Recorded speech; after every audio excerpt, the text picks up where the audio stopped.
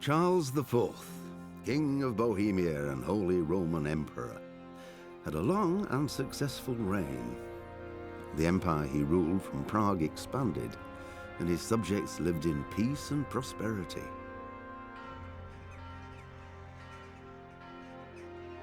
When the emperor died, the whole empire mourned.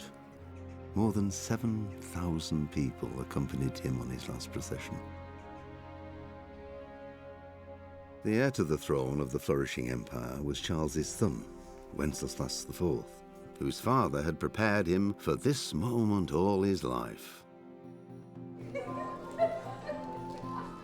But Wenceslaus did not take after his father. He neglected affairs of state for more frivolous pursuits. He even failed to turn up for his own coronation as emperor, which did little to endear him to the Pope. Wenceslaus the Idle did not impress the imperial nobility either. His difficulties mounted until the nobles, exasperated by the inaction of their ruler, turned for help to his half-brother, King Sigismund of Hungary. Sigismund decided on a radical solution. He kidnapped the king to force him to abdicate, then took advantage of the ensuing disorder to gain greater power for himself. He invaded Bohemia with a massive army and began pillaging the territories of the king's allies. It is here that my story begins.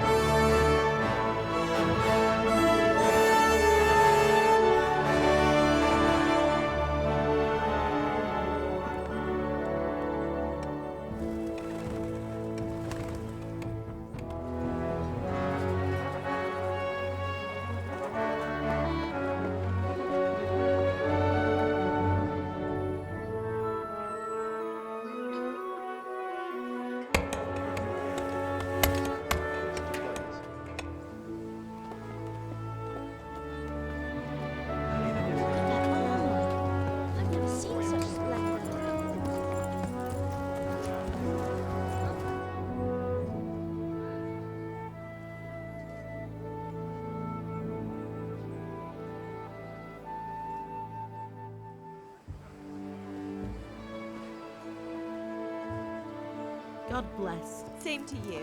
Today's a scorcher.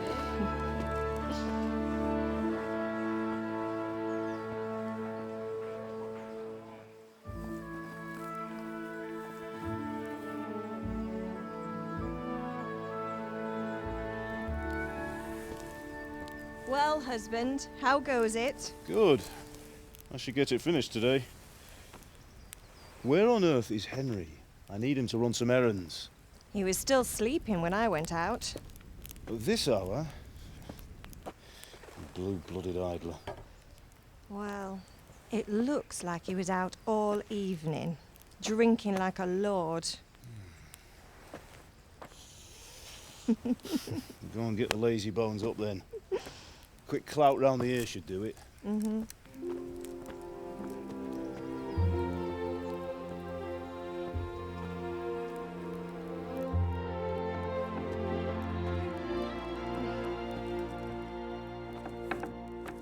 Henry! Get up now. There's work to be done. Mother. Get up or I'll come get you up, you sluggerbed. Hear that? You'd better not vex him. Now get up quick. Your breakfast is on the table. Wait, what's this? Have you been... Oh, Henry. How many times have I told you about fighting? Oh, it's nothing. It's just a scratch. You've been at that sword play again, haven't you? You'd better pray your father doesn't get to hear of it.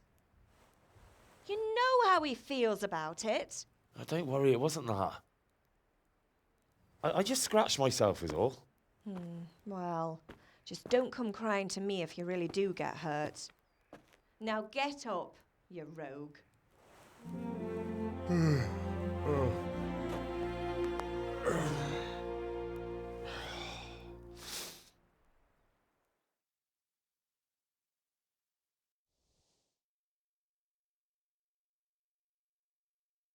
A fine state you're in this morning. What on earth did you get up to last night?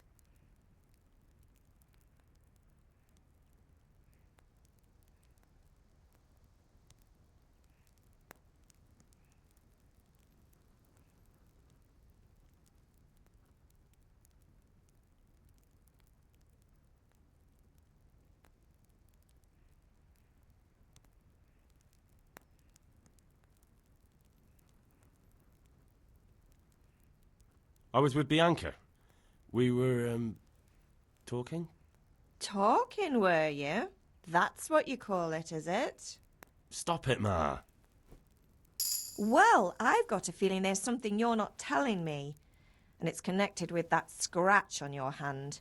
And that suspicious-looking character with a sword who turned up in town recently.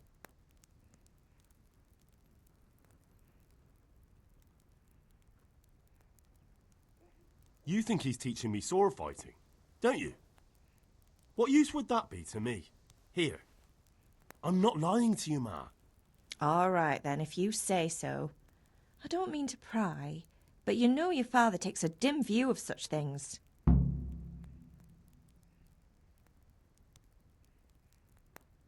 Did Matthew and Fritz come looking for me? No, I haven't seen them this morning. They shouldn't be hard to find. They'll be hanging around a tavern somewhere, as usual.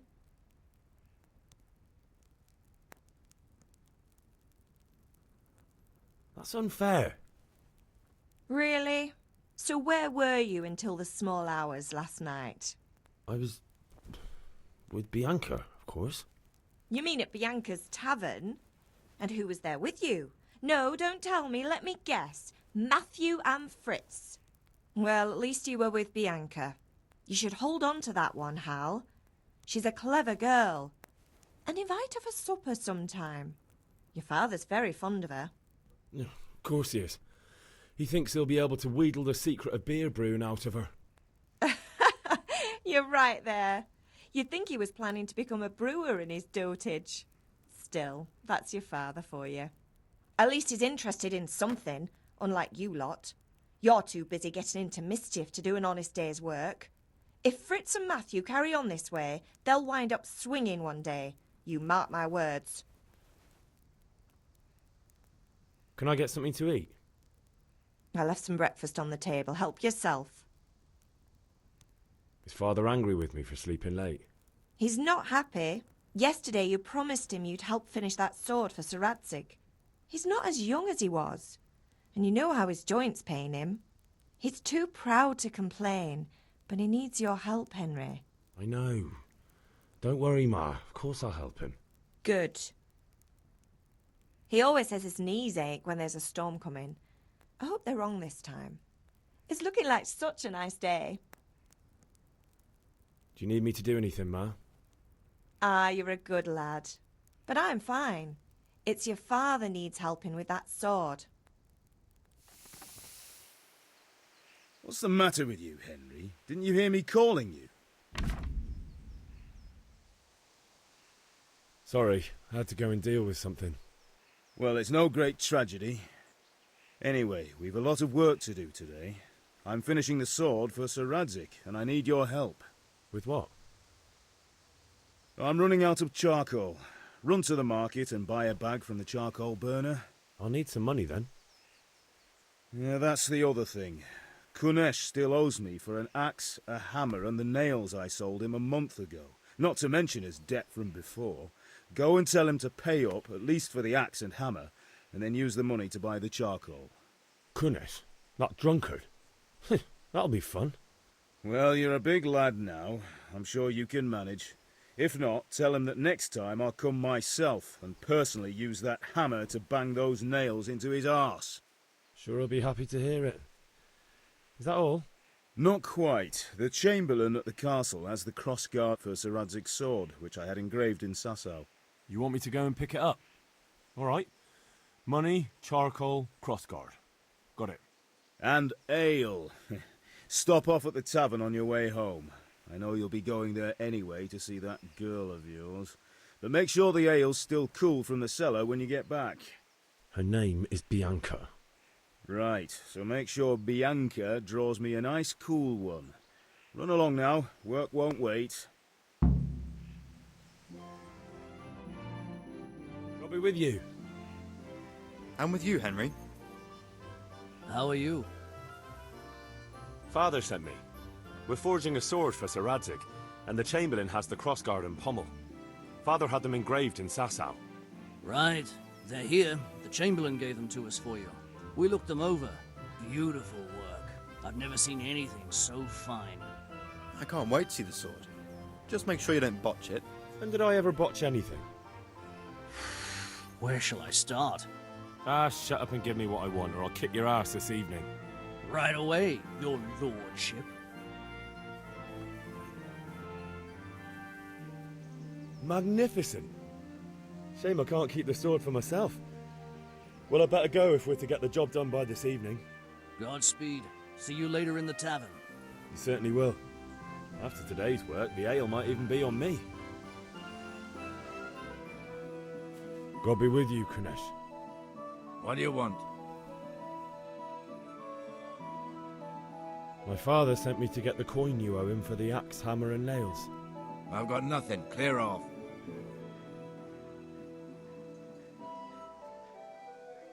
You know you owe father for a lot more than just the axe and hammer.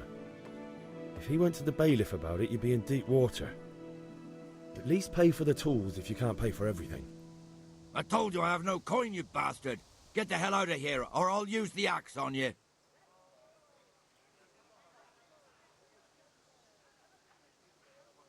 Look, I know things aren't easy.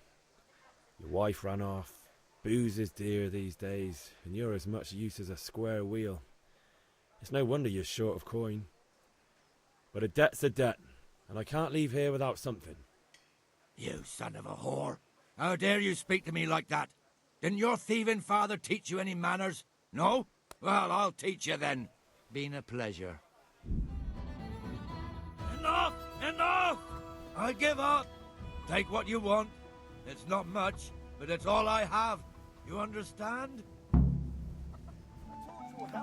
Hey, Pip. Do you want to learn something? No. Have you recovered from yesterday's great wound? That was nothing. Except Mother noticed and had a word or two to say about it. No mother's happy when her son starts to take an interest in swords. Where there's weapons, there's death. The question is, what do you want? I don't want to rot in this hole forever. I feel like I don't belong here. I want to live and see the world. The world's a dangerous place and I need to know how to protect myself. Spoken like a man. And as it happens, today's your last chance. I have to leave. So, are you ready to get stuck in? Yes. All right, I'll wait on the ground by the sheepfold as usual. So, can we get started? We can. Good. And since today's the last time we'll be seeing each other, you can show me everything I've taught you so far. Very good.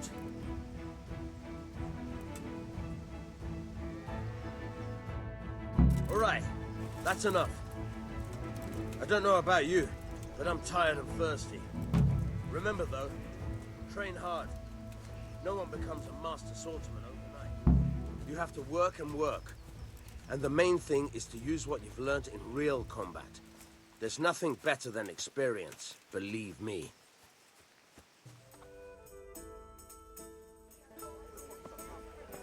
You can't be serious, Deutsch. Insulting our king. What insult? I say only the truth. Sigismund has done only what he had to. He had to abduct the king. He had to lure his cousin Prokop into a trap and imprison him. He had to invade with his army of Tatars and besiege Kuttenberg. Why not? What is this Wenceslaus for a king? The empire is falling asunder in his hands. The German counts elected Ruprecht of the Palatinate as king because your Wenceslaus would not go to their deeds even. German counts, traitors. Now even the Pope God be with is you, opposed Henry. to your king. I'm with you, So are Matthew. such lords as What's going on here? Rosenberg. Deutsch is spouting shit. What? Just listen and you'll hear for yourself. Someone has to bring order and reunite the empire. What do I care about the Austrians? And nowadays, not even the devil himself can keep up with all the popes. Which is the rightful pope? The one in Rome or the one in Avignon? Do not blaspheme, Alex. No, it's true, though. Wenceslaus is the king of Bohemia. Bohemian nobles are on his side. To hell with Rosenberg and his cabal. Sir Radzig is Wenceslaus' commander-in-chief. He stayed loyal to the king. And if he heard you talking like this, he would have you whipped like a dog. Your Diet will soon have nothing left to rule. Jobst had to sell Luxembourg to help your king. South Bohemia is with Sigismund and don't forget about Kuttenberg, where Germans like you kissed Sigismund's feet to keep their heads. Yes, but... Goodman Deutsch, this is pointless. Let us talk of more pleasant things. My words exactly. Deutsch has gone too far. Wenceslas is our rightful king. Deutsch is an idiot. But what can you do? I might have an idea. Deutsch deserves to be taught a lesson. Doesn't he, Fritz? You're too right, Matthew. Should give him a proper hiding. Are you mad? Do you want to end up in the pillory? Don't listen to Fritz. I've got a better idea. Deutsch was talking such shit, it made me think of that huge parliament. You know, the one right next to his freshly whitewashed house. You think we should redecorate for him? Count me in. Well, I'd rather torch it, to be honest. But throwing some tears will do. What do you say, Henry? But I was going to get ale for father and a few other things. We're finishing Sir Radzig's sword. Come on. Throwing a few handfuls of manure is not going to take all day. And it's our duty to defend the honor of our king. So, Hal, are you with us?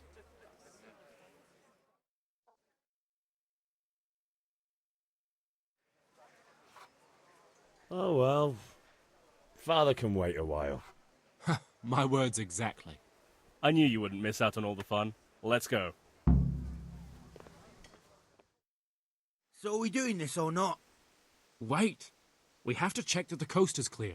Why? The Deutsch is in the tavern. But maybe you noticed after all these years that he has a wife and a son. And that's a problem? Aye, it is. Henry, you go and lure her away somehow. Why me? Because you're the clever one. Yeah.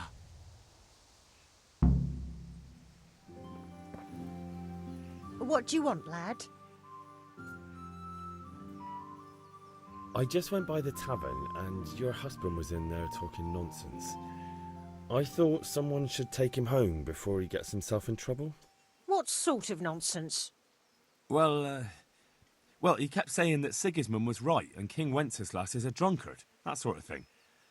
Some people took exception, so I thought... God almighty, the fool. Next thing he'll start on about the popes. He might have mentioned the popes too. Thank you for telling me. I just hope I can catch him before he gets into another fight.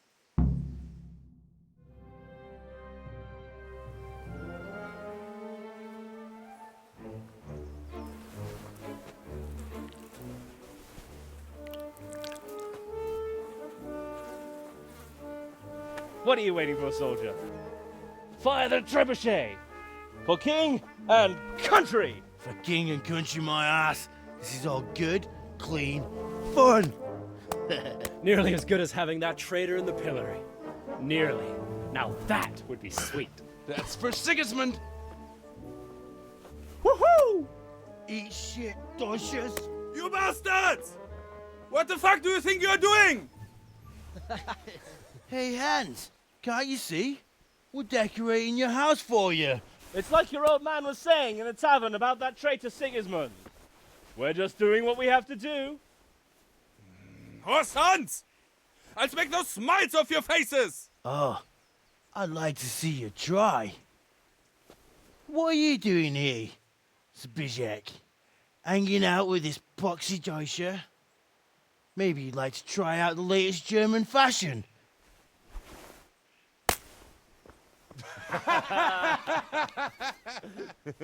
Fucker! I'll make you pay for that. The catchpole is on his way. Run, you cowards! And we better fucking run. Well, we sorted that Deutsch out. That was pretty close, eh? That old bastard didn't stand a chance. True, but I'm worried that fucker Hans will snitch on us. Well, let him. Then I'll snitch on him. And anyway, what can they do to us for throwing a bit of dung? Good point. It's not as if anyone really likes the Deutsch.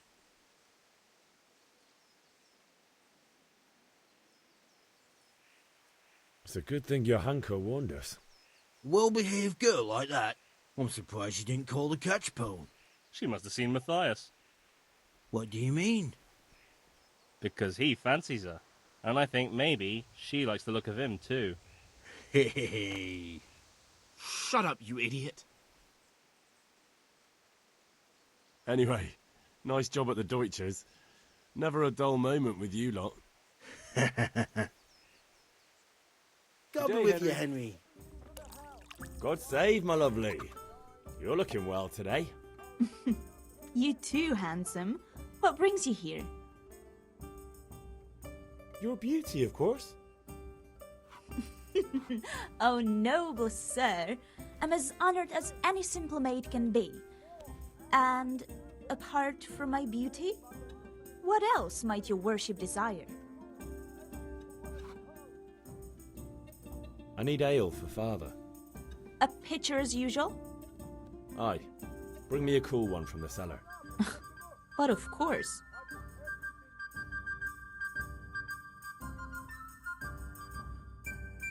Here you are. Thanks. It's on me today. You can pay me back this evening. Out of the question. Here you go. And this evening I'll have something more for you. I can't wait. Thanks. You'll have something to look forward to this evening. You too. Oh, by the way, that shifty-looking fellow was asking after you. Vaniak? I suppose. He's a man who makes his coin robbing honest wayfarers. I'm sure of it. I'll be happy when he's gone for good. But what in heaven's name are you up to with him? He promised to teach me how to use a sword. What use would that be to you? Enough. You sound just like father. I'll be going now. See you this evening. Hal, I've got something special for you. Is that so? Now what would that be? Your favorite, Savior Schnapps. Really? You're an angel. Hey, Henry, I come hope to you'll see thank us. me properly later. You bet I will.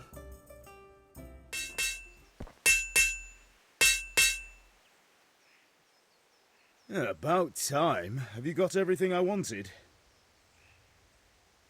I have charcoal, the hilt, and the ale. We can start.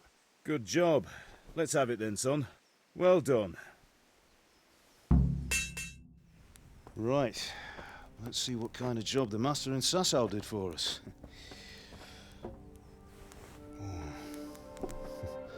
Look at that, lad. Well, that's what I call craftsmanship. What does the inscription mean? Damned if I know. Doesn't look like Czech to me. Latin, maybe? Lord Radzig ordered it. This will be the finest sword I've ever made. Have you got the charcoal? Good. Then fire up the forge. We'll put it all together.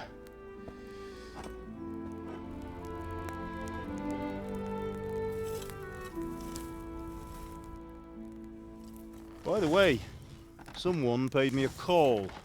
I reckon you might know what it was about. I'm not sure. Really? Because I'm pretty sure you and your friends threw dung at Deutsch's freshly whitewashed house. He was here with the catchpole earlier, and it was not a friendly visit. What got into you, Hal? That Deutsch was talking treason in the tavern about Sigismund and the king. He got what he deserved. Got what he deserved, did he? You can go and clean up the mess you made and apologise to him. I have a trade to run. The German pays well, and having my son in the pillory helps nothing and nobody, least of all the king. You understand? Yes. Look me in the eye, Henry. Do you understand? I understand. Good. Then we'll never have this conversation again. So you think it's right to let traitors speak ill of our king?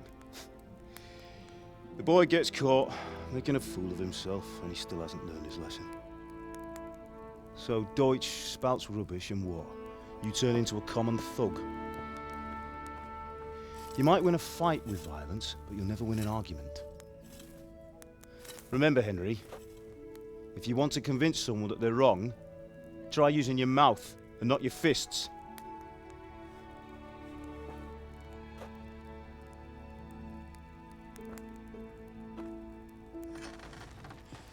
The furnace is ready. Right, we'll do the grip.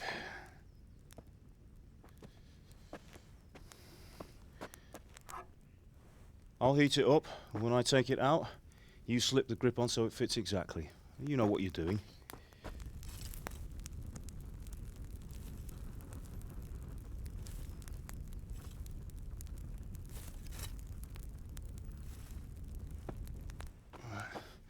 Do it.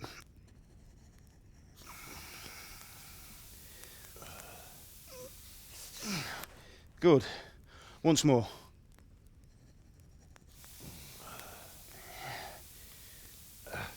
That's it. Done. Now file it down so it sits well in the hand. I'll prepare the guard.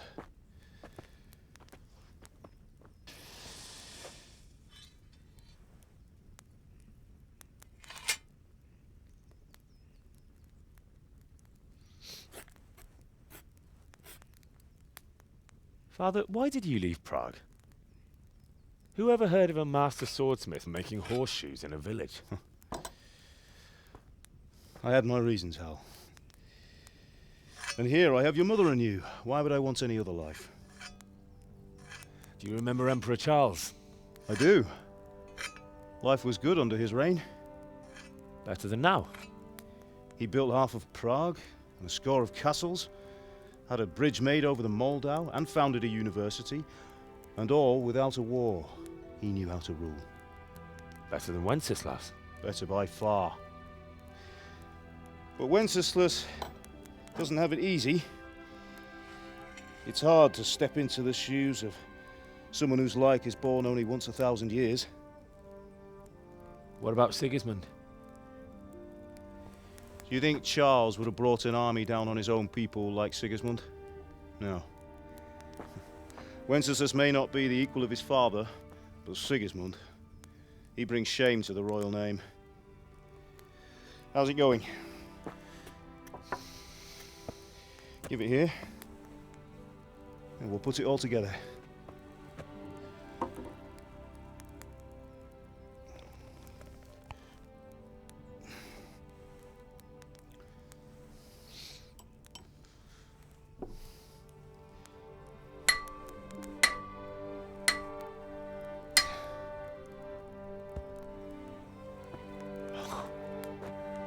It's magnificent. Indeed it is. The Lord be with you. My father sent me for those nails. Good day to you, Teresa. They're ready. Will you fetch them for me, Hal? They're in the trunk in the living room.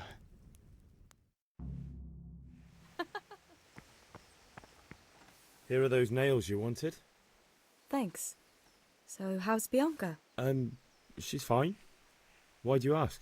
Just wondering. That will Will you be going to the dance this evening? We will. Maybe we'll see each other there. Anyway, mustn't keep you. I'll be on my way. That sword is truly beautiful.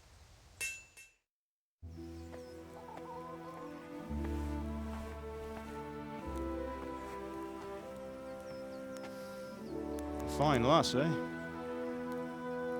Now, stop staring at her and come and see this. It's time for the trial by fire.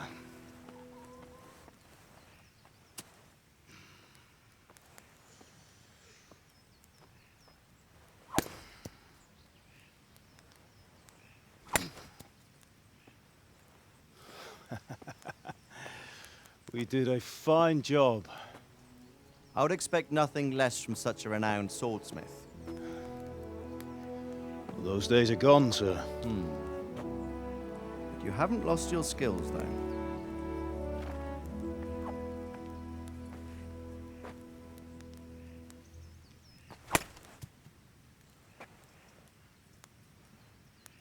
Would you like to try it? Sir, what good is a sword to a commoner? Let him try it.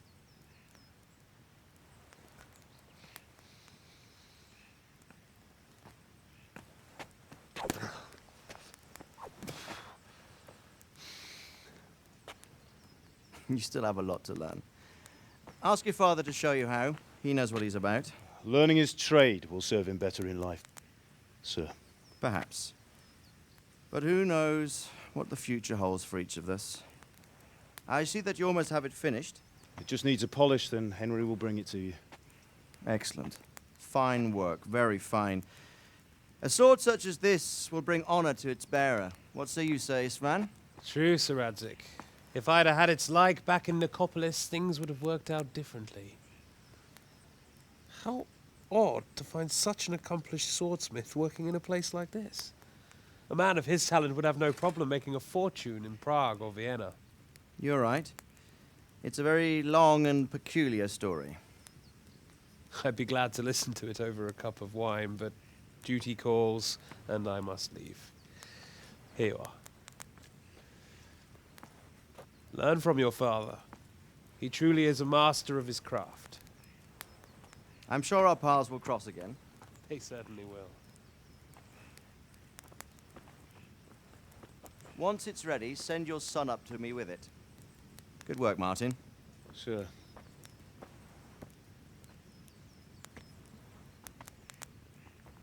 It's been an honor, Sir Istvan. Have a safe journey to Sasau. The honor is mine, Sir Radzig. Thank you for the hospitality.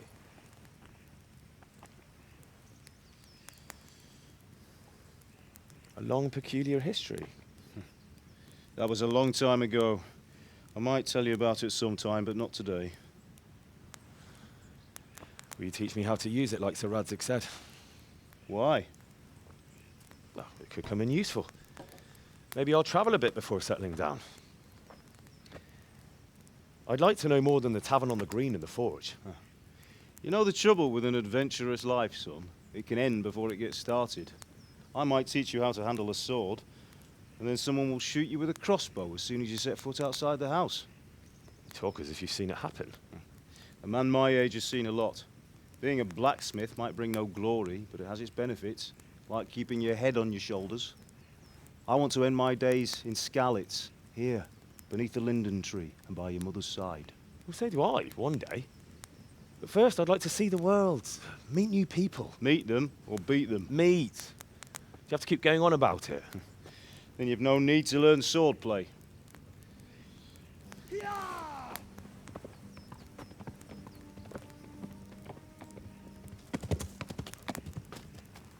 A messenger. He was in a hurry. What's happened?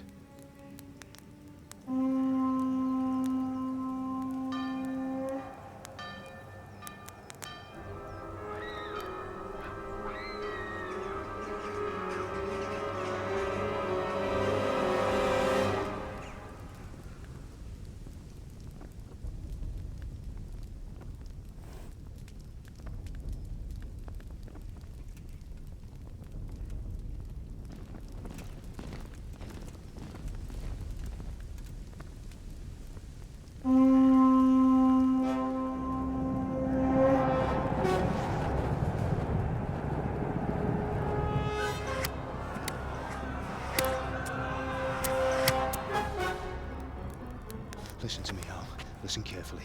Take the sword, go into the house, and grab anything else important from the trunk. Go to the castle. Hurry! What about you?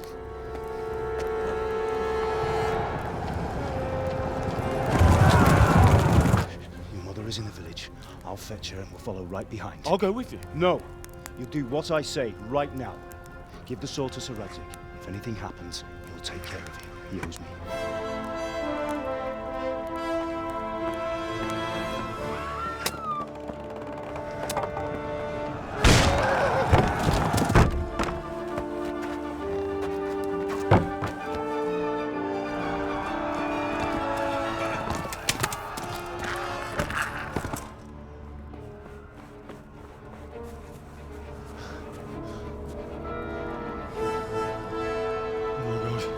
Quickly! We have to close the gates! Move! Come on, we're closing! Move it, people!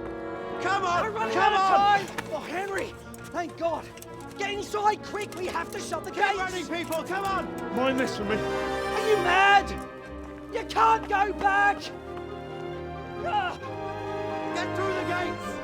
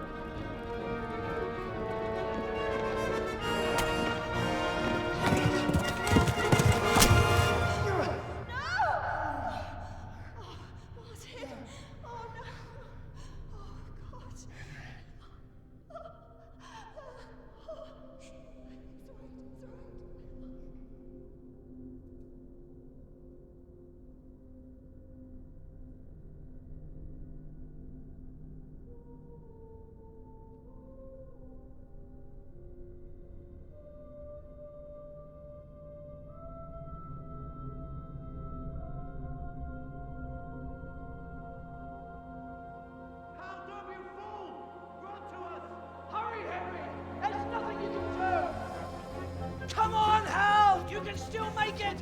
Run!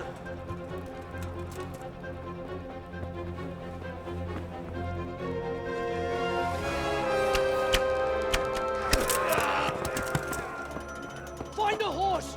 Ride to Talmberg! Tell them what's coming! Warn them! Run by the moat! There's a path down there! Jump down from the wall and flee!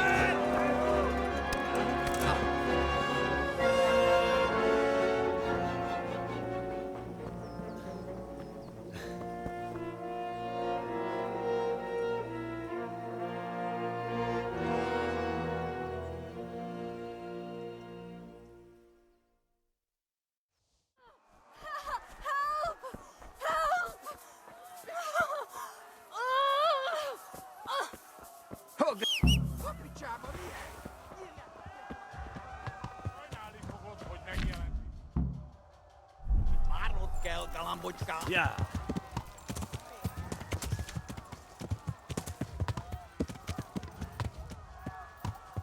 Yeah. Yeah.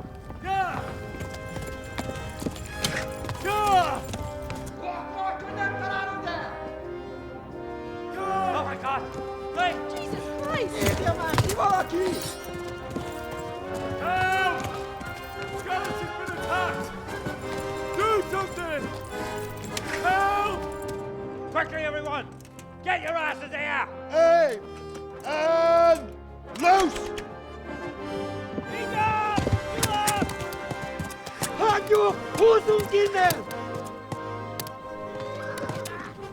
They're turning tail!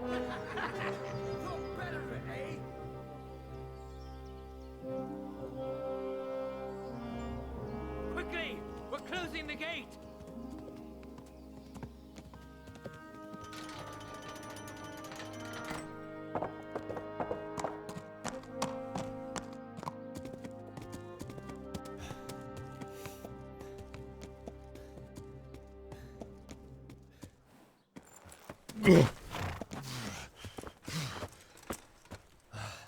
Someone give him a drink. And bring hot wine and bandages.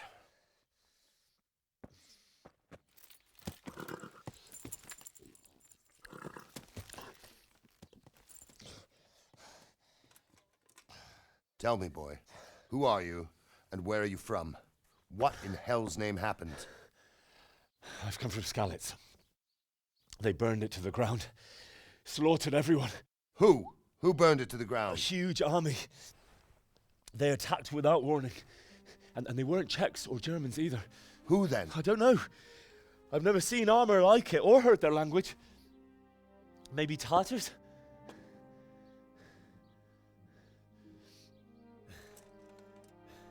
Tartars, you say? Yeah. Well, we'll deal with that later. First, let's have a look at that leg of yours. I don't know. Grit your teeth, boy. I'm gonna pull that arrow out.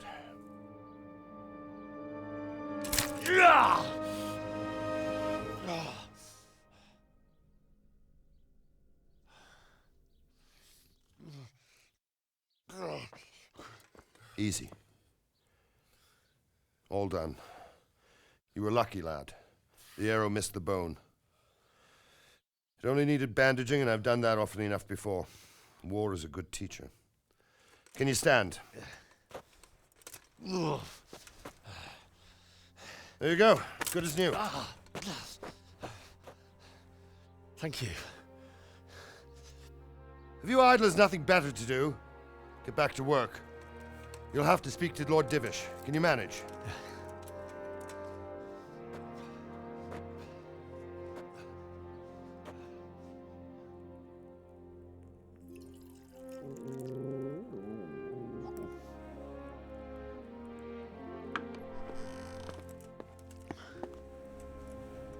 Sir, this is a survivor from... I heard, Robard.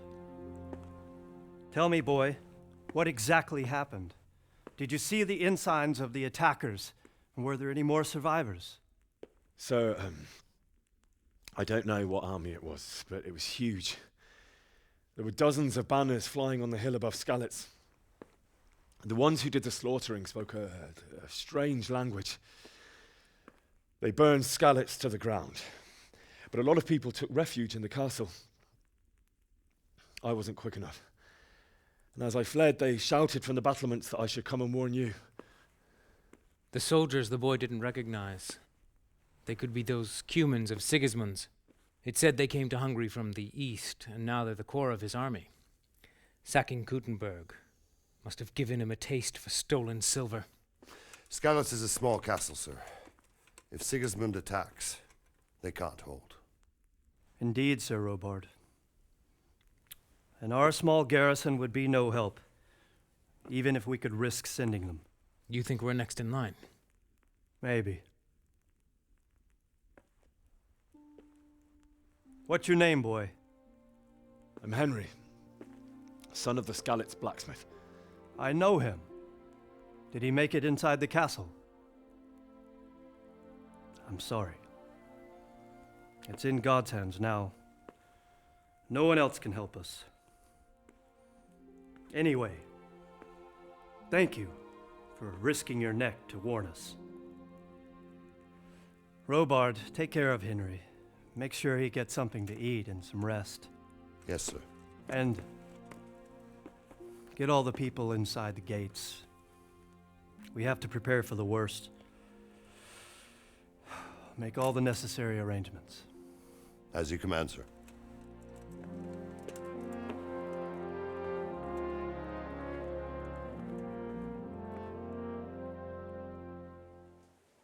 You've done well, lad.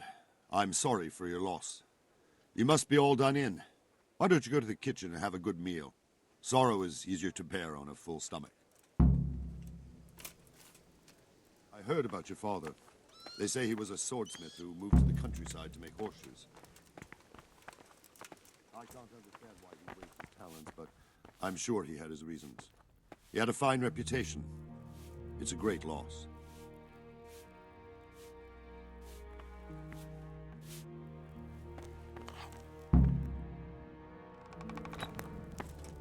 Ah, milady. You are fortunate our good lady Stephanie of Talmberg has graced us with her presence. My lady, I'm honored. So this is our brave young man. Welcome, lad. Bozhena here will take care of you. No doubt you're tired and hungry. Indeed.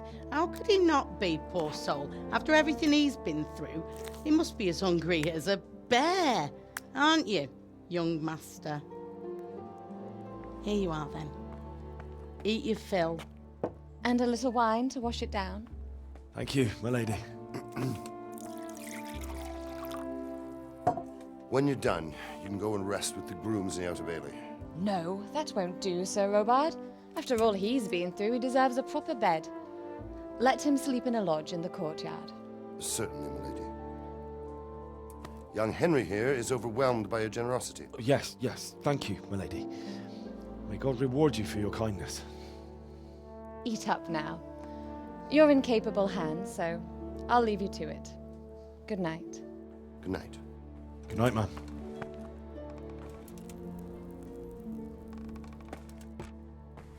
When you've done, you can sleep in the bedchamber of the courtyard lodge.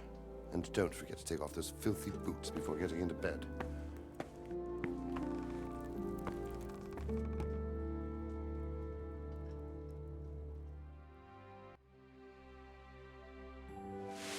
Today the patrols will be doubled. Keep your eyes peeled. If you see anything out of the ordinary, report it immediately. Understood? Yes, sir.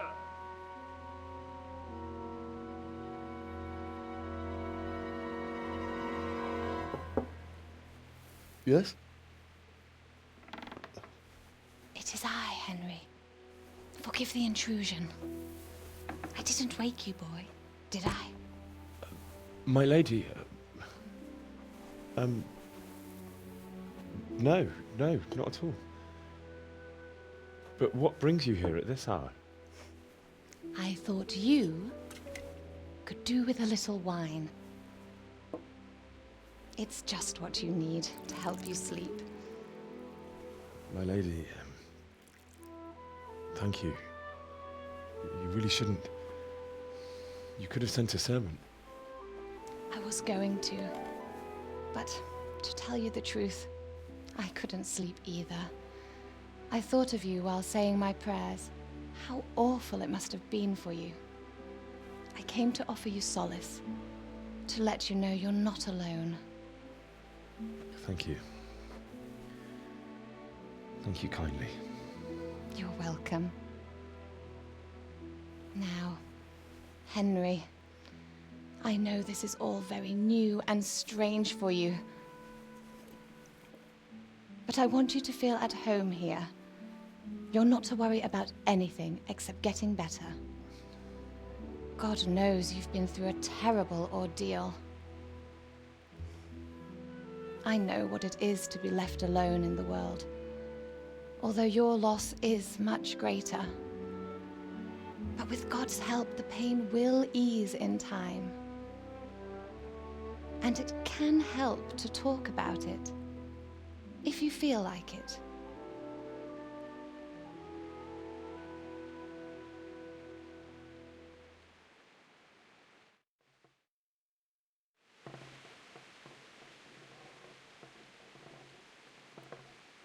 You might be right, my lady.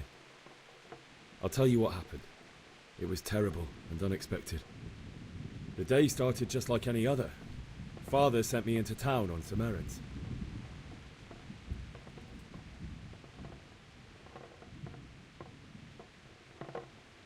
A fellow by the name of Kunesh owed money to Father, who sent me to collect it from him. Only Kunesh had no intention of paying. It got a bit heated, as often happens when there's money involved. But Kunesh still wouldn't cough up the coin.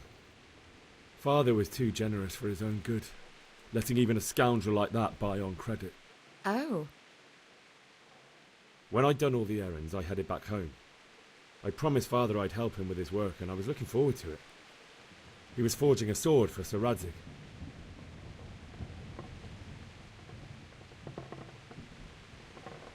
Father and I always chat in the forge. On that particular day, I asked him if he'd teach me swordsmanship. He said no. He said it's better for a man to keep his head on his shoulders than lose it over some pointless heroism. If only you'd known what fate had in store for us. Oh. But Sigismund's horde was already on the horizon, ready to attack the town.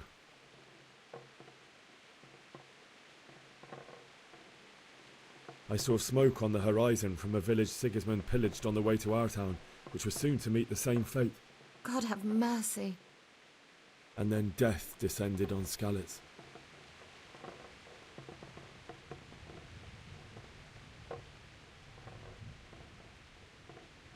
Father told me to take shelter in the castle while he went to get Mother. She was stranded in the town, surrounded by Sigismund's butchers. And then I saw him knocking down one Cuman after another. I never saw him fight like that. But then the leader of Sigismund's raiding party, a knight in full armour, saw Father and charged at him. He cut down my father without a thought. And then he turned on my mother. And he murdered her in cold blood. You poor boy. May the Lord have mercy on their souls. I ran to the castle like our neighbours to take cover, but I didn't make it. I had to find another way to save myself. The men on the battlements called down to me to flee to Talmberg and warn you. I was lucky I knew a concealed path around the castle.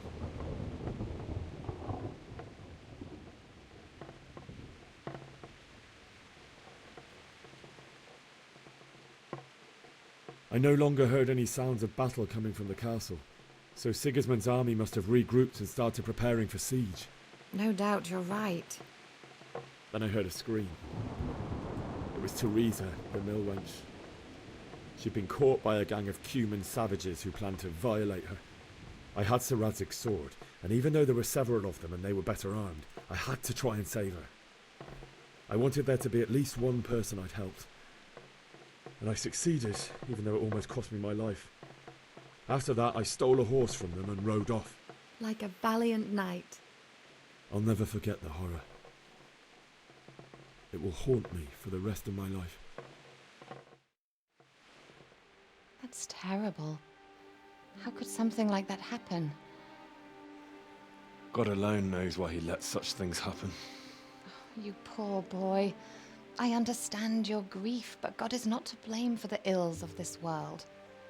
That is the work of Satan and those who do his bidding. Those who are corrupted by greed, envy, and pride. You must not lose faith, whatever life brings. Fate has not been merciful to me, and my husband either. Although in comparison to the horrors you went through. I was young when I married my husband. It was my father's wish. Divish was a lot older than I, but a woman must bear her lot. Shortly after our marriage, before I even got a look at Talmberg, the castle was stormed and my husband was imprisoned. Really? My husband had some quarrel with Sir Havel Medek of Valdek, who decided to resolve it by force. He stormed the castle, burned down the village of Pribyslavitz, and killed many of our men, even the old chamberlain. He imprisoned my husband in the castle and put his own garrison there. That's awful. I was barely 18 years old, and all of a sudden, I was left alone with Sir Robert. We didn't know what to do. We went to Prague to appeal to the king and sought help from Divish's friends, but all to no avail. We tried for years, but it seemed I was destined to be left alone and my husband to rot in jail in his own castle. Years, you say? 7 years. That's how long it took before Havel was condemned as an enemy of the crown. And even then, he refused to surrender the castle and release my husband. In the end, I raised the money to pay a ransom, and only then, by the grace of Lord Jesus, did I finally lay eyes on my husband once more. 7 years. And was Havel punished for it? Never. And after 7 years, my husband returned to me an infirm old man. Sir Divish seems like a good, strong man. Certainly, only he has many concerns. He had to rebuild Talmberg. After he was released, the king appointed him Burgrave of Prague Castle, and he was very busy. He had no time for me at all.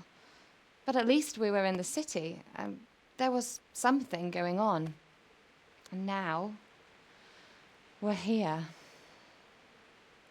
My lady, you're still young and beautiful.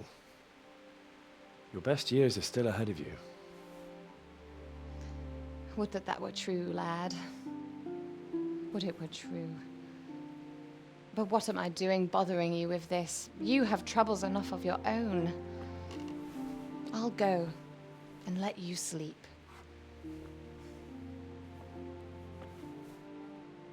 I enjoyed our little talk, Henry. Good night, and God bless. Good night, my lady.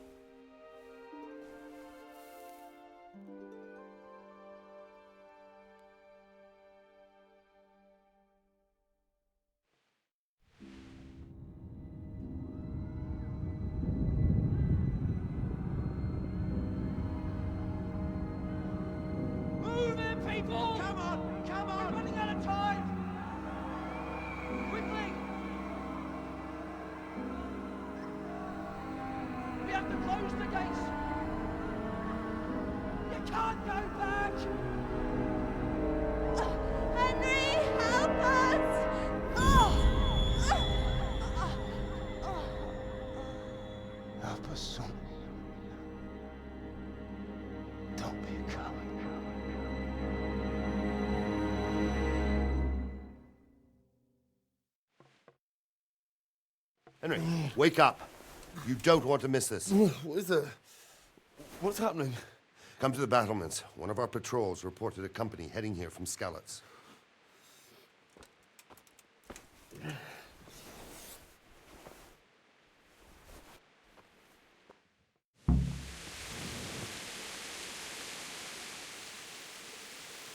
What's going on? I don't know. It doesn't make sense. Why would Sigismund advance on Talmberg in the night? Especially since he's lost the element of surprise after the raid on Skalitz. Maybe it's not him. Then who is it? The scouts Divish sent to Skalitz to spy on Sigismund said he'd set up camp and was getting ready to storm the castle. And Sir Radzig is an experienced soldier. He'd surely hold the castle for quite some time. It doesn't make sense. What else did the spies see? Not much of anything. Before they could get close enough, this huge storm started. And you were right. Sigismund has a hell of a lot of soldiers, including all manner of mercenaries. An army like that costs a fortune. Well, anyway, we'll find out when they get here, won't we? Aye, we will. May the Lord watch over you.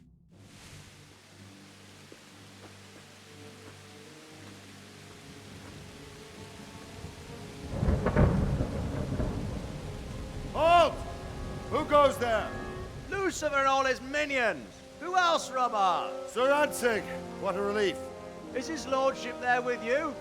Yes, sir. He is right here. What are you doing up so late, Divish? At your age, you need a good night's sleep. Well, Radzig, you didn't exactly pick the best time for an outing either. In a big hurry? It was a bit of a scramble, all right. Believe it or not, this tempest is a godsend for me and my men. As my old granddad used to say, better a sore throat than a slit throat. I'd say your grandfather was a wise man. Your messenger told us what happened. Messenger? The lad you sent to warn us. He's alive? He made it to you? He's here with me. He only got away by the skin of his teeth, though. Thank God. A brave young man. But tell me, friend, how on earth did you manage to get away? Thank God for this tempest. When it began, Sigismund's Tatars crawled into their holes and left the storming of the castle for more clement weather. We were able to sneak out right under their noses. The Lord be praised. We wouldn't have stood a chance against them. Would you like to spend the night in Talmberg? No, no. When Sigismund finds the castle empty tomorrow, he might come looking for us. We'd only be exposing you to danger. Without me and my men, he has no call to attack you. What will you do then? We'll march to Ratai. It's only a short way, and there we'll have a better chance of defense and enough room for all of these people. If Sigismund should come, better bend your knee, Divish. There's no point dying in a battle that's futile. You're right there. Is that boy still with you? I'm here, sir. You have courage, lad. That I can't deny. I am sorry about what happened. Would you care to join us? I'd like to, sir, but first I have to return to Skalitz. Are you mad? What do you want there? I can't leave my mother and father. I won't leave their corpses rotting in the street. I'll join you once I've taken care of them. Don't even think of going back there, you donkey. Are you tired of living? But sir... Quiet! I'm sorry about your father, but getting killed as well won't help him. Divish, make sure that lad doesn't budge from Talmberg until things quieten down. Not to worry, friend. Anyway, he's injured and needs to recover. I'll lock him up here as if he were Havel of Baldic. I've seen you've grown a thick skin since your tribulation, sir. But thank you. We'll meet again when circumstances are more favorable. Farewell. Farewell, friend, and good fortune. Give my regards to Sir Hanush. I will. And good luck to you and your people, too. These are dark times. Move out! Anywhere, people! Move out! It's only a short way to Ratai now!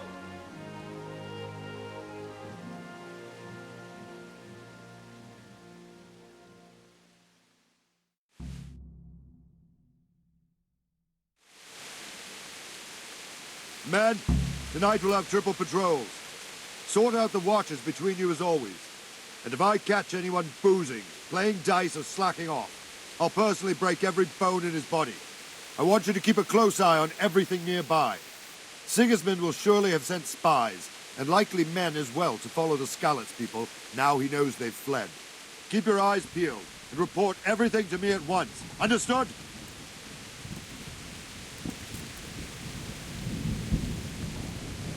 Henry, I need to have a word with you. What is it you need? I could use an extra pair of eyes, and yours are keen. Will you keep watch on the battlements with my men? Is that a request or an order? I'd rather it was a request you answered yes to. Of course I'll help. I'll have to pay you back somehow after all you've done for me. Splendid. And don't worry, I'll tell the men to relieve you later. God be with you. Good health to you.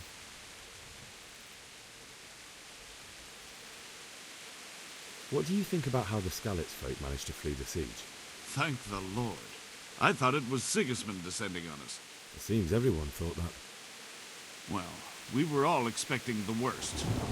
The truth is, I'm still worried what will happen when Sigismund comes here. And come he will, of that I'm sure. I just hope we'll be as fortunate when we're face to face with that fucker. By the way, Henry, my condolences. Thank you. Wandering around like a stray sheep. Must be your first watch, eh? I don't think anything much will be happening today. You can just lean against the wall and wait till morning. I'll show you what's what. I will. Thank you. God be with you.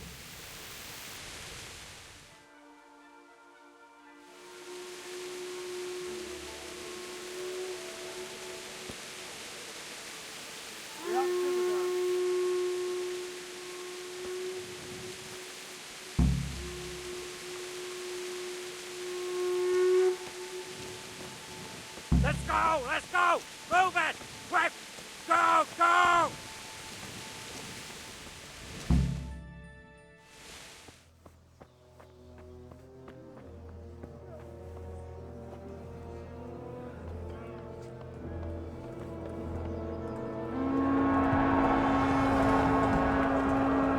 Jesus!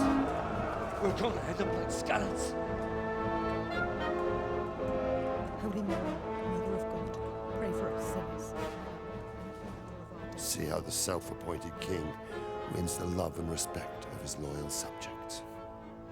Indeed, Robard. Sigismund of Luxembourg has a rare talent for winning people over to his cause. We may be in for a surprise, though. I don't think he will set his heathen dogs on us today. Greetings, Lord of Talmberg. That's the bastard who led the attack at Skalitz and killed my parents. Don't be an idiot. Do you want to end up like them? I am Sir Markwart von Aulitz. I come in the name of Sigismund of Luxembourg, King of Hungary and Croatia, who has resolved to strike against those who disrupt concord in the land and to restore order in the name of his brother, King Wenceslaus IV.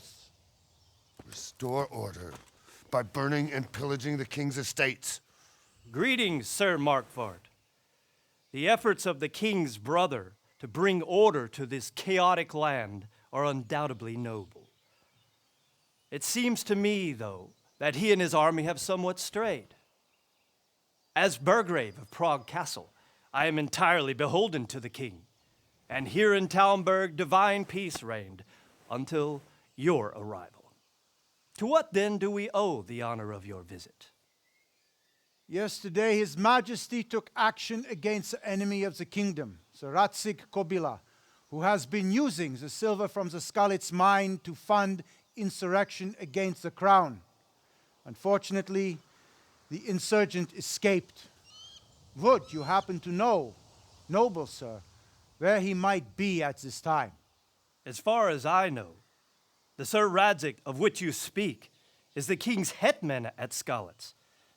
I find it hard to imagine that he would rebel against our king. Nevertheless, I can assure you that Sir Radzig is not at Talmberg. He would be a fool indeed to flee from one castle, where he has little chance of defense, to another, where he has even less.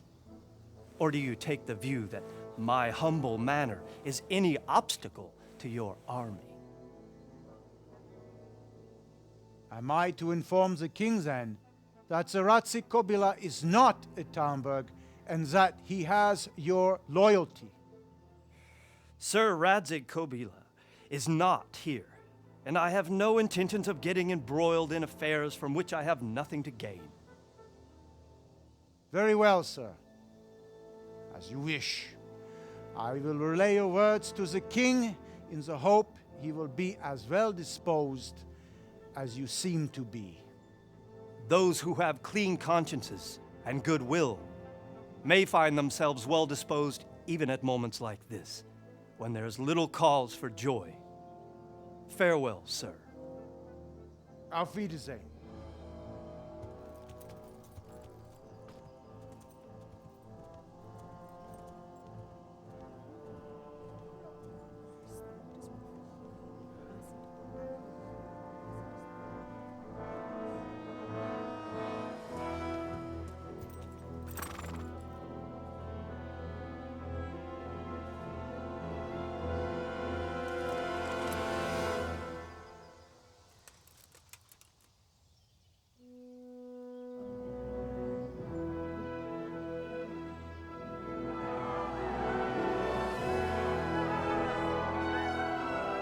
My lord, you have my utmost admiration.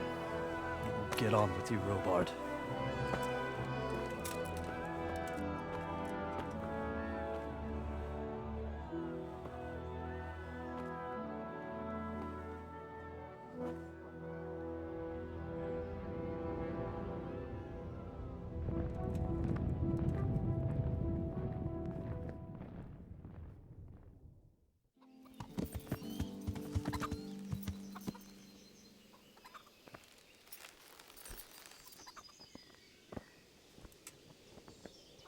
Good day to you. What do you need?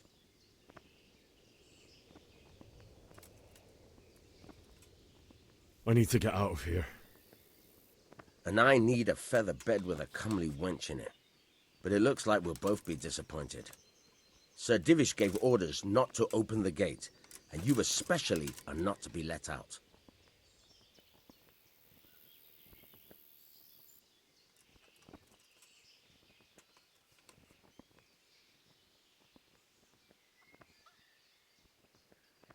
Not any longer.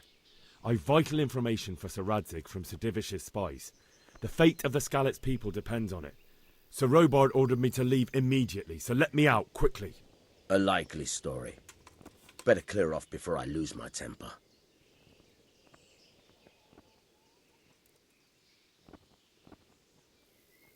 My mother and father were left in Skalitz like carrion. I have to bury them. I can't leave them to the dogs. I'm sorry, my friend, but I can't. You'll have to persuade Sir Robard, or think something up so I don't end up in the shit for it. Otherwise, forget it. What am I supposed to think up? How should I know?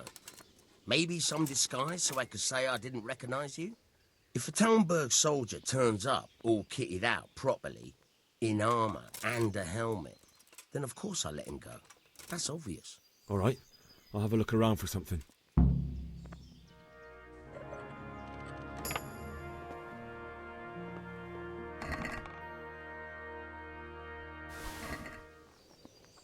My respects to you. I need to get out of here. Then I'm afraid you're out of luck. Ah, I see. All right then. But if you breathe a word about me to anyone... Take care now.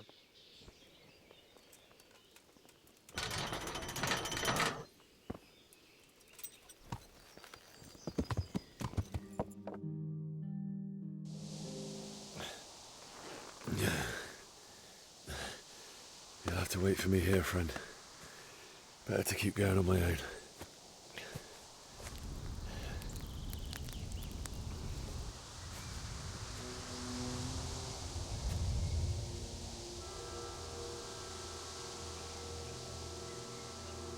Looks like they've already gone.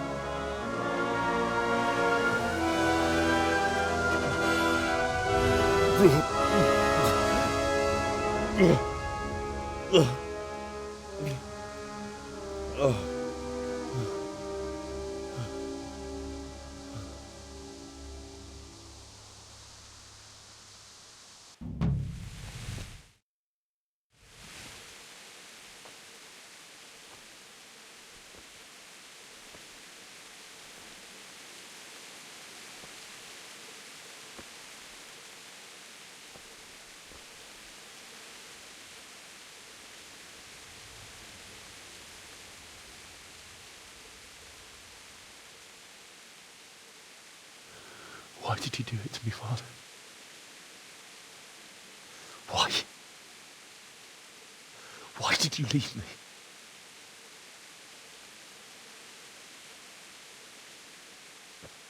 Forgive me.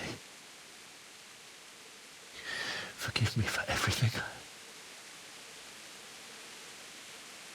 Next time I won't run. I'll never run away again.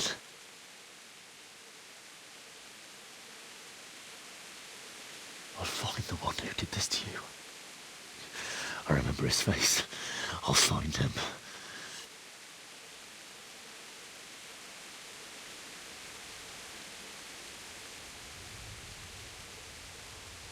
But first, I have to find this shovel and take care of you.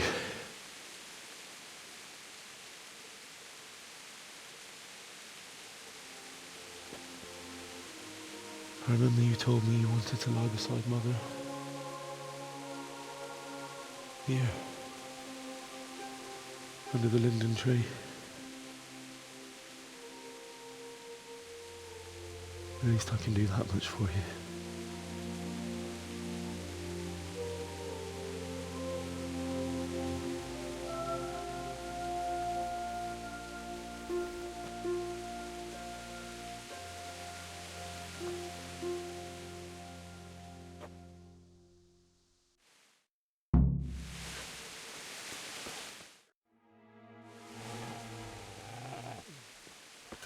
Get away, you mutt!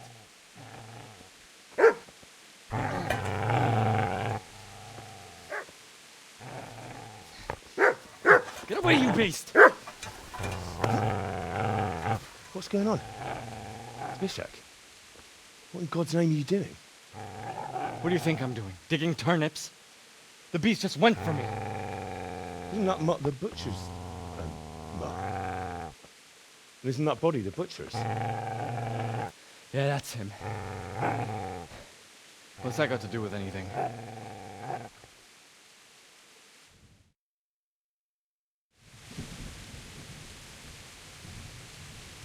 I'd say the poor creature is standing guard over his master. You weren't trying to get to him, were you? What do you care what I'm doing here? What are you doing here?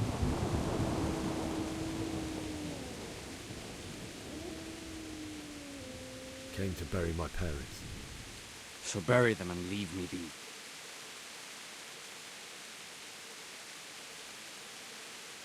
Do you know what happened to Teresa from the mill? When I fled, the Cumans wanted to... They meant to violate her, and God knows what else. No, I don't know. What do I care? They probably raped her and killed her like all the others. Her misfortune. Right now, I've got to take care of myself. How did you manage to get away? How do you think? I ran.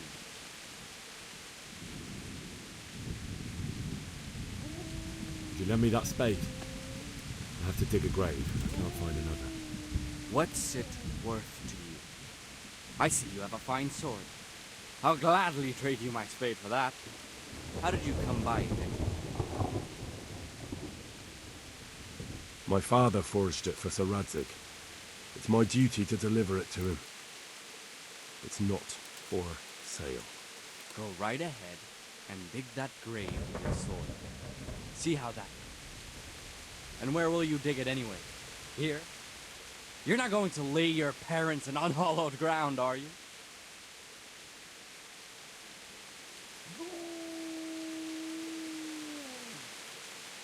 You know, you're an unbelievable piece of shit.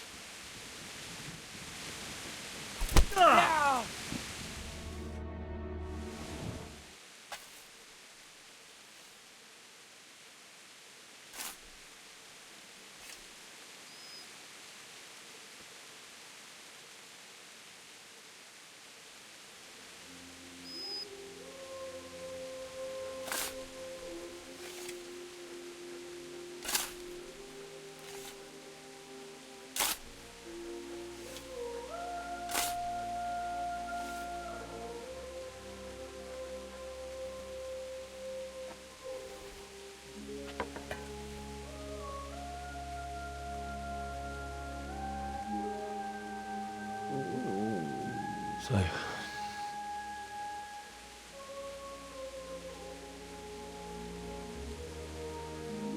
let's get to it.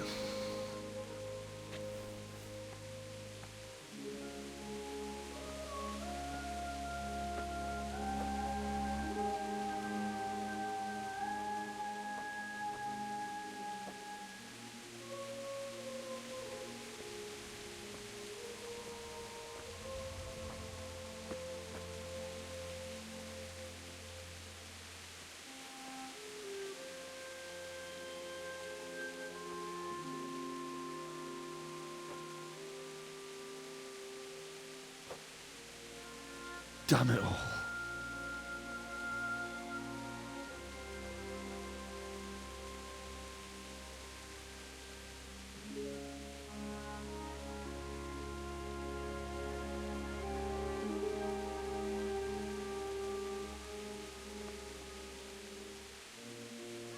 gonna do this? Do you need some help? Is that him? Yes. Can't you see the sword? Who are you? What do you want? Zbyszek? Who do you think we are? Franciscan brothers? We're here to rob you of everything you've got. Especially that fine blade that's of no use to a peasant like you anyway. Banish the thought.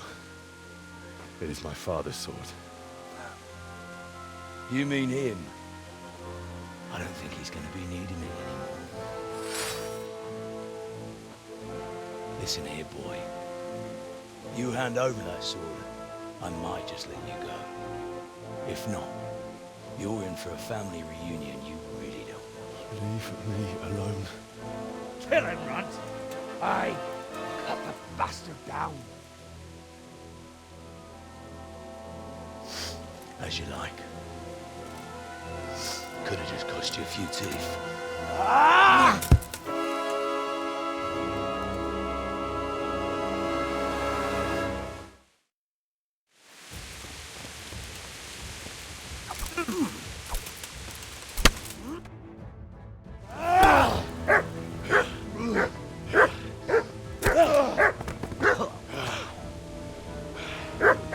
I told you how it would end. You should have listened to me. This is nice work. The chief is going to like it. It's new, isn't it? And now, for the maiden bloodletting. Surely your father never would have imagined it would be your blood. I believe there's a word for such moments. The old man would certainly know. But I'm just a common killer. Did you help make it? No doubt you did. Such miserable luck. To die by the sword you helped forge. Hey, go fuckers!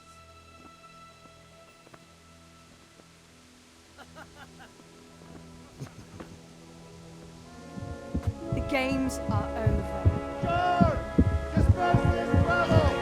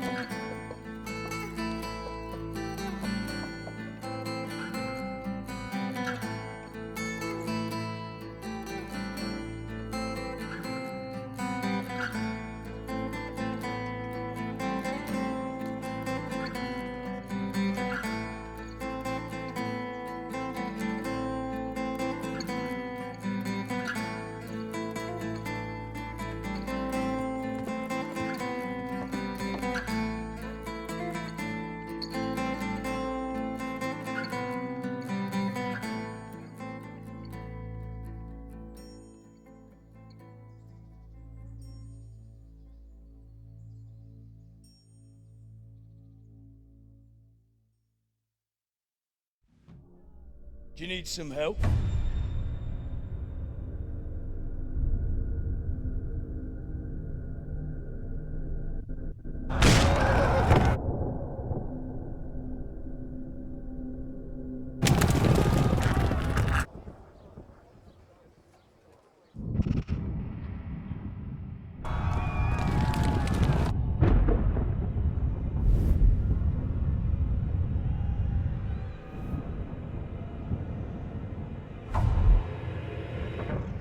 Henry!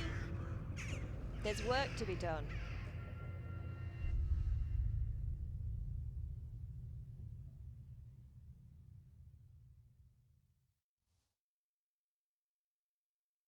Wake up, Henry. It's past sunrise. Henry, can you hear me? Get up, Henry. Wake up. It's a new day. Henry, can you hear me? Hallelujah.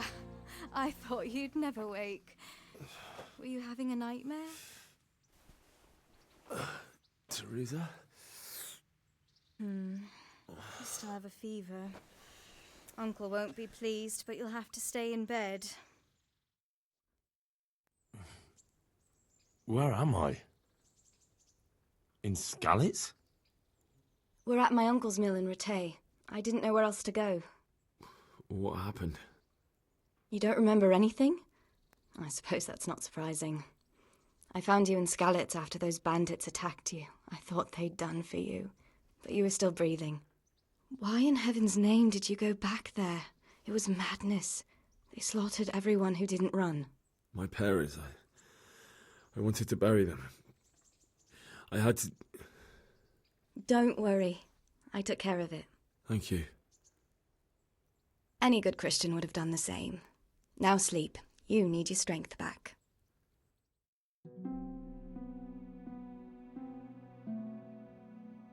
You're awake. Good morning. It's near midnight. You've slept all day. Oh, I feel like a horse fell on me. The beating you took was worse. But at least the fever's broken. How did you manage to save me? You were lucky. I was in Skalitz and I saw Zbyszek and his thugs. I tried to distract them, but it would have been no use if those soldiers from Tamburg hadn't arrived. They were searching for you and scattered the bandits. What in the world were you doing in Skalitz? Waiting to die. What? They killed my brothers, my family, my friends. They're all dead. All of them. Everyone I ever loved. They killed one of my brothers in the mines. After that, what did I have to live for? Don't say that. There's always hope. No, there isn't. But it doesn't matter. I'm a different person now. Searching for me? Yes. Lord Divish sent them, led by Captain Robard. So tell me, why is a lord of such high standing interested in a blacksmith? Sir Divish promised Sir Radzig he'd look after me. But as for why they should care, I've no idea. Oh, I'm exhausted. I'm not surprised. I'll bring you water and something to eat. In the meantime, rest. You're still very weak.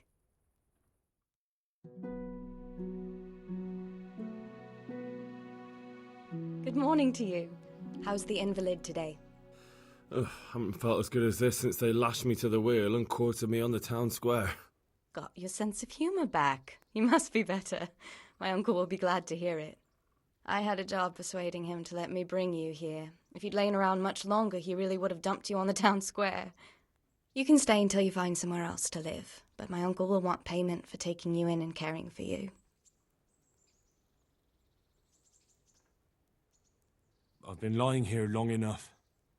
Uncle will be pleased he's one mouth less to feed. But are you truly well enough? Well enough to do what has to be done. Where can I find Sir Radzig? He's in the lower castle in Perkstein. He's a guest of Sir Hanush of Leipa. But someone like you can't just walk up bold as you please and demand an audience. I know Sir Radzig, and I didn't bring him his sword as I was supposed to. I must see him. If you insist. But you need to speak to my uncle first. You've been in your sickbed for over a fortnight while he paid the apothecary to tend to you, and for medicine. That's a good deal of coin you owe him. I've been lying here 2 weeks. My God. Better a fortnight in bed than an eternity in the grave. If it weren't for my uncle, you wouldn't be here at all. I owe you both my life, and I'll repay my debt. You have my word. All right.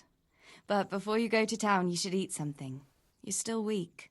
There's food on the table for you.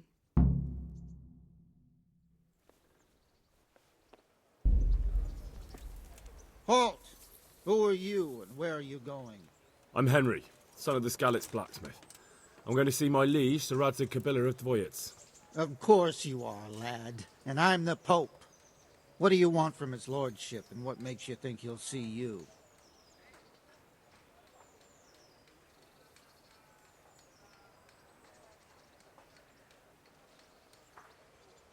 I may not look the part, but I know about honour and duty. And mine is to tell Sir Radzig what happened to the sword he commissioned. All right, then. Go ahead. It'll be your skin if Sir Radzig isn't pleased.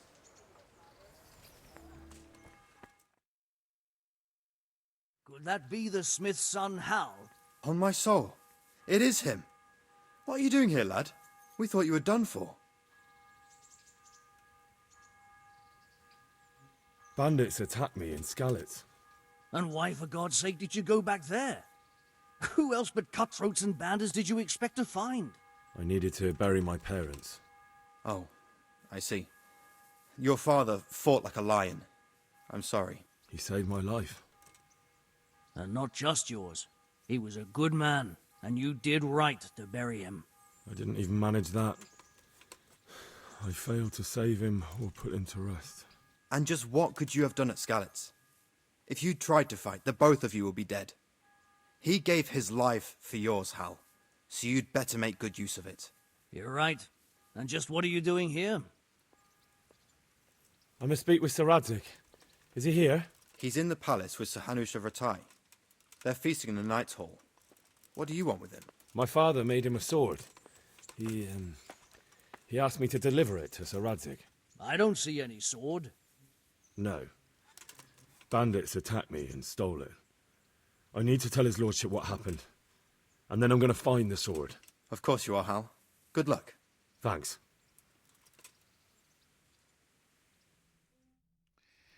Your Graces, I have to tell you in all seriousness that this land of ours is in the shit. Deep fucking shit. Don't you agree? I might not have put it as eloquently as you, Hanush, but I've been driven out of my own castle, so I'm hardly going to disagree. Indeed. But Birkstein is yours for as long as you need it. There's room enough for your men and you here at Rattay, and I'm sure my ward won't have any objection to me lending you his castle. I'd be honoured. Birkstein is at your disposal as long as you wish, Your Grace. Just as well you have another castle at the other end of town, eh? At any rate, I'm beholden to you, Sir Hans, and to you, Sir Hanush. I don't like to speak ill of your people, Sir Radzig, but, well, there's no love lost between the townsfolk and the refugees. There's been talk of criminality. Well, they'll have to get used to it until the situation's resolved.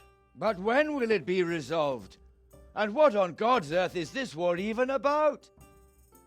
I won't lie, sir. I don't understand it. You aren't alone, Father. I believe Sigismund's original intention was to persuade Wenceslaus to accept the imperial crown and to leave the rule of Bohemia to him. Who could blame him? I know Wenceslaus is a friend of yours, Radzig, but even you have to admit he brought it upon himself.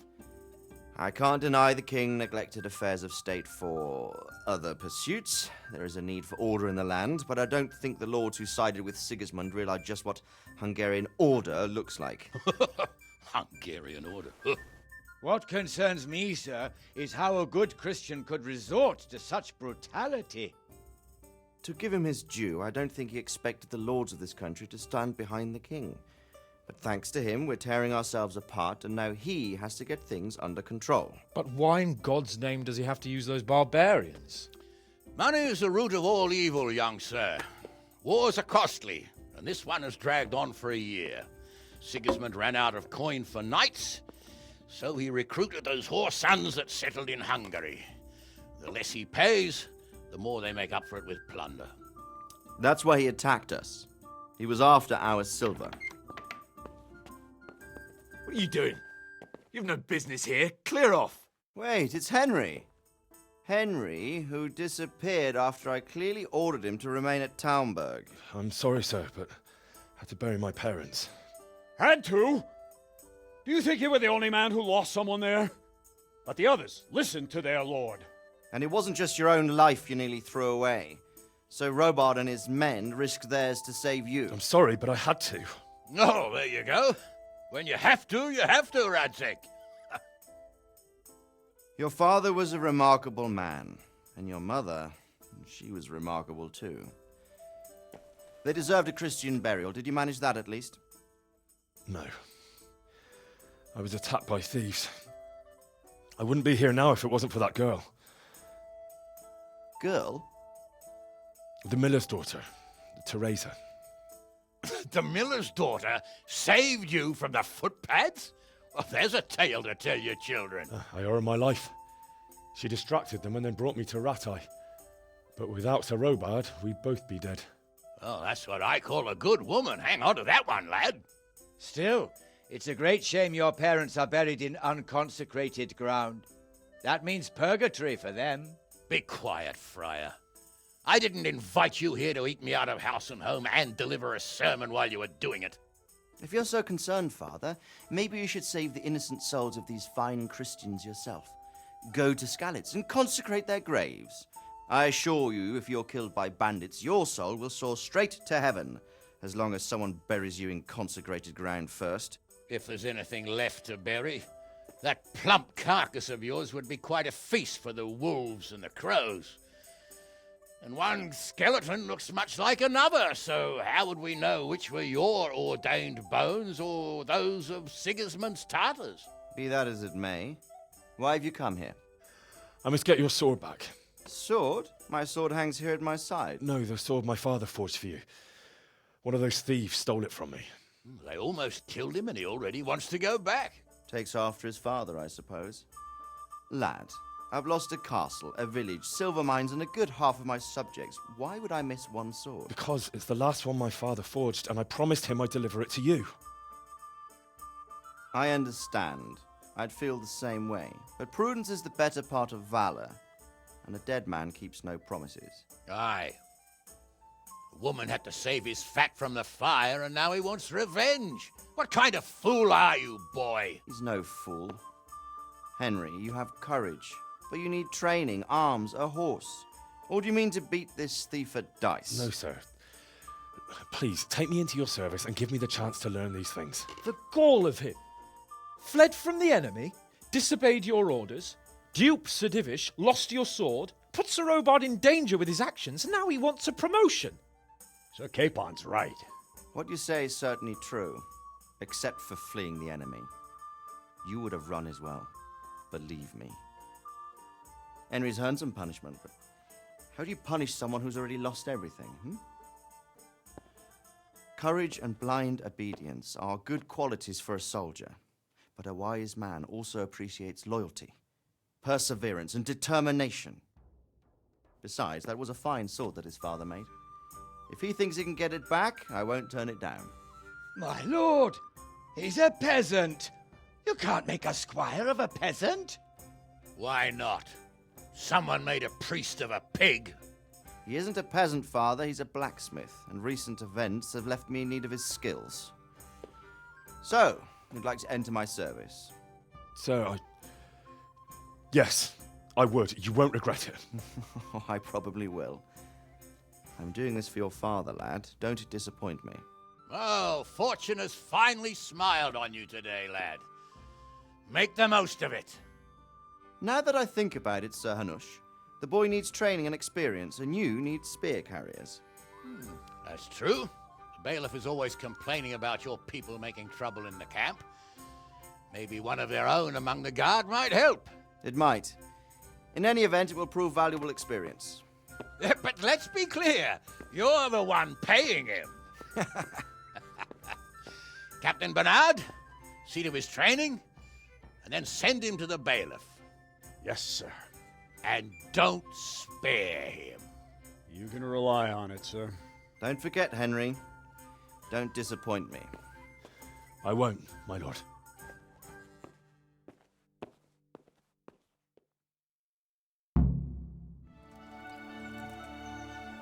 Good day to you. What do you need? Can I ask... what kind of a lord is Sir Hanush?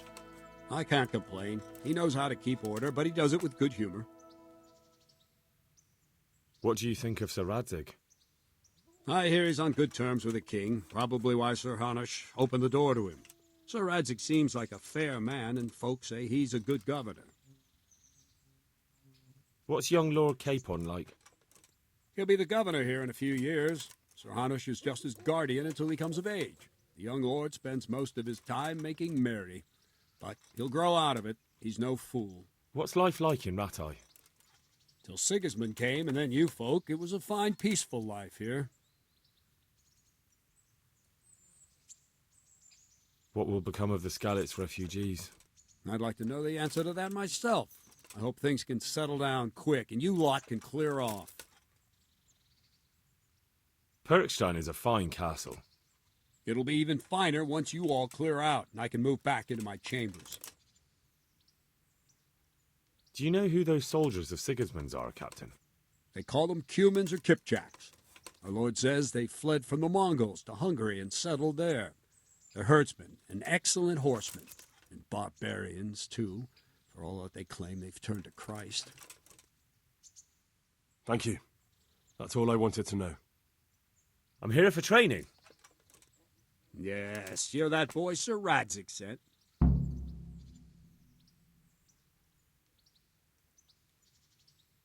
I'm not a boy. That's for me to decide. Right now, a boy is exactly what you seem. And because you've never held a sword in your hand before, we'll start with something simpler. Very well. Come with me and listen closely. I don't want to be repeating myself. Take care now.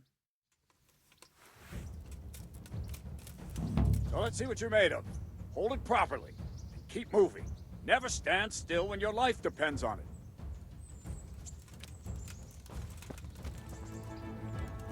Greetings, Sir Hans.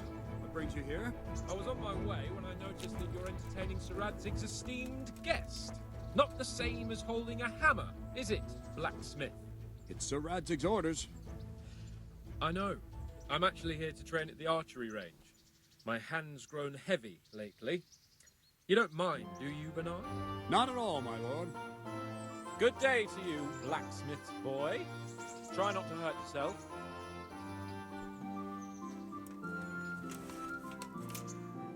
Where did we finish? Yeah, leading the opponent where you want him. There's one more way to evade a strike. You simply step aside, attack, and I'll show you. Well now, that wasn't too bad. Maybe we'll make a soldier of you after all. But don't get cocky. You have to train hard and persistently. You might have talent, but talent alone won't do. Practice. Whenever you've got nothing better to do and you're in the mood for it, you can come and train here with me. I can teach you something more when you're up to it. Don't leave yet. Sir Radzig also wanted me to teach you archery. Come with me.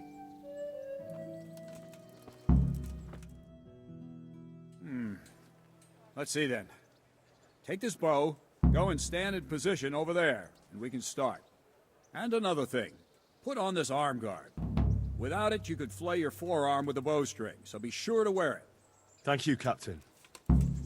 Save the thanks, and get in position.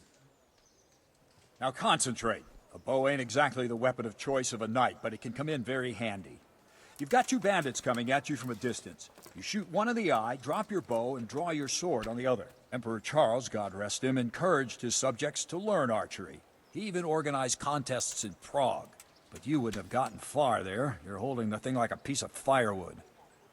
But enough talk. There's the target. Try and hit it. Draw the bow, aim, and release. Try to get a feel for the rhythm. Inhale on the draw, hold your breath for a moment, and then release the string. No jerky movements. Just let the string slide out of your fingers, as if you were about to draw it back more. It's all one movement. The arrow aiming at the target and flying at it. Shoot away. What you have there is a training bow. The arrow drops quickly. Once you've trained a bit, you can get yourself a better one, and then those arrows will fly so fast you won't see them. Don't forget the arm guard. Once you've mastered the bow a bit, you won't need it anymore.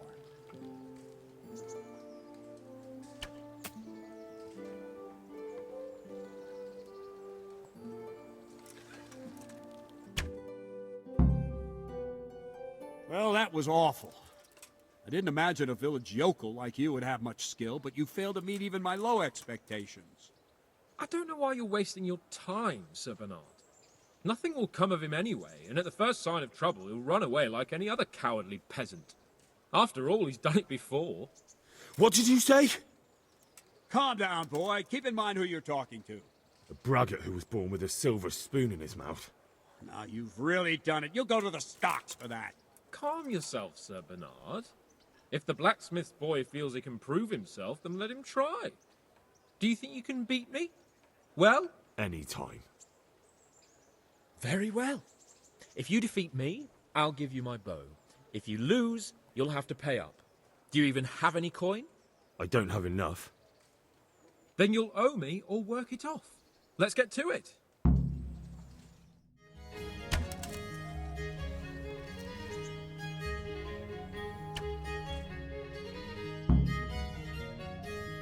Well, I didn't expect that. Probably just wasn't your day, sir. I told you I have a heavy hand, ever since I fell off that horse during the last hunt. What are you grinning about, boy? I think you owe me a little payback. How about a sword fight at the arena? If you like. Sir Hans, is this necessary? Sir Hanush has already had words about you fighting with your subjects. He explicitly told me. I know what he told you. You can just tell him I didn't listen to you. So what's it going to be, blacksmith? If we must. Excellent. Then let's go.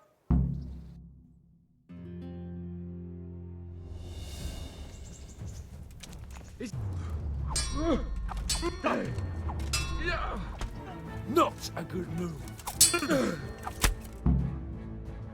Well, you got the better of me this time, blacksmith. Must be having an off day. Are you all right, sir? Don't worry your mangy head about me, peasant. We'll see each other again soon enough. You can keep my bow. Its best years are behind it anyway. You better hope his lordship hasn't taken it badly.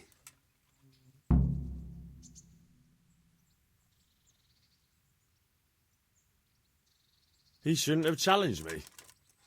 Careful. You might be under Sir Radzig's protection, but you'd be wise to stay on good terms with the other noblemen, too. Now, go to the Rathaus. The bailiff's waiting for you there. All right, Captain.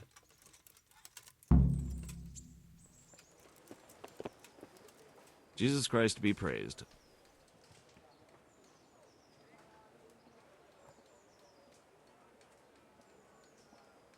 What kind of governor is Sir Hanush? Young Sir Hans is our governor, but Sir Hanush is his guardian till he comes of age. That's not a day I'm looking forward to. What's life like in Rattay? This is a manorial town, and our lord hasn't got himself tangled up in affairs of state, so it's peaceful here. How do the Rattay folk get on with the refugees? I know they got nowhere to go. Skalitz is a pile of ashes and the countryside ain't safe, but they've been here too long. Some of those buggers got light fingers, and not a one of them appreciates the sacrifices we made for them.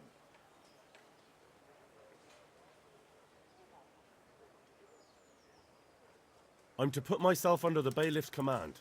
Ah, so you're the young man Sir Radzig appointed? Yes. Very well. Sir Radzig asked me to test you a little, and as it happens, you've come at the right time. We've a few disputes to settle. It seems some of your former neighbors have been acting quite inappropriately. I was hoping having one of their own on the town watch might help sort things out.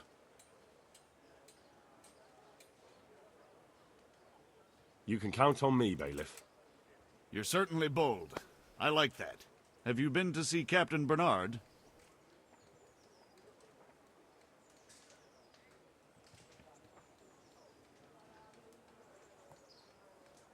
I have. He trained me, and then Sir Hans Capon challenged me to a duel. I see. Sir Hans Capon likes to measure his strength against others. But be careful, Henry. Noblemen are quick to anger, and you don't need that kind of trouble. Well, anyway, you're going to assist my town guard. Come to the church in the afternoon. Yaroslav the watchman, Nightingale they call him, will wait for you there. He'll show you around the town and teach you a little about keeping the peace. And you need to stop by the armory to pick up some gear. Yes, Bailiff. I was told to pick up a kit here. I'd say there's not much room for improvement. You already look as good as any vassal. But your wish is my command. If my memory serves me, you're entitled to a helmet, a gambeson, and a club. That's all? You want a kiss and a hug as well? I mean equipment. It's quite enough for patrolling the town. You're there to stop trouble, not start it. Here I am. My name is Henry. We're supposed to go on patrol together? I see you're kitted out. Ready to get going. I'm Nightingale. Aren't you that lad the mill wench brought here on a cart? Teresa. Yes, she rescued me. She turned up with Captain Robard and his knights. All honor to the girl. She has bigger balls than most men. Tell me, how did you pay her back? Well, I thanked her. That's not much, is it? You should go and see her when you get a chance. So, how did you end up in the service of the bailiff?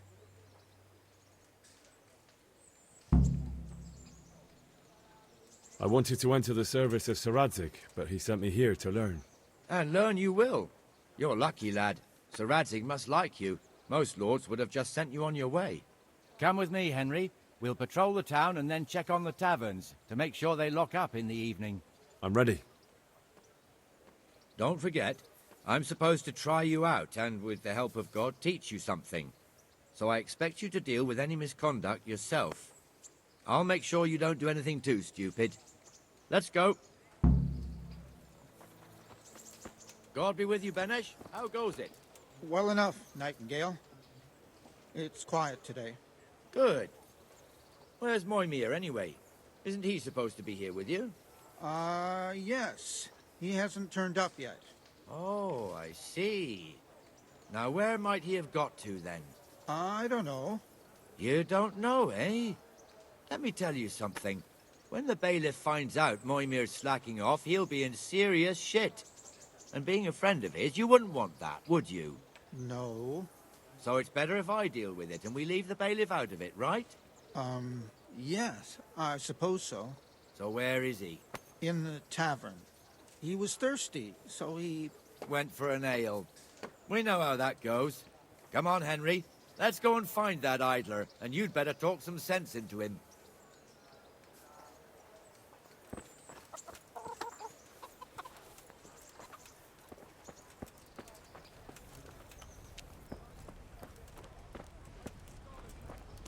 What the fuck are you doing here when you're supposed to be on the gate?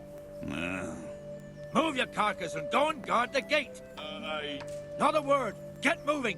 You're lucky it was me found out, not the bailiff, or God forbid, Captain Bernard. Out!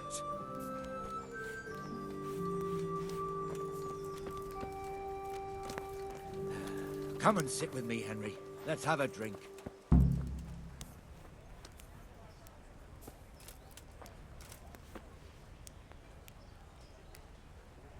That fool got me all worked up.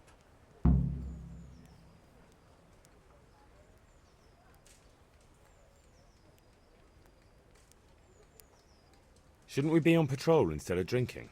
You're eager, aren't you? Don't worry, even watchmen are entitled to a break. Except the ones on the gate and the tower, of course. But that's enough about that. Let's not let it spoil our day. Listen, since we're sitting here anyway, how about a little game? Why not?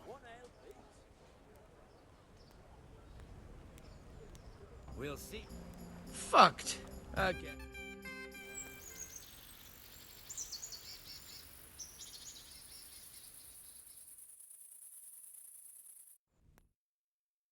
Just one more thing and we're done for the night. Ringing the end of the day and closing the taverns. Isn't it still a bit early? I don't know how it was in Skalitz, but here in Rattay we close up at this hour. Except, of course, during fairs and big festivals. Then we don't close at all. I see. Should I go and ring the bell? If you wouldn't mind.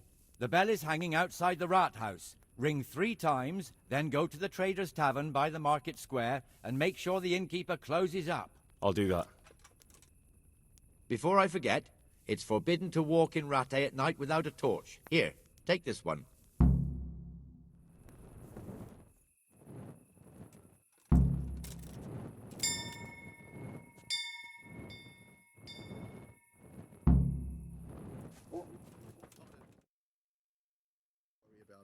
And the canon of St. Wenceslaus in Olomouc was so drunk, he dragged the pig to the market square, saddled it up, and rode it out of the town gate. No, we could see that this wasn't going to end well. So, Sir Peter and I rode off to look for the good canon on his pig. Did you find him? We tracked the filthy beast down to a sty beyond Cronau. I mean, the beast with a tonsure on its head. We never found the real pig, but the Reverend was sound asleep in the pigsty.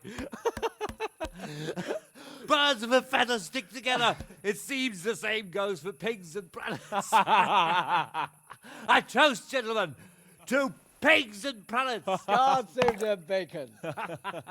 Sir Hans, forgive my intrusion, but I need... Oh, but what? You want to join us? Want to buy us around? I'm afraid we don't drink with peasants.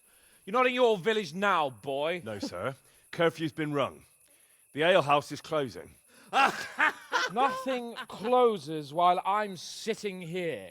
If that's all, you're dismissed. Are you out of your mind, lad? You can't cross his lordship. He's got a temper like a bear with gut ache. If I was you, I'd get lost before he shows it. The bailiff instructed me to close the tavern at the proper hour. He doesn't want anyone disturbing the peace after curfew. The bailiff? The bailiff can kiss my arse. I trust you haven't forgotten who's the rightful lord of Rattay. No, it's Sir Hannes. Oh, is he here? What, is he hiding under the table, maybe? No!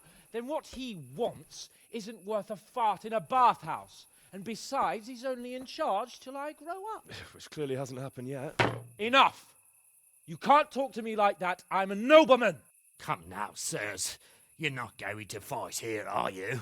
We most definitely are. This yokel needs to be taught his place.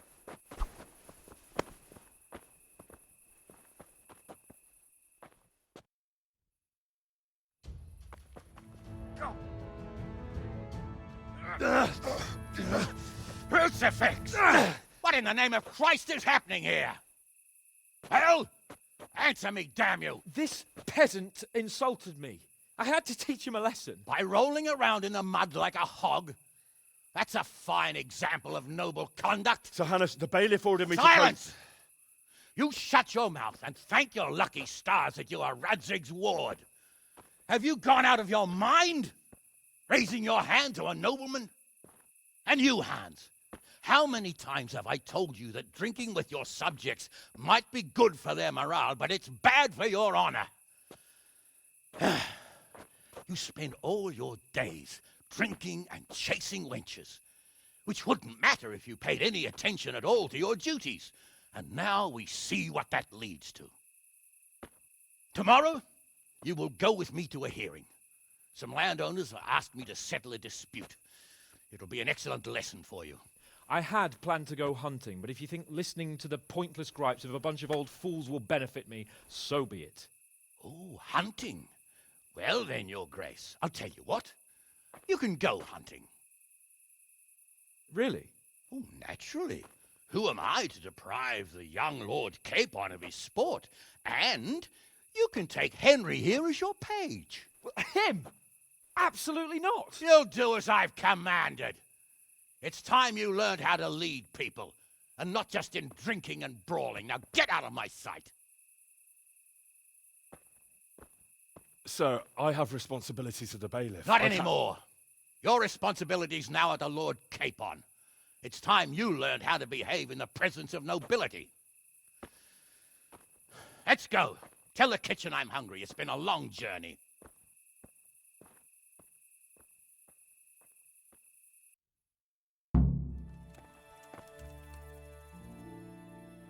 Here I am. I'm overjoyed. Have you got a horse? No, sir. Where would someone like me get a horse? Good point. Unless it was a cart horse, I suppose. Well, you'll just have to trot along behind me like a good dog. But, sir, isn't there a horse I could borrow? Oh, certainly. Why don't you just have mine?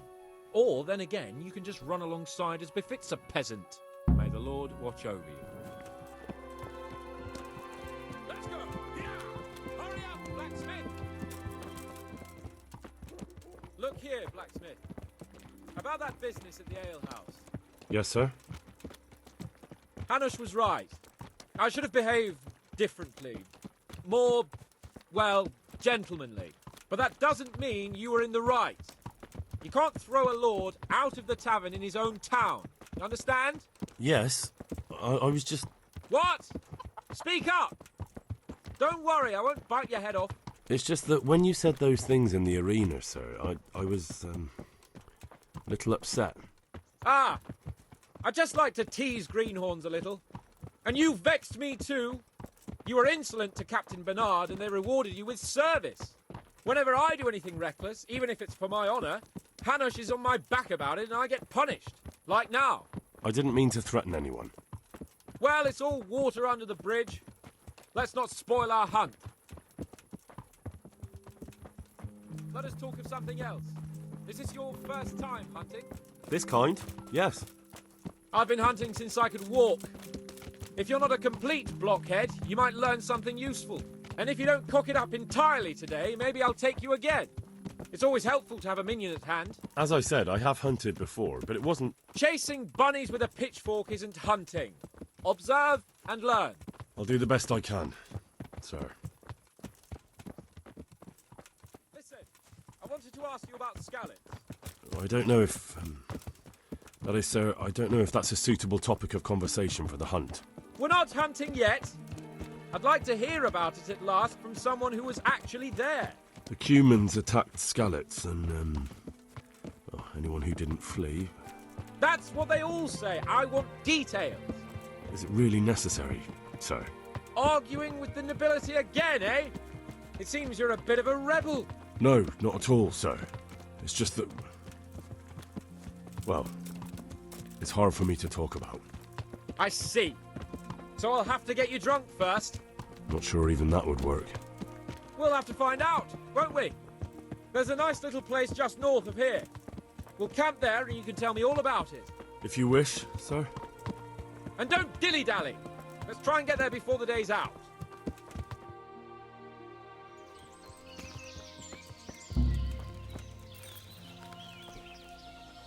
We'll make camp here.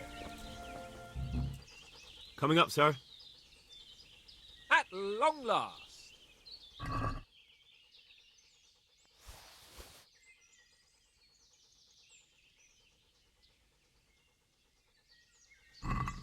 So, are you enjoying being on the hunt? I am, although we haven't actually hunted anything yet. That doesn't matter. Hunting is a diversion. The main thing is to get out of Rattay for a while. Listening to Hanush's lectures all day long would drive anyone mad.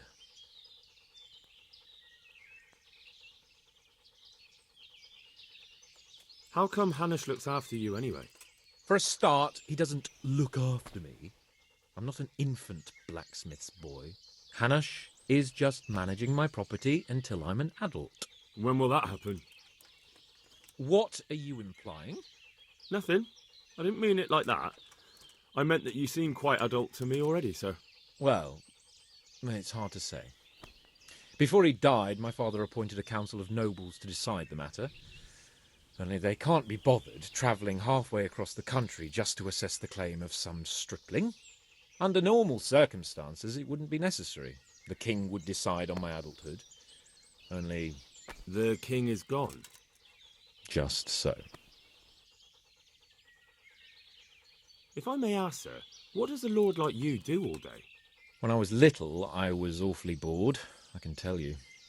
There was always some courtier or teacher dogging my footsteps. Now I spend most of my time trying to learn from Sir Hanush. Governing is no joke, at least most of the time. Only last week I had to listen to complaints from my subjects. But that could be interesting too, couldn't it? My lord, this yokel here empties his piss pot in my yard. And sir, that old hag put a spell on my cow, and sir, my old woman is fucking half the village. Like a flock of sheep, bleating all the time. Even study is more interesting. What are we going to hunt? Cumans. What? Cumans? But... You should see your face! I got you there. We'll see what we can get. But I'd like to bag a boar. One, at least. And a few hares, too, eh? But what about you? Before I couldn't get a word out of you, now your tongue's loosened. So, tell me about Skalitz. I heard Sigismund had 100 banners there.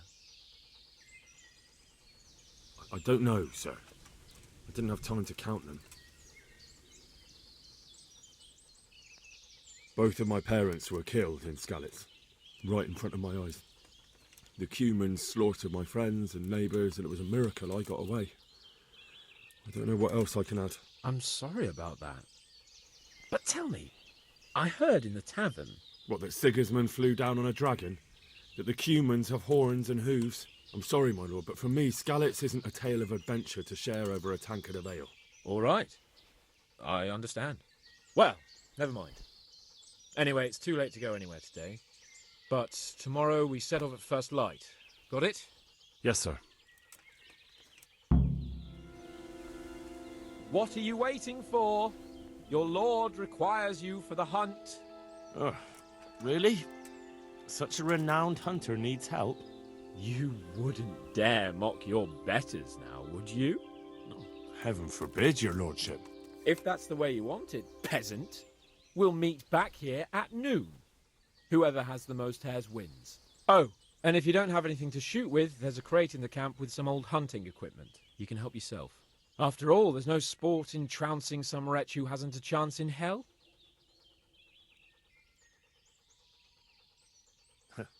By all means, Sir Hans. Ha! You'll soon be laughing on the other side of your grubby face. And now turn your back for a while. I know a few tried and tested spots in these woods, and I don't want you stealing them.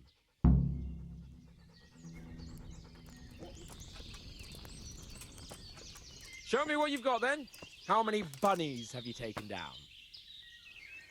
How did the hunt go for you, sir? I did quite well. Look. Show me. Not bad, though. Quite good, actually. For a common blacksmith's boy. Shouldn't there be some reward for the victor? Jesus, the insolence. A serf asking his lord for coin. But never let it be said I'm a pinch purse. Very well, then. Your serf humbly thanks you, my lord. And now come along. Let's go and hunt some real game.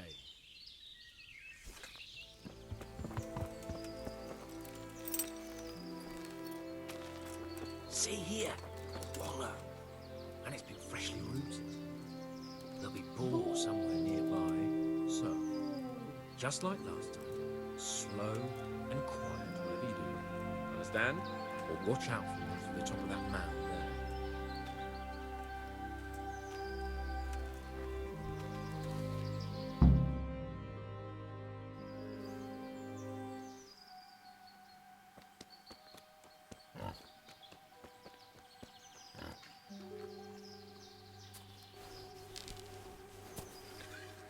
You want to take him down with an arrow? Certainly. Why wouldn't I? You won't kill him like that. Boar is hunted with spears. Is that so? So now all of a sudden you're a master huntsman, are you? Watch and learn.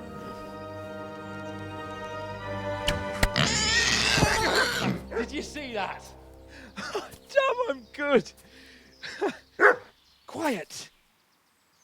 So, next time you try to tell me I can't kill a boar with an arrow, you can... Fuck. After him! Fetch! Mount up, Henry. We're going to chase down that swine.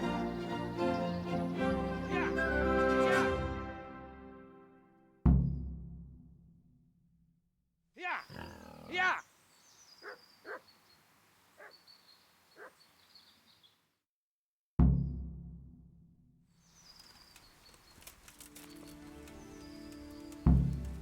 You wretches!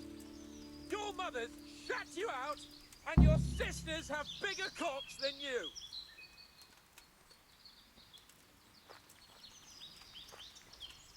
Mi az ott? Rossz helyen vagy, rossz időben! I fucked your mother yesterday! Istenem, vigyázz ott! She said your old man couldn't get it up! Hé, ott van!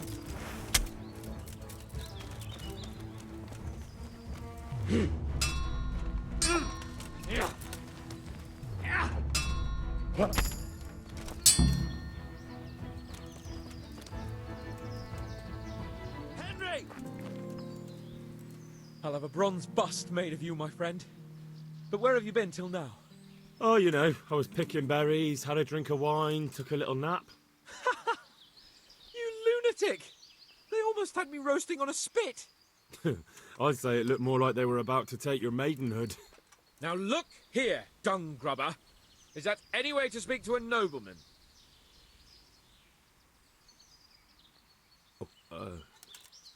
I apologise, sir. I'm just glad you're all right. I'm yanking your pizzle, you dolt! Thank you for rescuing me. That wound doesn't look good, Sir Hans. You're right. Those Cuman swine roughed me up a bit. And my damned horse is bolted. You'll have to get me home somehow. The sooner we get out of here, the better. Who knows how many bandits are creeping around here. Let's go then. I've had quite enough excitement already.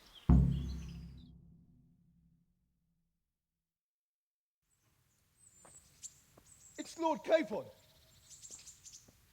Get here, everybody! You, help him!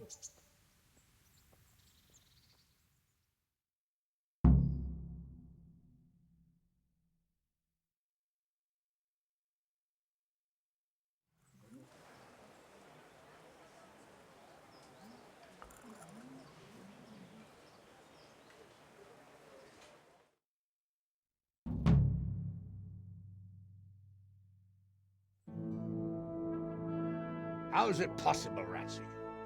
Those bastards make so bold no more than a mile from the castle. We'll have to send out more patrols. That won't do us any good, Hanush. Even if we had 10 times the men, we couldn't beat through every thicket in the fiefdom.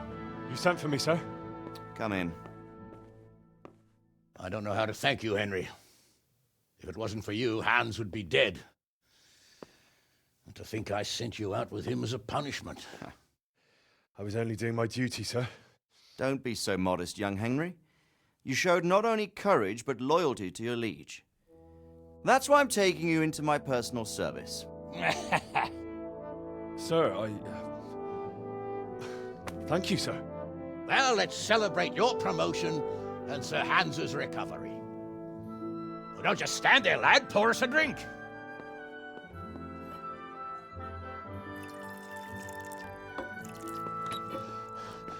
I'm sorry to interrupt, sir, but I've urgent tidings. What now?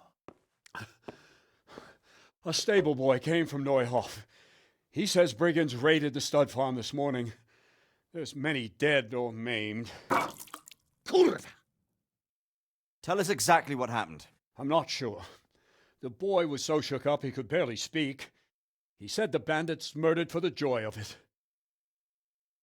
I'm sorry, sir. Your vassal Smill is dead. Who did this? Who were they? We don't know, sir.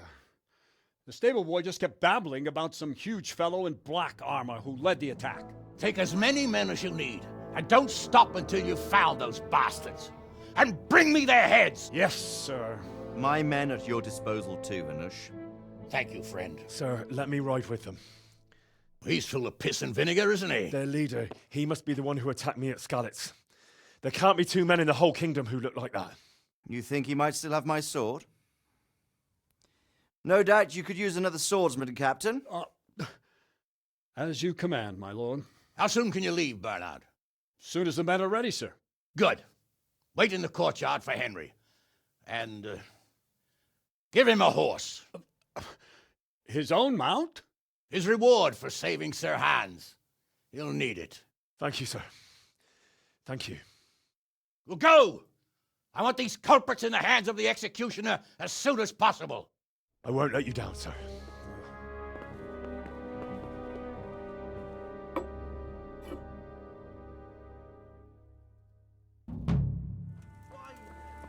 Fucking lying there, splitting two like a pig.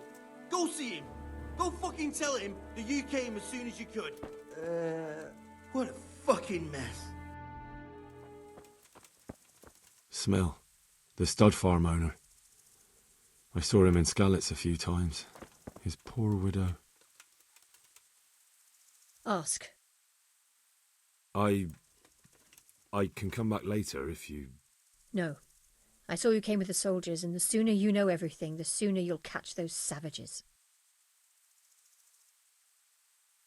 I'm sorry to trouble you, ma'am, but could you tell me about the raid? The noise woke us up. Me and Smill. We thought the horses were restless, or maybe some drunk had staggered here from the inn. Go on. My husband went out to see what was going on. Then I just heard loud voices and screaming. It's so stupid. It didn't even occur to me at first that something could have happened to Smill. I didn't find out until the morning. Did you recognize any of the voices you heard? No, but they spoke Czech, cursing like demons, even at each other. At each other? They quarrelled? Yes. Something must have happened. And where did you hear this noise? Everywhere. It was chaos. I don't even know how many of them there were. I mean at the very start. Do you remember where you heard the noise come from then? I don't know. I just don't know.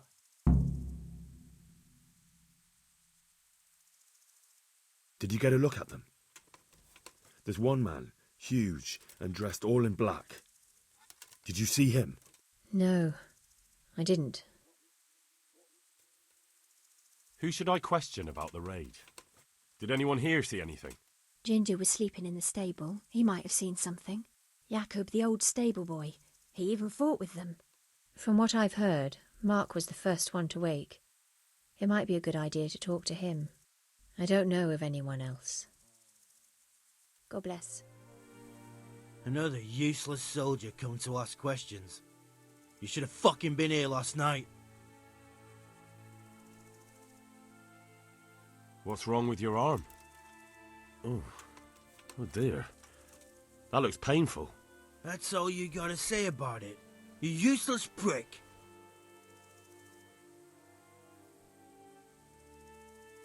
What in the world happened here? The bastards attacked us. At night, a little before dawn.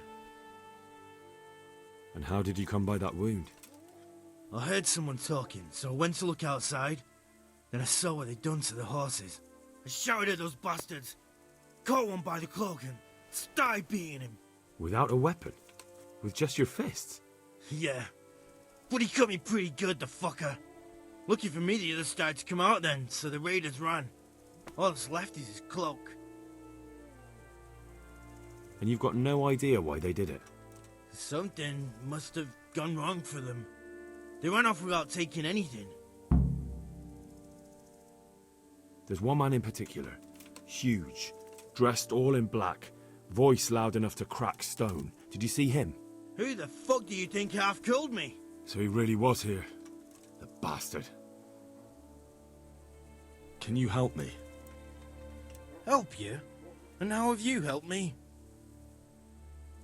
Good luck to you. Poor wretch. He must have crawled here. If it was the horses they were after, there'll be even more of them by the main stables.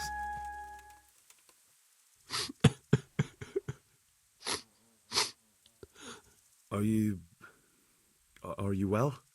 Leave me alone. Go away.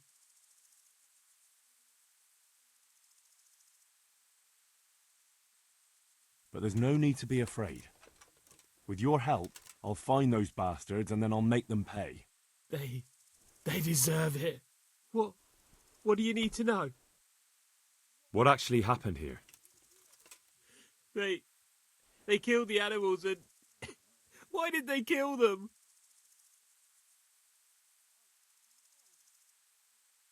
Think carefully now. How did it all start? We heard the animals, their shrieks, then Smill. He shouted, and they murdered him. Did they take anything? No. You're certain it was the animals first, and then Smill? Not the other way round? I'm certain. I'd never heard a sound like that before. Now I'll never forget it. What happened after that? We ran outside and it was chaos. Animals were dying, the stables were burning, and those demons everywhere. The stables were already burning. Didn't that happen after they fled? No, they must have set the blaze when they arrived. You said they were demons? No, just vermin. Worthless human vermin. How many of them were there? Not many. There were just a few that came after us, but more round the back. I heard them yelling at each other. So they were yelling because of all the noise? No, something happened. They quarrelled. In the back? Where? Towards the woods. To the north. They were trying to get away. So some of them were running away and the others were fighting? Aye. For a time. Then more of us came out and we fought back, so the others fled as well. Where? Where did they run to? To the north. Into the woods. Thanks. That's all I needed to ask. God be with you. What? Who's there? Easy. I just came to ask... I don't know anything. Why you? What did you ever do? Are you hurt? No, nothing. Not a scratch. What really happened here? I don't know. Someone attacked. I don't know who. You didn't happen to hear where they came from? No! I didn't see a thing. They went deeper and deeper, for sure.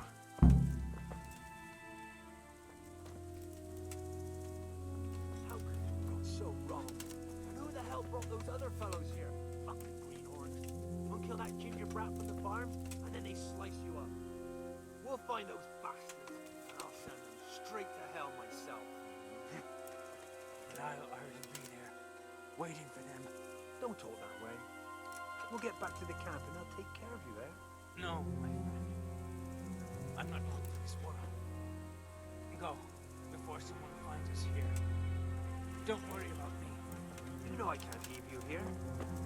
If they find you... I know. I wanted to do it myself. I don't even have the strength for that. What kind of nonsense is that? Christ's sake, what other options do I have? I won't make it to camp and you know it. You want to leave me here to die in agony. All right, then. How? How should I? Just do it quickly. What do we got here?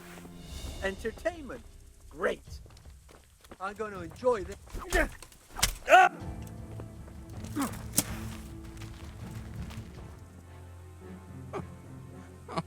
I'm fucking dying here. Nobody can match me with iron in their hands, and some damn peasant kills me. dagger covered in horse shit. Ah.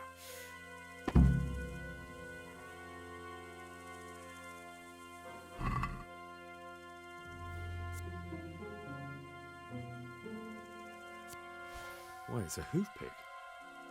Someone in Neuhof must know more about it.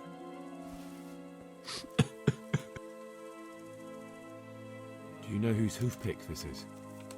Ginger's. He was always bragging about it. Why do you ask?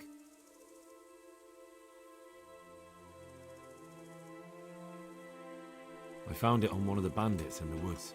But he... Because of him? Because of him they murdered us? Lord in heaven! Wait, hold on. You think Ginger was responsible for the attack? He ran off! Don't you see?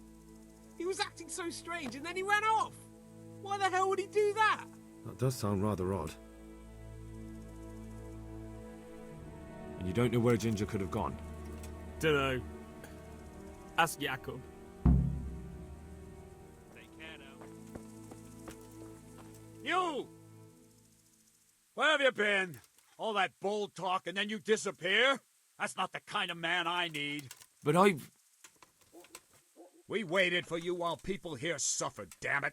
We could have caught the ones who did it, and because of you, they've run off. Because I... Silence! I don't want to hear it. I haven't made the best start of it. But maybe I can still be of some help. Any idea where I might find this Ginger? Well, that's the thing. He packed up and left. What? Look, I know how he looks. But Ginger is a fine fellow. I don't believe he had anything to do with the attack. Where could he have fled to? I might know. But you gotta promise me one thing. When you find him, listen to what he has to say before judging. You have my word. Sometimes the charcoal burners come to see him. He gets on well with them. I think that's where he's gone. And where is that? No idea. They've always kept to themselves, you know, charcoal burners. But the forest is full of folk like that. They could be anywhere. Aye, except these ones won't be far. If you follow the stream from the stud farm towards Radzig, you'll come across one of their camps. Only what? Ginger didn't go that way, though. He always went by the big road, through the woods in the direction of Uzhitz. But how can I find them? There's always smoke when they work. You'll smell them before you see them. And they need to be near water. There's that too. So if I go through the woods along running water, I'll find them? Exactly. Take care now.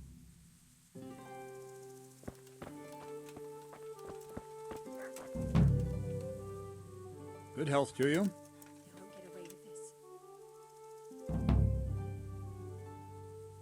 I think Ginger is mixed up in it somehow. Why do you say that? The hoof pick I found on the dead bandit in the woods is his. That is fucking suspicious. He acted suspiciously when I questioned him. What do you mean?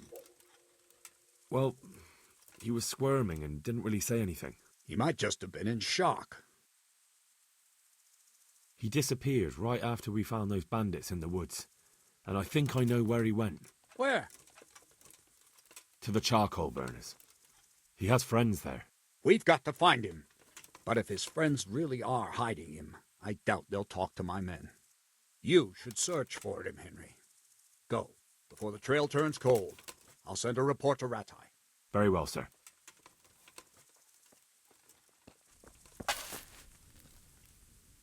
Good day to you. What do you need? Could you help me? Depends what you want, doesn't it? I'm looking for Ginger, a stable boy from Neuhof. They say he ran away and joined up with some charcoal burners he used to hang around with sometimes. Sorry. There's never been a lad called Ginger around here. You have to try somewhere else.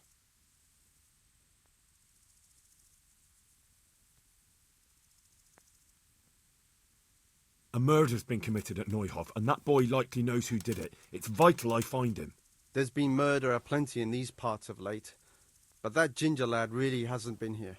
There'll be a lot less murdering going on once I bring those bastards to justice, so how about helping me out? Calm down, lad. For the love of God. There's been no one like the boy you want round here. But then again, there are other charcoal burners. Try them. You might want to hurry. You're not the first to be asking about him, and the others weren't exactly a noble-looking bunch, although they were generous with their silver. They didn't happen to say what they wanted him for? No, but they definitely didn't look like they wanted to invite him to a feast. Do you have any idea where else he could have gone? You said he was friends with the charcoal burners? Well, you'll definitely find some in the forest between Neuhof and Ujets. There's good spots around there. But that forest is huge. I could spend weeks searching. Then follow the river. That's how you found us, isn't it? Where there's charcoal burners, there's always water nearby. All right, I'll go and ask somewhere else. God be with you. God be with you. Where are you hiding Ginger? How did you... What the hell are you talking about? Don't try that one on me. I know he's friends with a pair of twins from here. I'm here on the orders of Sir Hanush, and I need to talk to Ginger about the raid on the stud farm. If Sir Hanush sent you, then you should deal with those two cutthroats who've been creeping around here asking about the poor boy. Once you take care of them, we won't have to hide him anymore.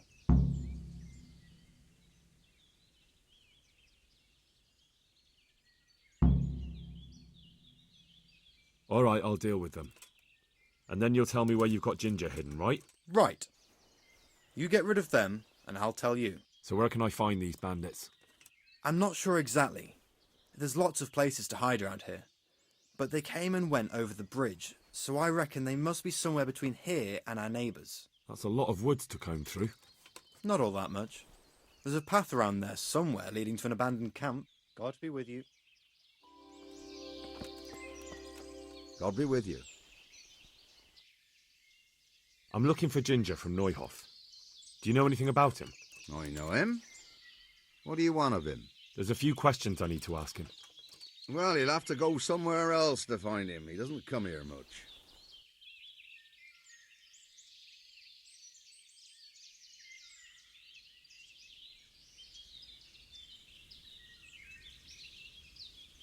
I really must speak with him. A murder was committed at the stud farm, and that boy probably knows who did it. I have to get him to talk. And you think he had a hand in it? Hard to say. He ran away, but on the other hand, it seems he stabbed one of the attackers. Well, when you put it like that, it's clearly urgent business. I do know him. Not personally, but I've seen him around. He's friends with the charcoal burners down by Townburg. I know he hangs around with the twins there. Downstream by Townburg? Somewhere by the castle? If you follow the river to the west, you're bound to run into them. Oh, one more thing. Yes? Some other men have been around asking about him, but they weren't as convincing as you. Take care now. Oh, Christ. Good day to you. You don't have to worry about those bandits anymore. I've dealt with them. Really? And I suppose I have to take your word for it. If you want proof, I can take you to them. Maybe I should have brought you their heads. I'll take your word for it.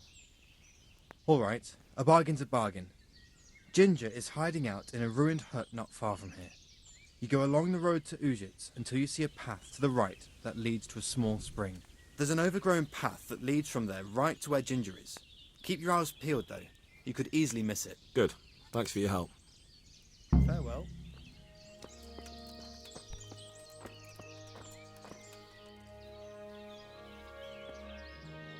Jesus, you've led me a merry dance. What do you want from me? I want to ask you a couple of questions. Why did you run off like that? Where are your cronies? And why did you kill that bandit? What? Right, one thing at a time. Why did you run off in such a hurry? Because I was afraid they'd come back and kill me. Who? Those bandits, of course. To get revenge on you for killing their mate? Killing? Me? I never killed anyone. God is my witness. I'm looking for your friends. Where are they? The charcoal burners? They're over at the... To hell with the charcoal burners. Where are your bandit mates? They're not my mates. They nearly killed me. I recognized one of them, so I thought they'd come back and... Recognized? Who was it? Talk! I don't know his name, only that he's from Ushets and he has a limp.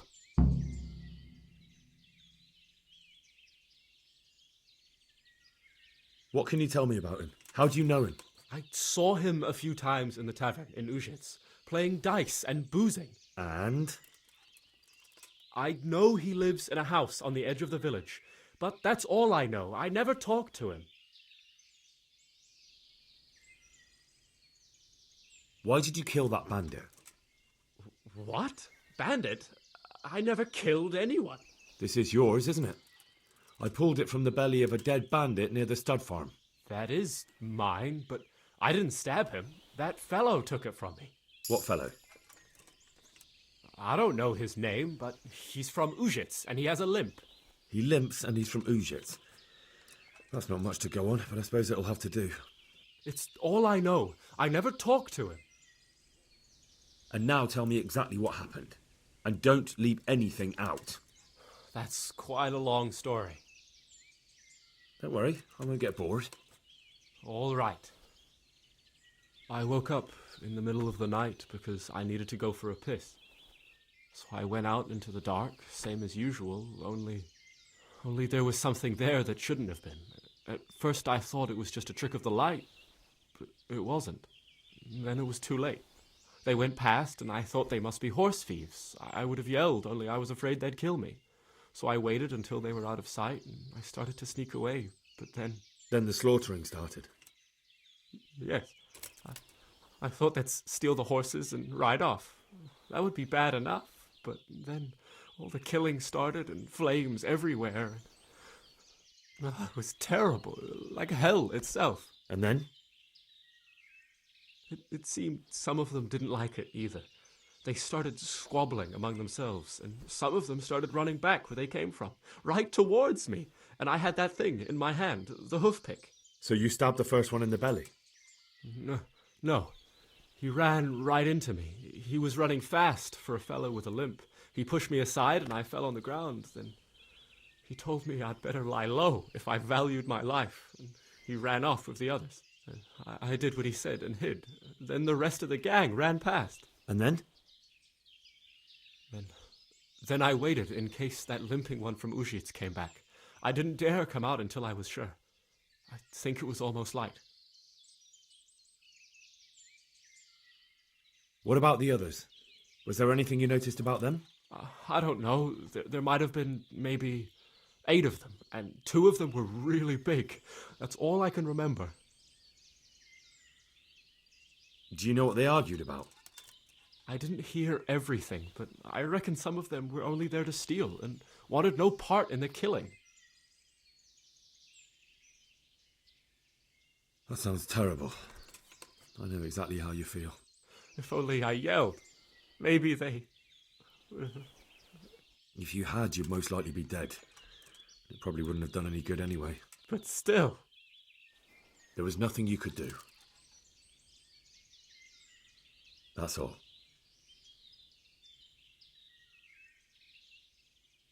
I've heard everything I need to hear, so I'll leave you be. Wait! What about me? Won't you help me out? Perhaps I could. What would you like? I'd like to go back to the stud farm, but those cutthroats who want to kill me are still around. Will you help me? They're out of the way. I ran into them on my travels. Really? That's great, but... What? I'm afraid to go back to the farm. I ran away, and God knows what they'll think about it all. I don't know if they'll even want to talk to me. I could go and ask them if it's important to you. Would you?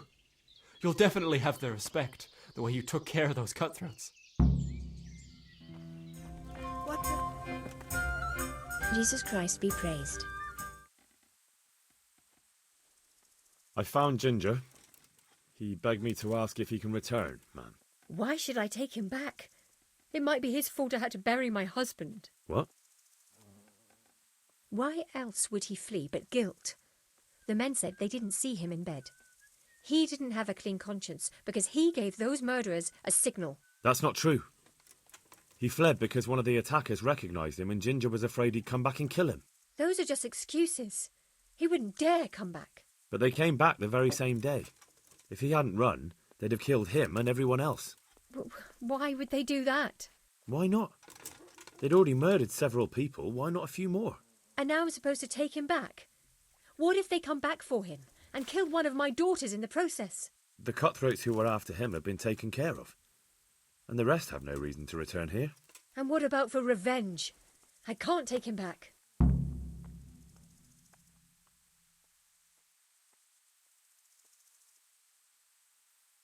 I understand your concerns, but you just need to ask Sir Hanish to leave you a guard. Those bandits might be willing to take on a few stable boys, but not an armed soldier.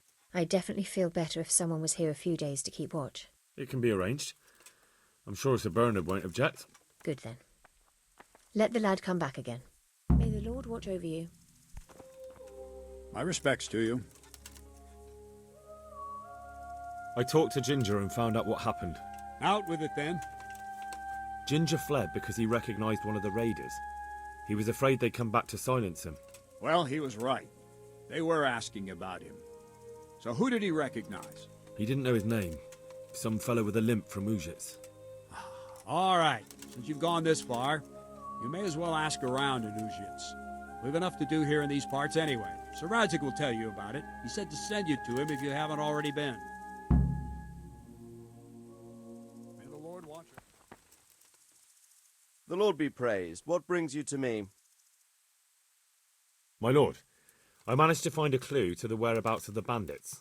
Excellent. Bernard already told me what's been happening, but I'd like to hear it straight from the horse's mouth. The whole story, or just the gist of it, sir?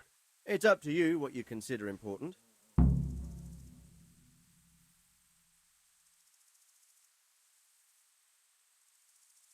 Well, in the end, I tracked down the stable boy who fled in fear of his life, and for good reason, too. He put me on the trail of a crofter from Ujit with a limp. And his name? But the boy didn't know him by name, only by sight. But if I ask around, I'm sure folk will know who limps and keeps peculiar company. Villagers like to gossip. But what if he's not there? He could have fled, maybe even to Kuttenberg. If I don't find him in Ujits, I'll ask around. Someone will know something about him. All right. Better go to Ujits then. Find this limping footpad and get the names of the others out of him. They have to face justice for what they did. I want to see them hang. Then bring him to me in Merhoyed and I'll decide on his fate. Certainly, sir.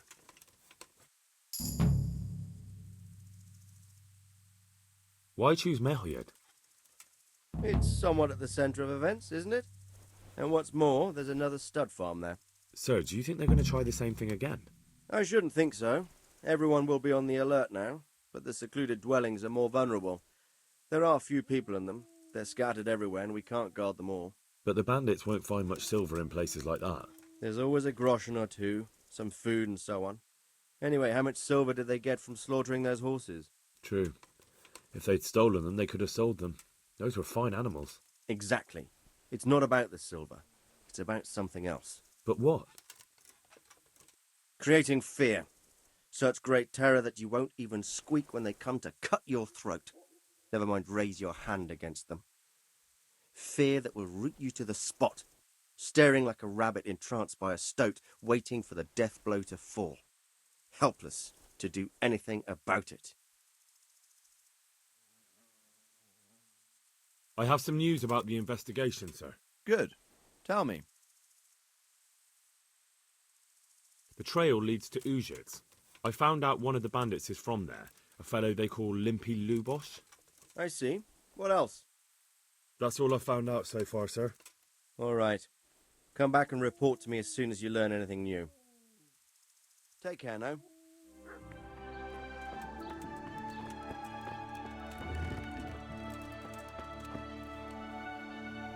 God be with you. I'm looking for a fellow who lives here, but I don't know his name. Do you know anyone with a limp? Must be that farmhand Lubosh. I don't know what the hell you'd want him for, and I don't much care. He's got a cottage on the edge of the village near the stream.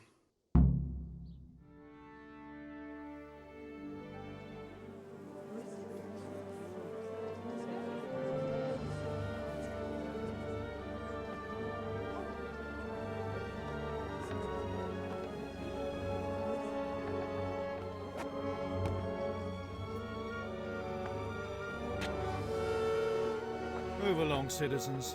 Move along. There's nothing to see here. If that's what you call nothing to see, I'd like to know what something to see looks like. By the keys of St. Peter, this is all I need. We'll have to send word to Sir Hanush. That might not be necessary. Who are you? I'm Henry of Skalitz, in the service of Hanush's Captain Bernard.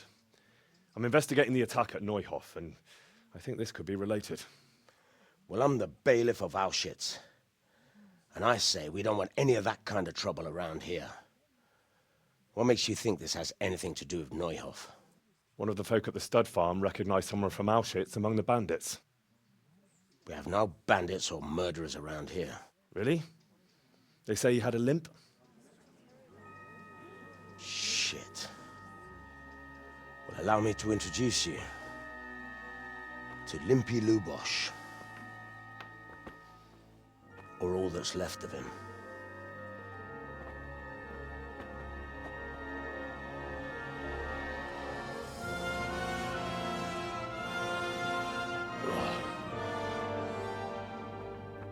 Sacre. Nothing's ever easy. I'll have to take a look around and ask a few more questions, if that's all right with you. You can take this mess off my hands and welcome to it. As for what else there is to find out, I don't know. But look and ask all you like.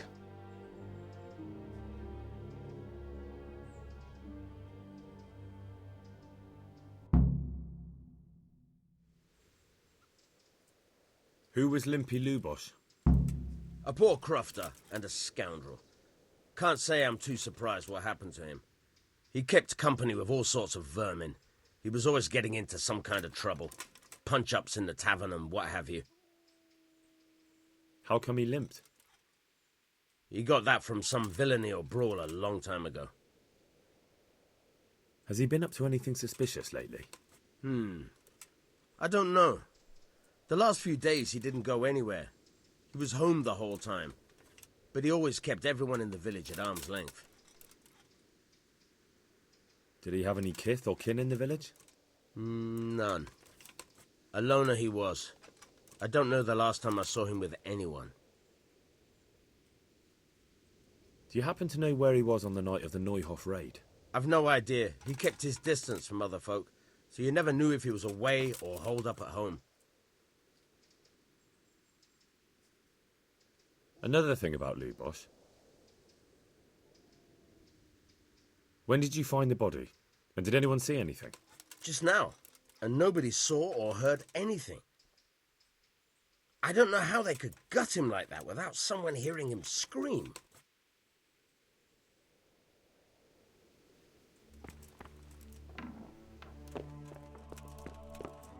Judas.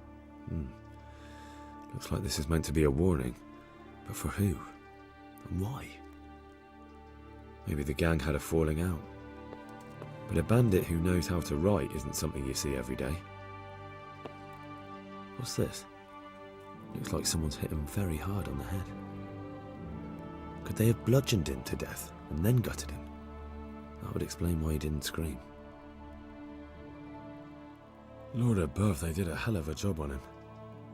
Must have been agony. How come no one heard anything? Good day to you. What do you need? I've come in the name of Sir Hanush of Lipa. I'm investigating the massacre in Neuhof, and now a murder here as well. Can I ask you a few questions? Ask away. Who was this Lubosh who was murdered? He was a drunkard and a beast, and lazy too. Idle hands are the devil's tools. Have you noticed anything suspicious recently? The only thing seemed suspicious was how a rogue like him suddenly started going to church. Now I see why, of course. Do you know what Lubosh was doing the day Neuhof was raided? What do I care about that scoundrel? I was glad he stayed out of my way. Do you know who Lubosh used to spend time with? Kin or friends? He was always a loner. Except lately, he started talking to the parish priest, of all people. That's all. Thank you.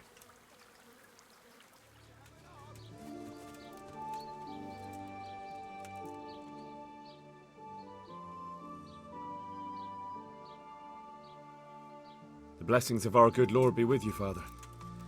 I'm here in the name of Sir Hanush of Lipa, investigating the massacre at Neuhof, which seems to be connected to a murder here. Can I ask you a few questions? It seems Sir Hanush is employing children as investigators. But ask as you wish, boy. I hope this nasty business will be cleared up quickly. Did you know Lubosh? What was he like? Bit of a lost soul. Simple, rough fellow, but at heart I don't think he was such a bad person. Did you notice anything suspicious recently? My child, all sorts of suspicious things have been going on recently. People like Lubosh don't know what to do about it, and sometimes they do stupid things. That's really not a lot of help to me, Father. I'm sorry to hear that. Do you know what Lubosh was doing on the day Neuhof was raided? Unfortunately, I do know. And I'd like to help you with your investigation, but I can't. What? I'm bound by certain vows that forbid me to tell you. Vows more important than catching dangerous murderers? There are laws of God above the laws of man, son. And one of those is the sanctity of the confessional. Father, surely you can't be serious. There must be situations in which you can make an exception. There are things that apply always, no matter what the circumstances, and this is one of them.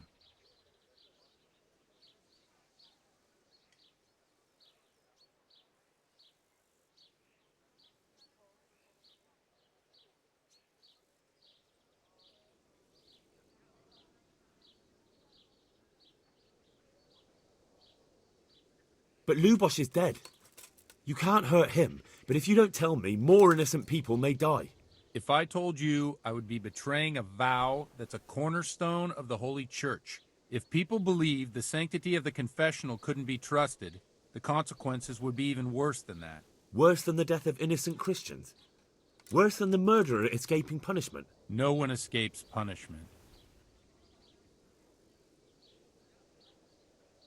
Father, Lubosh was my only lead to the Neuhof raiders. Only he could tell me who was responsible for that massacre. If I don't find out who it was, it will probably happen again. Surely you wouldn't want that. I wouldn't. But I can't betray the sanctity of the confessional. I'll tell you what. Give me some time and I'll try to think up some way of helping you.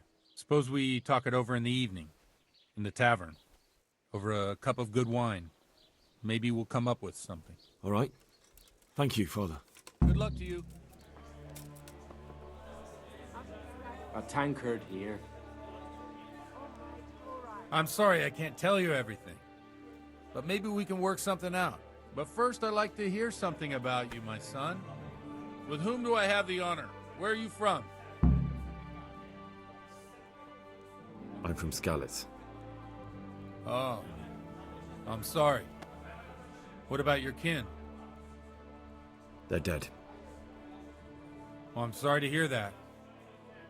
Here, we'll drink to them. It must have been terrible. It was terrible. It seemed so pointless. We had no warning. They just appeared and began the slaughter. God knows why. They killed anyone who didn't make it to the shelter of the castle. My parents, my girl, even the Deutsch who was on Sigismund's side. I didn't make it to the castle. I wanted to try and help my parents, but there was nothing I could do. Then I fled to Talmberg with the Cumans on my heels. They almost killed me. They slaughtered people in the surrounding villages. There was a pile of bodies in front of the church in Rovna. Folk who tried to take refuge there, but they... My poor child. May God grant them eternal rest. And how did you come to get this assignment? I'd have expected Sir Hanush to send that old grouch, Bernard. He did, but I found a witness and the trail led here to Ujits, so he sent me here to follow it up. Ah, well, congratulations. It's nice to see someone using their head to find things out instead of torture. We'll have to drink to that. Now the most important thing. What actually happened at Neuhof? The good folks hereabout are saying all kinds of terrible things, but I take most of it with a pinch of salt. The rumours aren't exaggerated this time, unfortunately. The Neuhof stud farm was raided by bandits, but they didn't come to pillage or even take the horses. They only wanted to kill. They maimed the horses and slaughtered some people. I'm sure they would have killed more, but the bandits quarrelled among themselves and broke off the attack. And judging by what's left of our Lubosh, they're still settling accounts. I see it's every bit as bad as people claimed. Dreadful. Well then, here's to those poor souls who had to die so pointlessly and so terribly. I've told you all about me. Now it's your turn, Father.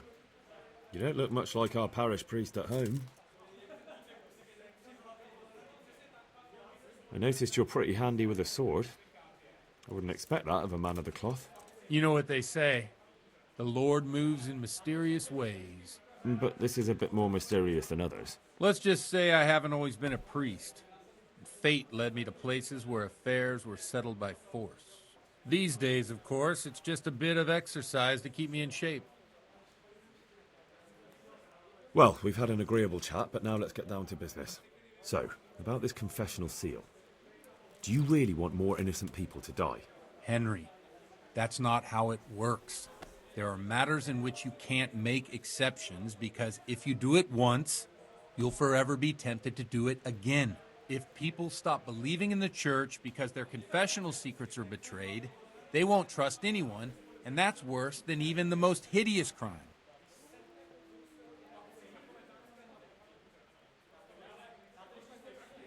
I understand, but that means I've reached a dead end. Those cutthroats will strike again, and I can't stop them. Chin up, lad. I might have a solution. What? If I tell you what Lubosh told me, I'd be betraying the confessional secret. But, first thing tomorrow, I'll try something I think might help you. Word of honor? On my soul. I always wondered about the things a priest tells his congregation. Where on earth do you get the ideas for your sermons? Well, Ujits isn't Prague. It's not enough to instruct people. They have to be entertained, too. If I only read from the Bible, I'd soon be preaching to an empty church. Our priest wasn't exactly a bard. So what do you preach to your flock about? It has to be something topical. Condemning vices. And, of course, describing them in detail. A tongue-lashing about the two popes goes down well these days. And stories from real life, with a nice moral to them, are popular as well. Especially if they're about fornication and similar scandalous vices. Can you give me an example? Well, recently a priest by the name of Jan Hus started preaching in Prague, in the Czech language, and the people liked it. I hear he always has a full house. A journeyman who heard him told me what Hus is preaching, and I like the sound of it. I'm thinking about putting it in my own repertoire. What's so amazing about it? The preaching of Master Jan Hus about Mother Church. The lamentable wealth in which the church is drowning has turned to poison. And nearly the whole of Christendom is contaminated. Just like a flock of hungry ravens, they settled on this land to devour every grain of gold and silver. They know no mercy. Their hearts are corrupted by longing for wealth, and they shamelessly profit from everything. You want to baptize a child? Pay. You want to steal and murder? Pay and you will have absolution. What if the devil himself were to pay? Would he ascend to heaven too? With such money gained from the poor, they buy beautiful horses to ride and needless servants to pamper them. They gamble at dice and dress their whores in expensive furs, while Jesus Christ walked barefoot and had no place to lay his head. Look to your consciences, you robbers of the poor, for you are seen by God and his people too. Amen. Well, this Jan Hus character is quite a rebel. Oh, the congregation will love it. I don't doubt it. Let's drink to that. Funny. That last bit reminds me of someone. What do you mean? My situation's completely different. Huth preaches against the prelates and the clerics who are robbing the poor. Look at me. I don't have a pot to piss in. I'm no better off than the folk I preach to. I'm one with them in poverty and suffering and everything that troubles them. I drink with them And curse those stuffed habits in Sasau Monastery.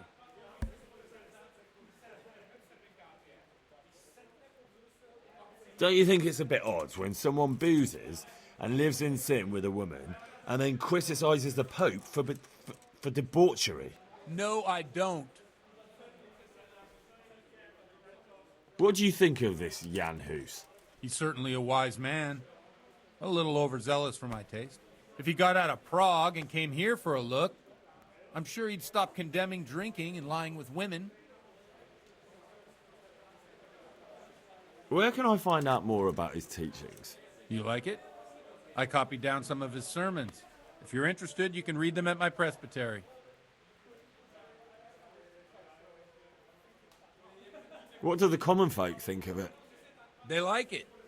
They're happy to hear someone say what they think themselves, but are afraid to say aloud. Things that make them angry. And they're calling for change. In a few years, it'll have grown beyond control.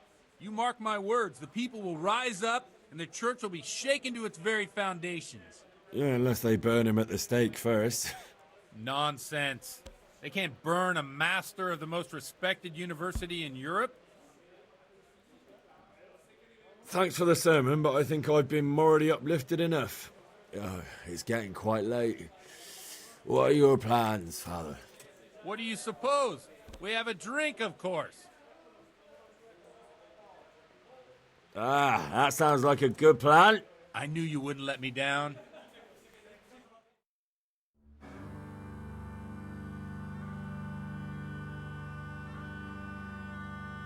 Przyszła bida mora lat, to nie ustoi żadnej chlap.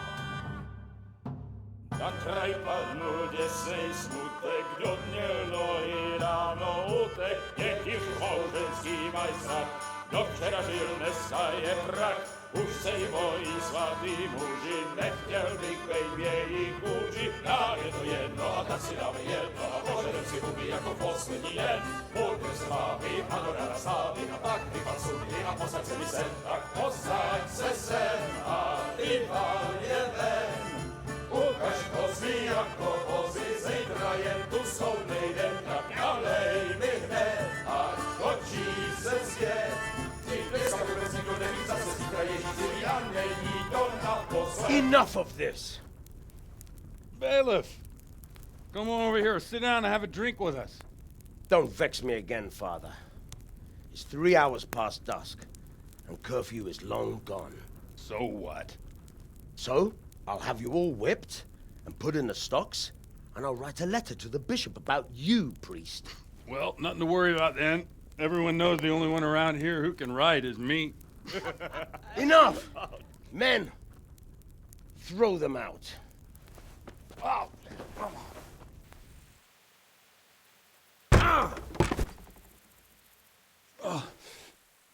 You looking for a fight? Henry, back me up.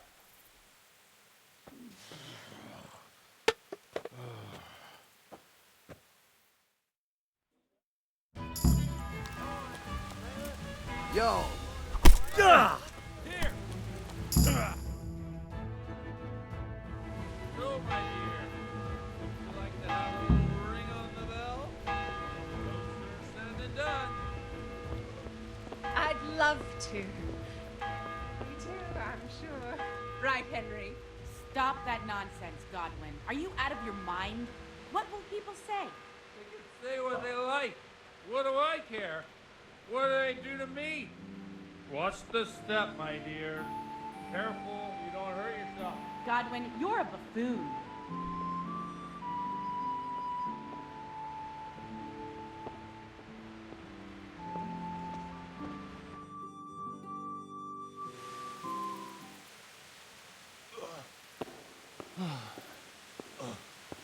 Here we are. Look at this beauty. Oh. We can't do this, can we? Who says? Get ringing, wench.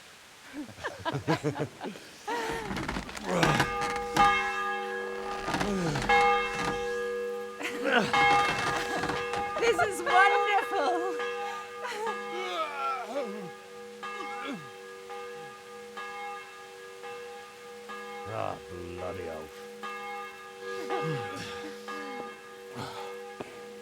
And now, my dears, comes the climax of the evening.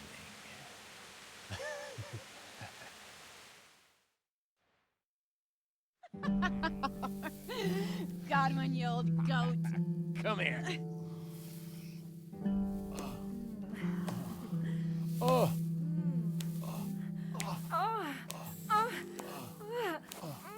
The priest has mounted up. What do you say, Henry? Shall we take a little ride of our own?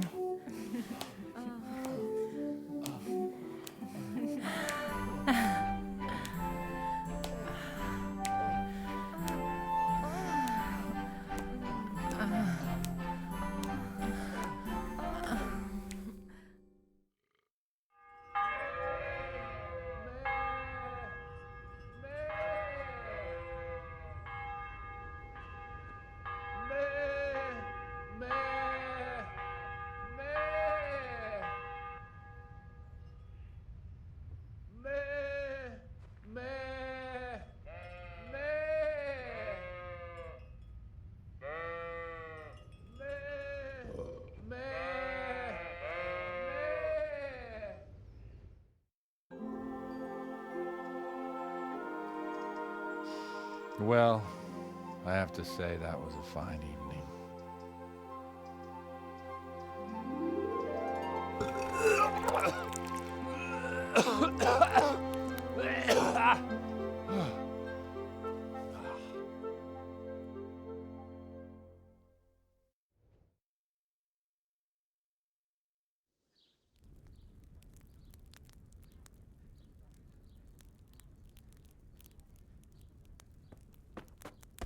Godwin, you beast! Get up! Do you hear me? Wake up, you drunkards! Oh, fucking hell. Where the... Oh, what the... Oh, who the hell are you? Oh, Henry.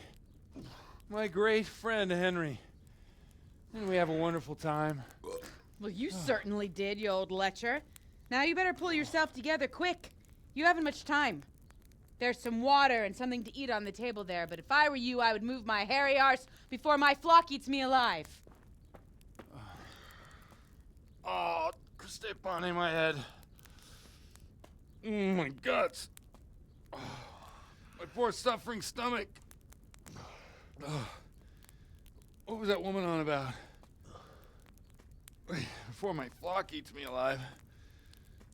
I've forgotten something. What have I forgotten? Where the fuck am I? What the fuck was it? Oh. Mass! Oh shit, I have to say mass. I gotta say mass. You have to help me. How? You're the priest. I can't do it in this state. Maybe the liturgy. But I have to give a sermon as well. Oh, this is a disaster. They're gonna excommunicate me. I'd like to help you, but... You can. You can do the sermon for me. What? So, first I investigate a murder no one wants investigated. Then I drunkenly keep the whole town up all night. And now you want me to preach at them from the pulpit? Do you want them to burn us at the stake? No. No, I've got it. Suppose that Sir Radzig's protege. You just came from studying in Prague. And you want to share the words of Master Jan Hus, who you recently heard preaching there. Henry, look, from what I remember, we might have overdone it a bit last night. And if the bailiff or someone else complains about me, the bishop's gonna have my guts for garters. So I'd appreciate it. Stop gaping at me like a stuffed squirrel and start helping. You're mad. You're stark raving mad. I'm not. It's a perfect plan. It's flawless. Oh. How about this? If you help me with this, I'll tell you who Lubosh's cronies are.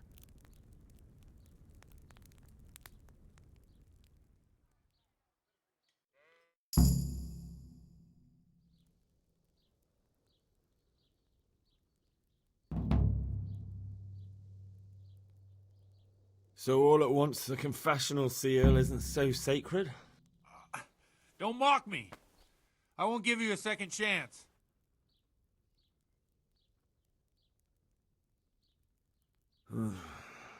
Well, all right. But I can't make any promises about what'll happen. No, neither can I. What do you want me to do, exactly? I'll go and start the liturgy. Then I'll introduce you. You give the sermon I told you yesterday in the tavern, and that's that. No need to drag it out.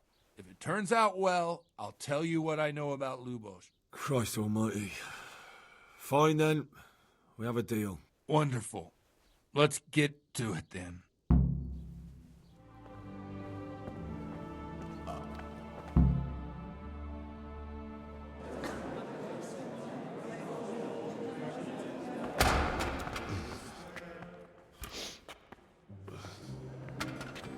I thought he'd never show up. The swill pot. Look at him. He can hardly walk after his capers last night. You were with them, you beast. Just you wait. Look at him. Mother of God, any minute now he'll throw up.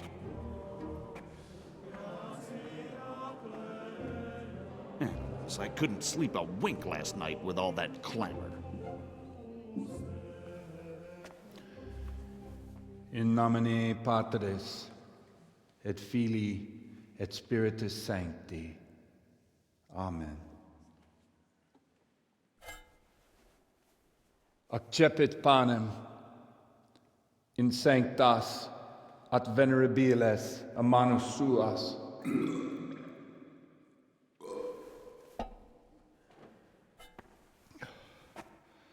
Hac facite in meam commemorationem.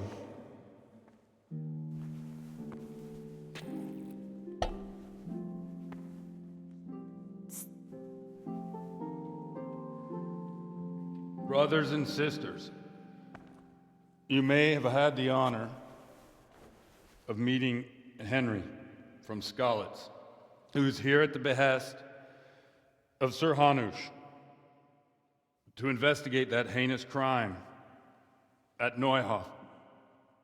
You might not know that Henry recently visited Prague, where, by the grace of God, was able to hear Master Jan Hus from the esteemed Charles University preaching. I've managed to persuade Henry to stand here today in my stead and tell us what he heard.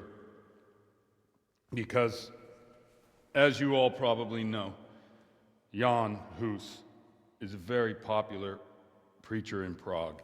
So, Henry, you may begin. Now I'm curious which one of them will puke first.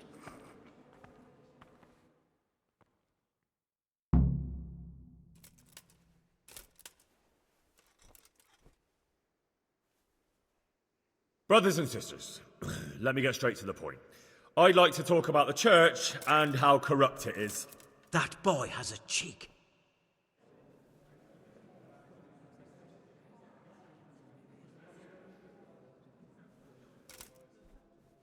Just as we are commanded to obey the priests in matters of virtue, so are we commanded to defy them face to face if they live contrary to God's commandments.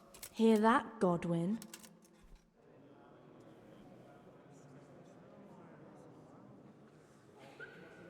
It is the corruption of God's pastors here on earth that has brought misfortune on our heads. Plague, Cumans, hunger, and chaos. The accursed wealth that the church is drowning in is poisoning almost the whole of Christendom. When dogs are fighting over a bone, take the bone and they will stop. Just like the flock of ravens that has descended on this land to peck up every speck of gold and silver. They show no mercy. Their hearts are poisoned by covetousness. They trade everything. Everything is for sale. You want to baptize a child? Pay. You want to steal and murder? Pay, and you will have absolution.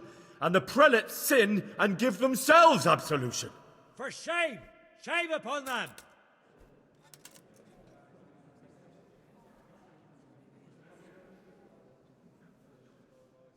It is the custom of the gluttonous prelates and monks to preach against sin. But what do they know of us ordinary folk? Let us remember the marriage at Cana, where our Lord Jesus Christ himself feasted with the other guests and drank his fill. And when the wine was gone, he performed a miracle and created more. He, whose companions were poor travellers, simple folk, prostitutes, and troublemakers, performed a miracle so the feast could continue. Now that's the kind of sermon I like to hear. No, brothers and sisters. Jesus did not condemn alcohol. Drink to lighten the cross you bear in this vale of tears, but not with such abandon that you cannot keep holy the Sabbath. For there should be moderation in all things, and it is not drinking itself that is sinful, but intemperance and beastly indulgence. He's right.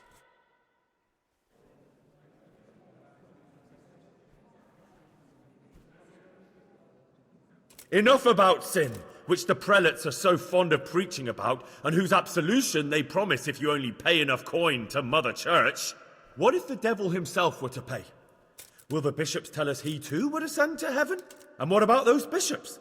They sin without remorse, and with the money grasped from the poor for indulgences, they keep fine horses and hordes of servants to pamper them. They play dice and garb their mistresses in expensive furs, while Christ, the Lamb of God, walked barefoot and had nowhere to lay his head.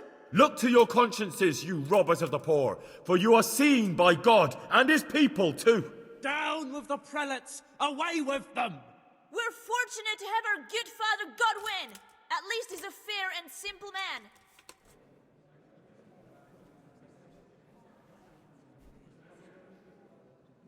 God sees what is happening on earth, and he is filled with righteous wrath that those who should seek the salvation of souls instead seek mammon and the idle comfort of lucrative posts. Blessed are the shepherds who share the poverty of their flock, who are as one with you and bear with you the burden of this earthly pilgrimage, who do not condemn your venial sins.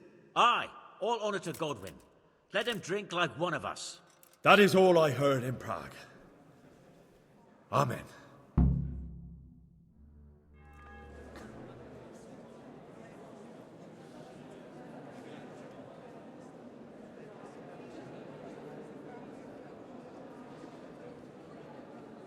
The lad spoke well, considering what a soak he is. He's right, that was. The young man shouldn't drink so much, but the Lord's given him a I'm silver glad he tongue. came here. I don't suppose I'll ever get to Prague, and he told it nicely.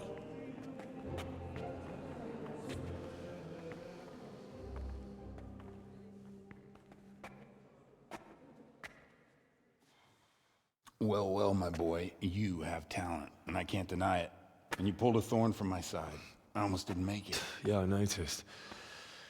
And I wasn't the only one. Oh, what's to be done? I'll make it up somehow. So, about our bargain. Although it's a sin. So gluttony and fornication. God does forgive a penitent. So, what did Limpy Lubosh tell you? Was he at Neuhof that day? Who was with him? And where are they now? Now, slow down. I'm sorry, but he didn't tell me that much. Don't let me down after all I've been through. For you... Well, now Lubosh came to me shortly after it happened. His conscience was gnawing at him. And I must say, in the end, he turned out to be a better man than he looked. He said they'd been hired through some crony of theirs. And at first they were just to steal some horses. But then it all turned sour and people started getting killed. And neither he nor his cronies wanted anything to do with that. So they fell out from the gang and fled. Fell out? Yeah, there was a body found in the woods by Neuhof. That would explain something. Lubosh kept jabbering that he wasn't a murderer, that he didn't want to do it. So I know that Lubosh killed the murderer and he's dead too. The trouble is, I need to find the ones who are still alive. I need names and places. Did he mention any of the others? Only nicknames. Talked about some fella called Riki from Ledechko, Pius, Timmy. Pius. That lot are about as pious as I am ordained. Nonsense. You would make an excellent priest. And anyhow, with your skills, you ought to be able to sniff out this Riki from Ledechko, right? Well, we'll have to now. There's not much else to go on. Let's hope he's not hanging from the wall too. Indeed. And I'd hate to be excommunicated for nothing. Anyhow, good luck. You watch out for yourself. These people clearly mean business. And I'd like to raise a tankard with you again sometime. Yeah, I'll try. Although I'm not sure I'd survive another night of your debauchery. And if anyone should ask, You heard nothing from me. I'll deny everything. I don't doubt it.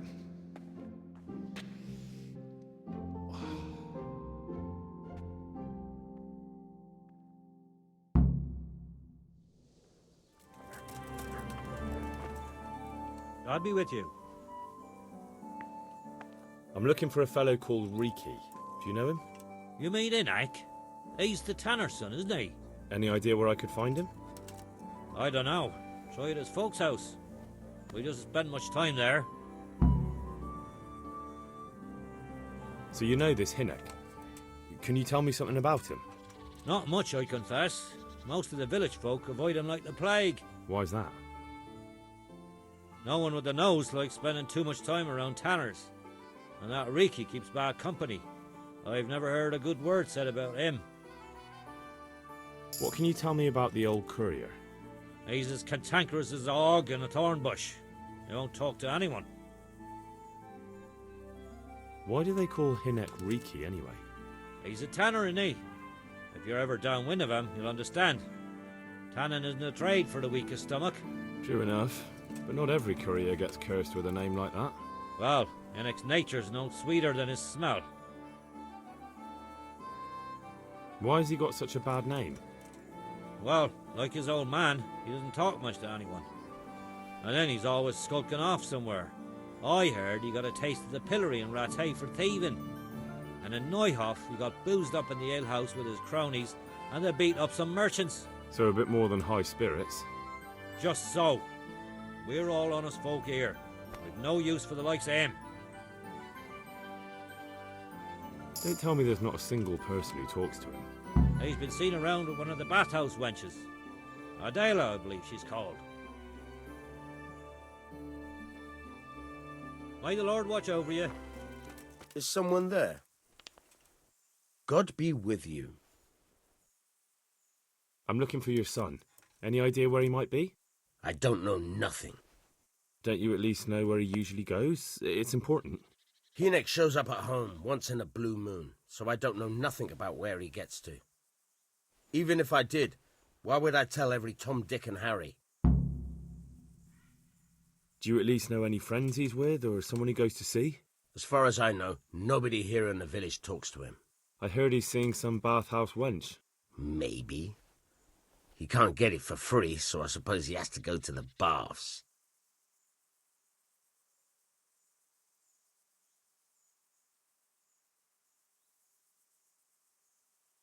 Watch your tongue, peasant. I'm an envoy of Sir Radzig Kobyla, and this is an official investigation. Stop trying to put me off, and tell me where your son is right now. I apologize if I offended you, young man. But still, I don't know where Hinek is. He turned up at the house a while back, but then he vanished again in a hurry. And you don't know where he went? What? Look, it's been clear to me for a long time that my boy was headed for the gallows. But I'm still his father, right? And you can't expect me to rat on my own son. If you value your son's life at all, you better pray I find him, because I'm not the only one looking for him. That's no surprise. But what of it? If you're here on behalf of Sir Radzig, there's nothing waiting for Hinek but the gibbet.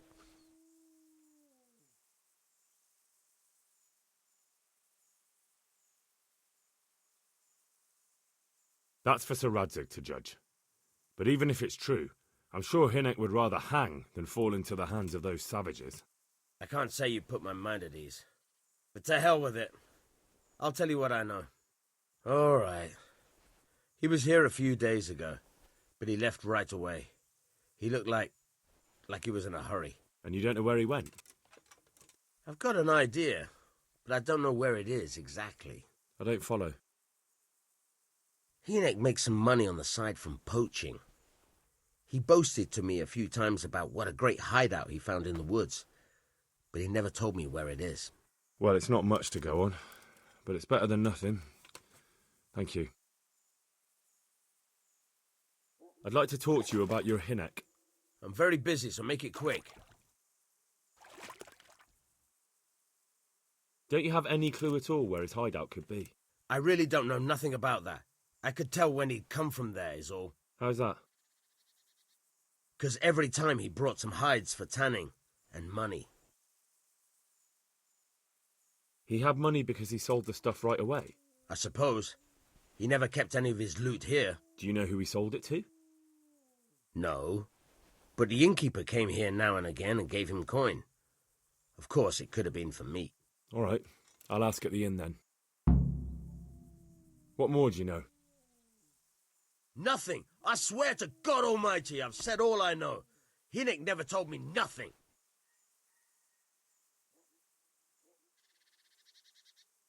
I know he didn't talk to you about it, but you must have noticed something, right? How much time did he spend away? What was he wearing? How did he look when he came back? Anything? Well, he came and went at all sorts of hours. I really don't know. Except maybe one thing. He'd come home scratched with brambles and with leaves and muck on him. So he probably went through thick woods to get to that place. I reckon. What do I know?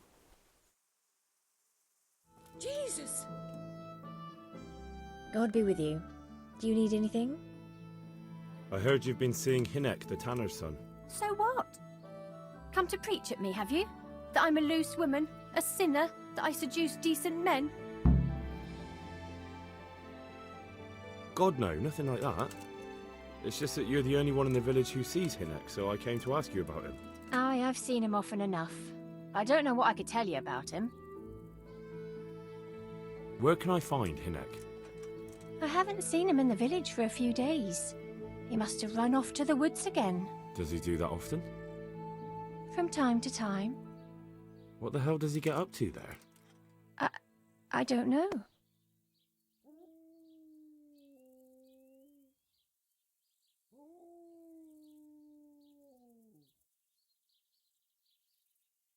He goes to the woods from time to time. That smells fishy to me. What do you mean? There's no law against it, is there? With all the footpads, looters, Cumans, and God knows what other vermin around, it's not the sort of thing an honest man would do. But Hinnick doesn't have anything to do with those people. Oh, really? Then what does he do there? I don't imagine he's gathering mushrooms. I really don't know what you want from me. So Hinnick is a bit odd and sometimes he goes off into the woods. So what? When did you last see him? A few days ago. He came to me late in the evening, drunk. And that was unusual? I never saw him drink much. He always came to me sober. So he was acting strangely that evening? He was strange. I had the feeling he was afraid of something. He kept prattling on and didn't seem to care about you know what. So I threw him out and I haven't seen him since. Can you remember anything he said that evening? Oh, I'm not sure. He went on about some fellow called Lubosh who died. That he was regretting he ever got into it, but he never said what it was. And that it wasn't worth it for the money. Aye, and then he was talking about the money. That was very odd. What did he say about the money? Just that he had a pile of it hidden behind his house. I see. What did you say to that? What could I say? He was drunk. He kept saying I was a fine girl and other harlots wouldn't go with him even for money. And if I wanted, I could even take half the money and leave. Or he'd go with me and we could get married and such. Oh, just poppycock. Did you go there for a look? No, I've got better things to do. Obviously he made it up. Where would a layabout like him get so much coin? Yes, I understand. Did he tell you exactly where he hid it? He said he buried it at his father's small holding, in the western corner. All right, thank you.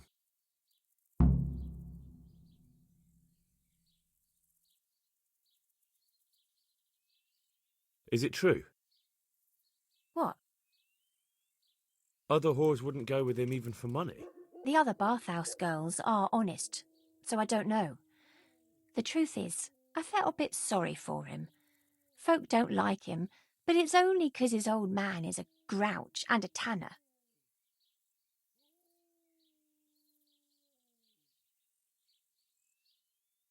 I heard they don't like him because he keeps company with villains. True enough, but they didn't like him before that either. Or me. They're close-minded yokels. Both of us are the black sheep of the village. There's nothing more between you? No, nothing. Maybe Hinnock thinks differently, but that's how it goes. I found out that Hinnock goes poaching in the woods and he's got a hideout there. What do you know about it? Don't worry. Hinnock has much bigger problems than being caught poaching. And you're not involved in it anyway, are you? No, I'm not. It's true he used to go hunting in the woods sometimes. When he came back, he'd usually come to me. That's all. How did you know he'd been to the woods? He always talked about what he caught, and he never came to me at other times. Probably didn't have the money for it. Do you know who he sold it to? He never told me straight up. But who could he sell it to? The innkeeper, I reckon. It makes sense. For sure. Do you know what route he took? At least the general direction. Anything that could help me find his hideout. I think he usually went through the woodcutter's camp, because he always brought me freshly chopped firewood, and he had wood chips on his boots. Good. So at least I know where to start. God be with you, good sir. I want to ask about the courier's son, Hinnock. And ask someone else. I have nothing to do with Riki. He'd only drive my customers away. Really? I heard a different story. I heard the two of you do business together. Who are you, anyway? A friend of Hinnock's. He's gone missing and I need to find him. I don't know where he is. But if you find the bastard, tell him he still owes me some goods.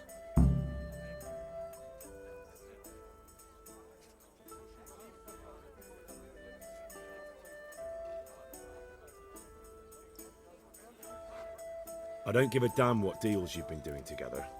I won't tell anyone. I just need to know where Riki is. It's urgent. What have our deals got to do with where he disappeared to? More than you think. It's likely Riki is hiding out at his poaching lair. And believe me, it wasn't hard to find out who was buying game from him, and it's even easier to go to the castle and tell them. Poaching's a crime, after all. All right. But give me your word of honor you won't tell anyone about our deal. You have my word.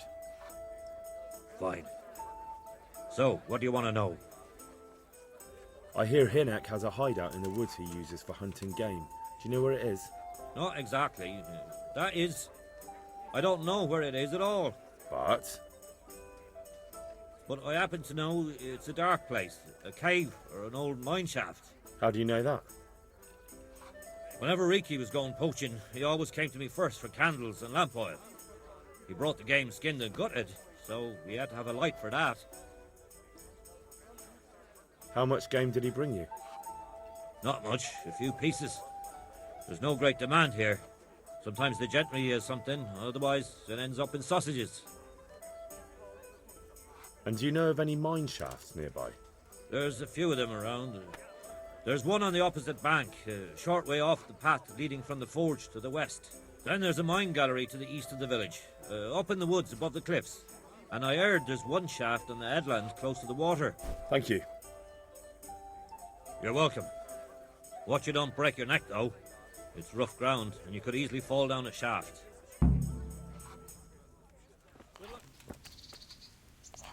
My respects to you. I'm looking for Hinnock, the courier's son. Riki. Aye, he shows up here sometimes. Why do you ask? I'm trying to find him. Good luck, then. What do you mean? Riki is like some bloody hedgehog, always creeping around in the woods. And just as prickly. So you see him there often? More like we don't see him. Has he been here recently? A few days ago. He came by in the evening, well into his cups. He might have fallen somewhere and broken his neck for all I know. So he went into the woods? Aye, like always. How do you know him? We worked together building a mill by Yanovitz, and then he vanished. A year later I came here to work, and lo and behold, there's Riki. Do you know what he gets up to in the woods? What do you reckon? Making money. It's no secret he goes poaching. You're speaking as if that's perfectly legal. No, no. That's not allowed. I know. I mean, I think he might be poaching. But maybe he's gathering firewood.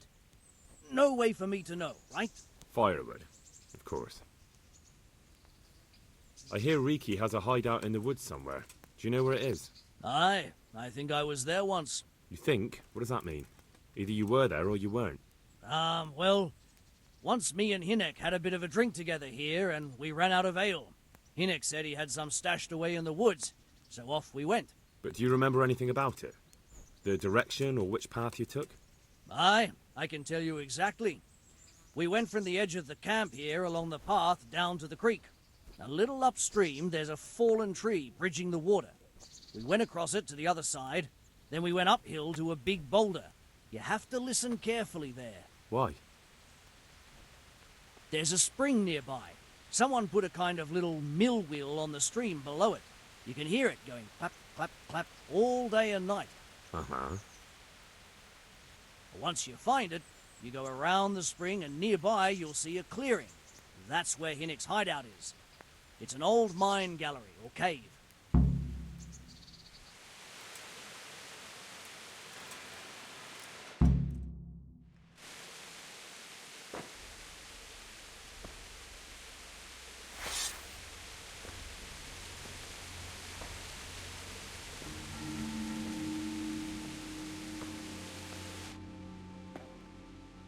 Jesus Christ, what am I to do?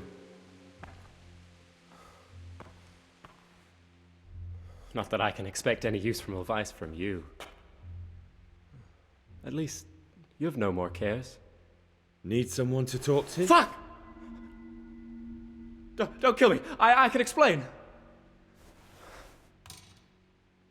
I won't tell anyone. I swear, I've no one to tell anyway. Just please don't kill me. I'm not planning to kill you.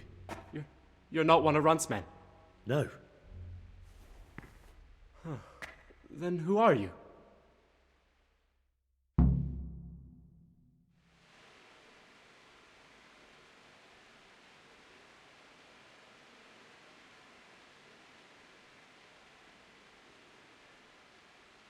I come here in the name of Sir Radzig Kobyla and Sir Hanish of Lipa.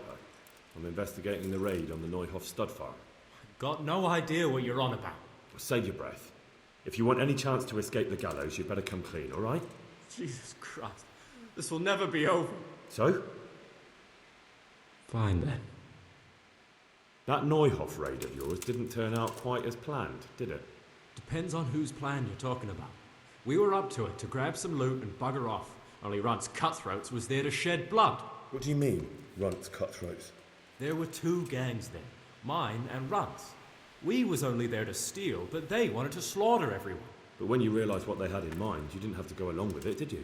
But we didn't know nothing, even though we were going to Neuhof. They told us to keep watch on the courtyard while they were cutting the horses' throats. Jesus, that fucking vexed me. Their horses was the most valuable thing there. When I spoke up, though, Runt gave me such a bollocking I knew I'd better keep my mouth shut. And when they said we was going to kill anything that moved, then we knew there was no going back.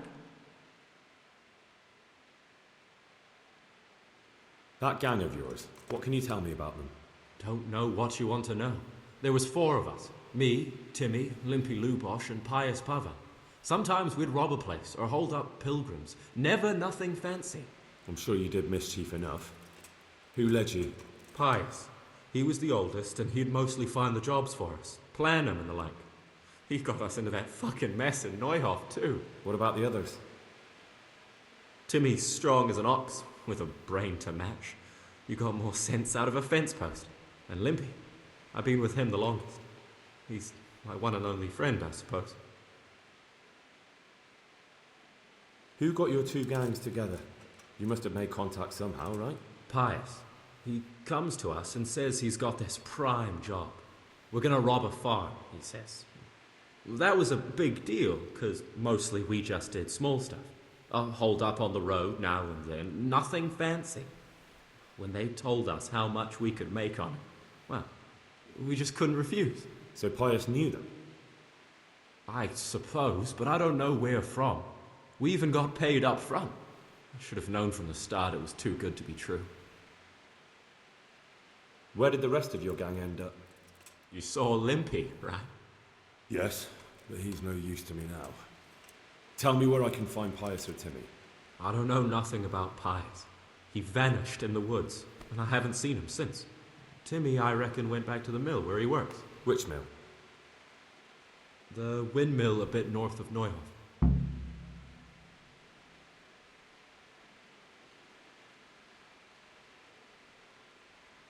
Did you know any of Runt's people? Not a one. They didn't talk to us at all. None of their faces was familiar either. The only thing I know is they called that huge chief of theirs Runt, and Pius warned us to watch out for him. I don't suppose you know where they got to after the raid? On the way to Neuhof, Timmy told me he was at their camp with Pius. I reckon that's where they've gone now. Did Timmy tell you where the camp is? Somewhere in the woods. He didn't say nothing more. Thing is, Timmy's got quite an imagination. But Pius roared at him to shut it, so I reckon there must be something in it.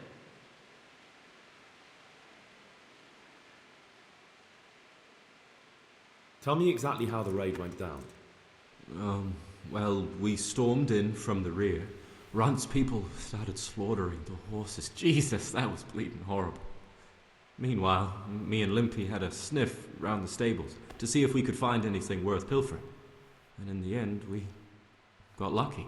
What did you find? Smill, Sir Hanish's groom. I don't know why he was up and what he was doing in the stables, but we took advantage of the situation. Limpy grabs him by the throat and I slapped him round to encourage him to tell us where the money was. Then it all fell apart at the seams. Quicker than you'd believe. Runt comes running up and skewers the groom like a pig for roasting. My jaw dropped. I thought the stuff about killing was just tough talk. And it wasn't? No, not in the least. What happened then?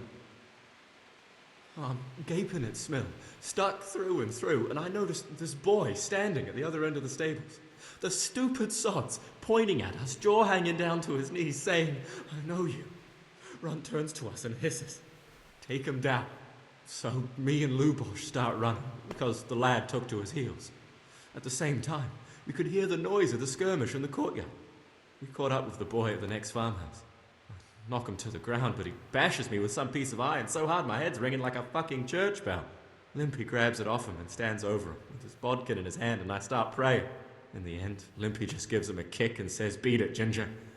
And then Runt shows up at the gate and hollers that we gotta go, so we scarp it. What happened after the raid? We were waiting for that fool, Timmy. Same place as we met them before, so he'd know where we were, right? Stupid fucking idea.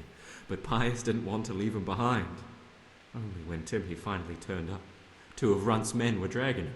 There was some difference of opinion? You could say that, yeah. They started on us right away that we were traitors. They knew we'd let somebody get away, and now we were going to pay for it. They started trying to surround us, and we knew what was coming. But Limpy took his bodkin and let that fucker have it in the belly. Runt? One of the others. Timmy broke free from them, and we all took to our heels. Luckily, they were so buggered from the raid, they didn't follow us for long. They just shouted that they'd find us.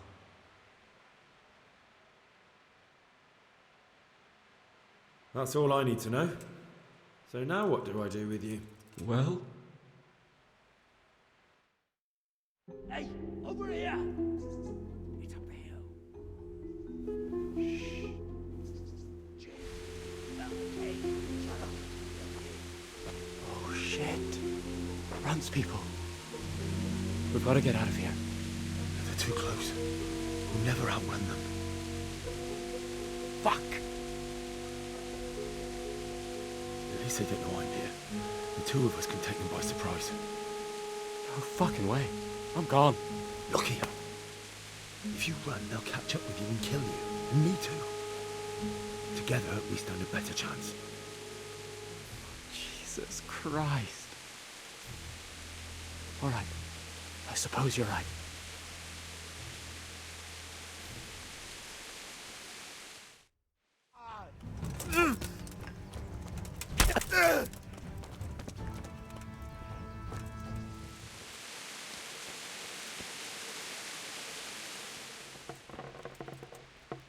Jesus Christ be praised. Do you know Timmy? He's a big man and, A complete numbskull? Aye. He works here. Or he used to. I'm not sure. He vanished a few days ago. Far as I know, no one's seen him since. But try asking his sister Mirka. She works here too. May the Lord watch over you.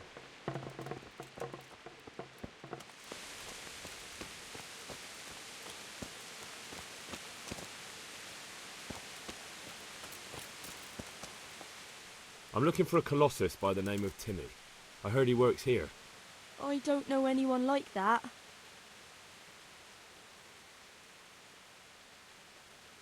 All the others know him, so how come you don't? All right, but not here. We'll talk round the back, behind the mill.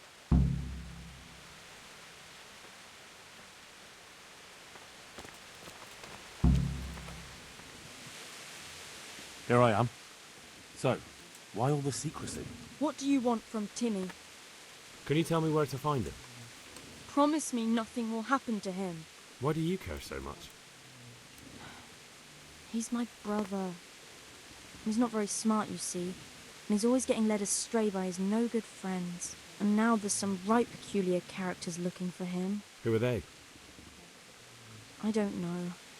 But they looked like cutthroats. And they said some strange things. But I didn't tell them anything. That's good. But sooner or later they'll find him anyway. Tell me where he is and I'll take care of him.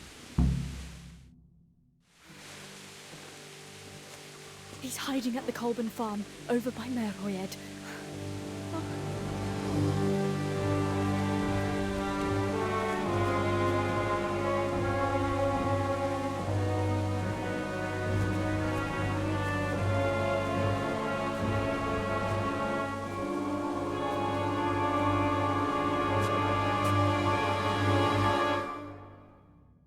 The feeling I'm looking.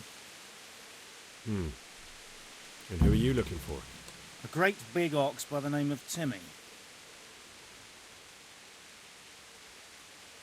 I'm afraid I don't know anything about him. That's a shame, a crying shame. I take good care of people who help me. Now, if someone were to tell me where to find Timmy, I might offer that man a job. We could use a smart fellow like that at the camp.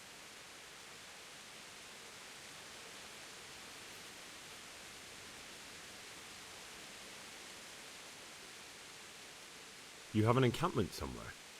Well, sure we do. And no shortage of coin if you're ready to earn it. Where is it? All in good time. First, prove we can trust you. Help us find Timmy.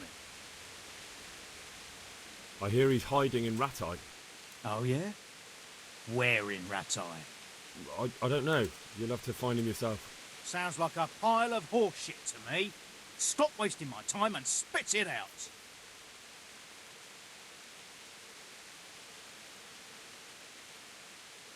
I've no idea where he is. I reckon I'll have to try my luck elsewhere. Don't try to tell me she told you nothing. You send me to Rattay, and then you say you know nothing? Spit it out, right now! You don't know when to give up, do you? The one who has the upper hand does as he pleases. Boy. True. Only you don't have the upper hand. What have we got here? Entertainment. Great. Gone weak at the knees, have you? Yeah!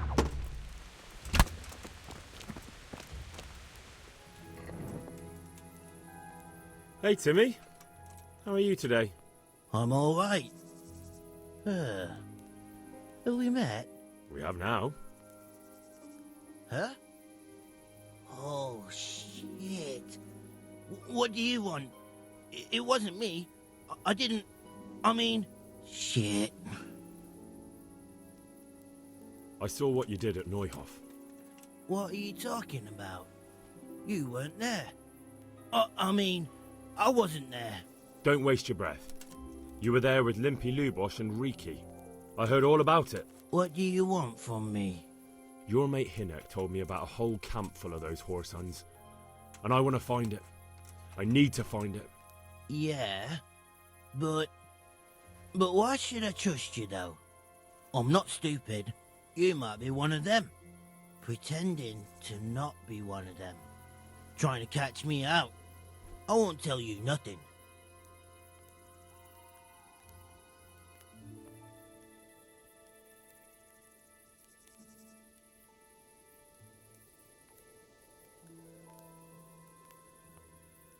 Listen here, blockhead. I don't have all day for this. Tell me what I want to know so I don't have to hurt you. Ah, you want to fight, do you? Oh, all right. If you like. You look like you might last a minute or two. All right. You win. Stop it. It isn't fair. So are you going to tell me where I can find that camp? Yeah, I'll tell you. By the side of Jesus, what got into you? I'm a bit surprised myself. So? I don't know where their camp is. That's a load of horse shit. Hinnek told me you were there, and that Pius warned you to keep your mouth shut. You must know something. Well, once I was there with them, yeah. Only, I was pretty drunk, so I'm not too sure. Try to remember. It was in the woods. In some kind of woods. You know, with trees and stuff. There were some wrecked houses there and all. In the woods. A church! There was a church there. Kind of a broken one, though. Oh, great. Thanks a lot. Now it's all clear to me. Do you remember which way you went? It was straight north from Talmberg. When you go uphill from the castle, there's a path there round some barns, I think. It leads to the woodcutters' camp. If you go further on past the woodcutters, you come across this abandoned house. Can't miss it. Looks like a house, only abandoned.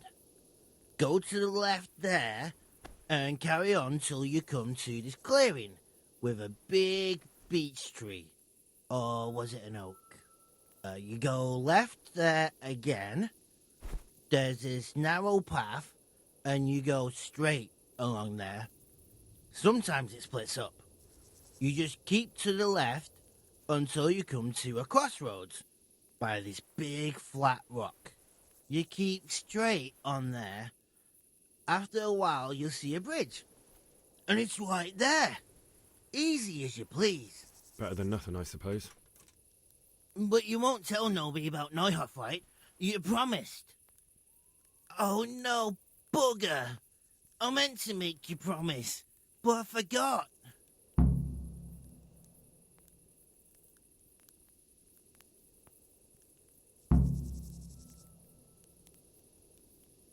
You took part in that massacre, Timmy. People got killed and the farm was burned down. You can't expect to get away with it just like that. Come with me to Rattay. They'll know what to do with you there. No. I won't go anywhere with you. They'd hang me. What do you expect? That you can join a gang of robbers to go thieving, murdering and burning and nothing will happen to you? Come with me, and at least you'll die like an honest Christian. Never. You might as well kill me here and now.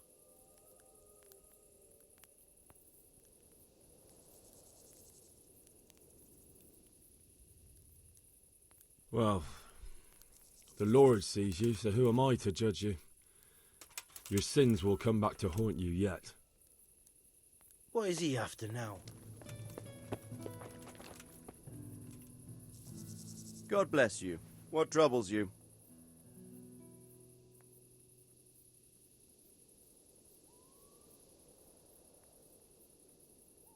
Sir, I've been to Ujitz, and the parish priest there is very odd indeed. He's very handy with a sword. Do you know anything about him, sir? Godwin? Aye, an intriguing fellow. He's the youngest son of one of the lords of Kuttenberg. He was sent to the university to become a priest, as is customary with the youngest son. But he didn't much care for it. So when he finished studying, instead of taking up his parish, he went roaming. I imagine he had a pretty adventurous life. And then one day he came back and settled down. Hanush would know more about him. I have some news about the investigation, sir. Good. Tell me. I went to Uzhitz, where they told me I could find Lubosh, only someone had murdered him. It seems they're trying to cover their tracks and get rid of witnesses. Indeed. The whole affair's becoming ever more suspicious. Have you any further clues? I found out about another one of them, a crony of Limpy Lubosh's. They call him Riki, and he comes from Nadechko. You're doing a good job, but you need to be careful. Have you found this Riki fellow? I'm afraid my news isn't good, sir. I might have expected as much. Tell me the worst. This Riki fellow was hiding out in the woods, and his former accomplices really did want to kill him, because he, Limpy Lubosh and others deserted them in Neuhof. It seems they wanted no part in the killing. Anyway, Riki told me they were hired by a bandit they call Runt. He's the one who stole your sword. Those murdering whoresons weren't after loot. They just wanted to do damage. And the worst thing is, they have an encampment in the area, and they're getting ready to make more trouble. Sacra. Anything else? That's all I've found out so far, sir. All right. Come back and report to me as soon as you learn anything new. About that encampment, sir. What is it, lad? I found out about the camp from another of the bandits who deserted. He's called Timmy. Big fellow, but more brawn than brain. The camp is an abandoned village in the woods to the west of Talmberg. Good work, lad. Have you been to check it out? Do you know how many of them there are? I don't know much apart from where it is. We really need to find out more. Could you go back there and try to discover anything that could help us in the assault? The more we know, the better. And if you could carry out some sabotage while you're in there, it would be invaluable. But don't take any unnecessary risks. I don't want to lose you. Certainly, sir. That is... I'll do what I can. That's what I like to hear. You'll be our eyes and ears, lad. Our success will depend on what you find out. Go, and get back here as soon as you can. Meanwhile, I'll muster my men. I'll find out what I can and be right back. Good luck to you.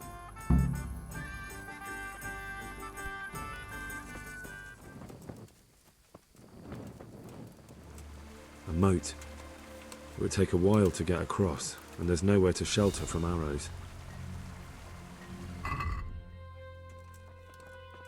Good ground for a big fight, but not much cover. Look at that. Those heathens are a lot tidier than the bandits.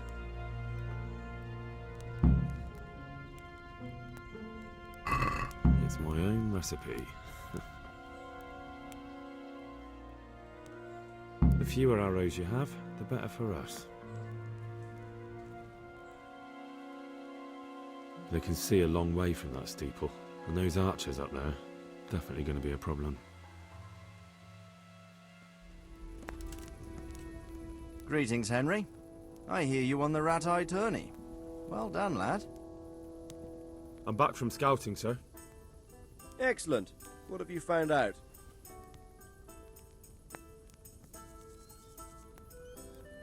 There's an overgrown, ruined village in the woods where they're dug in. That sounds like Pribyslavitz. It used to belong to Sir Divish before Havelmedic attacked and torched it, and then imprisoned Divish. It's been left abandoned ever since. I was hoping they wouldn't be so organised. Earthworks and fortifications. That's quite a different matter from routing some rabble out of the woods. I tried to count them. And how many of them are there? Bear in mind I'm relying on what you say. We'll have to call for reinforcements, and that's no simple matter. Every man that comes with us will be lacking somewhere else. And I don't want bandits pillaging some other town because there's no one left to mount a defence.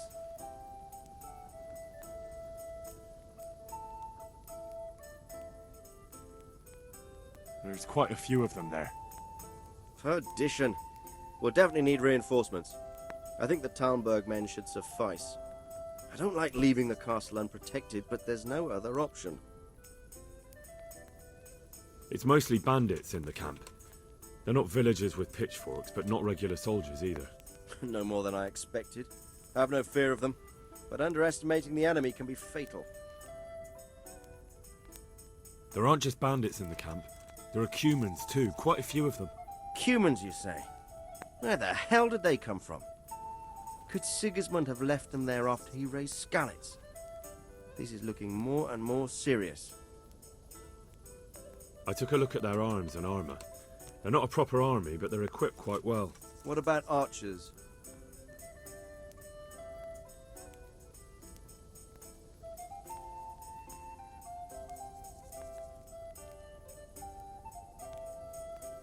There's a few of them and they're positioned well.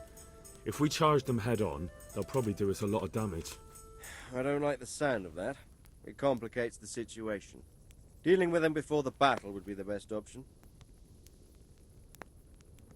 They're up to something in the middle of the camp. It looked like they were making several long ladders. Ladders? That sounds like they're planning a siege. I like this less and less. On the other hand, we can use that to our advantage. If we can capture those ladders, we can use them to scale their own fortifications. That's about all I saw, sir. I didn't notice anything else. That's all right. Did you manage any sabotage while you were there, as I asked you? I managed to destroy some of their arrow supplies, so they'll have less ammunition. Well done. That's just what we need. I managed to slip poison to a few of them. They should be too sick to fight. You're as cunning as a fox. We need more like you. That's all, sir. Don't worry, Henry. You've proven yourself an excellent spy. I need you to go to Sir Divish in Talmberg and tell him to send Captain Robard and his men to our aid. There's not enough of us here in the camp. You can rely on me, sir. What should I tell him? Tell him to take all his men. Leave only the bare minimum at the castle and march to Pribyslavitz. I'll take everyone but for 1 or 2 sentries. Hopefully together we'll have enough men to defeat them. All right, I'll get going. And be quick. We've no time to spare. God be with you. Farewell.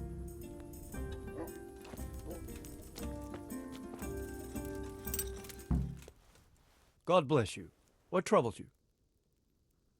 Sir Radzig sent me with an important message. He asked for reinforcements. He needs more men? What's going on? The bandits and Cumans have set up camp in Pribyslavitz. They're preparing for something. Sir Radzig wants to mount an assault on them, but he doesn't have enough men. Hang on. Easy now. From the beginning. What happened? I managed to track down the camp of the bandits who raided Neuhof. But it's not just a gang of brigands.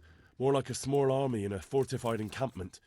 I don't know what they're up to, but I'm sure they're getting ready for something. And Sir Radzig wants to destroy them before they get a chance. So it's worse than I thought. But Sir Radzig is right. We should do something about them before it's too late. I'll send my soldiers. Sir Radzig said to take all your men and leave only a minimum guard at the castle. What? Everyone? There really are a lot of them, Sir Divish. He's leaving the camp almost empty too. We're to go and join his people in Pribyslavitz and mount an assault together. All right then. Sir Radzig knows what he's doing. I'll muster the men and send them with Captain Robard in command. Would you lead my men there right now? Yes, sir. May God be with you in battle. Good luck to you.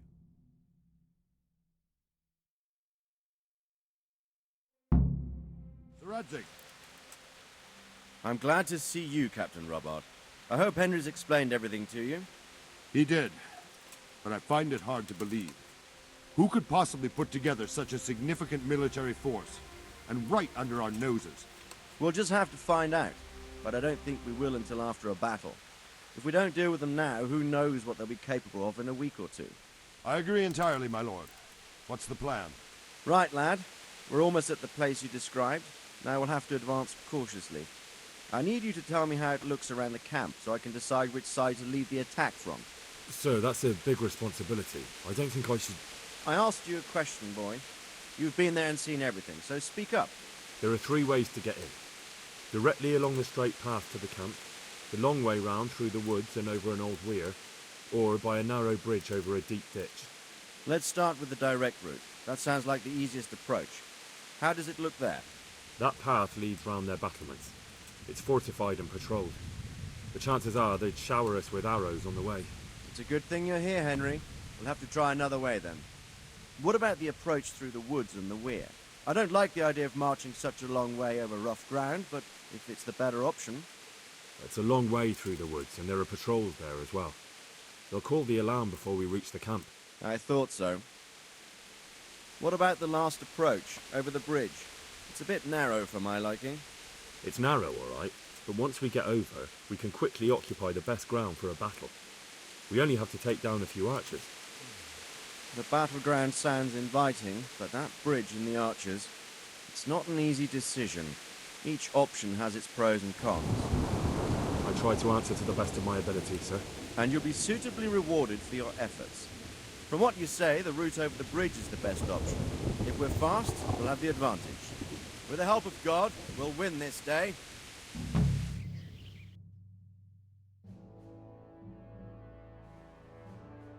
We'll approach from the south and storm them over the bridge.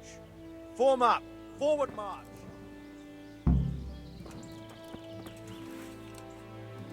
Forward march! To the bridge, quickly! Get to the other side, as many of you as possible, and hold your position there! Some of you take the left flank. We'll attack in 2 places at once! Arrows! Shields overhead! Form up! No! Don't pursue them! Stay in formation! Forward, march! Let's go!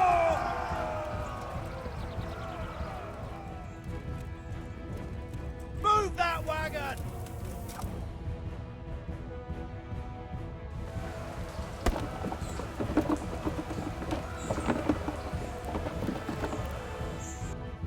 All right, men! The way's clear! Up and at them!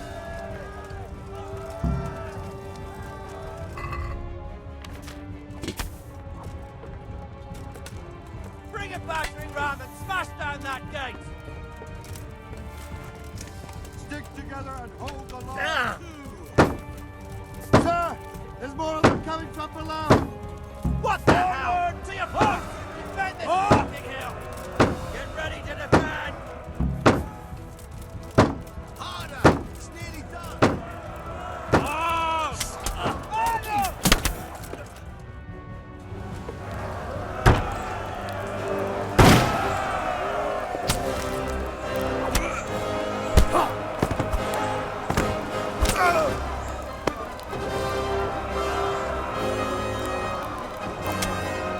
Stand your ground, you dogs!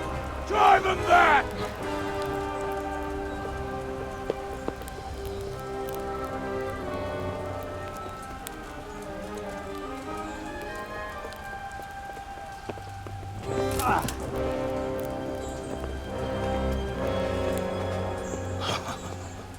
I will cleave you in two, you bastard. You tried before, and yet here I am. What? Who the hell are you? You don't remember me? I remember you, though. Now, where's my fucking sword? What the fuck are you on about? What's... Hang on. You're the... Fuck me. I thought we left you to the crows. Tough little fucker, eh? What did you do with my sword? Judging by our last encounter, I'd say you made a big mistake coming here. Where's my fucking sword? But then again, maybe you've had some practice. I hope so. Because last time was too easy.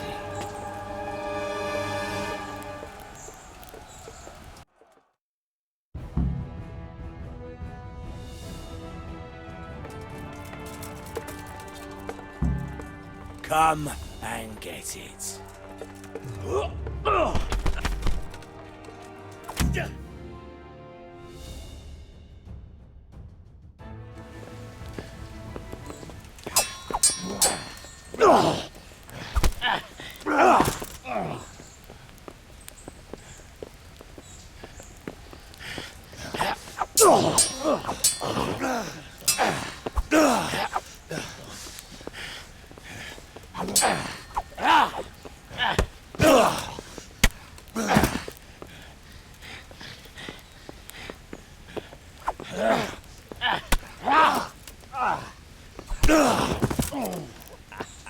Not bad for a peasant brat.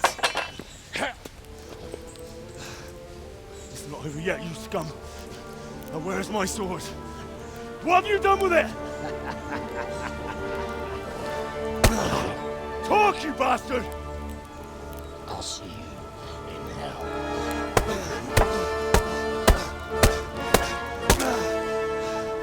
Tell me, do you hear me? Tell me what you've done with it!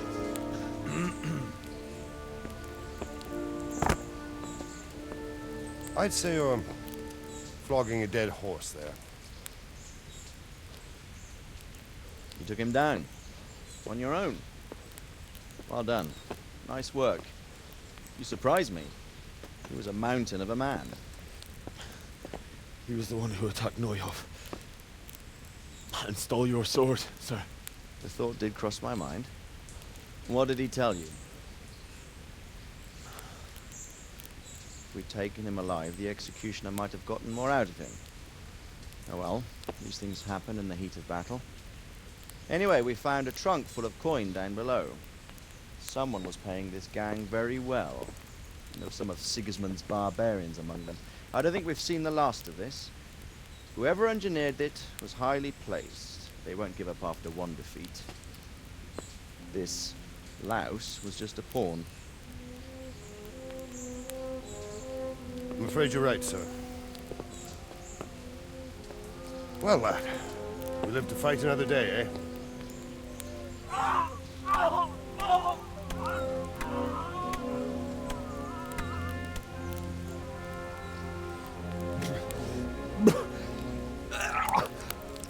That's the fear leaving you, lad. Let it go.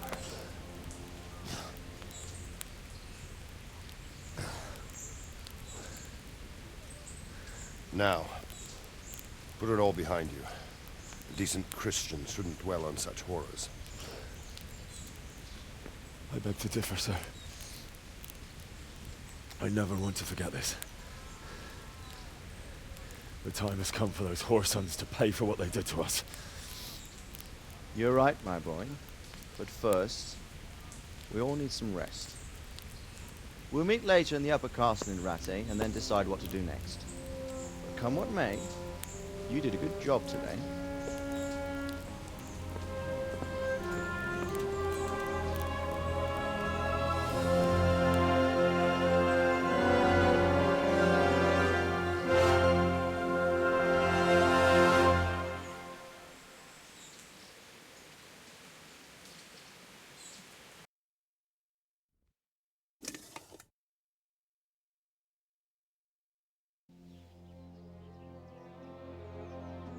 I will make you pay for this. It's time for the next part of our plan. Give the word. Yes, sir.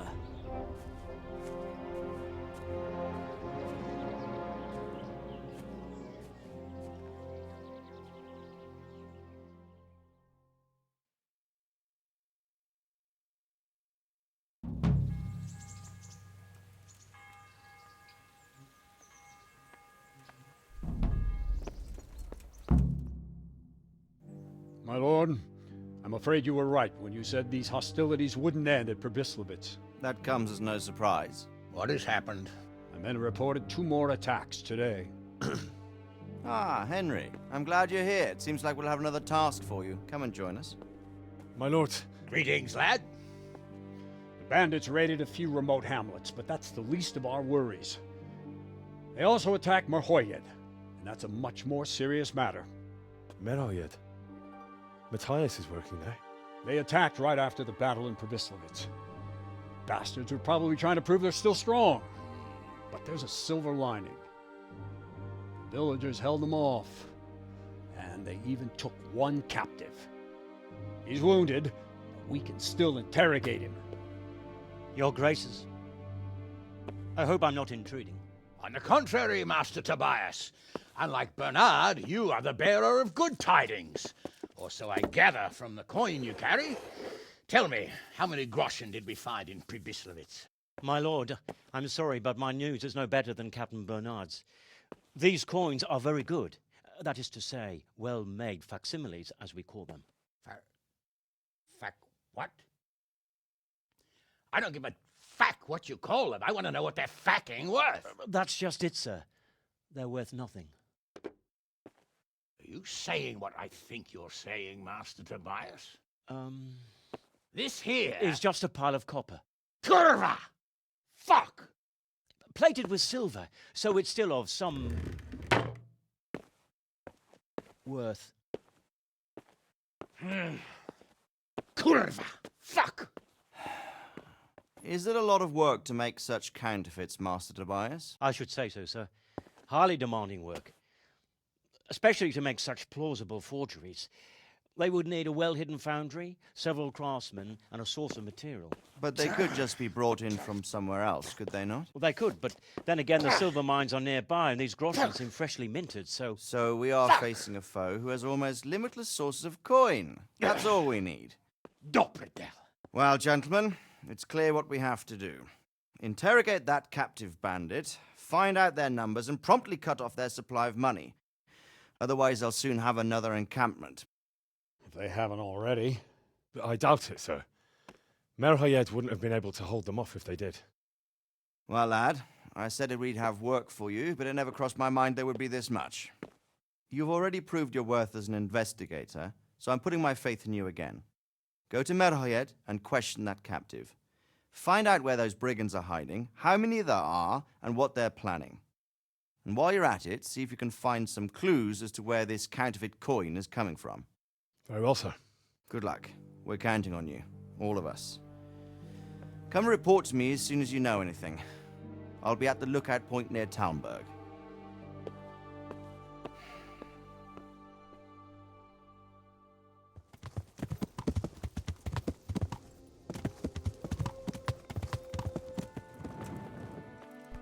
God be with you. I need to talk to that captive. Sorry, no one's allowed inside. Melikar's orders. But I'm Sir Radzig Kobyla's envoy, and I urgently need to question the captive.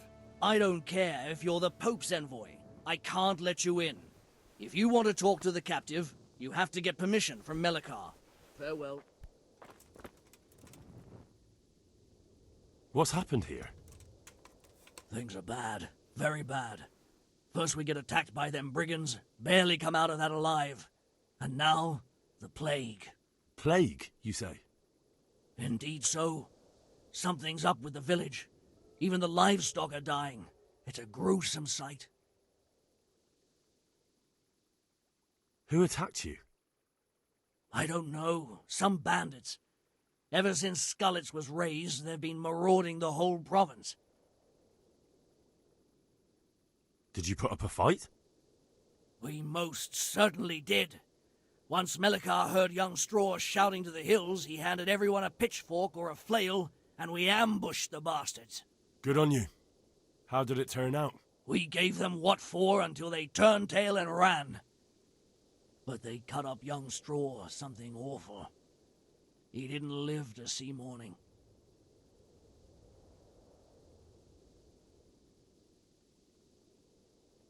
Who are Melikar and Straw? That's right, you're not from around here, are you? Melikar's the one looking after things round here now. Before that, it was down to Smill from the Neuhoff stud. But they killed him that time they raided the place. And young Straw is the son of Andrew, a local woodcutter. Or was, I should say. The bandits saw to that. His old man isn't taking it well. Where will I find Melikar? If you stand at the main gate of the stables and look across the road, Melikar's is the house on the left. I'd like to talk to Straw. I see. Well, if you stand at the main gate of the stables and look across the road, you'll see Straw's house on the right. Tell me more about this plague. It sounds terrible. Worse than you can imagine. The whole stud, livestock, sheep, chickens, all dead or dying. No doubt the people will be next. Melikar's old woman's taken to her bed, and it doesn't look good. Straw's wife and brother. More and more. I'm sorry to hear it. I'm looking for Matthias. He works as a stable hand at the stud farm. Matthias. The brigands got him, poor lad. He's lying wounded at the stud. I heard the bandits didn't get very far here, though. Luckily, young Straw saw them still over by the cross and woke the whole village. We even captured one. He's tied up now at Melikar's place. But then, the disease came. Thanks. That'll be all for now. God be with you. Hal? You're a sight for sore eyes. What are you doing here? It's good to see you too, Matthias. Sir Radzig sent me here to investigate the raid. Sir Radzig? Looks like you've come up in the world, mate. You're here as his envoy? He took me into his garrison. Hal, the blacksmith's boy, in the service of his lordship. Who'd have ever thought it? My luck hasn't been so good. You survived. That's something to thank God for. True enough. If I were in your shoes, I'd get the hell out of here. There's some disease spreading. Disease? Folk are saying it's the plague. Whatever it is, it's bad. It started the day after the raid. First the horses got sick, then other animals, and now people are falling ill too. Damn! Are you alright? Well, at least I haven't caught the sickness. But you've been hurt? It happened during the raid. One of those damn bandits fell on me, horse and all. My arm's badly broken, but better than a broken neck. Tell me about the raid. What do you want to know? I hear one of the raiders was taken captive. I'd like to question him. Aye, old Melachar let him have it over the head with a flail, and now he's locked up in the barn. But be careful. Why's that? That fucker killed young Straw, and his old man's sharpening his sickle for him. Melachar still hasn't decided what to do with him. I can tell you what he'll do with him. He'll hand him over to Sir Radzig's envoy. Me. I doubt Melachar will let him go willingly. The folk here are baying for blood. Lives have been lost. First the raid, and now this plague. God knows what they'll do. I hear one of the raiders was taken captive. Aye, old Melachar. Why's that? I can tell you what he'll... Can you describe the raiders? I don't know. They came at dusk, so you couldn't see their faces. About 20 of them. They weren't Cumans, though. They spoke Czech. You talked to them? No. They were shouting at us. They were very sure of themselves to begin with, but when we hit them in the woods, they didn't look so brave. I know you've got courage enough for any man, but how did a bunch of untrained villagers manage to hold off armed bandits? One of the village lads caught sight of them coming through the woods and told Melachar, who roused the whole village, and everyone grabbed what they could. Pitchforks, axes, flails, and we went out to face them. What? You mounted an assault against them? Aye, and that was the key. It was the last thing those whoresons expected. A few of them still managed to break through to the village, probably wanted to torch it. But even the women here were armed with what they could find, and they took the bastards by surprise.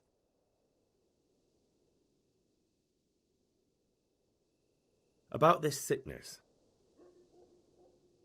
When did this plague start? The day after the raid. The horses were lying down in the stable, so we knew something was up. By afternoon, they were all dead. Then other animals started getting sick, one after the other, and then people. What are the signs that someone's getting sick? I don't leave the house much, but folk complain of fever and shakes. Some are throwing their guts up, and others are spewing from the other end. Has anyone died from it? Aye, old Vurba. Although he was already on his last legs, so no one knows for sure if it was the plague that got him. Either way, the animals are dropping like flies, and people will end up the same for sure. Who's ill now? I don't know. What with my arm the way it is, I don't go outdoors much. But I know Melachar and Straw have sick ones at home. Can I ask you a bit about Merhoyed? I haven't been here long enough to learn much, but ask away. Can you tell me something about Old Straw? He's a woodcutter, tough as they come, and a hothead. He's been out of his mind since his boy died. It's normal to grieve, though. Depends how you look at it. Folk are afraid he'll snap or drink himself to death.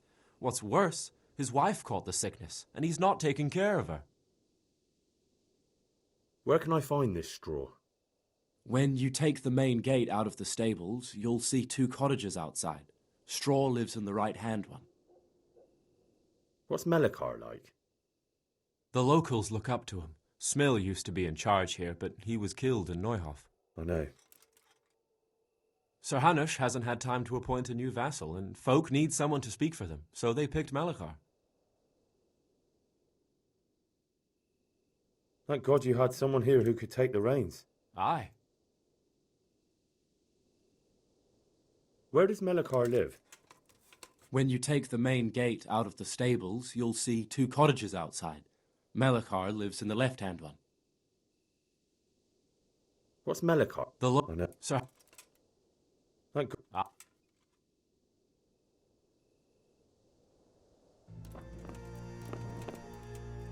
Are you Melikar? Aye, that's me. I need to speak with the prisoner. And why is that? Who might you be? Henry, envoy of Sir Radzig Kobyla. I'm here to investigate the attack. I'm sorry. I have other things on my mind right now. In case you hadn't noticed, we have pestilence raging here. And Sir Radzig won't help us with that, any more than he helped us when we were attacked.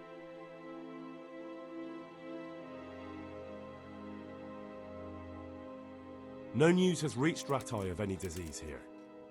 But I'm here now, and I can help you. Well, since you serve Sir Radzig, you might be of some use. If anyone can be. Tell me what to do. There's a stable hand living with us here, Matthias. Yes, I know him. And he knows some girl who helps out in the monastery infirmary. Johanka, I think her name is. She might know someone to turn to, if she's actually there.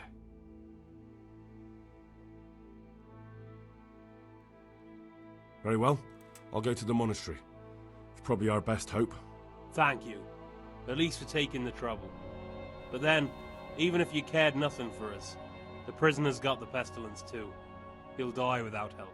If I have to go to the monastery, I need to know as much as possible about the disease. I'll definitely need to know its symptoms. They're bound to ask me that. It's hard to say. My wife is feverish. Others have the chills. I heard some are throwing up. Others still are breaking out in sores. But why don't you see for yourself? People talk a lot and I don't know what to believe anymore. Very well. I'll make the rounds. I've daubed lime on the afflicted houses, but don't stay too long in those homes. That I can promise you. Farewell.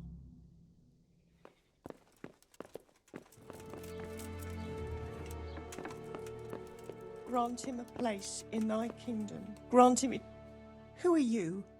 Can't you see we have the plague cross on the door? My name is Henry. I'm going to the monastery to get help. It's long past time. The Lord's already taken my poor Antony. And what do you want from me? I need to know how the illness afflicted your husband. Yes, I'll tell you everything. But first help me bury my husband. I'm too weak. And Melikar said the dead should be buried at once.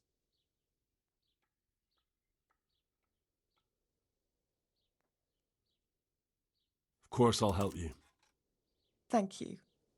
We have to bury him at the back of the house. There's a lovely linden tree there. I understand. I'll dig the grave there. Thank you. When you're ready, come back. I'll say goodbye for now.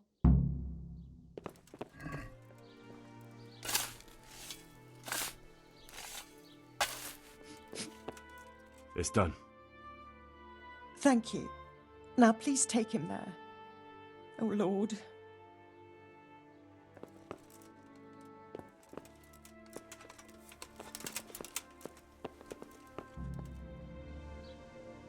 Antony, my beloved Antony. Will you please tell me about his illness? Certainly. My husband had the fever all over. Anything else? He had great pains in his belly. He said it felt like it'd been stuffed with rocks. He was writhing all night through. It must have hurt terribly. Thank you.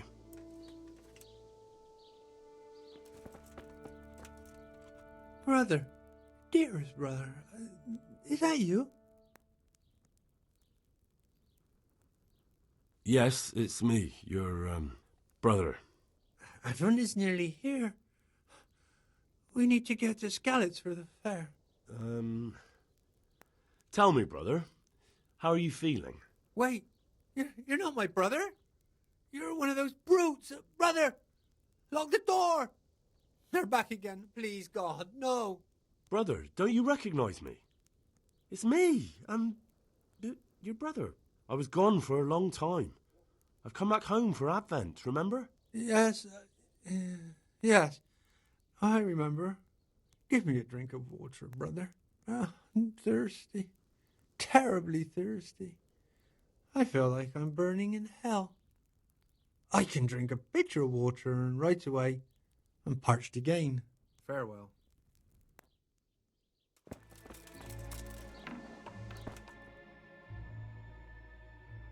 What? Have you come for my wife? You're out of luck. I'm old Straw, don't you know? Straw! You've taken my son. But you shan't take my wife, you bastard.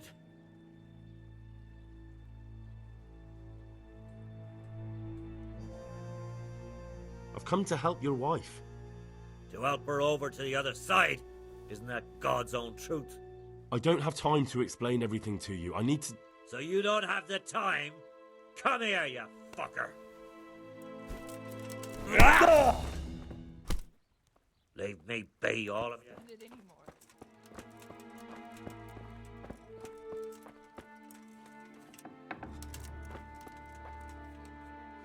Fever. Just like Melchar's wife. Lord, please end this. Agony. Jesus, lad, what are you doing here? Can't you see the plague cross on the door? I'm here because of it. The monastery sent me to help. God bless you, boy. It's about time. I need to know exactly what you're suffering from. Oh, I see. Well, I have a dreadful fever. My wife, too. I recall almost nothing of yesterday. I was raving for most of it. Is there anything else? Apart from the fever? Well, forgive me for saying so. The shit just pours out of me. I can't keep anything in. I'm completely worn out. My wife's the same. You have my thanks. I'll try to bring help. Wait a minute, will you? I have one favor to ask. So tell me. I need to write my will. Can you write?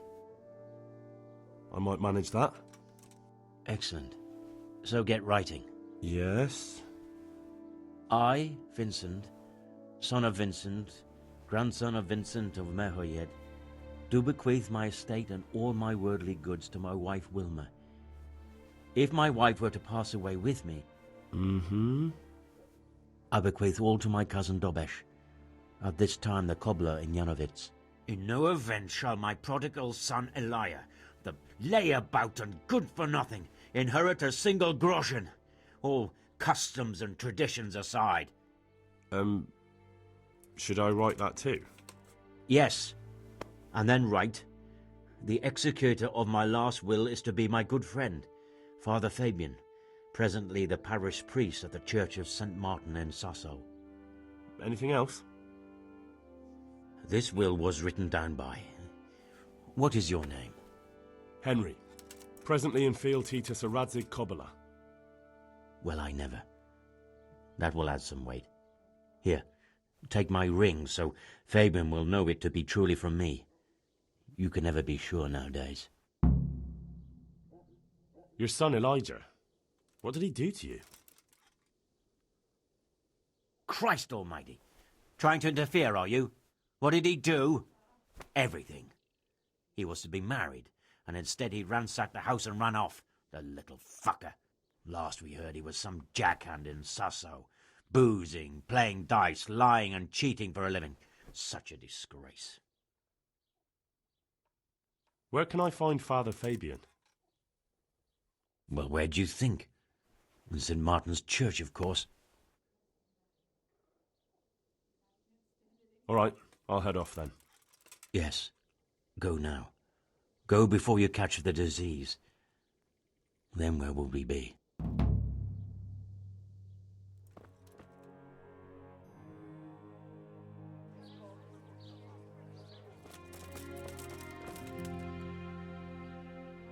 Father, Vincent of Merhoyed sent me to you.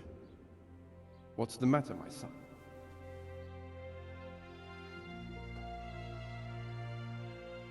I'm bringing Vincent's last will and testament. Almighty Father, be merciful. What happened? Master Vincent has been taken seriously ill. A disease has spread in Merhoyed. Yes, I did hear that people are sick in some village hereabouts. God in heaven, but Vincent is still alive? Yes, for now. Let us hope the good Lord will leave him here with us a while longer. Thank you for bringing it to me. If Vincent passes on, I'll see to his wishes. Here, take a few coins for your trouble. Thank you, Father. Take care now. Johanka? Henry? I'm glad to see you. Me too. I heard that you're doing well. Not right now. Matthias sent me. Matthias? My god, did something happen? I don't know if you've heard about it, but Merhoyed was attacked. Oh god. How is Matthias? Wounded in the arm. He's being brave about it, but his injury looks bad. I need to see him. Before you go, there's something else. What? Some kind of disease has taken hold in Merhoyed. Their livestock has died off, and now the people are coming down with it too. I thought maybe someone here might know what to do. Merciful heavens. How awful. It's a good thing you've come here. If there's any hope, this is the place to find it. You need Brother Nicodemus, the monastery physician. He may know how to deal with it. Very well, I'll try to find him. Come back when you know more. Thank you, Johanka.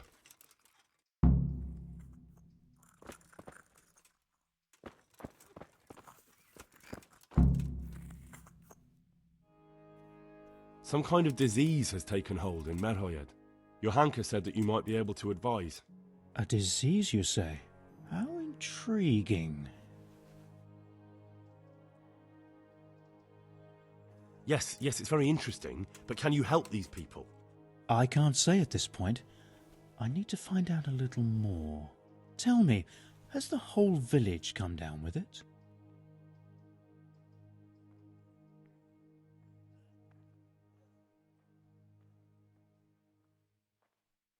No, I mean, not yet. Several households have, around half the village. Merhoyed? Isn't there a stud farm there? And what of the animals? Did they get infected too? Yes, there's a stud farm. And they've all died off. The horses, the cattle, chickens, and now it's got to the people. That is most intriguing. What are we to do about it? Do you know the symptoms? Yes, more or less. Excellent. I have several extensive volumes here in the library. Describe the epidemic, including the symptoms, and we could take some guidance there. Can you read? Yes, I can. Excellent. So follow me to the scriptorium. So, where shall we start? Evidently there's something amiss in the digestive tract. In the what?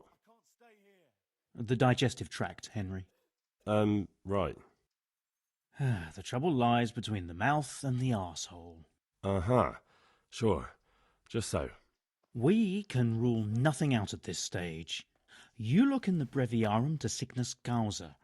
It's a renowned manuscript from Salerno, written by one Johann of St. Paul. But I don't know Latin. Fortunately for you, our brother librarian is translating these momentous medical works into the common tongue, so you can still be of use. Study the breviary carefully, and compare the symptoms with the recorded cases. That will guide us. I'll try the proven classics, Avicenna and his Canon Medicinae, and Galen's magnum opus, the Ars Medicinalis. Farewell. Quiet!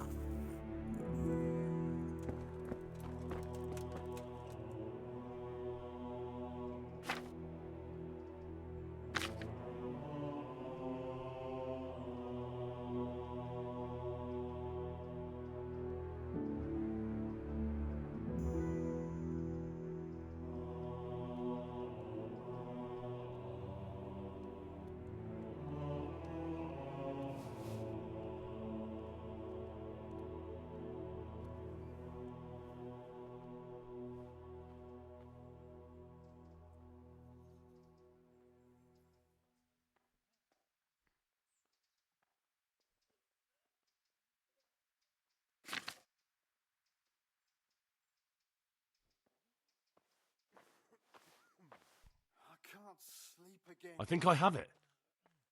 Yes? And what do you make of it?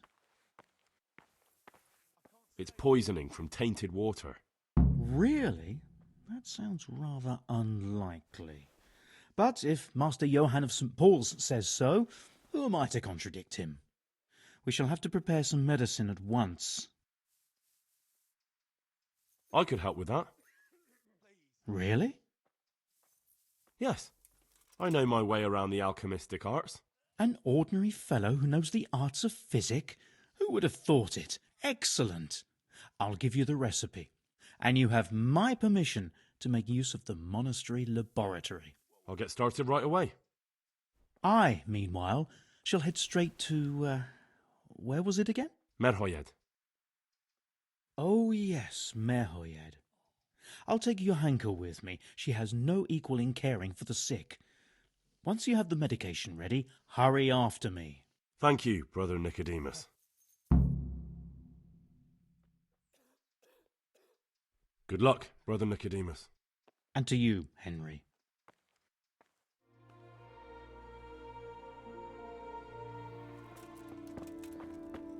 Brother, is that you? Yes, the sled. Just you drink this and you'll be fine. Is this holy water, brother? It is. Drink some and give it to the others in the house too. Brother Nicodemus will come to check on you.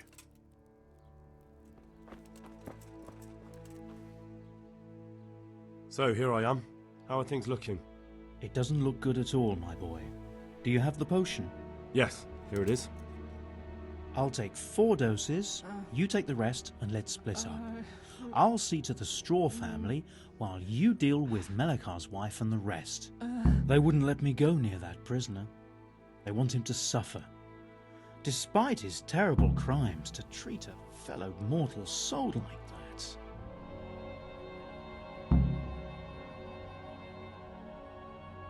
Perhaps I'll be able to convince them. I promised I'd bring them help, and I've kept my word. They must let me go to him. I hope so, but in the short while I've been here, I've found the locals to be rather stubborn. Good luck to you. What?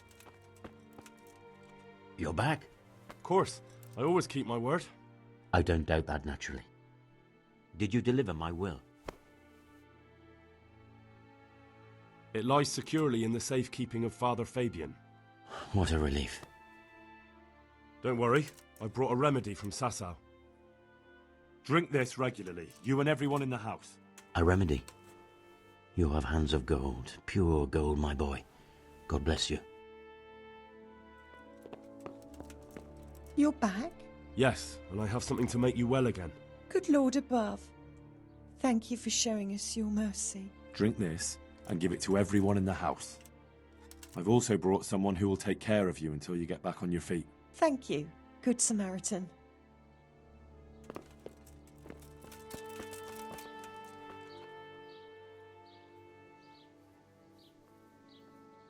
We found out what could be the cause of the affliction. And? You should check where your water's coming from. Nicodemus and I think that it comes down to poisoning. It'd be hard to poison the spring, but what about the well? Good Lord, that's difficult to believe. I have my suspicions. The bastards weren't satisfied with killing young Straw. The fucking bastards! I brought some help, as promised. Will you let me see the prisoner? I will let you, I will. Of course I will. My boy, if you've really brought a potion to rid us of this scourge, I'll let you do anything. Whether I've managed to rid you of the scourge, that remains to be seen. It'll take a few days before we know whether the potion worked. I know, but even so, just the fact that someone cares, that means a lot to us.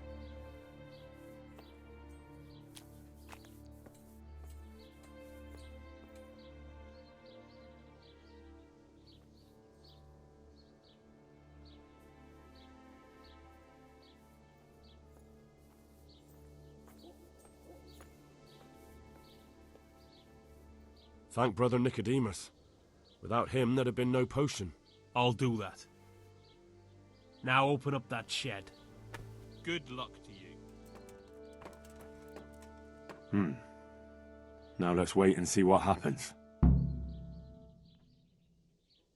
Oh, sweet Mary, Mother of God,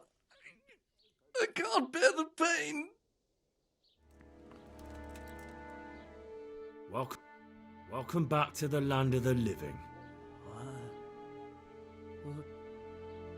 Who are you? My name is Henry, and I'm investigating on behalf of Sir Radzig Kobyla. Oh, I see.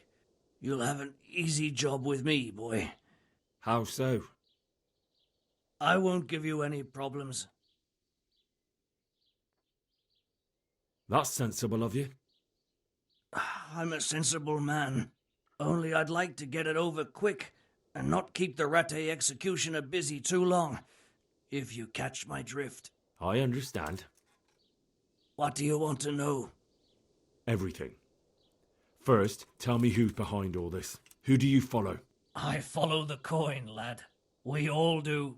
That's not news to me, but who pays the coin? I got my pay from Runt, like all the men in Pribyslavitz. And Runt got his money from the chief, and the chief had the coin minted.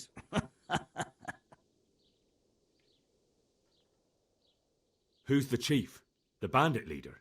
Bandit? If he heard you say that, he'd have your head on a spike. That's the kind of man he is. Nobody knows much about him, though. Only that he ain't Czech. So he's a foreigner? German? Don't think so. For sure he ain't Czech. And he's got plenty of coin. I'd stake my neck on it. He's got noble blood in his veins. Judging by how he looks? More by the way he talks. Any man can dress up like nobility, but he spoke all la-di-da, like a lord.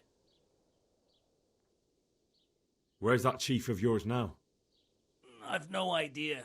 After Pribyslavitz, he ordered us to raid Merhoyed, but he wasn't with us. He went off who knows where.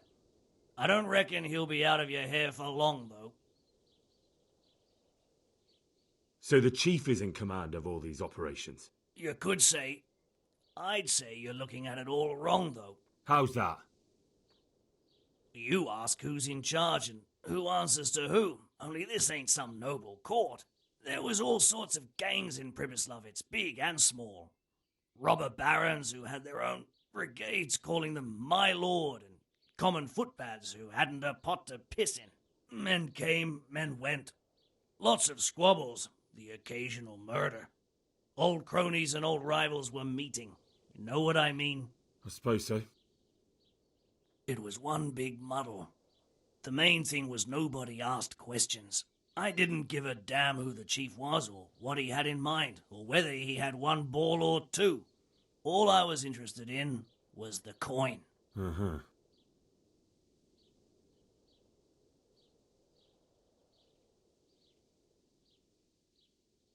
How did you know about Pribyslavitz? Who took you there?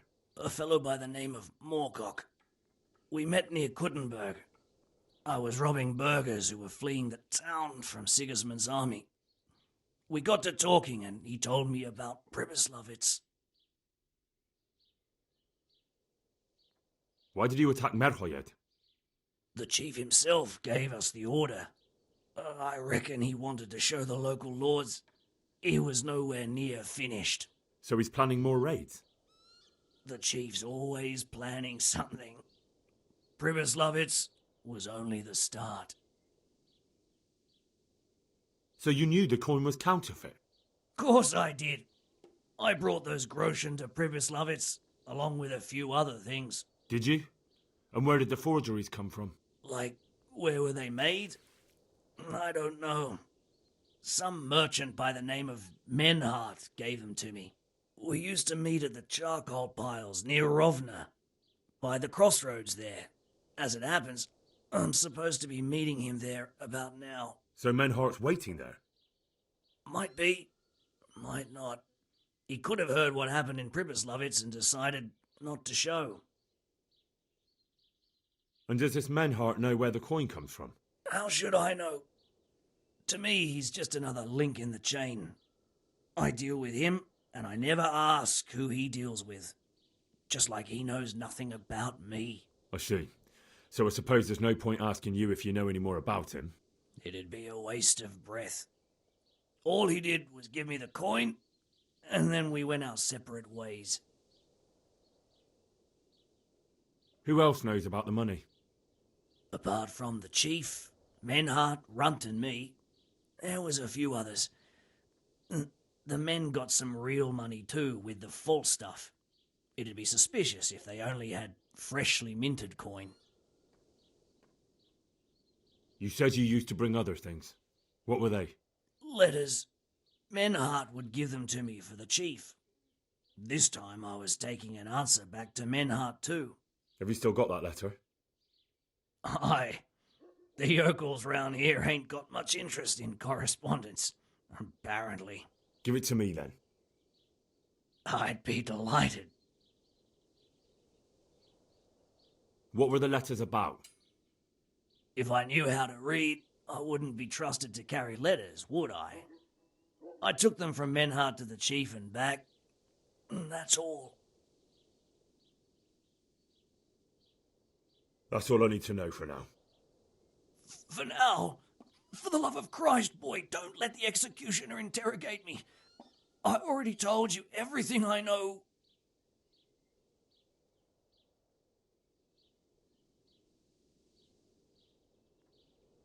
I can't deny you've been cooperative. I'll do my best to see you get a quick end. Henry!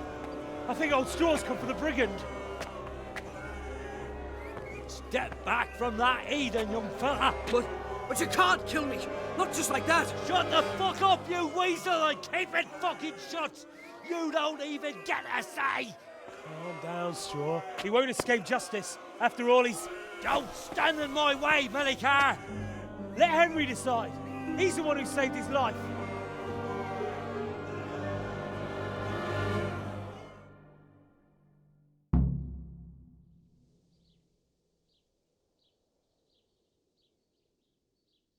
Let's talk about it.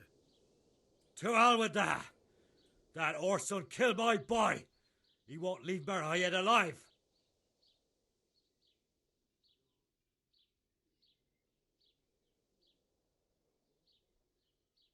I understand, Straw, truly. I lost my parents. They were slain in front of my eyes until the day I die. I'll never forgive myself for doing nothing to save them. What of it? My parents are dead too. My father was kicked by a horse and took 2 weeks to die of it. But to outlive your own child, you don't know what you're talking about. That bastard is going nowhere.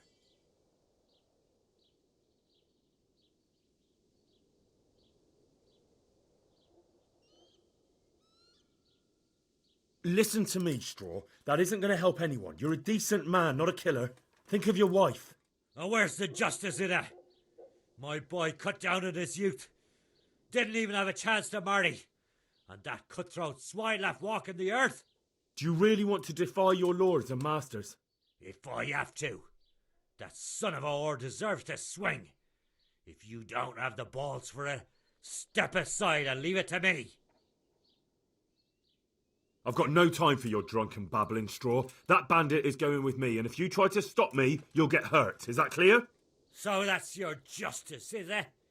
This fucker killed my boy, and now you want to kill me instead of him? A fine fucking argument. You can all go to hell. What are you doing with him?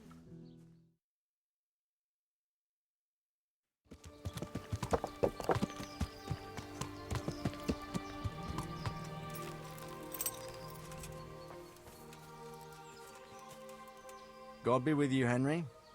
Congratulations on winning the tournament. I'm proud of you. I've returned from Merhayed, sir. How does it look there? I brought them help from the monastery. Brother Nicodemus and Johanka from Skalitz. Fortunately, Nicodemus was able to cure the disease. Well, at least what he's doing looks promising so far. Thank Christ. Some good news for a change. What about the captive? Did you question him? He was infected too. I see. Did he survive? Fortunately, he survived and I had a chance to question him. What did you find out? He was transporting the false coins to Pribyslavitz. He got them from some merchant called Menhart. I don't know him. Neither do I. But I know where the money's handed over. It's not far from Rovna, and this Menhart should be waiting there about now. Excellent, Henry. We mustn't let this opportunity slip through our fingers. You go there and put pressure on this Menhart to tell us what he knows. Don't go yet. There's something I'd like to talk to you about. Good luck, then.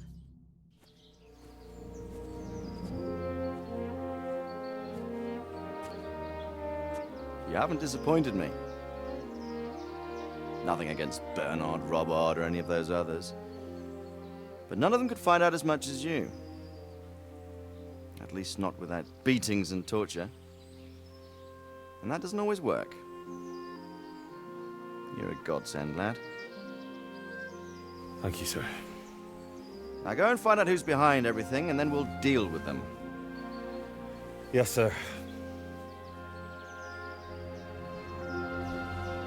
Sir. What is it? Sometimes I ask myself what it all means. Why does God allow such things to happen? All this slaughter and revenge, over and over. It's a hard question. I'm no theologian. But long ago I came to the conclusion that the only thing that makes sense is that it's all a trial. Life is one long series of problems to solve. The more you solve, the better a man you become. I never thought about it that way.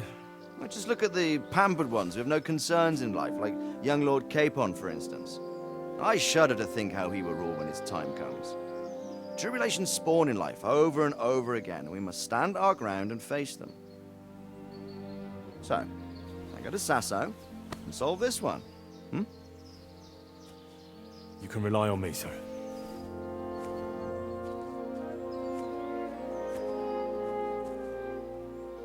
Good luck, son.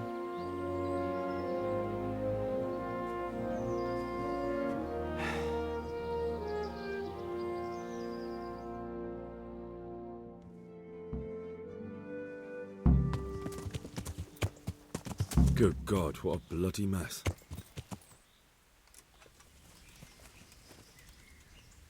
This one won't be going anywhere anytime soon. Someone was wounded here. It looks like another person dragged him off. Maybe there'll be some tracks. I'm on the right track. Charcoal burners.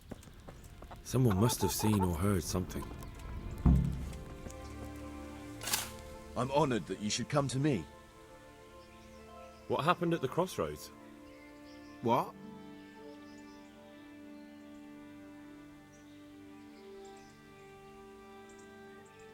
Enough bullshit. I know you dragged somebody here, so tell me what happened. I don't know nothing, and I haven't seen nothing. If you want to know something about it, just ask Boyar. I don't want nothing to do with it. Who is this Boyar? Boyar cracks the whip around here.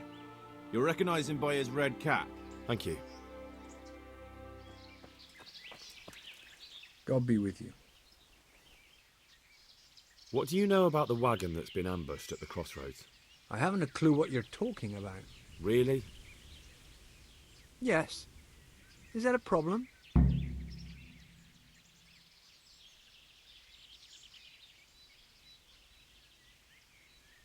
You're what passes for bristle and gristle round here, are you?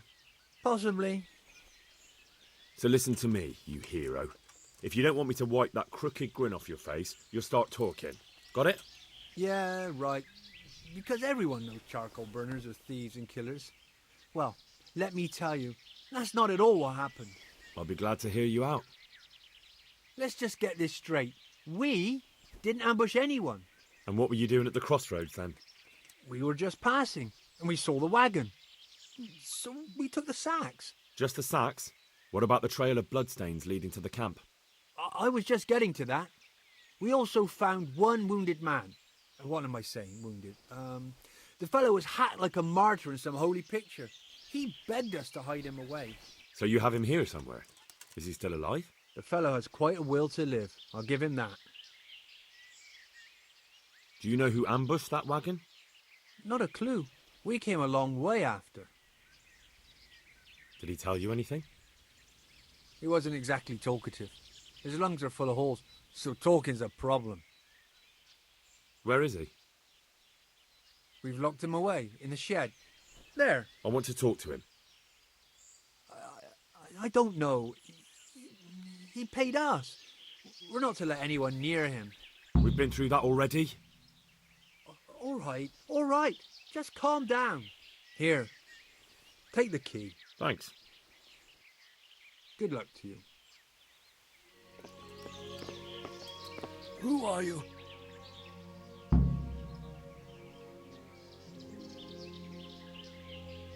Do as I say, and you might walk out of here alive. What? What's that? What do you mean?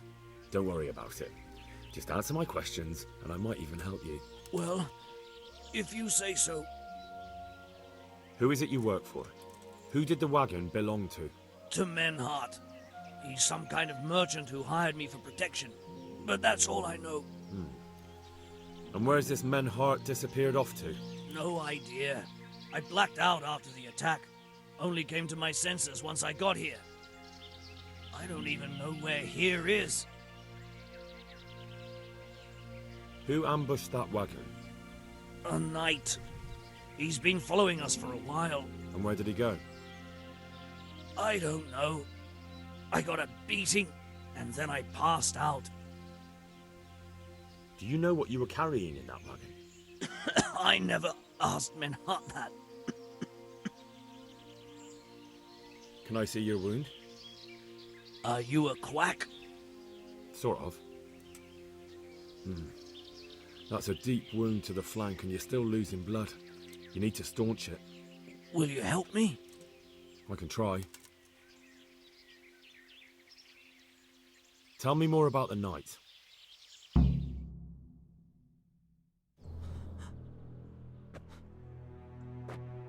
Where's the coin? What? What coin? I will not repeat the question. I don't know about any coin. I swear. Ah! Where are those sacks you took from the wagon? Sacks? They're behind the shed. That's him! That's got to be that knight! Is that all? Did you take anything else?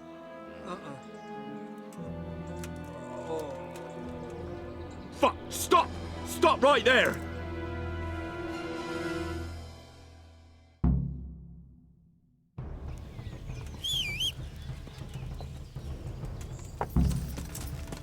Yeah. Yeah.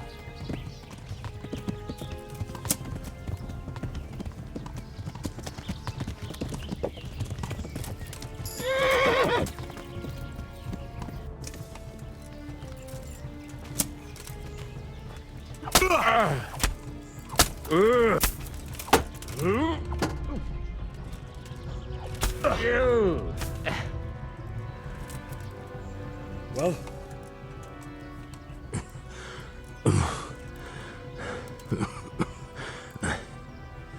Who is that guy? It seems I have finally met my match.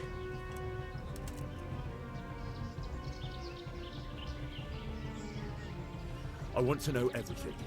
Who you are, why you're here, and what you know about the ambushed wagon. You may call me Ulrich. I will tell you nothing more until you give me some assurances. Assurances? How about this? If you talk, I'll spare you. Do you expect me to believe that? I know full well how these stories end.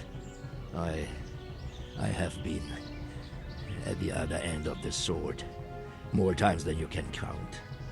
I give you my word. The word of a thief? Jesus. It is true what the preachers say. This world has gone quite mad. You had better kill me. I'm finished, anyway. Just as you are.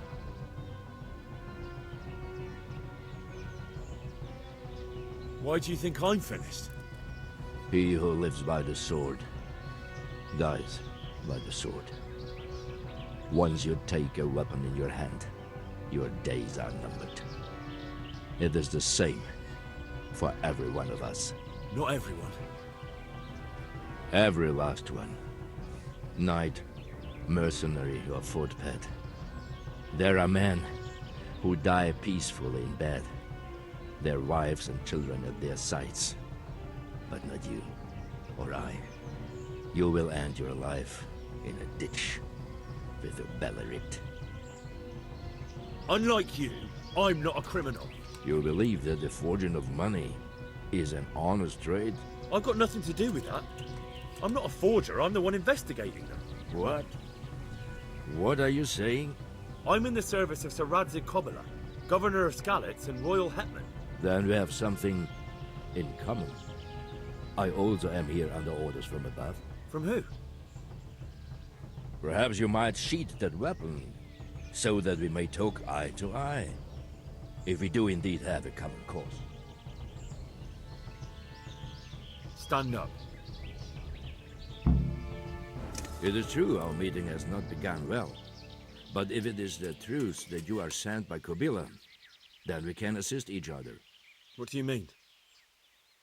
I found out many things, but there are still questions I cannot answer. And the last man who knew anything is now dead.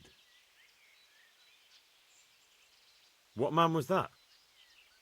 Meinhard, the merchant from Passau. Listen, I will explain everything to you, but first, I need you to do something for me. Oh, really? You will introduce me to a certain person, and I will tell you everything I've learned.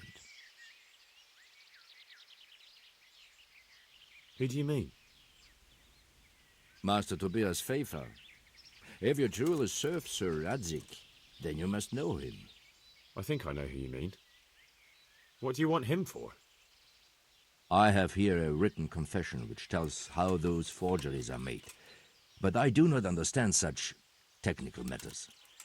Master Pfeiffer, however... We'll definitely be able to make sense of it.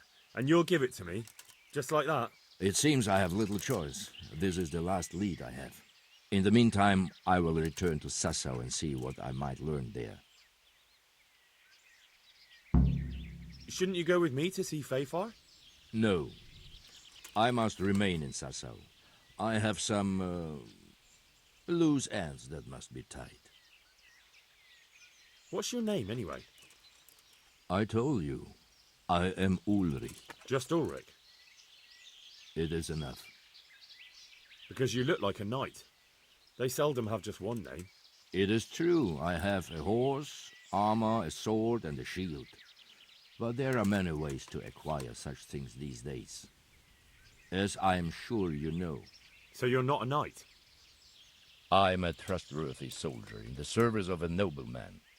That is all you need to know. I'd like to know more, but I have a feeling you won't tell me. Your feeling is correct.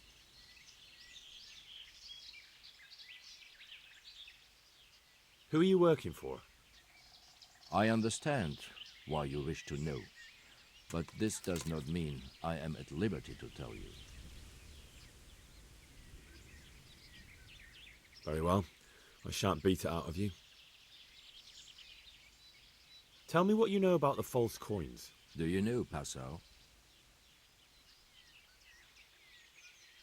No, what is it? A city in Bavaria. Passau is a city of trade. All the currencies in Christendom change hands there. I see. And that would include Prague groschen? Some months ago, counterfeit groschen were discovered to be circulating there. They are made from copper plated with silver.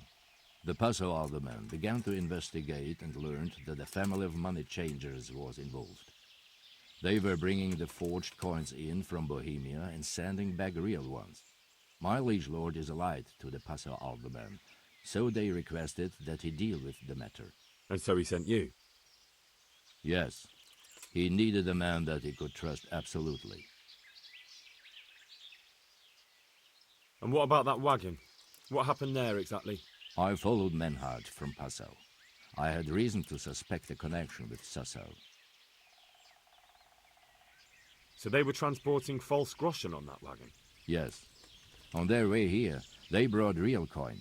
Groschen, forints, francs, and the like. But now, the sacks were full of counterfeits.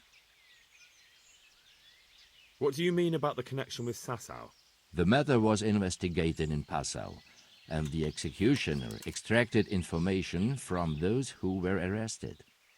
They told him that the coins were made in a monastery. What, in the monastery itself? I cannot say. I know only what the Paso scribe wrote down in his reports of the interrogations. Why did you let them get here before attacking? I wanted to discover where they hand over their coins, which I failed to do. Besides, Maynard had an armed escort, and they kept 2 busy roads and lodged at inns throughout their journey, until he came to this god-forsaken trek. I cannot guess why he came here, but it was the perfect opportunity to strike. What happened on that track? I ambushed them. I took down 2, but that bastard Maynard cut the horses loose and rode away. What next? While I was chasing Maynard, those charcoal burners came and stole what they could. Before I could catch him, his horse threw him and he broke his neck. So we won't get anything out of him?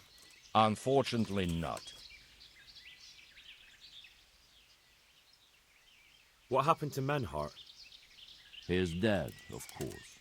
I know, but what did you do with his body? I buried it. He was a bastard. But I am not one to leave Christian remains rotting in the woods. I see. And where's his grave? He ran from the wagon uphill along the path to the north. Along the way there is an old ruined cabin. I buried him behind it. And don't think I don't know why you ask. Robbing graves is shameful.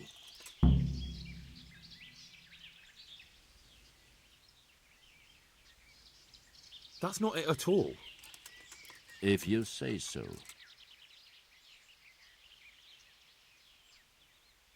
Very well. I'll go and see Master Fafar. Godspeed. I will wait in Sassau at the Wagoner's Inn.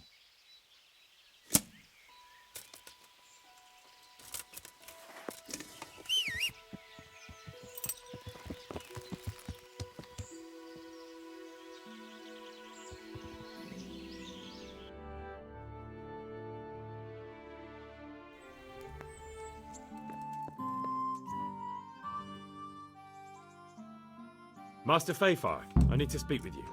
I found out something about the counterfeit coin. Did you really? Do tell. Close to Rovna, I came across a wagon that was transporting the false coins. Unfortunately, I came too late. The carter and his men were dead. Damn and blast. Do you know who did it? Yes. A certain knight turned up there. It turned out he was also after the forgers.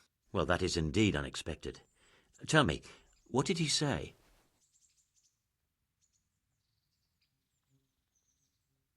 His name is Ulrich. He looked like a knight, but he refused to show his master's colours. Ulrich, you say? Could be anyone. Can you describe him? An older man with a moustache. But for all his grey hairs, he seemed pretty tough to me. Doesn't match anyone I've heard of. But then we don't even know if Ulrich is his real name.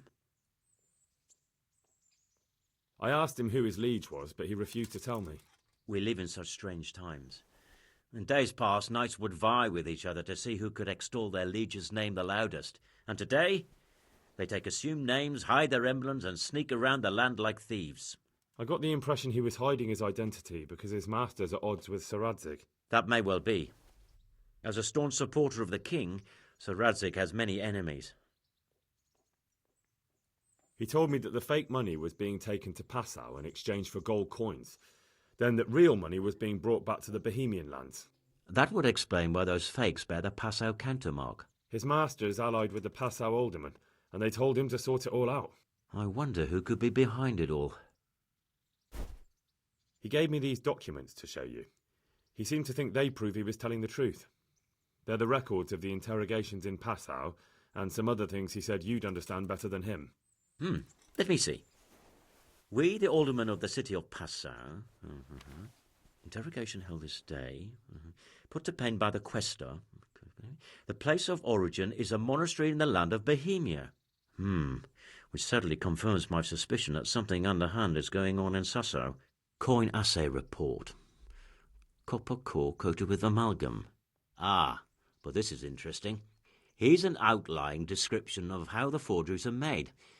I'll have to study it more closely. We command Herr Ulrich to investigate and let no man stand in his way. This looks like the original safe conduct.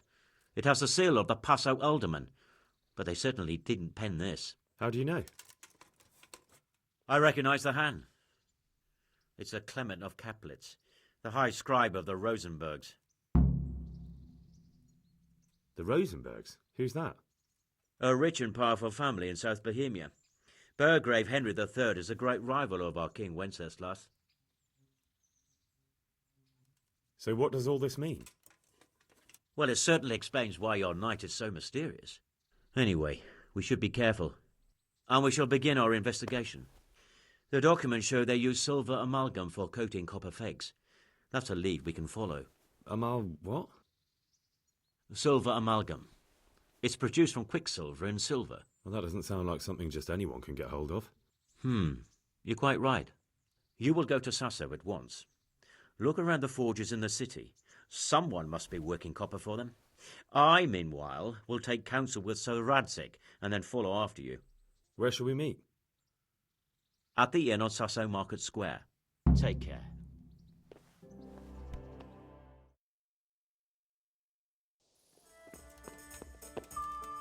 So, what did Master Pfeiffer have to say? I consulted him and we definitely have a starting point. Tell me more. Master Pfeiffer found out they need copper sheets for the core of the coins and quicksilver for the the other part. I see. They have such materials at the monastery. Exactly. That's why I'm interested in the local forges. Yes, that is good. Yesterday, I heard people from the craftsman's yard by the monastery complaining. They said they could not sleep at night because the blacksmith works all the time till dawn. I see. That's certainly worth asking about. Have you heard anything else? You said they use quicksilver. There is a painter lodging here who is painting the church in Ujitz. I heard him complain also. He said that he went to the monastery for quicksilver and it was all gone. Well, that's something to follow up as well. Thanks. Jesus Christ be praised. I hear you've had some problems with the supply of quicksilver. Problems? I should say so. For the third time this month they've told me they've none. There's no quicksilver to be had, they said. And who exactly are you talking about? Who's holding back the goods on you? The monastery overseer, or his assistant, more like. So what did the overseer have to say to you? Nothing. Apparently he doesn't deal in such trifles. Leaves it all to his assistant, the pompous git. Surely such valuable material can't just vanish. Where can it be? I wish I knew. Every time I ask for the red paint, there's a different reason why they haven't got the quicksilver to mix it. Once they said the goods never arrived, and another time that the wagon carrying it was ambushed. Then it went astray somewhere. And you think they're lying? Jesus, what do I know? But it seems pretty strange to me. 3 times in a row the same thing goes missing. There's bad luck and then there's something else. What do you need quicksilver for? I don't. They do. To mix up the red pigment for me. I'm painting the church in Ujitz.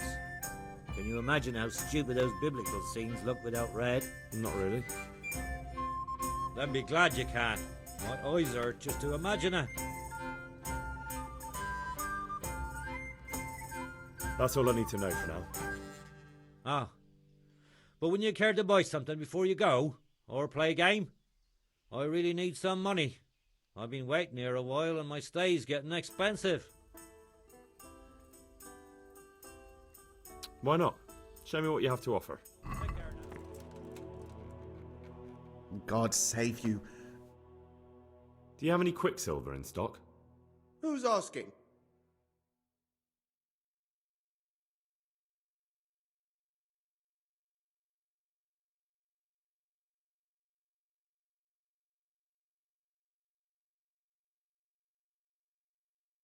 I'm here on behalf of the master fresco painter.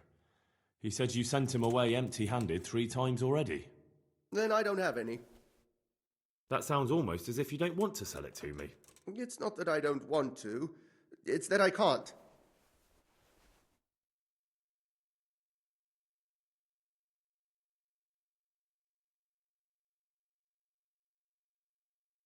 Can't you?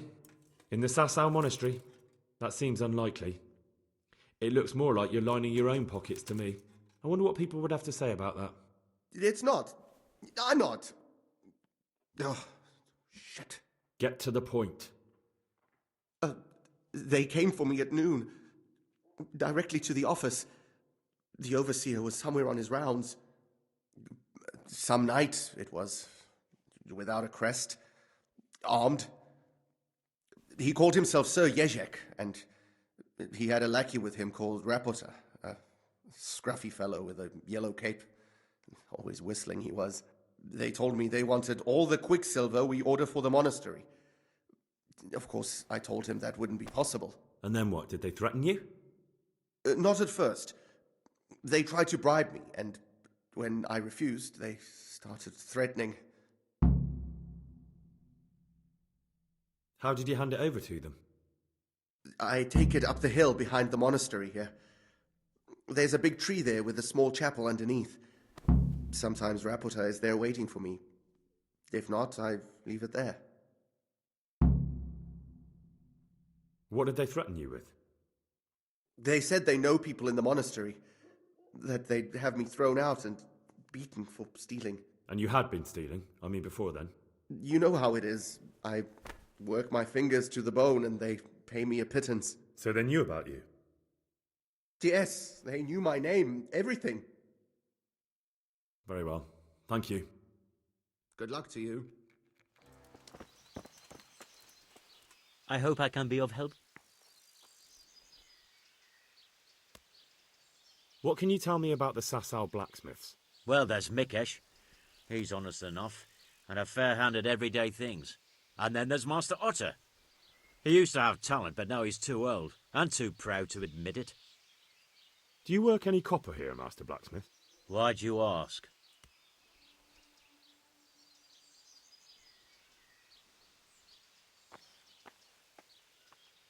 I'd want to commission you to make something. Then you best go elsewhere.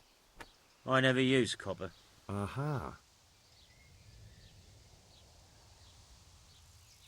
So back to that copper, Master Blacksmith. What? I thought I told you I don't work with copper. Aha. Take care now.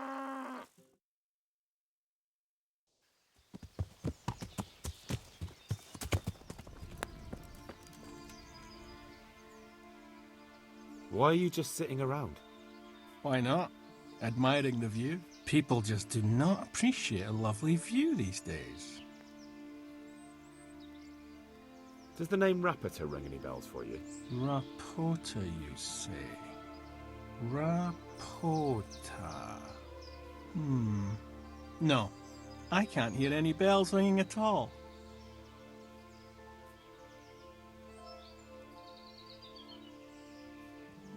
Look, you little jester, I'm investigating a crime against the king on the direct orders of Sir Radzig.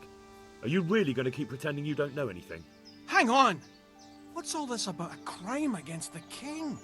I'm just keeping an eye on things. When a wagon comes in, I make sure nobody robs it. I get a commission for that, that's it. See? That didn't hurt a bit. Where's Rapota? I don't know. He's been staying in town lately. He hardly ever shows up here. It seems he's keeping an eye on someone there. I don't know who. Who comes to fetch them? I don't know. Some people. They don't speak, just look mean. Take the goods and go. Bit of friendly advice. You're wasting your time here. Rapota's scarpered and won't be coming back this way anytime soon. You might as well pack up and go home. What? That bastard owes me a dozen groschen. Damn it! Now what? Ah, well, no use hanging around here anyway. In any case, thanks for the information. I could have been stuck here for weeks.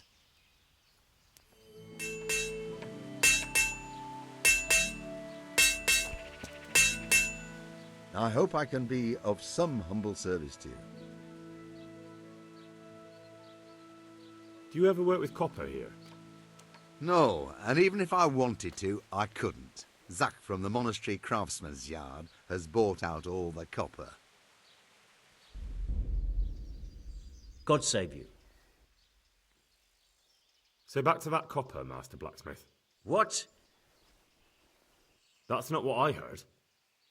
What? I was told in town that you bought all the other blacksmith's copper. I'm being made a fool of yet again, it seems. Anything else? I still have work to do. Jesus, what? Your father says you don't work any copper. We don't. I've heard differently around town. They say your father's bought up all the copper to be had. Are you calling me a liar? Or my father?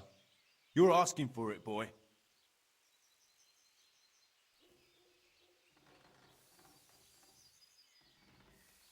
Just be sure you know what you're letting yourself in for. Was that a threat? Do you think I'm an idiot? You don't get it, do you?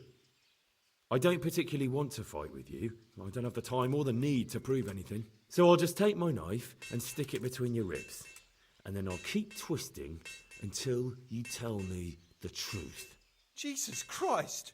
Are you insane? Maybe. So are you going to talk? Just take it easy. You're right. We do make copper sheets here at night. So why all the secrecy about it? Father forbade me to talk about it. I don't know why. I didn't ask. Who buys those sheets from you? I don't know. I've never set eyes on him. Father doesn't like to talk about it. Your father has some serious explaining to do. Jesus, please don't hurt him. We'll see about that. Bye-bye. So back to that copper, Master Blacksmith. What? Your son put it quite differently. What's that? What are you blabbering on about? Don't be angry with him. I didn't give him any choice. All right. I suppose there's no point lying. We do make copper sheets here, and I wanted to keep it quiet. Why? Pays me good money, and the people I do it for. I wouldn't want to get on the wrong side of them. Did they threaten you? They didn't have to. Just by the look of them, I could say I needed to shut my mouth and do what they wanted.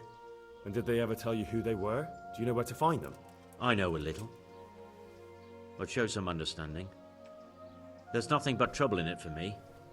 I'll lose the work and be left looking over my shoulder for some thugs to come and burn down my house. Or worse.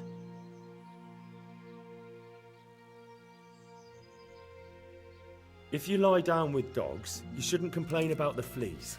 There's no need for threats. We can both benefit here. If I tell you everything I know, you can help me with a certain small matter. One that'll cover up for my loss of earnings.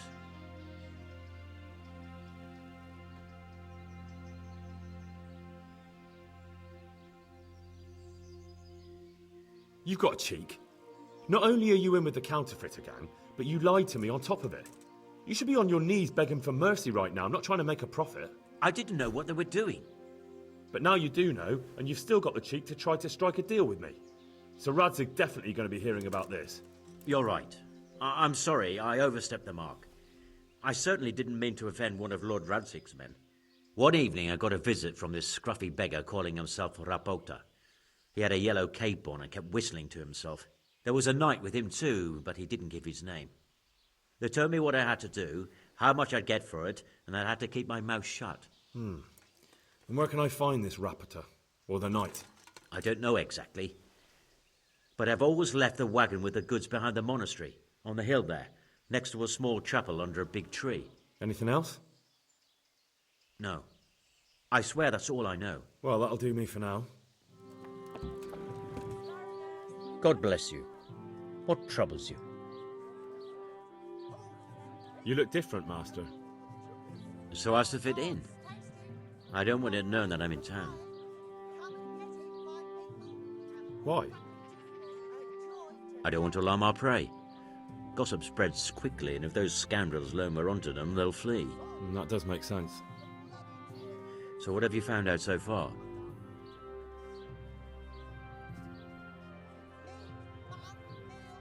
I found out where they get the copper sheets from. Really? So tell me. It's the smith on the monastery craftsman's yard. He supplies the counterfeiters. Do you know how he gets the goods to them? No. All I know is that someone called Rapota collected the goods. Not much, but it's a start. At least it's not a common name. Listen, Henry, I had another thought on the way here. Those counterfeiters have to have a punch die to make the fake coins. Yes, of course. That's sophisticated work. There's a man I know who works at the monastery yard, Master Engraver Jerome of Silesia. You don't suppose that he's... No, not that, God forbid. I know him well.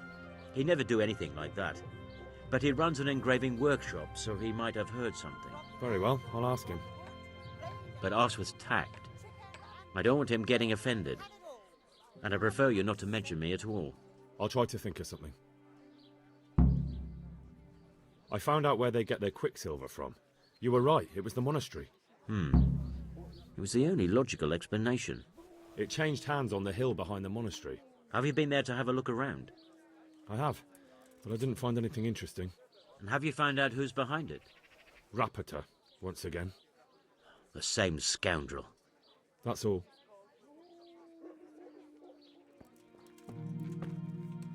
God be with you. How goes the work, Master? Getting there, getting there. You need something, my boy?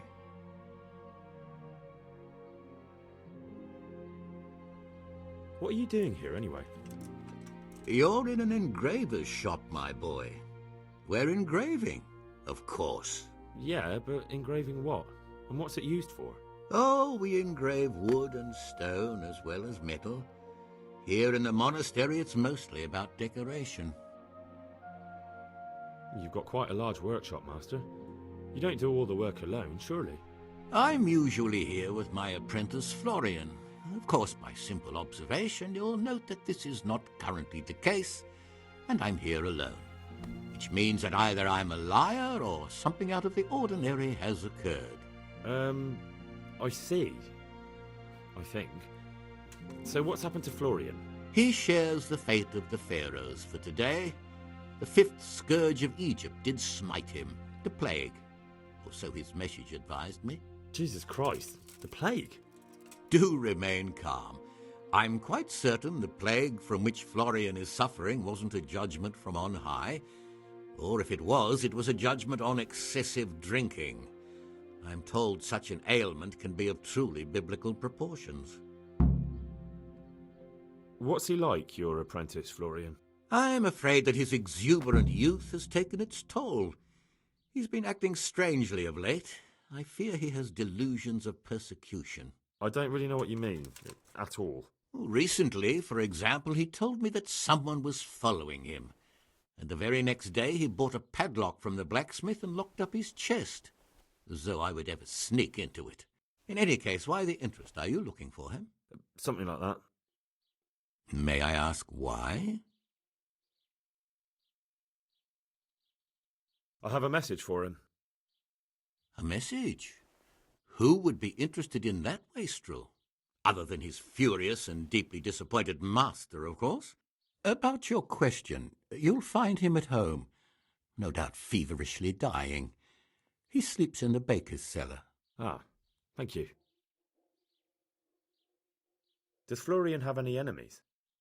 A man such as he certainly owes money at every turn, and the parents of local girls are undoubtedly displeased with his attempts to propagate.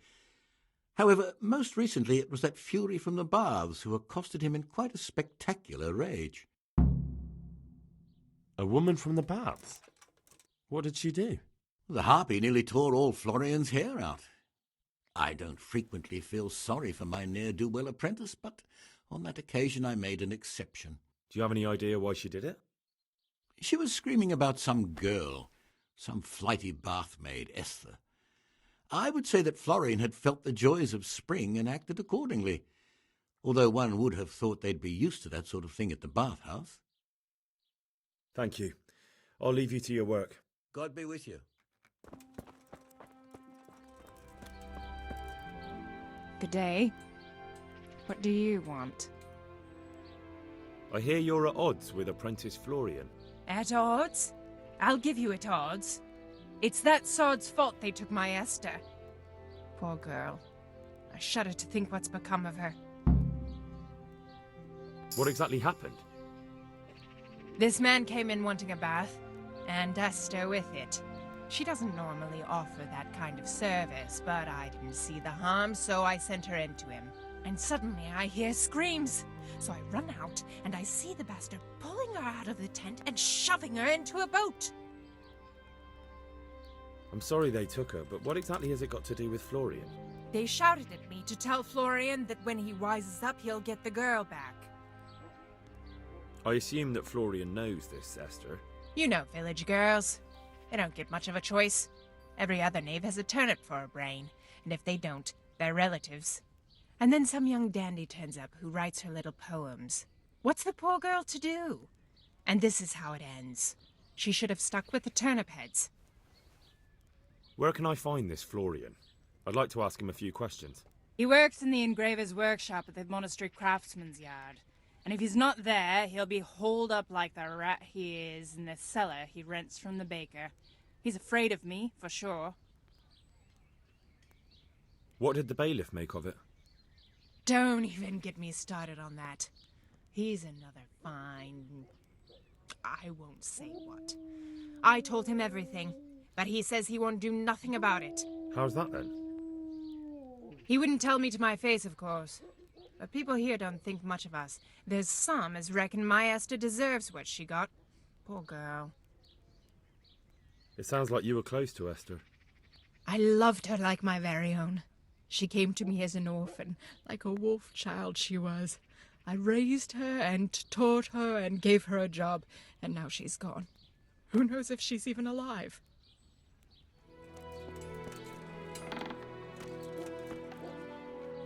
God be with you. You look quite sprightly for an invalid. What? Who the hell are you? My name's Henry, and I'm making inquiries for Sir Radzig Kobyla. And what do you want from me? Straight to the point then. All right. I've been investigating counterfeit money, and the trail led me straight to you. Does the name Rapiter mean anything to you? I don't know. Maybe? Don't bother. I know you know him. You make the punch dies for the counterfeiters. How do you hand them over? Do you know where their workshop is? I can't say anything. I'll deny everything and you've got nothing on me. No evidence, just accusations.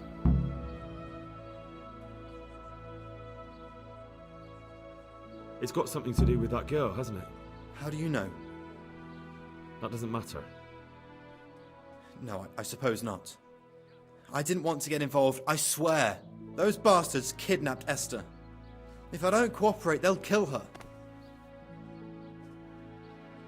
Who is Esther? My girl, of course. That scum took her right out of the bathhouse. I'm sorry about that. Me too. Listen, I'll tell you everything, I promise. But only if I know that Esther's safe. What, so I'm to go searching for her in the woods? I know where they're keeping her, but nobody will help me. And what can puny little me do faced with those strapping great villains? Very well. I'll bring back your Esther. Really? Yes, but then you have to tell me everything. I will. I swear to God Almighty. Please, just bring her back to me. Nothing else matters. Where are they keeping her? In the Skalitz hills. There are some abandoned cottages around the mines. That's where I saw her last. They took me there when I said they had to let me speak to her. All right. I'll go there and try and think of something. You're my saviour. Don't get your hopes up. Anything could happen. Farewell.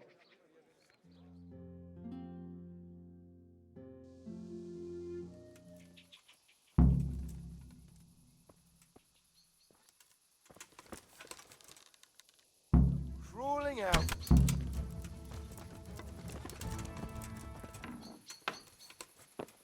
I'll do anything.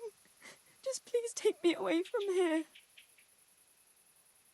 They won't hurt you now. However did you find me? Florian told me where they took you. I'm a fool. I thought he was just a dandy, God knows why. And it turns out he's a villain in league with thieves. And a coward too. This whole time he knew where I was.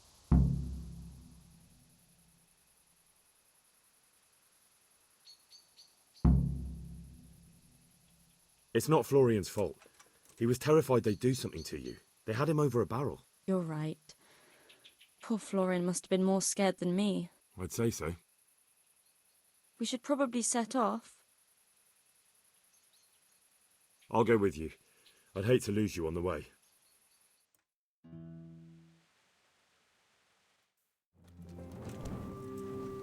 God be with you.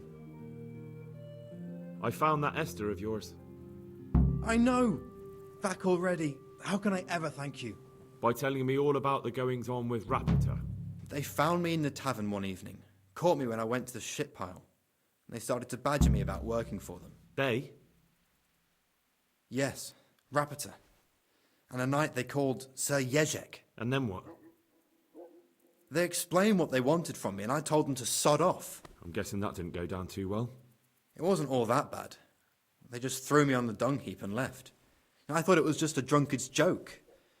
But then they took Esther. Where will I find Rapita? He's usually wherever I am. What does that mean? He watches me. Everywhere I go. And when I'm at home, he sits on the bench in the square, watching my house. So he's there now? Hard to say. Sometimes I see him in the tavern on the green, buying supplies. All right. At least I know where to start. And you go to work tomorrow, you hear? Why? Because we have to lure him out. And besides, your master will surely be glad to see you. I have my doubts. Why didn't you tell anyone? At first I took it for a bad joke. And then, when they snatched Esther, there was nothing to be done. I suppose I'd better go. I'd hate the bastard to get away. Good luck, and thanks for the help. May the Lord watch over you.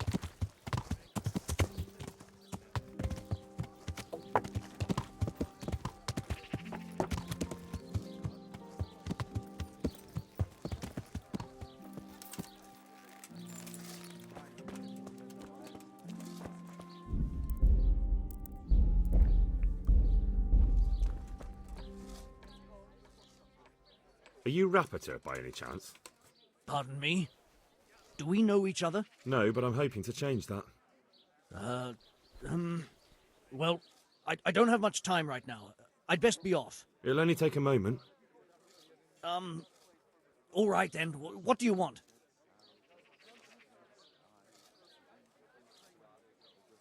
I know that you spy on Florian. I know you were involved in the kidnapping of the bathmaid, and I know why you're doing it all. It seems there's no point making excuses. None. Now tell me where their workshop is. Of course, of course. That will be the best solution. So? Let's leave it for another time.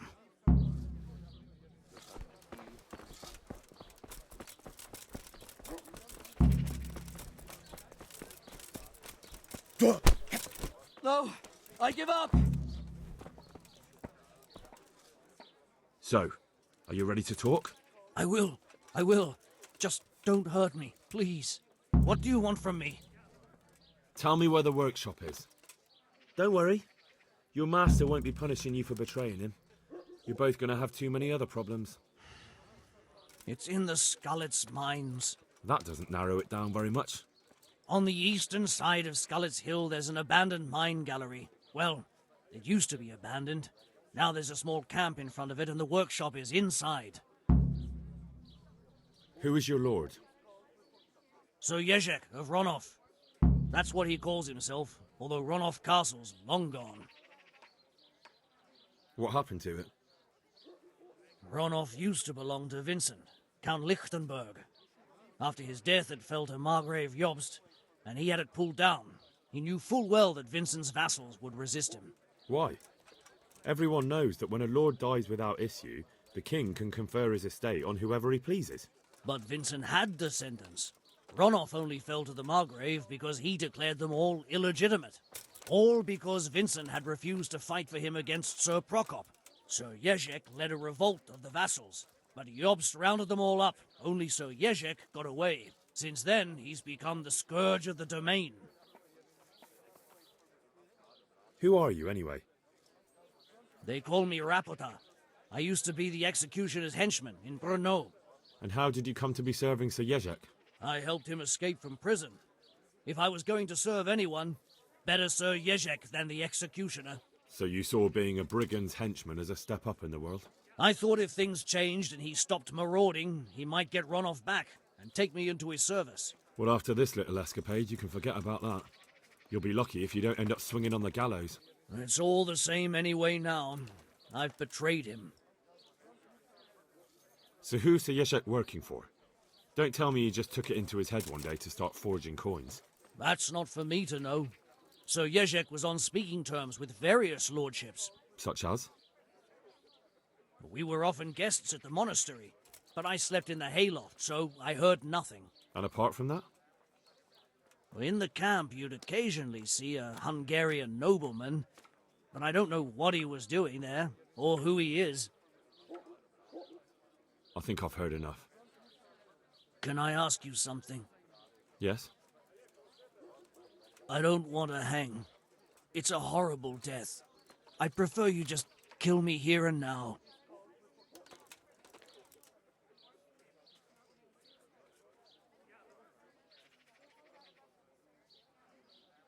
As you wish.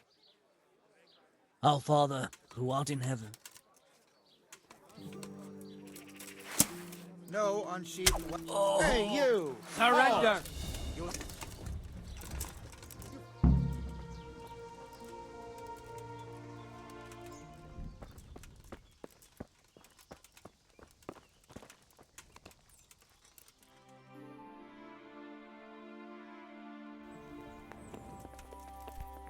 There's the man. Good work, Henry. Thank you, sir. I'd tell you to take a well-earned rest, but unfortunately I need one more thing from you. Whatever you command. Jezek refuses to talk to us. The stubborn bastard's asking to see you. Me? Indeed. Normally I'd send for Captain Burner to beat it out of him, but then I told myself that if he's so keen to speak to you... I'll try to get something out of him. Where is he? He's locked up in the tower. Bernard will give you the key. Very well, sir.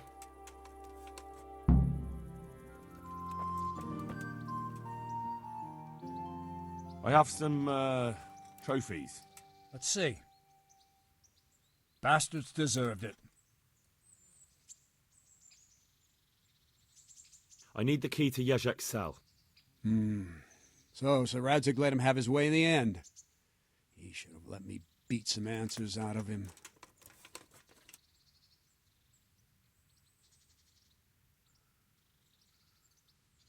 Don't take it that way. He probably wants to talk to me because he reckons he can hoodwink me. But that's where he's wrong. Just try not to mess it up. Here's that key. Thanks.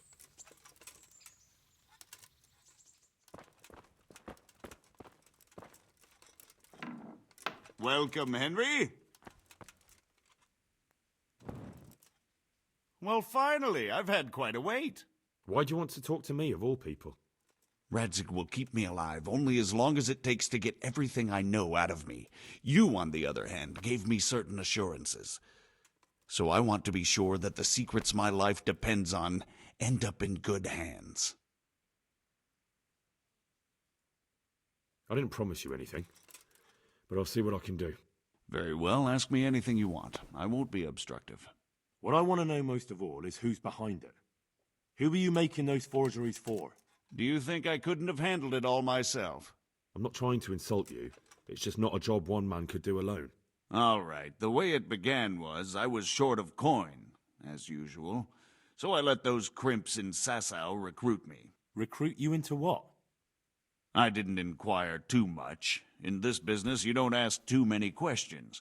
But when they found out I wasn't just anybody, they put me in charge of the counterfeiting. A foreigner by the name of Eric gave me instructions. But for sure, he isn't the chief. And there's someone highly placed at the monastery who's mixed up in it too.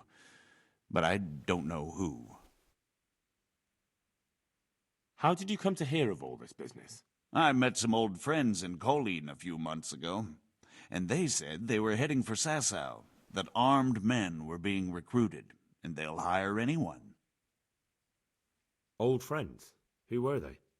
Just a couple of brigands. We used to ambush the Margrave's messengers in Moravia together. Nice friends you keep.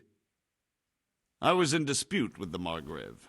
A man in my position finds himself mixed up with all sorts. And then what? Rapota and I had been living off stale crusts for a month, so I wasn't going to turn down the chance of work, honest or otherwise. We rode to Sasau and met with the recruiters. It didn't take long to realize I was a nobleman fallen on hard times, not some common peasant. Can you get to the point? Well, they introduced me to this Eric, and he told me what was needed. They set up the workshop, got the men, the supplies, everything. Crimps? You're telling me this Eric is recruiting armed men in Sasau? Well, it seems so. I was giving the recruiters some of the coins to do it. The fake ones, of course. Where can I find the recruiting gang? That's tricky. It was my friends who led me to them. We met with them in the woods next to Sasau. It's about who you know, as always. You said you gave them money. Where was that? They'd ride to the mine gallery to see me. I don't suppose you'd find them there now. If you say so. This Eric, you reckon he's not the one in charge?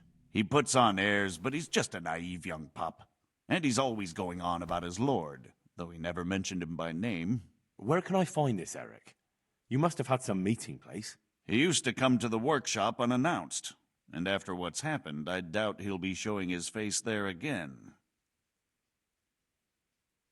This highly placed person at the monastery, what can you tell me about him?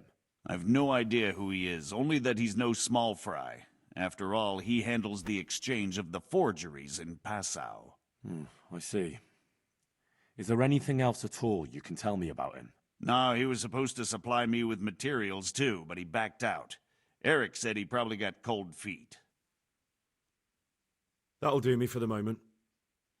Will you put in a word for me with Sir Radzig? I'll swear allegiance to him if he'll have me. I'm sick of being a renegade.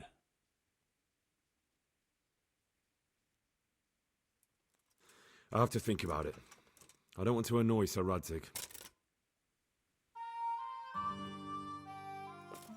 Hey, Henry's come to see us. So what have you learned? All sorts of things. There's some foreigner called Eric behind the counterfeiting ring, and someone highly placed at the monastery. The monastery? Really? That's what Jezek claimed. So it's worse than I thought. If this is true, we'll have to proceed with the utmost caution. Why? Can't we just go to the monastery to investigate? No. If the church is truly involved, I have no authority.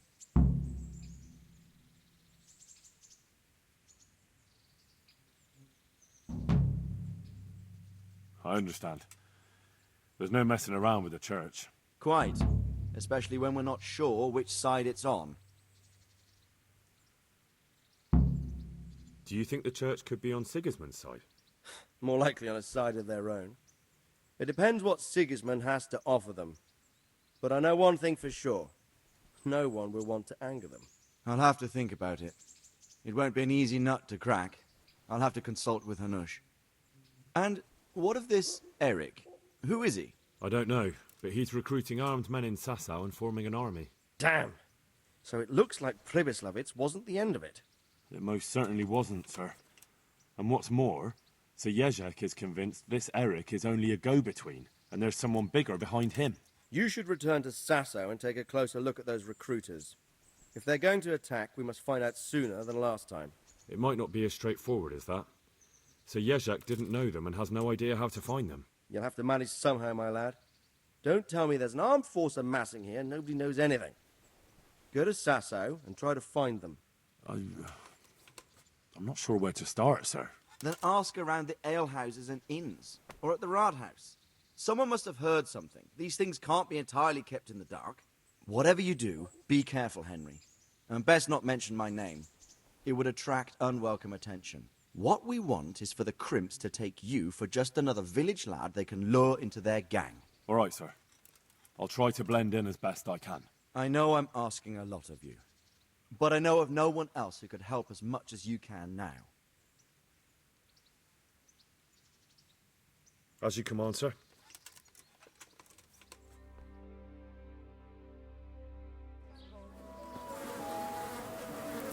What are you loitering here for? Get lost.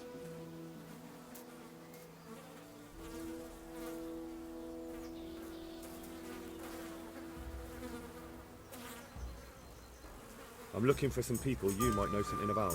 If they come here to drink, maybe. But I won't aid you in any mischief.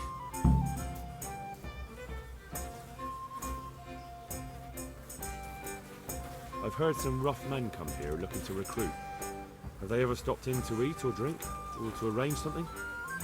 There were some brawlers that used to fight behind the tavern, but they raised such a commotion. I went and complained, and the town watch drove them off somewhere. I wasn't thinking about that lot. I'm looking for recruiters that hire mercenaries and other cutthroats. I don't know about that. Every once in a while, a merchant will hire some help or an escort, but nothing more. Nobody comes here regularly. I'd notice if they did. You haven't heard talk of any scoundrels in town?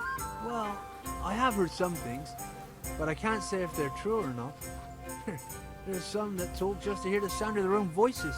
And who's the most frequent topic of that kind of gossip? Miller Simon. They say he's rich with coin, and it's not from the mill. But that's nonsense. Folk just don't know how much a mill can earn. Anyone else?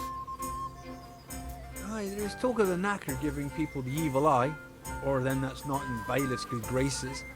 But I don't suppose that's what you want to know.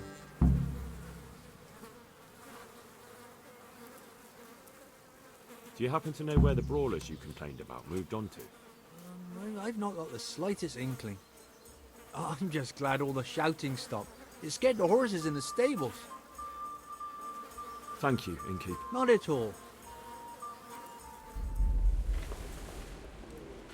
I'm at your service, Sir Knight.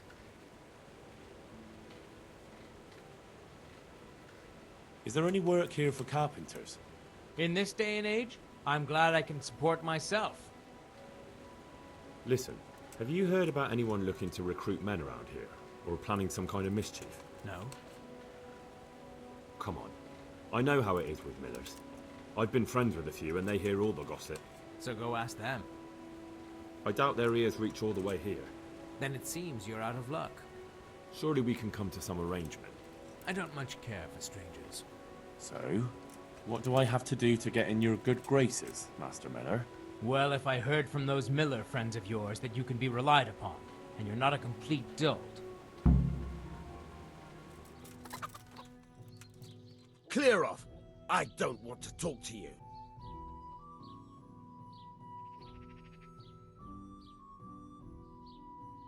Are you the local knacker? I'm the local gravedigger. But if there aren't any burials to take care of, I'll turn me hand to knackery. Well, then you might know a lot of things that others don't. I'm a decent man. Not always honest, but decent.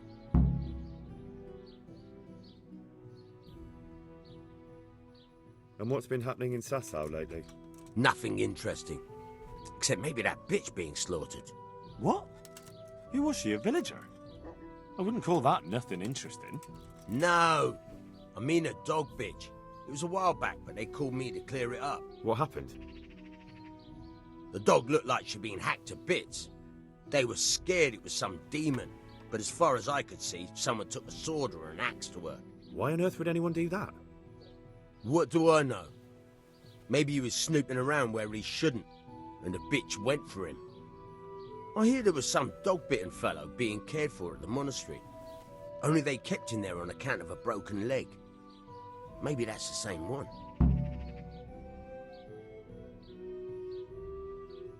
Anything fishy going on in these parts? There certainly is. Candles are being stolen from the church, as brazen as that. What sort of people do that? Ah, but have you heard of anyone around here hiring adventurers and bandits? How would I know that? Most people avoid talking to me. I don't even go to the tavern much these days. Thank you. I'll be going now. Very well. Feel free to stop by any time. People shy away from me, except when there's a death, or the cesspit's full.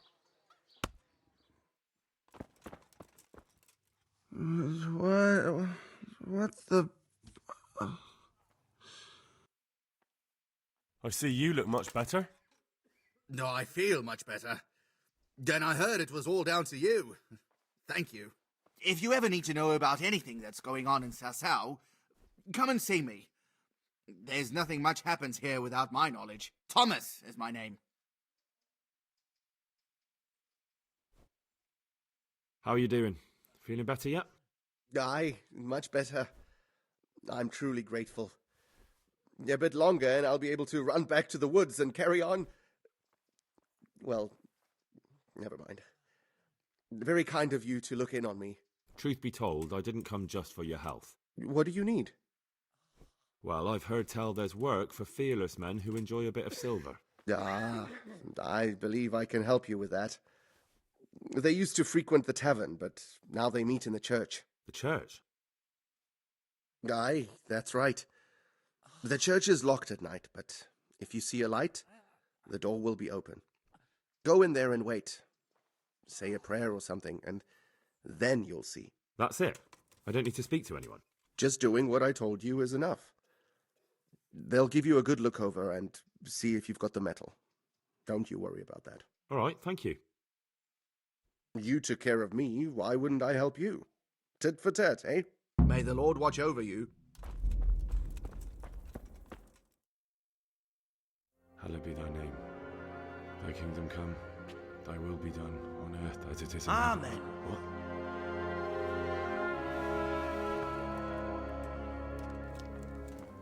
So, you've been looking for us, eh? What is it you want? I hear you're hiring men who don't mind getting their hands dirty. Is that so? And where did you hear that? Taverns and the like? People talk? Well, that's a pretty tale. But no one in any tavern told you to come here and wait, did they? So let's have it. Who told you? I don't recall his name, but he was one of your friends. He said that he couldn't take me straight to you, that I had to go through the church. He was right about that. But he still said more than he should have. I know my way around. You won't go wrong with me. Spare me the boasting. I've got a test ready for you. Let's see how you handle it before you tell us how wonderful you are. What test? Nothing complicated. We used to take anyone who looked like they could keep their head on straight. But not now. Now you can only join if you do what we tell you. Which is what? Steal something? Nah, not theft. If you want to join us, you have to kill Pius.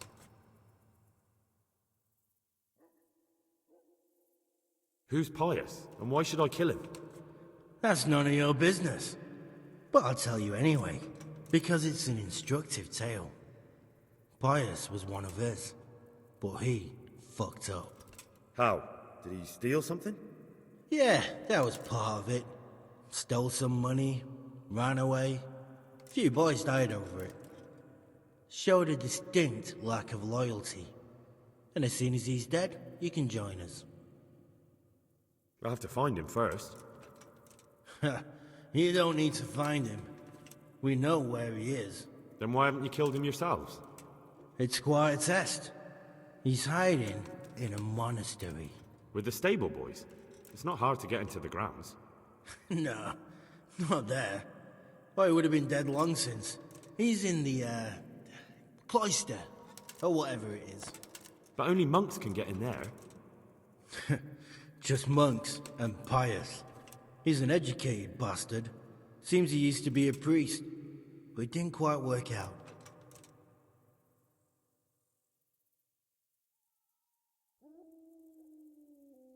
And how am I supposed to get into the cloister? You'll think of something. Maybe there's a secret passage. I've heard there's some cave underneath. The cave of St. Procopius. There might be a way into it from outside. And do you have any other ideas besides secret passages? Well, there is this one fellow been hanging around the taverns. Supposed to join the monastery soon. Might be he could help you somehow. I'd try talking to him if I were you. And if he doesn't help, knock him on his ass and take anything he's got that you could use to pass yourself off as him. A letter of admittance to the monastery, or whatever. How will I recognize Pius? He won't have been there long. He should be the only new one there. But what if there are others? What does he look like? Normal.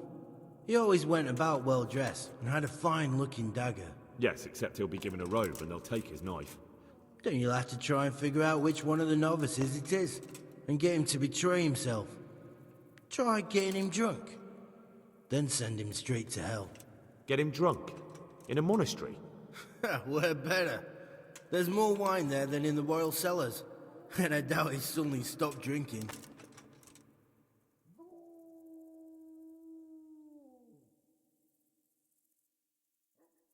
And do you have any other test? We're not hiring stable boys. We want men who are prepared to do anything. And this is the toughest task we've got. So how many men have you already sent? Just a handful. And what happened to them? Did they hang? Just the first one. The others turned tail. Guess they didn't have the stomach for it. Fine. So I've got to kill Pius. He's in the cloister, and to get into the cloister, I'll need to enlist the help of some boy who's joining the order, right? More or less. And now the main thing. The main thing is to kill him, isn't it? Of course. But that's not all. All hell's gonna break loose in the monastery after the murder. So, either make sure nobody finds him, or hightail it out of there quick as soon as the job's done. But better if they don't find him right away. And what else? Should I come back here afterwards? No. Before you run for it, take his special dice and bring it as proof that you killed him. And if you can get him to tell you where he hid the coin, bring that as well. Bring his dice and the money if I find it. Right. And where should I bring it? From the monastery, head east across the river. There'll be a swamp where you'll find a fire pit. Go there at night and light a fire. Make it nice and big and we'll show up. Take the dice and the money, and then tell you where to report. Got it? Right, I'm to slip into the best guarded place in the entire region and kill someone. Take his dice and money, and then go to the swamp and wait by the fire. Yeah, that's the idea. Well, you can at least say a few Hail Marys for me. I'm gonna need all the help I can get. And remember, we'll be keeping tabs. So don't you try to run off, alright? Goodbye.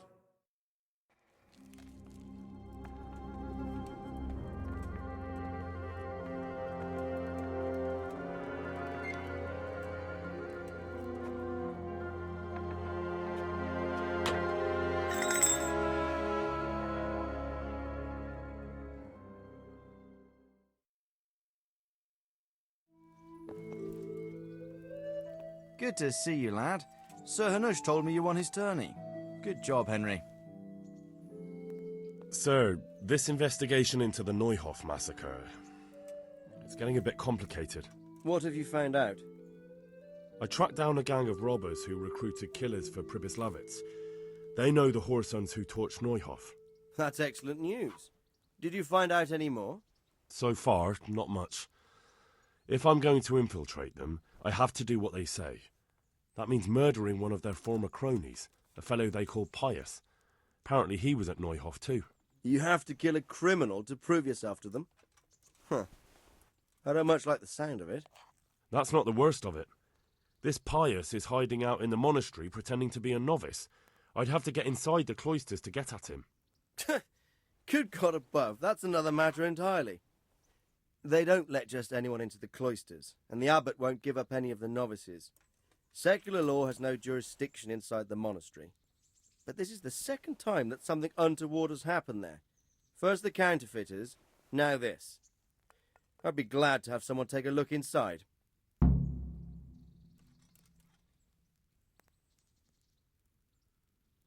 It seems like the only way to find Pius is to join the order. Damned if I know how, though. A bit of meditation and learning would do you good. If it's really the only way to get to him, then you'll have to do it. I'm sorry I can't be of much help. Sadly, my relations with the monastery aren't entirely congenial. You'll have to figure something out for yourself. What should I do with Pius once I find him? Don't kill him. Bring him to the bailiff in Rattay. He'll interrogate the man and give him a fair trial. It doesn't sound like an easy task, sir. Getting into the cloisters, finding Pius, and then getting him to the bailiff. Far from it, lad. But I have confidence in your abilities. Good luck, then. Dad! Beat it.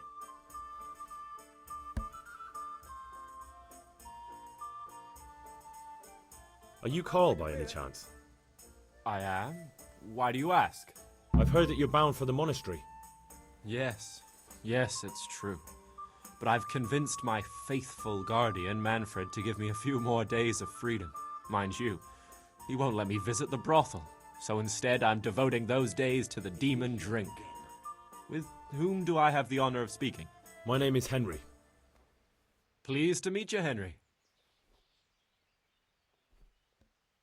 One beer for me. Let's have a drink. A man after my own heart. The drink's on me. And will my guardian angel here join us in imbibing? No, he will not. Perish the thought. My dear, dear lad, what a cross I have to bear. You know, after the tavern, we should pay a visit to some whores. But Manfred won't let me. Get rid of him. Get out of here! Satisfied? You're Manfred, the young Lord's guardian? Indeed I am. Why?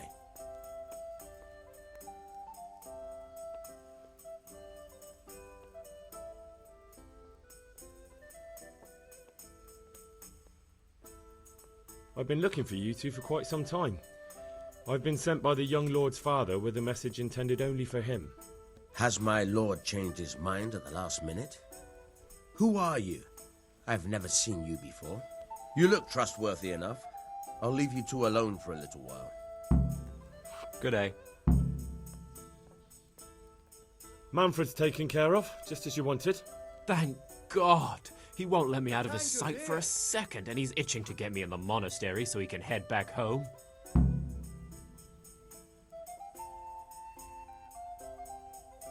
Why are you being sent to the monastery? Like every lusty young lad, I'm fond of fair maidens, but I got too fond of one, and let's just say she was, indisposed for 9 months. But they don't send you to the monastery for that. They do, when it's the daughter of the Lord of your fief. Shit. Here, enjoy it. Shit is putting it mildly. The Lord of Bukover was less than pleased. He knows he'll never marry off his daughter now, so he gave father a choice. Either pay him 1,000 groschen in compensation, along with my balls on a silver platter, or pay 1,000 groschen and put me away somewhere no one will ever see me again. Here you are. Why does your guardian never leave your side? So I don't run away. Of course, I'm free to walk around, but he watches every step I take and won't stop until I'm behind the monastery walls. Well, he's not watching you now. What good is that to me when he has all the money, and even my saddle and riding cloak under lock and key? Why don't you just run away? Bare arsed. What the hell would I do? I don't know how to work, I have no money, and that old bastard's even taken my cloak. He has me in the palm of his hand. But there are poor people everywhere and they get by somehow. If I have to choose between hunger and poverty on one hand and the monastic life on the other, I'm afraid the monastery wins. If I could only steal that old man's pouch, I'd be gone faster than lightning and no one would ever see me again.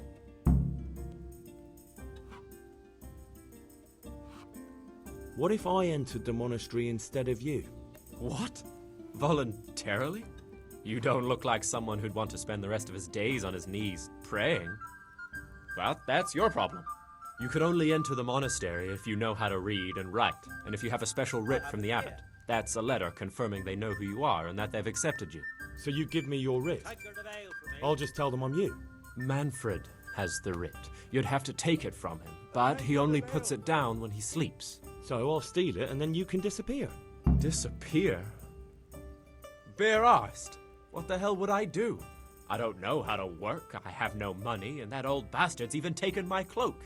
He has me in the palm of his hand. But there are poor people everywhere and they get... If I have to That's all then. Bye.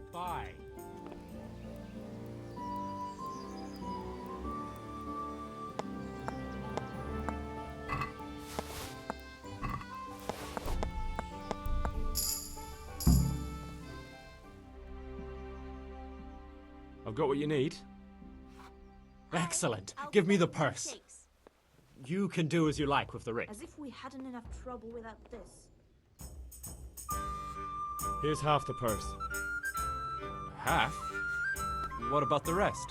I'm keeping it for my efforts. Well, I can't say that seems fair to me, but what can I do? Goodbye. I'm Carl. I'm supposed to enter as a novice. We expected you sooner.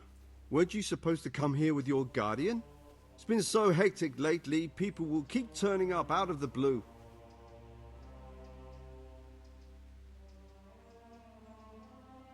He gave me the papers and left me at the gate. You must be used to that, though. I'm not the first novice here, am I? But that wasn't very considerate of him, was it? It's been so hectic here lately, novices arriving one after the other. The last one didn't even have a letter, and you'd think his backside was on fire, the way he kept looking over his shoulder. You took him without the letter? You didn't find that suspicious?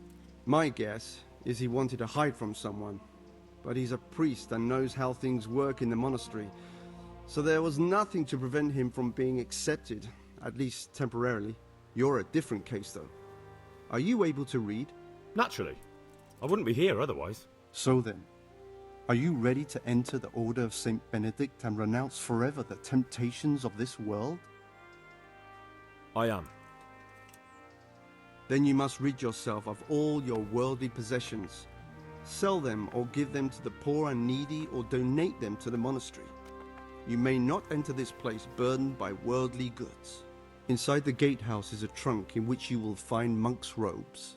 Put away all your possessions and dress yourself in the habit. Then you may rest a while I go and see the prior to arrange matters for your acceptance. Good luck to you. Strange feeling being without all of that. I didn't realise how much I'd grown used to it. Everything's prepared. It's time for you to take your vows. Do I really have to wear this? You'd better get used to it. You'll be wearing it for the rest of your life.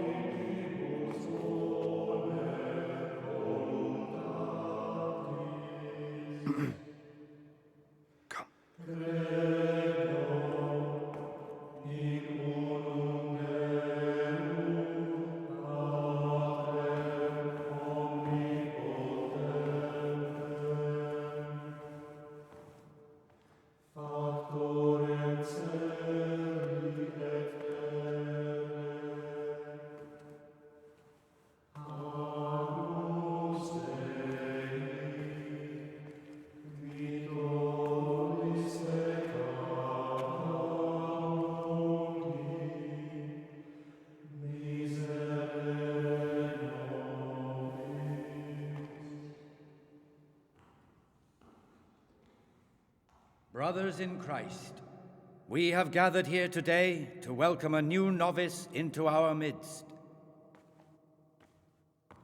Dear brother, forget your former life and embrace your new vocation in the community of the monks of St. Benedict. Opus Dei, obedientia, obprobria, the service of God, obedience, and endurance of all discomfort. These are the cornerstones and succor of our order, which on this day shall become your own. Suscipe me, Domine, secundum eloquium tuum, et vivam. Et non confundas me ab expectatione mea.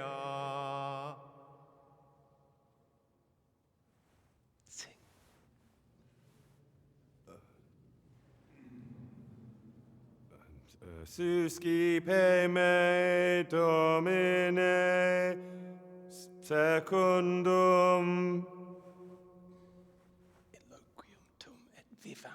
in loquium tuum vivam,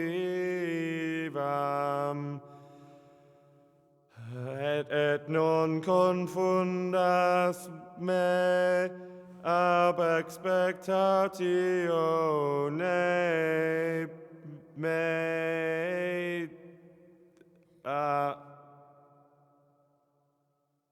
Accept your new name, Brother Gregor, and wear it with honor. Welcome, brother.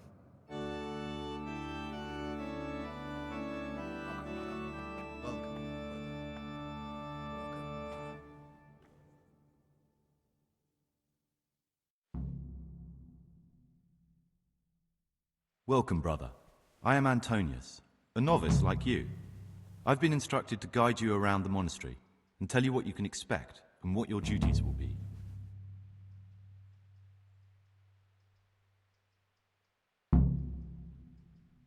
Thanks for helping me out during the ceremony. I had no idea what I was supposed to do. You don't know Latin, do you? Don't worry. Work in the scriptorium will teach you fast enough. Why exactly are you here? Was it your choice? Or did someone force you to come?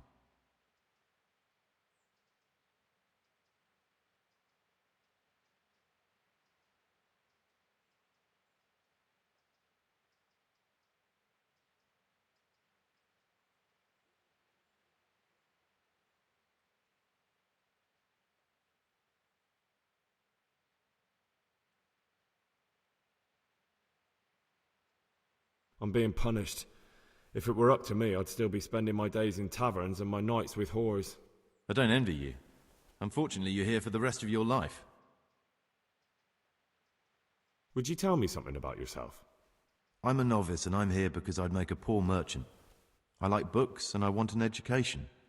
Although I must say, so far the monastic life's been quite unexpected. Let's go then. Good. But before we do, here's a letter directly from the prior telling you all your regular duties from tomorrow onwards. Make sure to read it this evening, so you know how things work. Right, we can go now. Follow me closely. I'll explain everything as we go. Remember one word: discipline. It's your job to work and pray. You serve the Lord now, not your own bodily needs. And that's all. Today you are still free from duty. But tomorrow you begin work like the others. If you need anything, ask any of the brothers. We will be glad to help you. And I recommend you get to know the other novices. You already know me. Then there is Siskin, Yodok, and Lucas. Thanks for showing me around. There's a lot to learn here.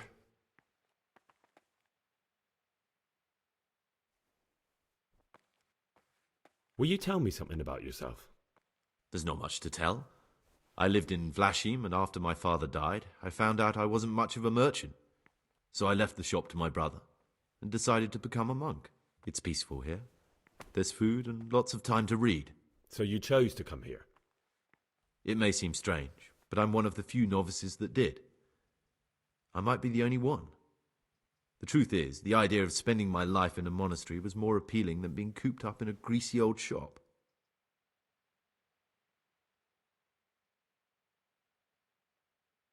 It occurred to me you might be the man to ask. I'm looking for some lockpicks. Do you know anyone in the monastery who could help me? Lockpicks? You surprise me, brother. And you, a nobleman's son. But you could ask Brother Celerius. They say he used to be a thief.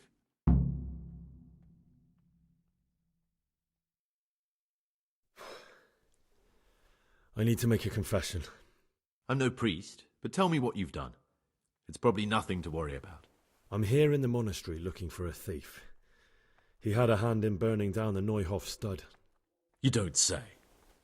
And who are you to take such an interest?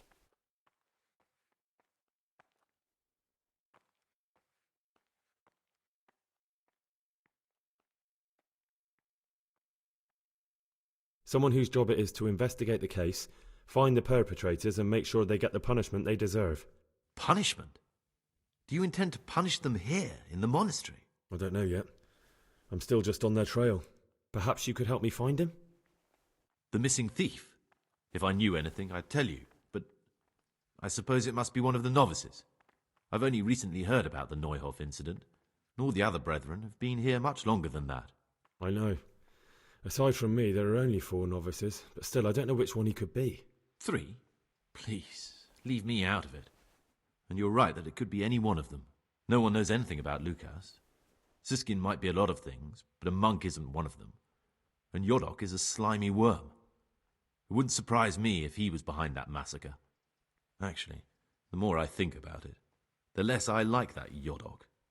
He's a treacherous rat who'd do anything to get in someone's good books. The thought of Yodok at Neuhof sends chills up my spine.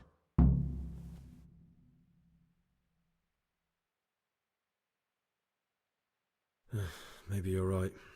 It's not a pretty thought. Thanks for your help, and please don't say a word to anyone. Don't fret, my friend. Your secrets are locked inside my lips.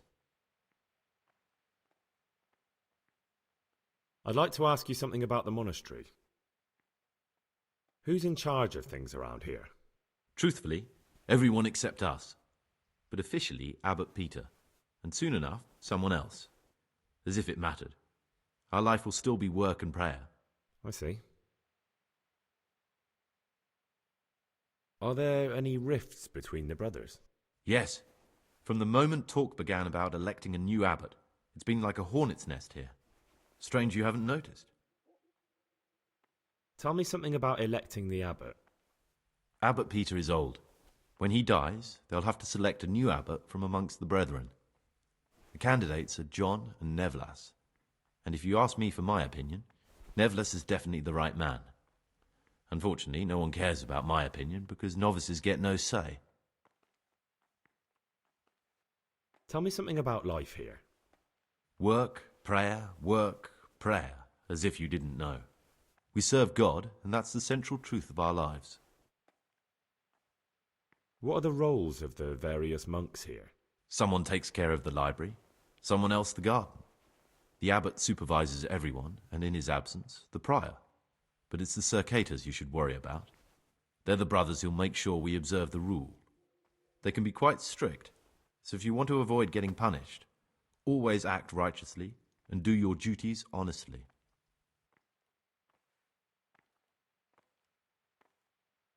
Who would you choose as the new abbot if you could? Why should I even think about that when I don't have the right to vote? Gregor, don't go poking your nose into other people's business. You'll sleep better at night.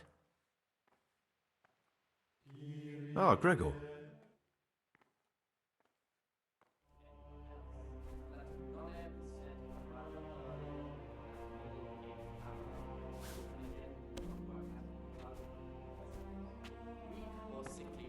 Should be assigned a task or craft of such a nature as to keep them from idleness and at the same time not to overburden them or drive them away with excessive toil.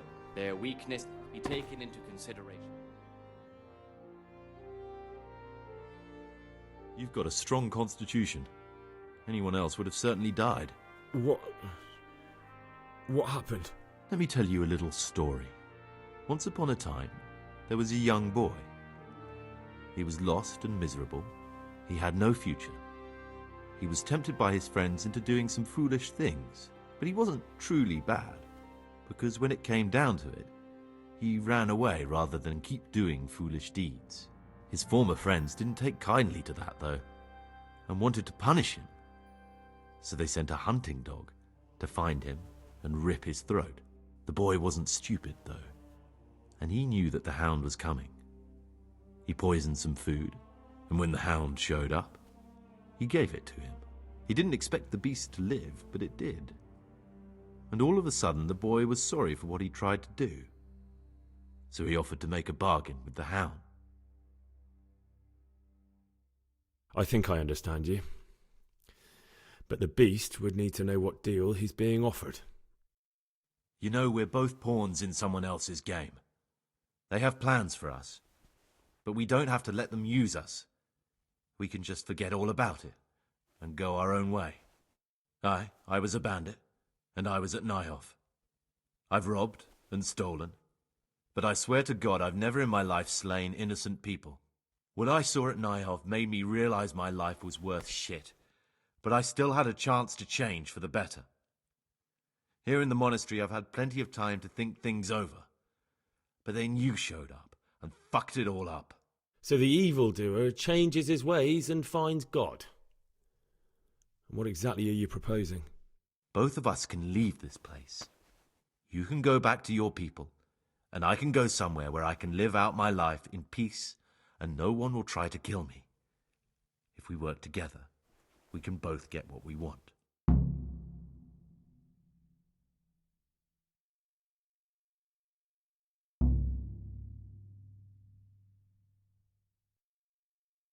What if I wanted a different option? You could kill another novice, I suppose. If news of the murder got out from the monastery, my former friends might believe I'm dead. But I'm offering you a solution that doesn't require any killing. Before we make a run for it, we'll make it look like someone's killed me. Loads of blood, a tattered scrap of my habit, and footprints leading towards the river. No one will bother looking for my body there. There we'll split up. You go for your bounty, and I'll get as far away from here as I can. Good. Let's do it your way. Good. I'm glad that despite our initial discord, we could reach an agreement. Here, take something to calm your stomach. Now we'll need the keys to the monastery and some blood to make the tracks.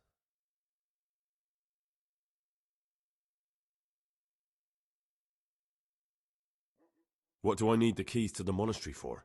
How else will we get out? This place is practically a prison. Getting the keys won't be easy. I know, but Brother Salarius is a reformed thief. I'll bet he still has a few lockpicks lying about. If you know how to use them, they'll be worth finding. Or there's the hard way. Steal the keys from the prior. He carries them with him at all times. They both sound hard to me. But needs must. And where am I supposed to get my hands on blood in a monastery? You'll find a parchment in the kitchen with a list of ingredients on it. All the things they're ordering. Add blood for making soup to the list. And when it's delivered the next day, take it before anyone notices it's even come. What are you going to do? I need to get ready for a long journey. Prepare supplies, get some normal clothing somehow. That sort of thing. You can escape in that habit, but I need to vanish as fast as I can. All right, that's everything I need to know. I can get started. Excellent. Come and see me once you have everything. And try to be as fast as you can. And Gregor, thank you. He'll still be on this earth for many years to come. I have everything we need for the escape. Excellent. Straight after Vespers, we'll meet in the dormitory. We'll have to get it all done before the monks have finished dinner. What exactly is your plan? And why can't we do it at night? We're going to prepare a little riddle they'll never solve. And why at mealtime? Because we need the dormitory as well as the church to be empty. Then at night we'll escape. Do you follow? Take everything with you and don't forget the keys. Good. Once evening mass ends, I'll be in the dormitory.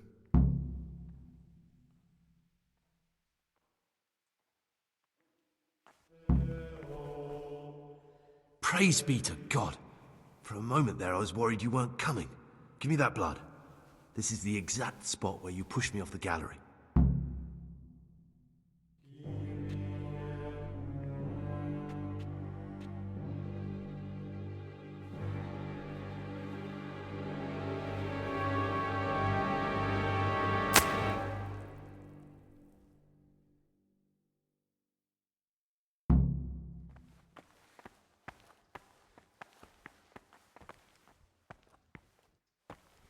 And here's where you dragged my lifeless body.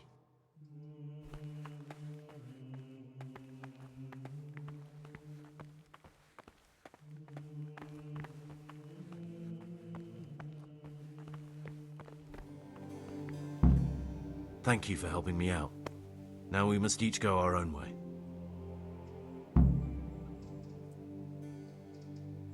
Well, I can't just let you leave. You're a criminal. What are you on about? Did you really help me escape just to betray me? I'm truly sorry, but you were there at the Neuhof massacre, and you're a valuable witness. I'm taking you to the bailiff. Gregor, you can't be serious. I thought... I won't be taken anywhere. I'd rather die than lose my freedom.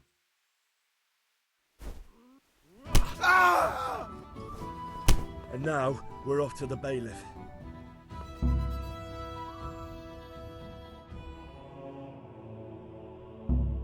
This is one of the men who raised Neuhoff. He should be able to tell you something useful. But I need to ask a favour. I need you to keep him out of sight so his accomplices don't know he's been caught. Fine work, and I'll do as you say. I'll find a deep, dark hiding place where no one will hear me interrogate him. And while we're at it, I'll have your things brought here. Wait here a while.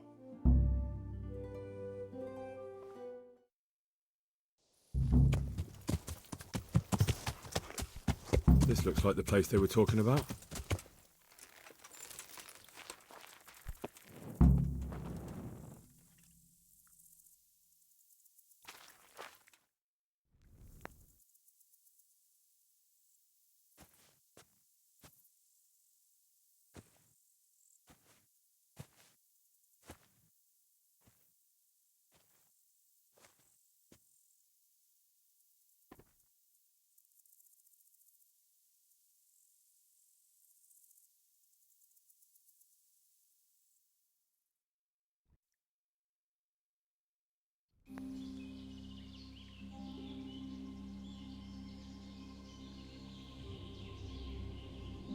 Morning, sunshine.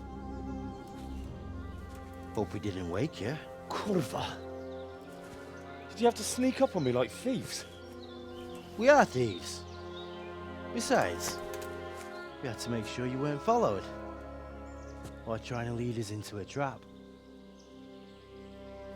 But enough of this chit-chat. Let's get down to business.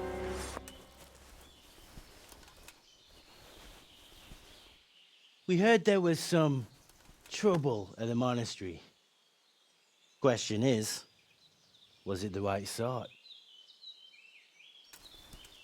Did you do that job we agreed?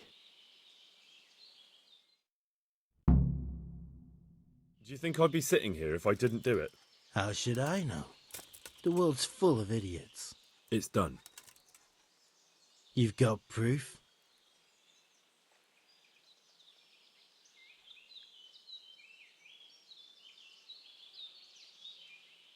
He had nothing on him. No coin, not a thing.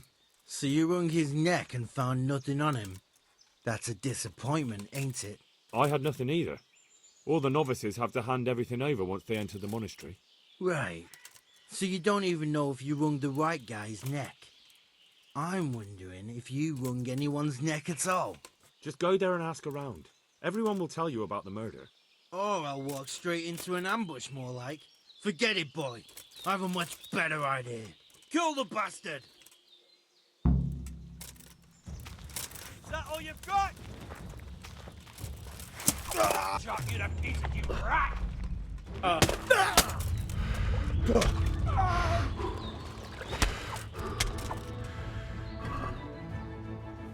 It looks like an ordinary die at first sight, but it's not. The numbers are wrong. Maybe they used it as a sign to identify themselves. But that still doesn't tell me how to find their encampment. Good day. There's rumours of a large band of brigands nearby. Have you heard anything about it? I have, as it happens. A few days back, a travelling mill hand stopped by and got very drunk. He made such a scene I had to throw him out. Before then, he was babbling about some encampment. Said he saw a bunch of nasty-looking fellows pitching camp at the old stronghold, Branny. Up here on the hill? Like I said, he was drunk as a lord. But I'm sure he meant Branny. To think they'd dare. Right under Sir Hanish's nose. What's that? Oh, nothing. Thank you. You've told me exactly what I need to know. Sir, I have news, and I'm sorry to say it's nothing good. After everything that's happened, you have even worse news. That's almost impressive. I'm afraid so. It's going to happen again, and on an even bigger scale. You're full of good cheer, aren't you? What exactly will happen? It seems the Pribyslavitz encampment was just the start, and they're far from defeated. How did you find out? I found a recruiting agent who works for them, and let him recruit me. Ah, God's holy hat. You never cease to surprise me, lad. And what did you find out? They have another much bigger encampment in Vranic near to Sasau. What do those bastards want? And who the hell are they? To hurt us? Conquer the region? I'm not sure yet, but I can find out. How? I'm one of them now. I have their secret sign. I know where their camp is. All I have to do is go and take a look. That's out of the question. It's too risky. Sire, compared to everything I went through to get this, it will be child's play. I already passed their test. They trust me. Then we'll have to attack them before things get out of hand. Ideally, right now, when they're not expecting us. Once we catch that mangy little shit, we can ask him nicely what he wants. But then again, before we attack, it would be useful to have a spy go and scout out how many of them there are and what they're up to. I don't want you to take any unnecessary risks. It's much less risky than our raid on Pribyslavitz. All right then, Hal. Go there and find out how many of them there are, and what their plans are, whatever you can. But don't stick your neck out too far. Yes, sir. Godspeed, lad.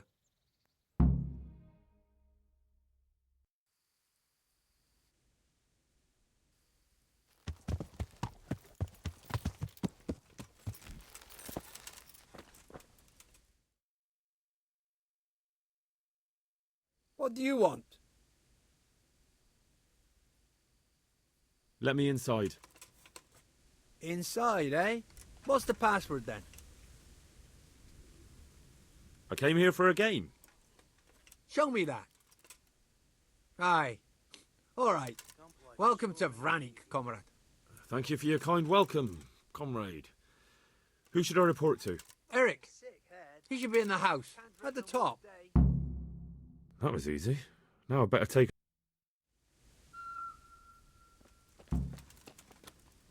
Those tents look pretty impressive. These fellows aren't paupers, that's for sure.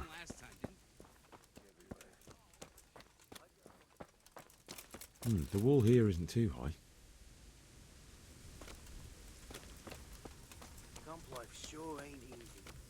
Damn, there certainly are enough of them. At a guess, a good 4 or 5 dozen. Gotta piss. Not only strong outer walls, but inner ones too. This isn't good news. What do you want? Kozlik sent me. Ah, more reinforcements. You're the one from the monastery? Yes, sir. So you really killed that turncoat? Yes, sir. Well done. I heard about you, and quite honestly, I didn't think you'd succeed. So can you handle a sword? Yes, I know what I'm doing. Well, I think it's best if we put you to the test. Go to our combat master, Vanyek. He'll soon find out what you're made of. Just go downhill, as far as the stockade. His tent is right next to the training arena. All right, sir.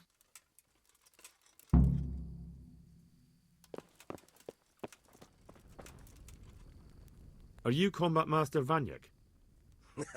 Aye, that's me. What do you want? I'm Henry. Eric said you'd try me out to see how good I am with a sword. Ah, another greenhorn. Nice to see Kozlik's doing his job. Mind you, most of the peasants he sends me couldn't fight a pile of manure with a pitchfork. Hey, don't I know you from somewhere? You look familiar. Yes, you taught me sword fighting in Skalitz. Wait now. Yes, I do remember. We met at the alehouse. Well, I'm glad you made it out alive. I took to my heels before it even started. All right, let's see what you're good for. Have you got a weapon? If not, you can borrow one over there. Now, are you ready? Ready as I'll ever be. All right, let's see what you're made of.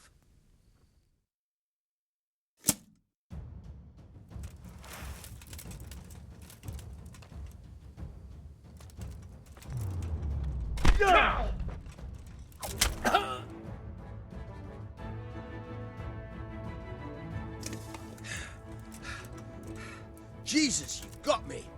You're a lot better than most of the fuckers here, lad. Well done. I've had a bit of practice. So I see. I'll tell Eric what you've got in you, don't worry about that. But so you don't think old Vanyek has passed it, I'll teach you one trick you'll be glad to know. Oh, that's very generous of you. Well, I don't want to take it to the grave with me. All right, listen. Before you start twisting and turning, take a good firm stance with your legs wide apart, like this. As if you're about to let off a huge fart. I think I've got it. Thanks. Sir, may I... What is it? I went to the fight master as you ordered, and I... What's the matter? Lost your tongue? I think I know what's troubling the young master. He's surprised to see me here. And the feeling's mutual. When did you start recruiting Radzig's people, Eric? Radzig? Indeed. This boy is very dear to him. And I expect he's looking for this? Am I right, young man? You bastard.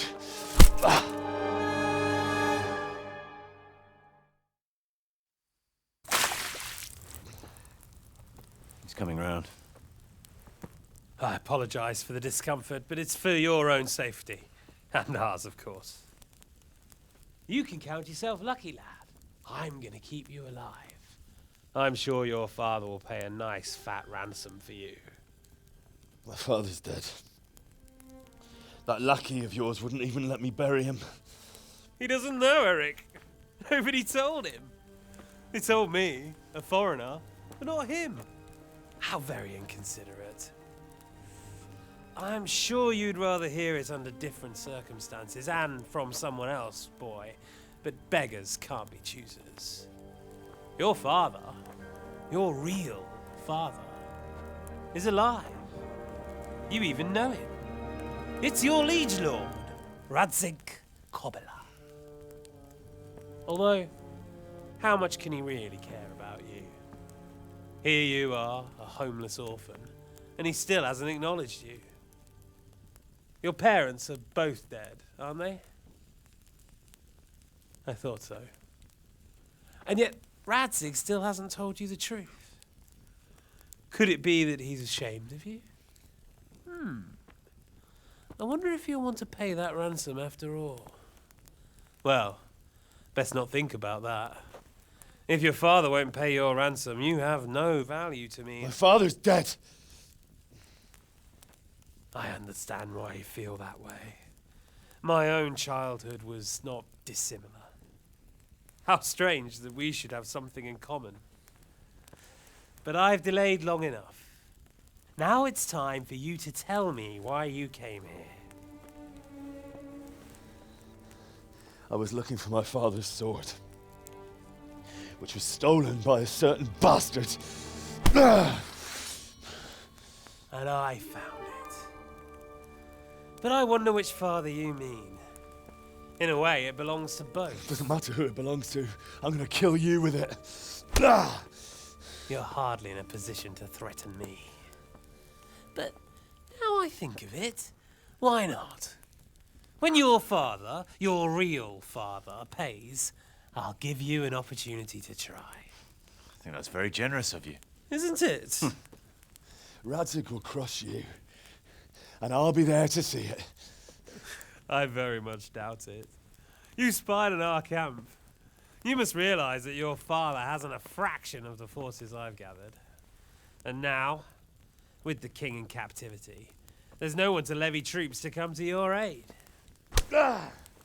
Even united with Hanush and Divish, your father couldn't raise more men than I have. The only force in this country capable of defeating me is Sigismund's. And he pays me. When he wins, I win. Everything I take now will be mine, and I plan to take everything. So meet the new lord of the realm. A man like you will never rule here.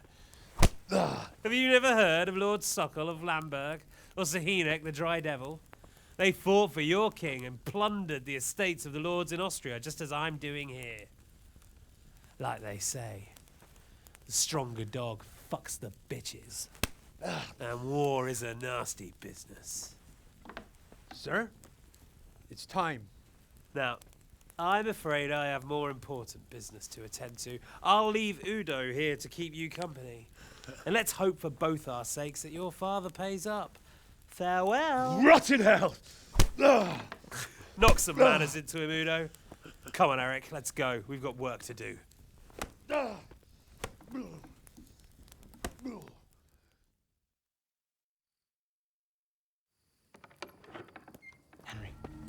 Henry, wake up.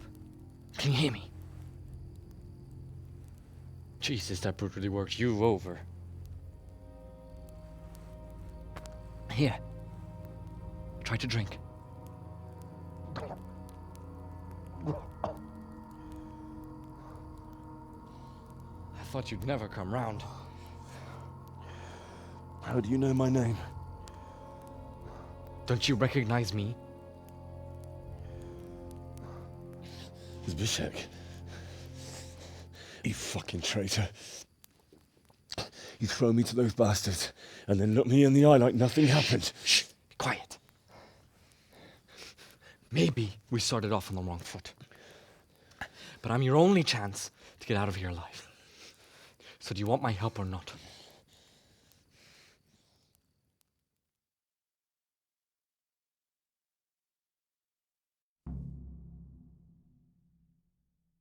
What do you want? I want to get you out of here. But if you'd rather, I can leave you to rot and get the shit kicked out of you by István's bruiser.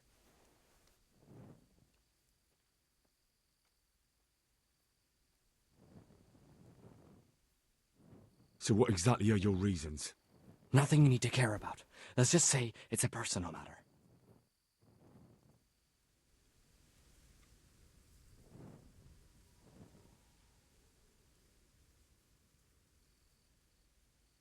But I do care. I don't believe a word you say. I know you're up to something. So you better try harder to convince me, or I'm not going anywhere with you. Not a day passes without these cutthroats pulling daggers on each other. And I'm the youngest, so they make a slave out of me. A bandit's life isn't quite how you imagined it, eh? My heart bleeds. But you could easily make a run for it on your own. Why bother with me? Look, I just want to live a normal life. For that, I need peace and some coin. You need to get out of here, and you've got coin. My help won't cost you 1/10 of what István would want from Sir Radzig. Why shouldn't we help each other?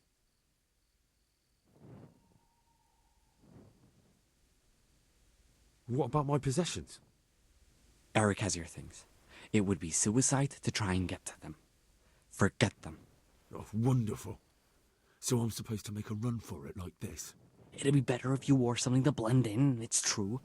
But I can't go and get you anything. I'm supposed to be guarding you. So if I leave my post, I'll have to avoid the others just the same as you. How do you propose to do it?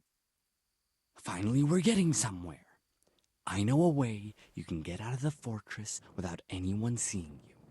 I'll untie you, and you'll have to make your own way there. It shouldn't be hard at this time of night. I'll wait for you outside. Afterwards, you'll tell your noble father I helped you so they don't hang me. And naturally, you'll pay me something for the risk I'm taking.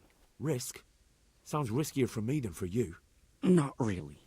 What are they going to do with you if they catch you? They want to ransom you, so the worst they'll do is lock you up again. But me, who was supposed to be guarding you and let you escape? Nobody's going to pay no ransom for me, friend.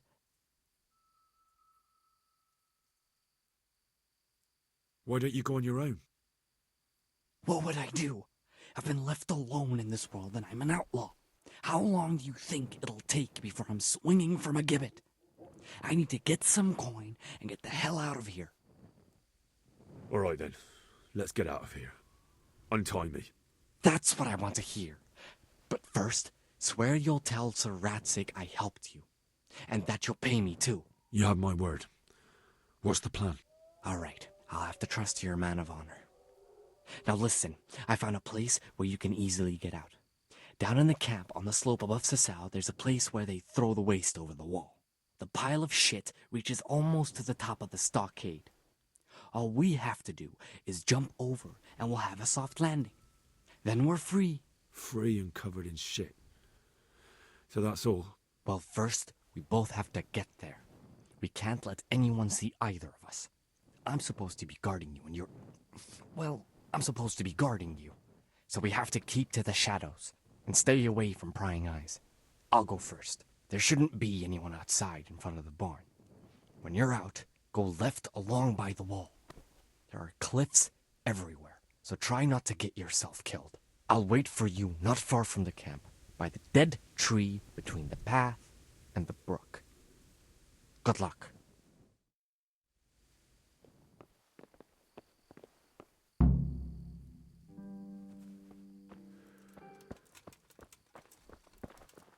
So, we're out. Now it's time for you to keep your part of the bargain.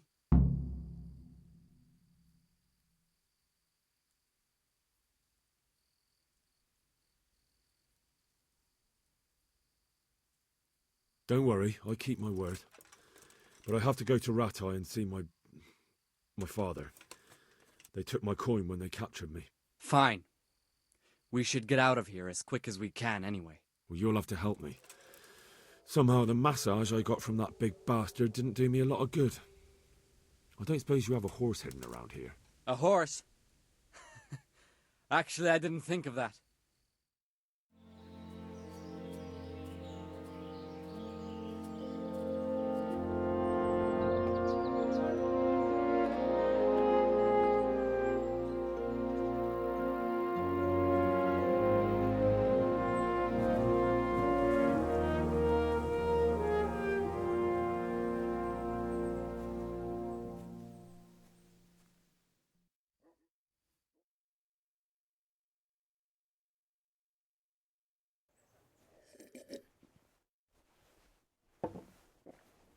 Any word about your boy, Radzig? Nothing yet. Let's hope he hasn't done anything rash. Wouldn't surprise me, given the balls that he has. Now, I wonder where he might have got those from. Don't start, Hanush.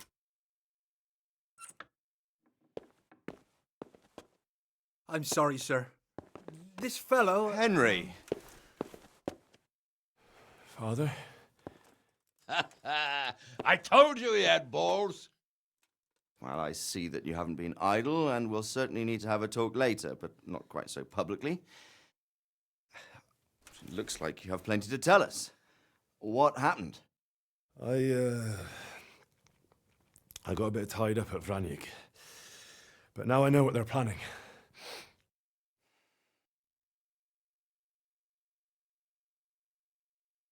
What's being planned? And who's planning it? Spit it out, boy! There's no longer any doubt about it. It's that Hungarian noble you were hosting on the same day Sigismund pillaged Skalitz. Sir Istvan Toth. Toth and his people. Everything fits. They're the ones making the counterfeit money and using it to hire mercenaries from all around. He's already got quite an army at Vranyig. But what the fuck is he after? I can tell you exactly, and you won't like it. How's that? I had quite a long talk with him. What? When I was trying to get into his camp, I was taken captive. We had a bit of a chat. Actually, he told me his entire plan. What? I suppose he thought he didn't need to keep it secret any longer. I'm not all that surprised. Why not? What's that bastard planning? He's in the service of Sigismund. He wants to destroy King Wenceslaus' allies. That means us. He's gathered a very large force. I'm honestly not sure if we can defeat them. And he knows no one will come to our aid now. That fucking cunt! I'll skin him alive! How many men has he got? More than 100, I'd say. And how secure is their camp? It's an old abandoned fortress on a hill above Sasau. It's inaccessible from 3 sides, surrounded by a timber palisade. Bastard! I'll crush that rebel of his! That's easy to say, old friend. It seems Toth isn't taking any chances. Together with Divish, we can muster enough men. And we can all see there's no time to waste. That bastard wants a battle. Much better we pick a time and place than he does. Undoubtedly. We have to take them by surprise. It would be best to attack tomorrow night. We can't get ready any sooner. That's what I like to hear, Radzig. Henry, I want you to get yourself fixed up and then go straight to Sir Divish of Talmberg. Tell him to assemble all the able-bodied men he can and bring them to Vranyig tomorrow evening. We'll wait for him there. Yes, sir. Finally, a chance to show I'm not carrying a sword just for ornament. What is it, Henry? Is there something else? The thing is, we have to deal with Zbyszek. I see. And who is he?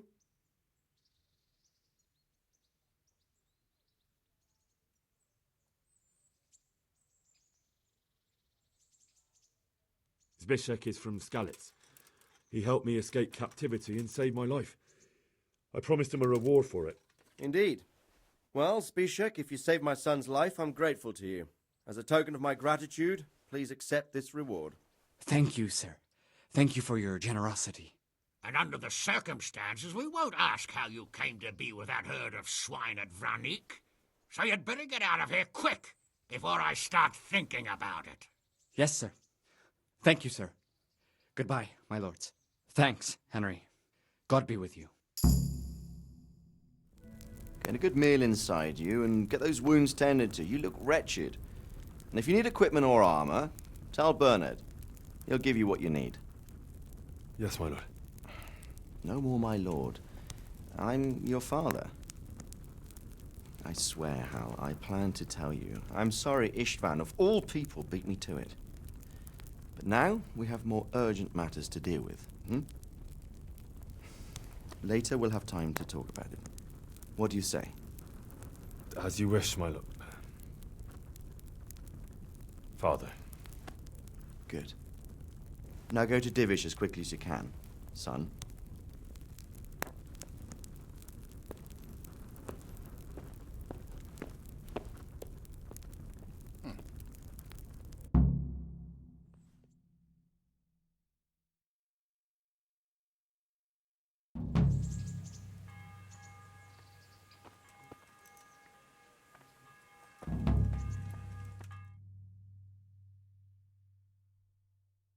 Awake already? I hope you've had a good rest after all you've been through. You might need it. We've got work to do tonight, so get up and get going to Talmberg as soon as possible. You need to rouse Sir Divish and his men for the attack.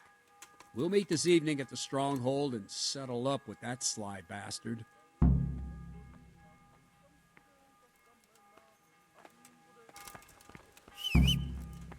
If I don't set off right now to deliver the message to Sir Divish, Listen up, there's a men. good chance our men will It's going lose to be a the long battle. night. I and can't no let that easy happen. pickings.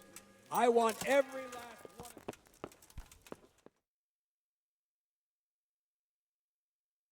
Sir, I bring an urgent message from my father, from Sir Radzig and Hanush. I take it you've heard. What does your father want from me?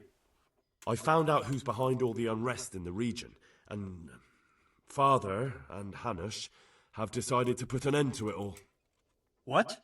So who is responsible for all our recent troubles? You may have met him. Istvan Toth. No, I haven't met him. But Sir Radzig said he'd been here to visit before the raid. I don't suppose that's a coincidence. What kind of man is he? What is he after? He's in the service of King Sigismund, and he's fighting the nobility who support King Wenceslaus. They've amassed quite a force at the old stronghold above Sasau, and they're planning to attack very soon. Father and Hanush have decided to move first and destroy him before he's prepared. Oh, for Christ's sake. When? And how? Tonight. They send word for you to muster your men and rendezvous with them at Vranyig. This is madness. Maybe it is. But I fear that Radzig and Hanush are right.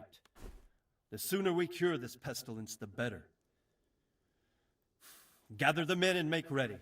We march tonight. Leave only as many as you must to guard the castle. Very well, sir. As you command. Will you be coming with us? Yes, sir. I have some scores to settle with them.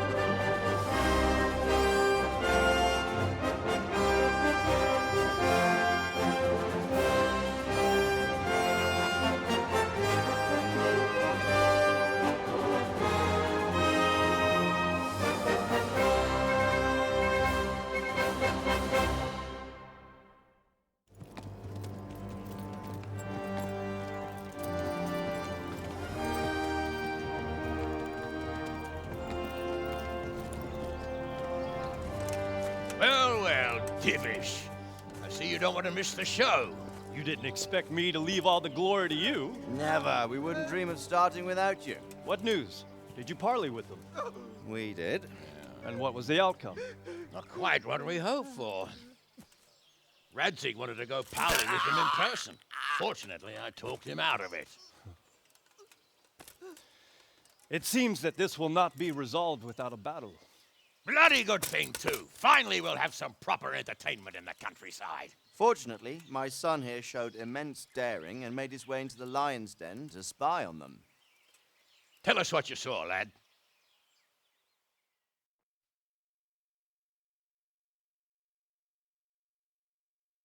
What do you want to know, exactly?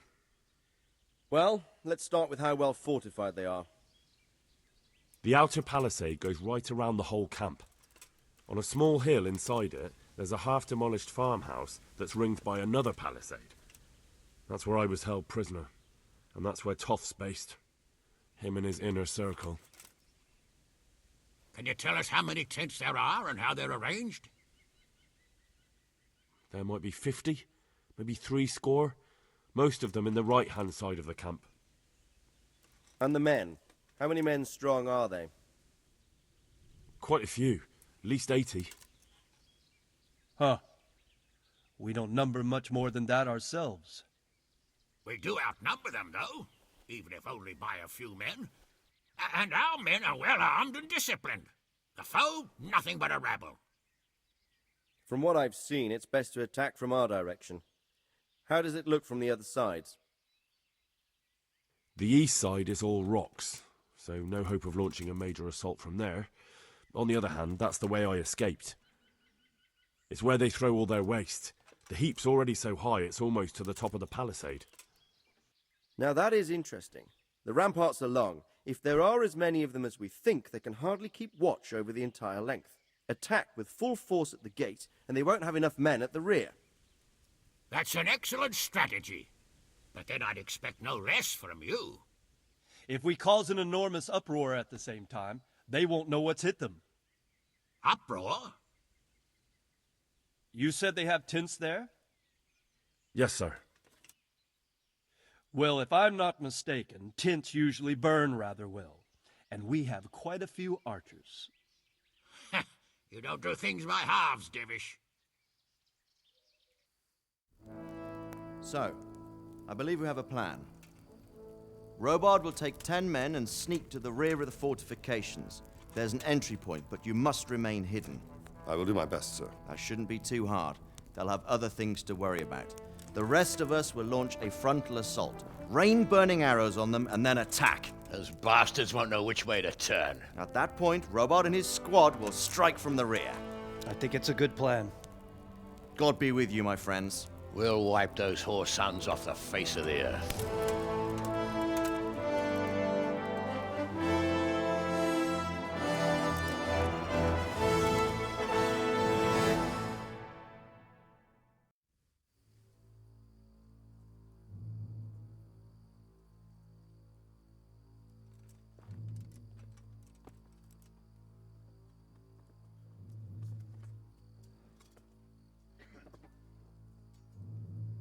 Listen up now. We are about to meet the rabble that have been trying to hurt us. Pillaging, killing, raping, and generally being a thorn in our side for long enough. They may be hiding behind a stockade, but they are still a pack of curs who are no match for men like you. And tonight, we are going to festoon these trees with corpses. First, we will set fire to their little hornet's nest. Then we'll keep them busy by the gate. And when we've made it nice and hot for them, Sir Robard and his men will pounce on them from the rear. And we will hack them to pieces. Have you got it?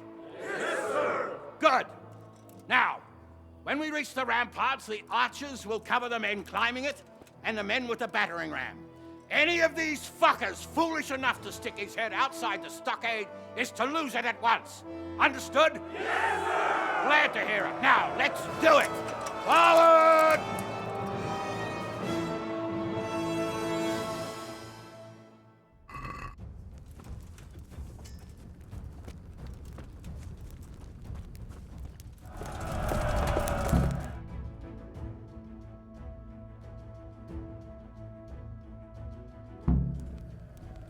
Henry! Go with the men and flush out anyone left around the tents so they don't creep up on us from behind. You men, over there, go with him. The rest of you, warm up and go to the top gate.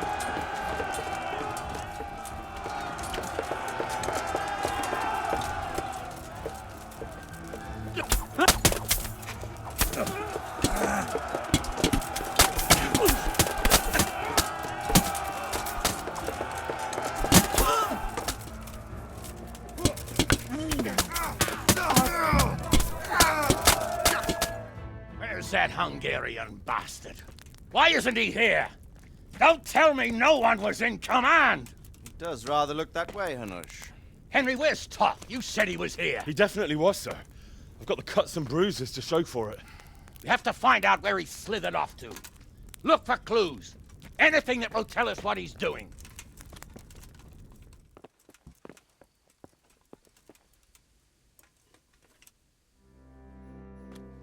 Sir, this was all I could find. A letter? What does it say, Radzig? Alongside hunting, drinking, and swordplay, you might find time for a little study, old man. In the courts of Prague, every Tom, Dick, and Harry can read nowadays. Yes, well, here in the countryside, we don't give a tinker's curse about such things. That's what I've got a scribe for, anyway. What does the damn thing say? It appears to be written by Toth, but it doesn't say to whom. It says everything is going according to plan, and the castle should soon be taken. Castle? What castle? What does he need a castle for? Sir, we took this one alive. And it seems he's not just some ordinary spear carrier. Where's that rat Toth? Where did he go? Speak, damn you! He's thwarted you again, hasn't he?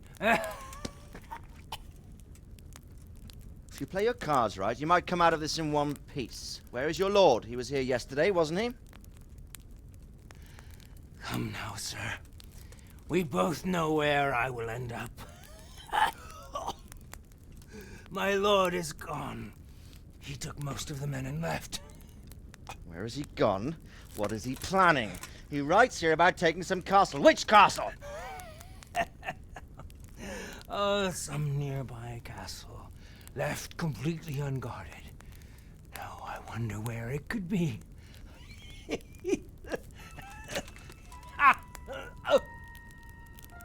What are you saying, you horse son? Talmberg. Did he go to Talmberg? You'll never get him! You'll never get...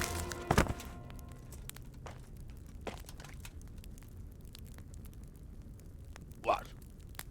We're planning on sending him to some monastery to become a monk? I believe we have some work to do, Sir Divish, do we not?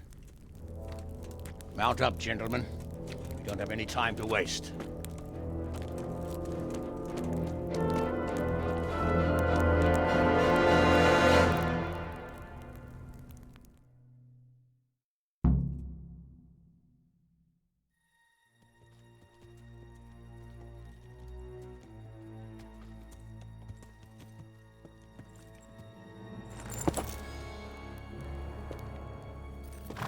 Halt!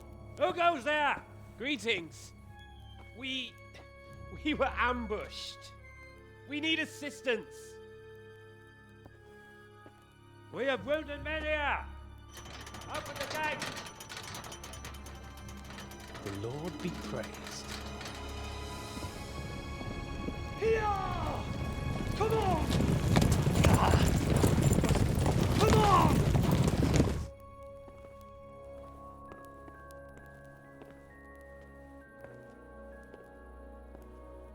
Lady Stephanie, I really don't think we should... My lady. Faster, man! Come on, faster! My men are gravely wounded.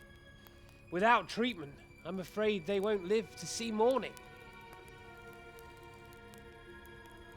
Hiya! Not to worry. We'll take care of them.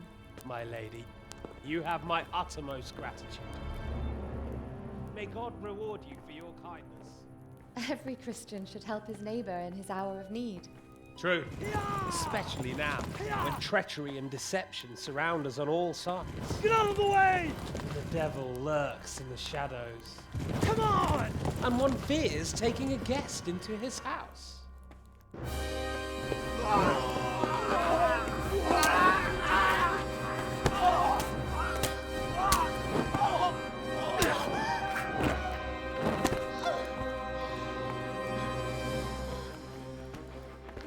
Signal the others. Yes, sir.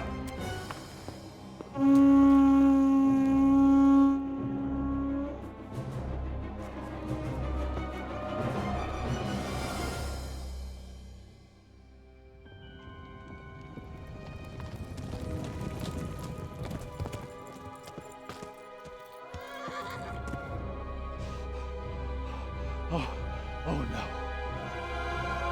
We're too late. Quickly! Follow me!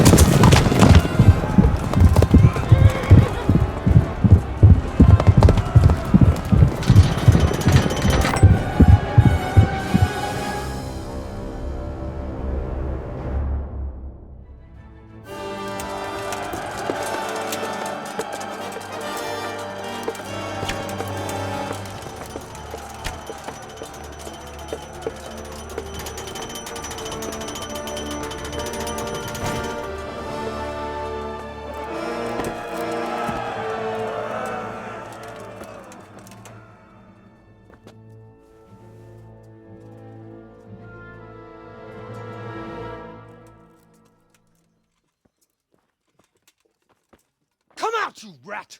Come out and fight like a man! I don't think so. I like it better right here. Would you rather hide behind my wife like some mangy whelp? I could just as easily cut her throat. I have hostages enough, and strong walls to protect me. Bring him here.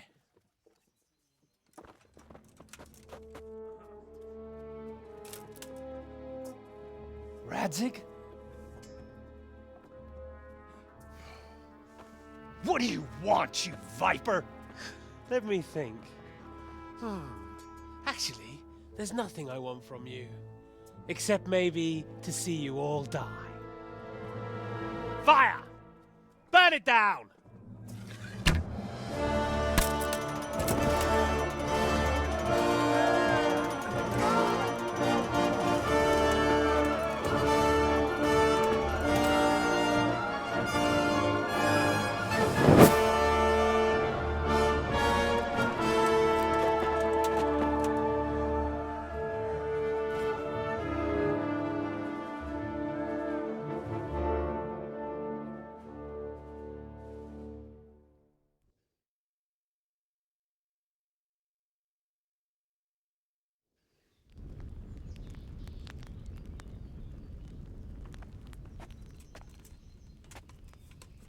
Christ. Are you all right? I'll live. But I don't think I'll be wielding a sword for a while. Oh, we have men enough for sword wielding. A good lord is harder to come by. How the hell did they get Radzig? I didn't make it to the gate. He was charging against reinforcements from the castle. We have to save my father, somehow. And we have to save my wife and get our home back. My friend, I think you know as well as I. We have to lay siege. No. No, that is our last resort. We have to try all our other options. Sir, if a few men could scale the western wall after dark, maybe they could get inside, free the hostages, and open the gate. That is, if they're holding them in the courtyard, as we've always done. Well, that's a big if. What if they're seen and they can't raise the portcullis quietly? Sir Hanush, if we can save just one hostage. It's a perilous undertaking. Who would you send? I'll go.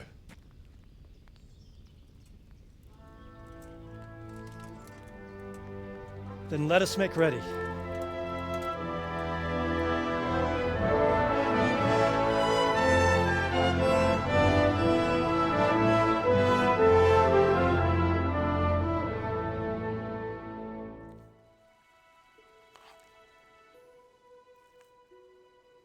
I'm ready. Are you sure? You should wear lightweight black clothing. Anything you don't need, you can leave here. I don't want you clanking around in plate armor. Yes, I'm ready to go. God be with you.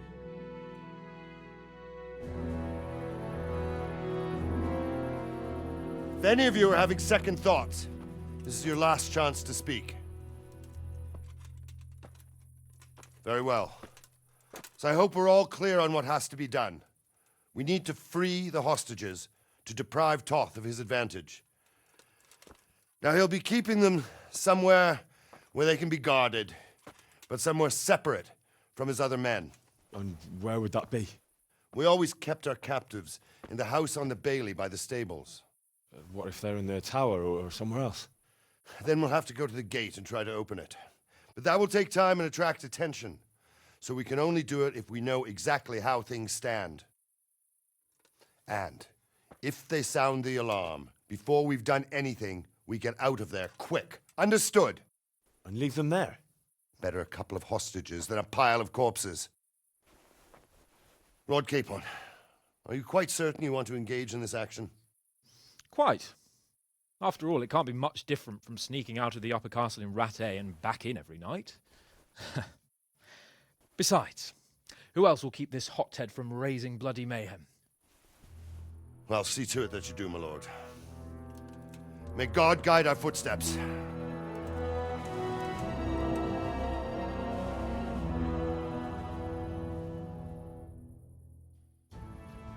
This will be something. They'll be telling stories about this for years. We'll be legends. Unless we fuck it up. Then Istvan will be telling the stories, and the joke will be on us.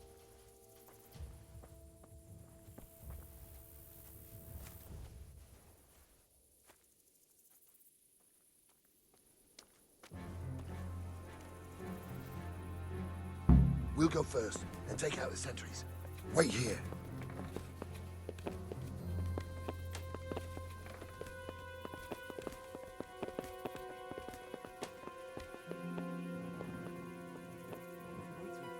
Quiet, for fuck's sake.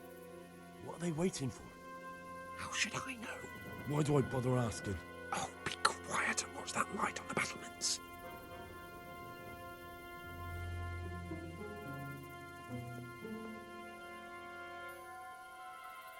Fuck this waiting, I'm gonna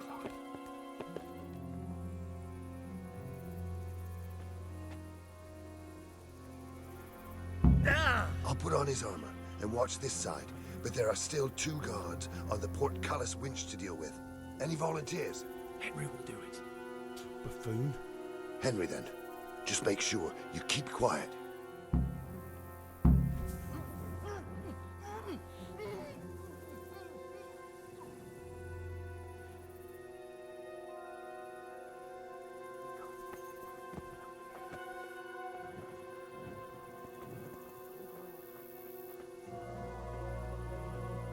It's bound to draw attention. First, we have to find the hostages. Then we can come back and deal with the rest. Easy now. We're almost there. Let's not fuck it up at the 11th hour.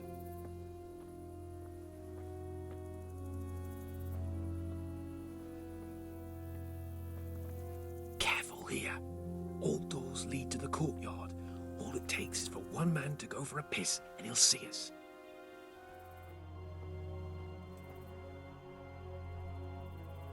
Where's Sir Radzig and Lady Stephanie?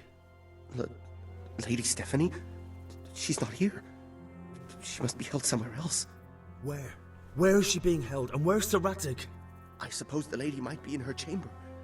We don't know anything. They herded us here and told us not to move a muscle. Take care now.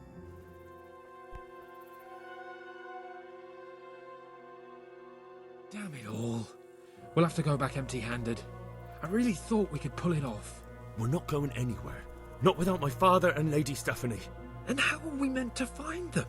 They're not in the stables or anywhere nearby. You want to creep right inside the palace where Toth's men are everywhere? Yes. We can't leave them in Toth's hands. It was hard enough getting this far, but going inside is madness. What good will it do them if we get caught? Then we mustn't get caught. Listen, Hal, I can appreciate your stubbornness, usually. But this could cost us our heads. At least we saved those other people. I told you, I'm not leaving here without the hostages. If you're determined to be a stubborn ox, go right ahead. I suppose you might as well look for your sword while you're at it. No point leaving the job half done. Save your speeches. Are you going to help me or not? If you want to get yourself killed, you can do it alone. But before you go raising bloody mayhem, give us time to get out of here. Come on then. Let's get the fuck out of here before they catch us. Gorva! Fuck my ass! Fuck! Henry! I'll have to carry him out of here Henry, right now. if you get me out of here, I'll stop telling everyone what an idiot you are. Too hard! This isn't very comfortable. Can't you stop hopping around with me? My arse is killing me. There they are! For Christ's sake, and don't shake me so much. Run, for Christ's sake, and don't shake me so much.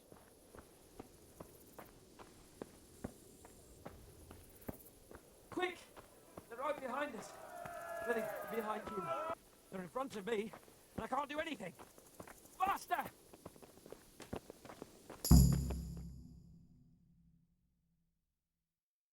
I have to admit, we didn't do too well. True, the shame of it. They drove us back before we even got anywhere. It's worse than if they'd killed us. Well, I wouldn't go that far. We had to give it a try. If we succeeded. If pigs had wings... I know it troubles you, but it's not over yet. We'll rescue the hostages and hang that bastard Istvan.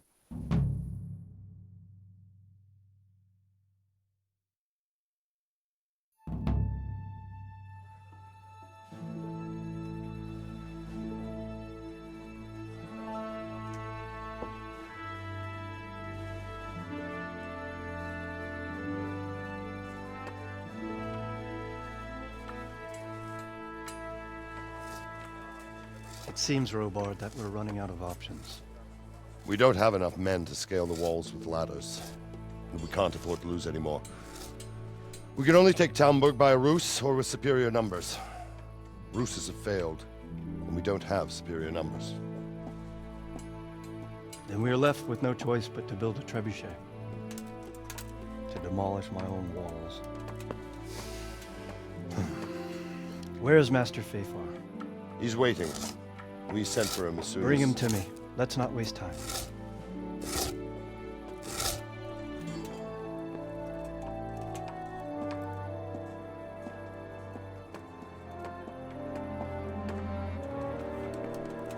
Sir Divish. You will build me a trebuchet, Master Tobias. Trebuchet, my lord. That's not entirely in my field of expertise. We have to take back Talmberg. Yes, indeed, sir. I understand that. And you are the best engineer we can rely on in the whole fiefdom. Oh, well, thank you, my lord, but it's just that I've never built a trebuchet before. This could take some time. Then you'd better get to it. Bernard will go over the plan of attack with you.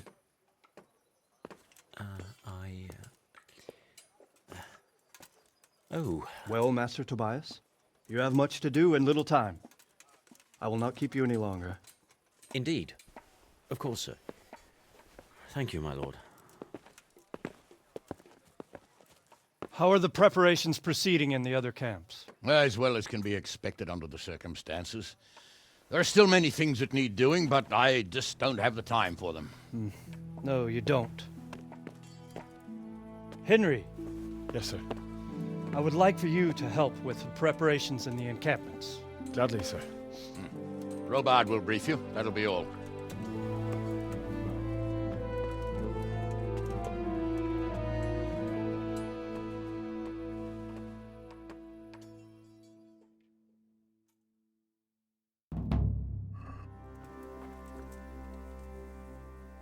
What needs to be done?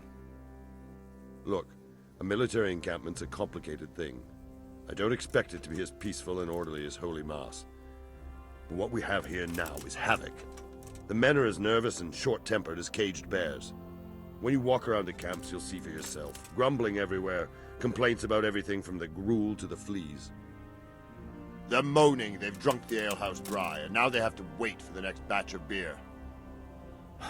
We've got dead who deserve a decent burial, and a lot of wounded, including one of their lordships. The less the troops grumble, the better off we'll all be. But that's not even the main problem. What do you mean? Did you hear what Sir Divish was saying to Fafar, our master builder? I heard some of it. And what did you make of it? He said he'd never built a trebuchet catapult. I wouldn't even know where to start, but he might.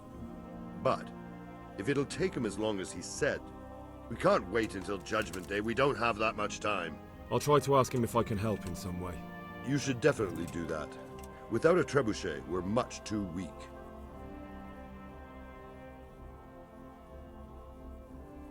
How are you faring, Sir Robard? How do you think I'm faring, lad? There's some cutthroat thug lolling about in my bed at the castle. Well, at least no one's raised Talmberg. Not so far.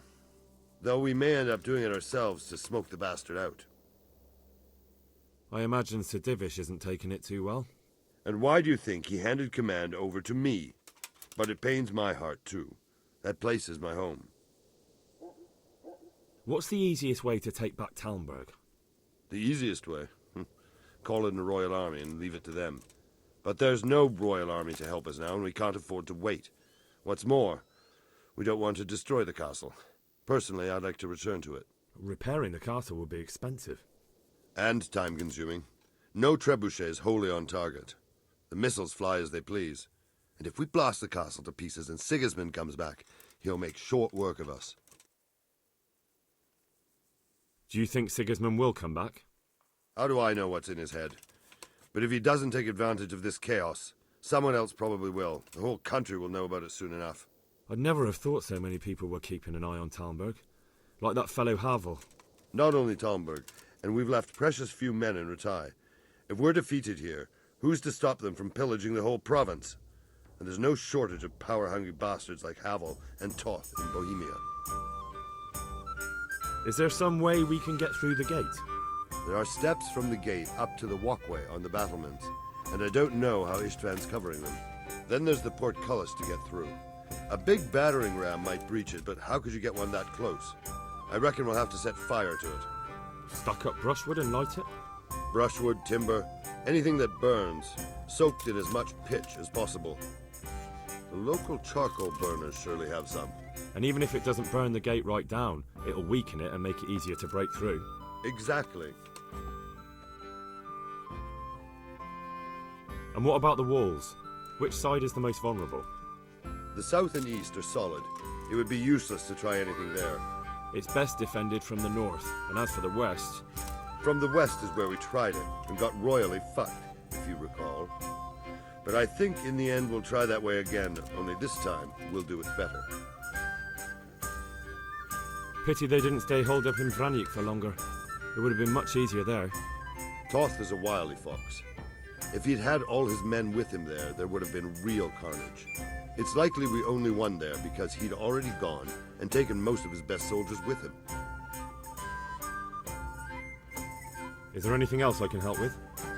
Well, we need some pitch.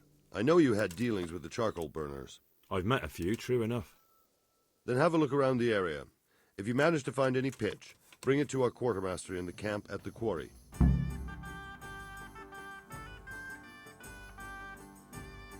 Take care now. God bless you. What troubles you? Sir Robard sent me to you. He said you have to build a trebuchet. Indeed. A trebuchet that can smash the walls of Talmberg. I, a mining engineer. What do I know of war machines? I'll never manage it on my own. Well, I'd like to help you, but how? I don't know anything about trebuchets either. Actually, there is a way you could help. Conrad Kieser came to Sasso recently. If you could get him to come here, it would save my skin. Conrad Kieser? Who's he? He's a scholar who studied medicine. but he also designed siege engines. He even took part in the siege of Nicopolis, together with Sigismund.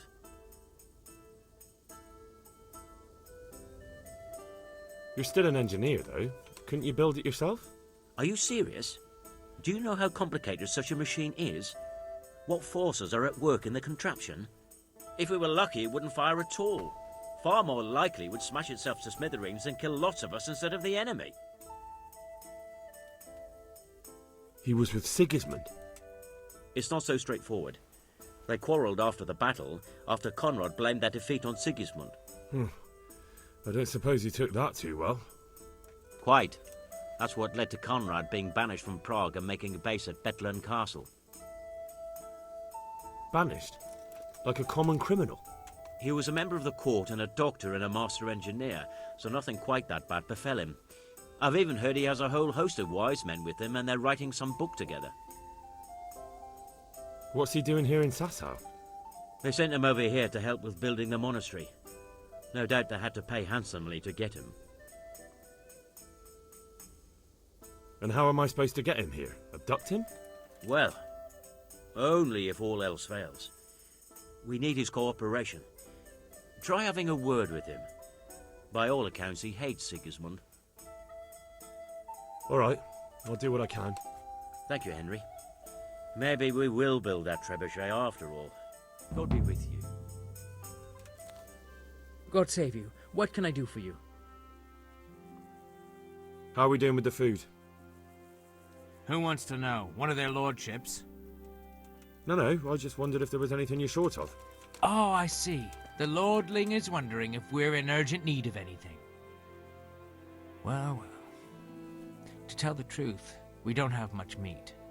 They bring it round often enough, but never as much as they should. Yes, I've heard something like that. I'll say. Every other man's moaning on about it. The gamekeepers are doing all they can, but they can't keep up. So if you know how to help them out, bring it right here. I'll take care of the rest. Fine, I'll keep that in mind. I brought you some meat. Stack it over here. What's going on? You said you were bringing meat. Do we have any beer? Christ, I wish we did. Our ale's all gone and we've drained the local inn dry. That's bad news. Don't I know it? You can't go and catch a beer in the woods either. But if you happen to know about some, let's hear it. News like that'd refresh me almost as much as a drink. And the lads, too. Farewell. What do you need? How are the men holding up? They're a rabble. The out-of-towners are desperate to go home. And the locals, they've got nowhere else to go. So they're just generally complaining. Are they causing trouble? No trouble as such. It's true I've caught a few of them asleep on their watch. But there's nothing a couple of lashes of the whip can't cure. Well, there might be a simpler solution. Whipping a man's simple enough. Just give one of them a beating, the others will remember. And when they forget, do it again. But then you'd have an injured soldier. It occurred to me a herbal potion might do the trick.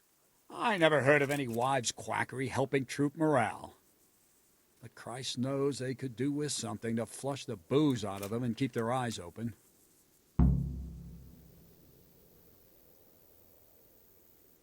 How goes it, Sir Bernard? How goes it? We're sitting here under the castle, and all day long there's folks hewing stones. My ears are ringing as if I'd been struck on the head, which is just how I feel. I felt that way too since the night of the attack. That went horribly wrong. And even so, we were lucky. Could have gone much worse. The Lord be praised. What brings you to me?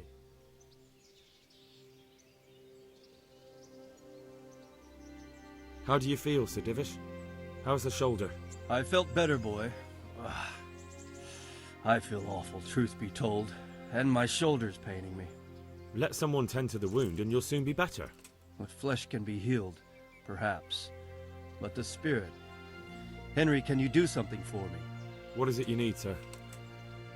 I need a priest as well as a physician. The closest was in Rovna, but I don't know what happened to him. And then there's the one from Ujits. What's his name? Godwin. But why would you need a priest? The wound will heal, especially with the help of one of the monks. It's not about me. I've got a lot of wounded here that won't see morning, and dead men, and I have to confess my sins.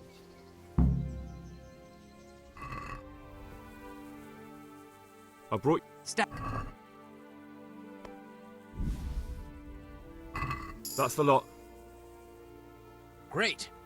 If we're really going to have to storm the walls, then at least it should be with full bellies. Oh, and here's something for your trouble. Farewell.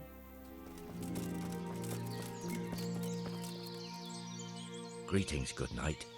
How may I serve you? I'm looking for some pitch for Talmberg. Already? What happened to the last lot we supplied? I don't know, and it doesn't matter. Do you have any, or don't you? I do. I had a buyer lined up, but it's been a while since he showed his face. What do you need it for? Talmberg's been taken by a horde of brigands, so we're laying siege to it. We could use some pitch. Christ's blood. I hadn't heard the news. All right, it's all yours. You gave us a hand with that ginger when we needed it, and if it's for Sir Divish, I know my duty. If you want to haul it away yourself, feel free, or I can get someone to deliver it to you. Thank you. God bless you. Good luck, then.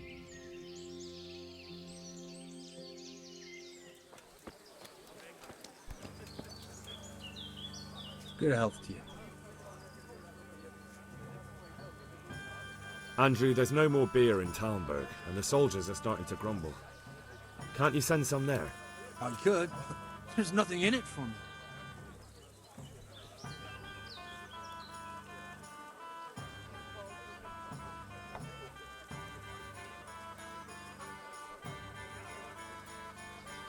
The camp's not that far away. Imagine if the soldiers got so upset by the lack of beer, they went on the hunt for it and ended up here.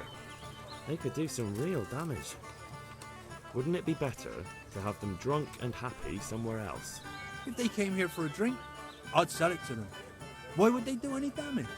What if someone lied to them that you were a Toth supporter and that they'd have to make do with water? I knew you were a bastard, but I didn't expect you to turn on me too. I do like things to go my way. I'll send it there. But just remember, everyone gets what's coming to them eventually. One day, you're bound to come across someone who isn't such a pushover. Maybe. But in the meantime, make sure to send the best you have.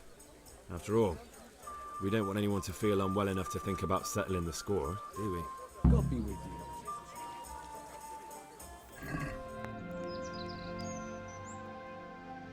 I need something to keep our soldiers awake.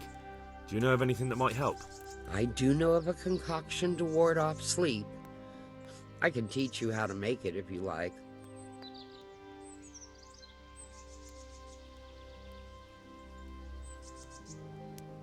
But I need enough for at least 100 people. I can't help you with that. You'll have to brew up a bit at a time as it's needed. So, do you want to do it or not? That'll be very helpful. Good luck, then.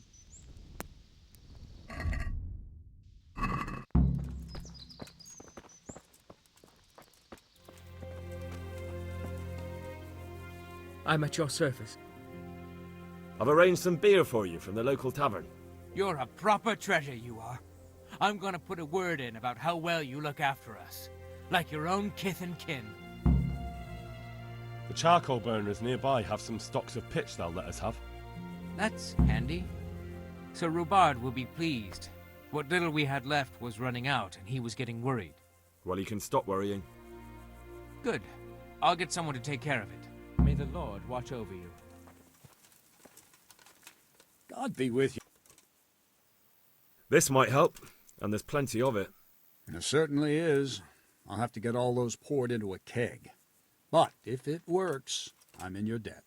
I just want to make sure we get rid of those bastards holed up in the castle. No more than I do, lad. And to see Istvan hang from the highest tower. I'll drink to that. Well, I would if I wasn't on duty. God be with you. God save you, Henry. Greetings. There's something I need from you, Father Godwin. Is there, my son? How can I help? There are a lot of dead and wounded at Talmberg, and no one to make the sign of the cross on their foreheads. I'd like to help, but sadly I simply can't. My own parishioners are watching me closely, and if I make just one false move, they'll have the bishop down on my back. But Sir Divish himself... If he wants me, let him come and speak to me himself. But I'm not going anywhere. It's your fault I have to live with a sword dangling over my head, Hal, and don't think I've forgotten it. I never forced you to do anything. And just because I didn't help you out, you're denying God's forgiveness to innocent strangers.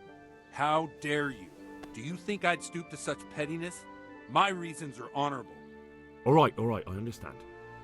So why don't you turn it round on them? Why don't you say you'll go to Talmberg because it's the right thing to do and your Christian duty, even though you might be shot in the process, like that saint? Sebastian. That might help, I suppose. Tell me the truth. Is the air really thick with arrows? It is a siege, but all the camps are well out of range, so you don't have to worry about that. Well, see how the martyrdom angle works, and then I'll go.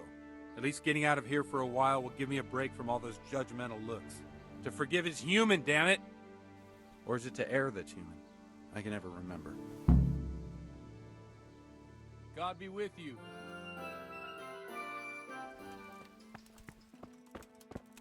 Good day, Henry.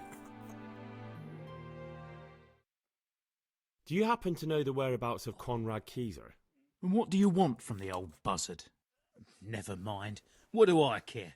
It's the big house in the courtyard by the monastery. I've come to ask for help. Again? Such trying times we live in. God is testing us all. So what is it you need?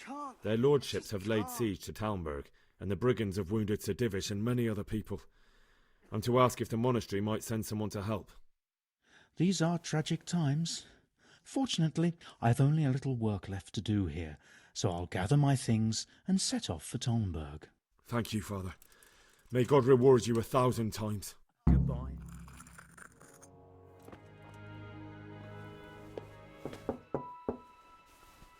Enter.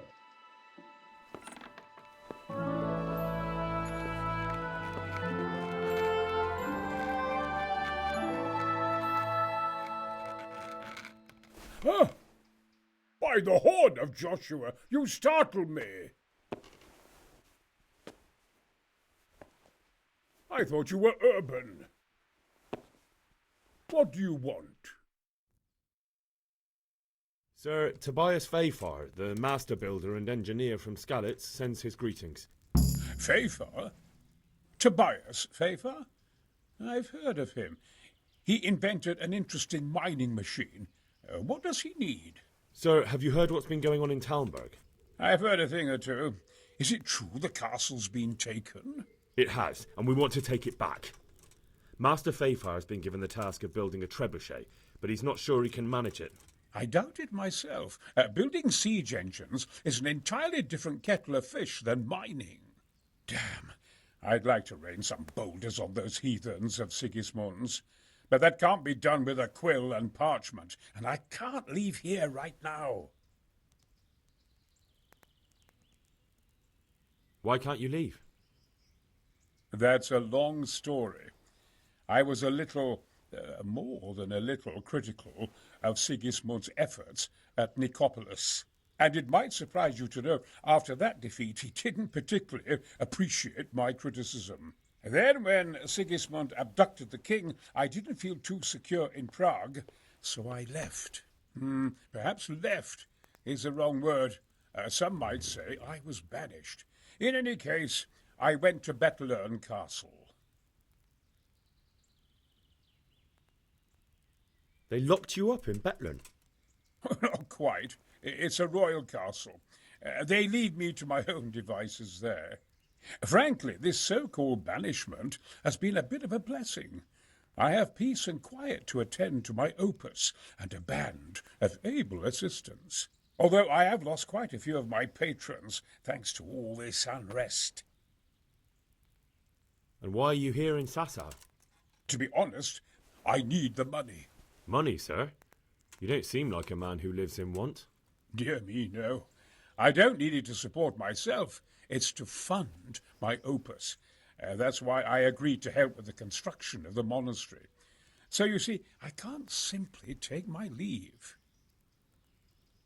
What is it you're working on, sir?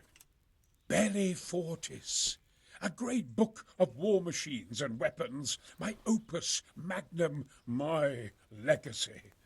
All you have seen here are but snippets of my great work. Mark my words. One day, our whole world will be run by machines and inventions not yet dreamed of. Of course. Any day now they'll plough our fields and milk our cattle. What did you say? Oh, nothing. Just thinking aloud about things for battle.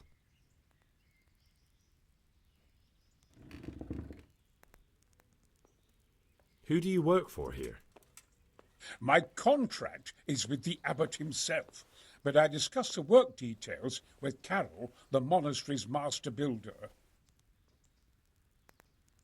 Could I not just pay off the master builder for your services? I doubt it.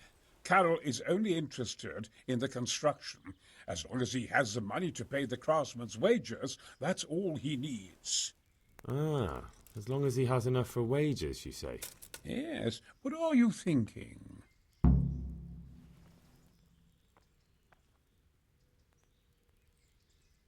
Could I help you escape, perhaps? Who says I want to? But you said you couldn't leave, sir. Young man, I can't leave because I gave my word I'd help with the building of the monastery here. And my word is my bond. I have no intention of sneaking away like some criminal. Couldn't Carol be persuaded somehow? After all, the defence of the province is at stake. I realise that, but Sassa Monastery has always kept its neutrality. What's more, the abbot isn't here at present, and without his permission, Carol won't be persuaded. But I might have another idea. What do you suggest? Carol received his commission in writing. If you found it, we could copy the abbot's seal and signature on our own document. That's a curiously interesting idea. My inventiveness has many applications. I could be back here before the abbot, so he won't even know I was gone. How do I get my hands on the commission? It will be somewhere in his quarters. You'll need to get it quickly and put it back before he notices it's gone. I suggest waiting until evening. That's when Carol usually goes to the tavern to play dice. He's fond of his dice. Maybe you can take advantage of that somehow. Right. I'll see what I can do.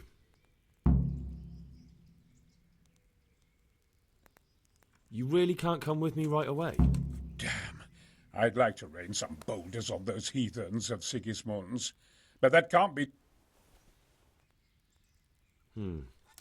Look here, I don't want any trouble. You better talk to Carol, the master builder.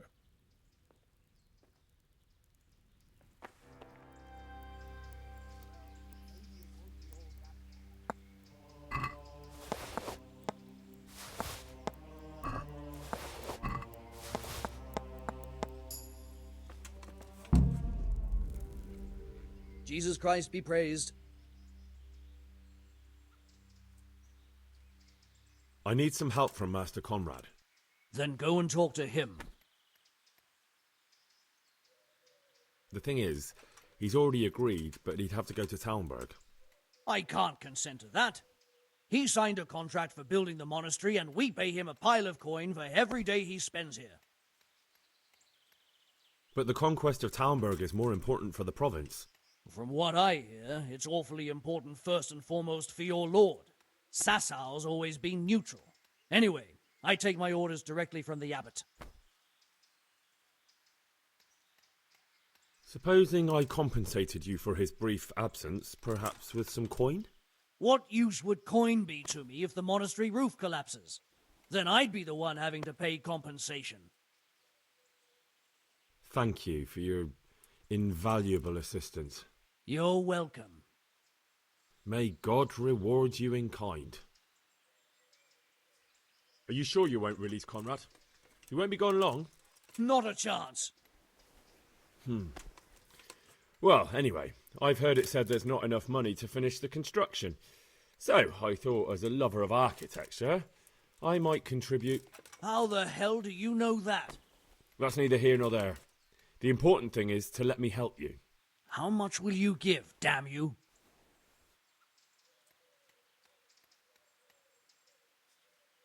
Very well, then. Kaiser can go. It's been a pleasure doing business with you. They're after me! Sweet Jesus, I knew this day would come! What? Who is... Carol said you can leave and...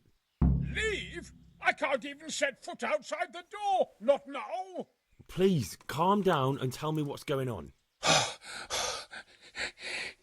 They're after me! Who? Who's after you? Sigismund's people, of course! Why would they be after you?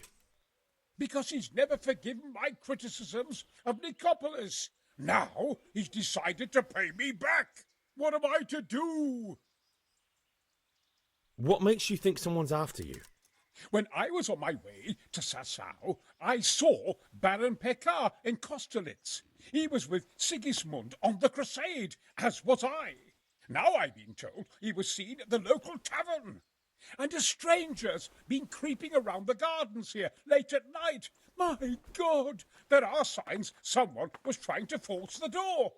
They're after me, Henry. The Lord preserve me. They want to kill me.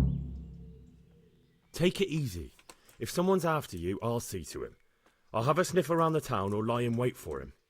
I don't know. What if he sneaks past you? He won't, I promise. I'll hide in the garden, and if anyone starts creeping around after dark, I'll catch him. You will, won't you? Good, good. And be sure to hide well. If he sees you, he won't come.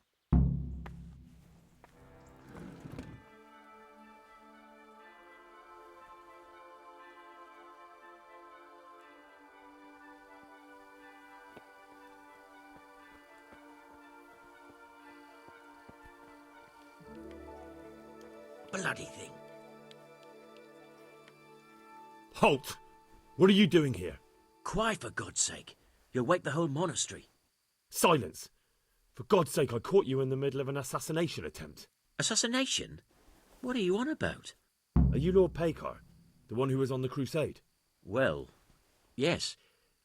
How'd you know that? Because you've come to assassinate Conrad Kaiser. Kaiser? He's living here in the monastery? Well, yes. Right here in this house. What's your business here? It's all a terrible mistake. I've a long-standing arrangement with the custodian here, Sir Sebastian von Berg. I supply him with salt and spices, and I've come to realise how he's been cheating me repeatedly. The dispute's been running for a while and still has legs, so I wanted my money back, that's all. I've no quarrel with Conrad.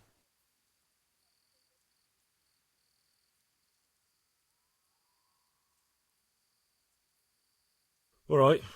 I suppose I'll have to take your word for it. But stop creeping around here at night and trying to break into the house. Conrad is scared half to death, and I need him in his right mind. Very well. That does sound like Conrad. I'll think up some other plan. May the Lord watch over you.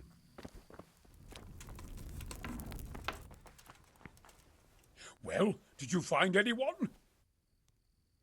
I did. And? You needn't fear. I kept watch the whole night and nothing happened. A few folk passed by, but nobody dangerous.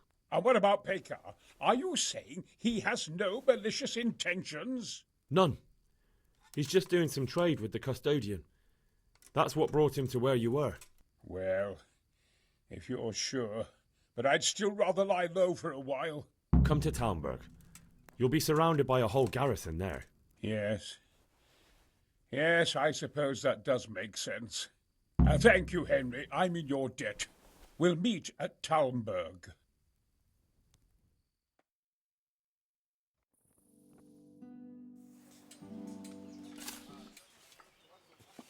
A well-chosen site. You want to strike the gate, do you? True. We don't want to do more damage than necessary. I quite understand. Sir Toth is holed up there, is he? Just so, Master Conrad. I hear you have some accounts to settle with him. Ah, Not entirely. I've done with him. Sigismund trusted him more than me in his campaign against the Ottomans, and we all know how that ended up. How did it end up? Badly, my lord. The flower of French knighthood was slain there. Sigismund fled for his life, and I did too, I must confess. Be assured we shall not make the same mistake here. We do not intend to starve them into submission, but to break down the gate. I am at your service, my lords. We will build the trebuchet quickly. It will be ready in a matter of days. And I can supply, for example, Roquetta to sweep the foe from the battlements. Roquetta? I do not believe I've heard of such a term. Roquetta are missiles filled with black powder with a touch hole at the bottom to ignite it. They shoot forward, something like a hand cannon, but without rocks. The rocket is the missile. I see. But we don't have black powder in these parts. Nor cannon. Indeed. It should have occurred to me. But I am very fond of Roquetta, and I always think what Alexander the Great might have accomplished with them. I understand. We find ourselves in a conventional situation that demands a conventional solution. I'm still hoping that Toth will see sense and parley with us. He may well do so, especially when we set up the trebuchet on his doorstep.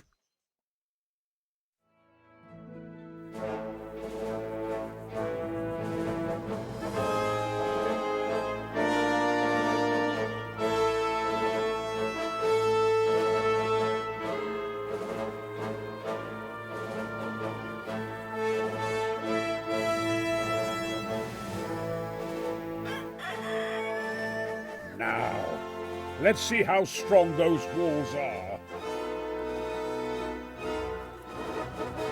Let it rip!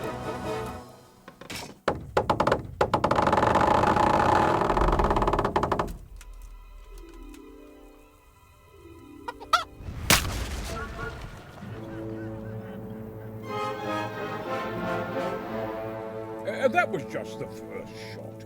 The trebuchet has to be calibrated. That's perfectly normal. I'll have the range in no time.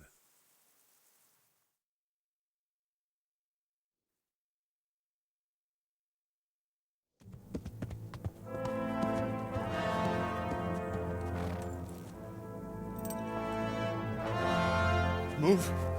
Move! God damn it, I have to get to Sir Divish! Sir! They're coming. There's no time. Someone bring water. Breathe, man.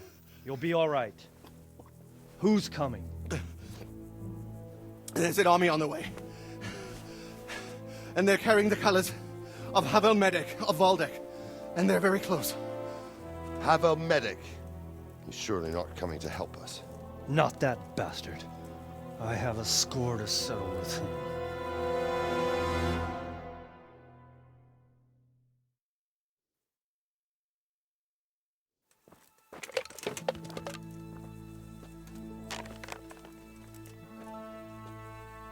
Gentlemen, Toth's reinforcements are about to descend on us. That swine. How many men? We don't know exactly, but there are many, and they will probably be here by dawn. So soon? How is it that we knew nothing about this before? The whole land is in chaos. It's a wonder we can find out anything at all. If they attack from the rear... We'd be finished, just as Toth has been planning. The sneaky weasel. He's been one step ahead of us the whole time. Not this time, though. What are you thinking? Robard, how do you think the weather will be tomorrow? Well, sir, if my joints don't deceive me, and they rarely do, it'll rain. It'll rain buckets. Here. We'll make a stand here, I and Radzig's men. You will wait until they charge us, and then strike them from the rear. Here and here. If we succeed, we'll have it over and done with before they notice anything in Townburg. It might just work. But we'll have to leave someone in the encampments in case they do come out of Talberg. A few men will be all I need. Well, that depends on whether you can hold out. We don't even know how many there are. We will hold out. I'll give the orders to my men. We will be ready.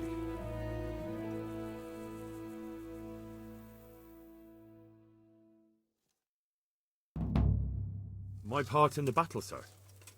I wanted to go with the Skalitz men. I need more than that from you.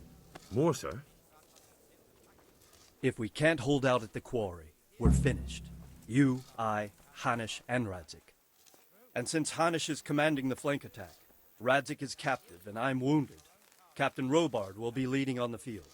Of course. Who better? There's no question Robard's a good commander. But many of the men will be from Skalitz. We need someone there who knows them and has their respect. Sir?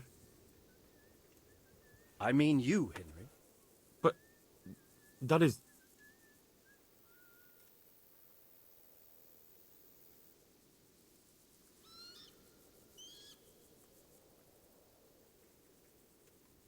I want to be in the vanguard.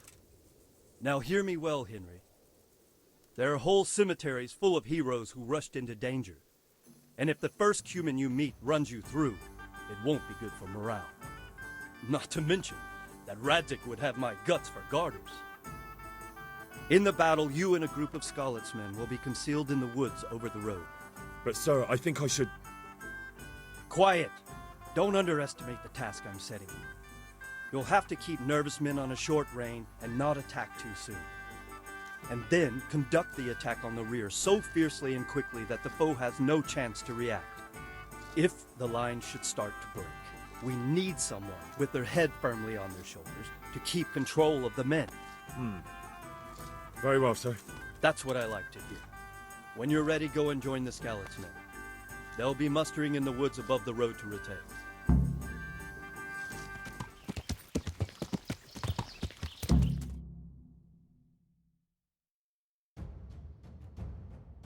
Easy, easy.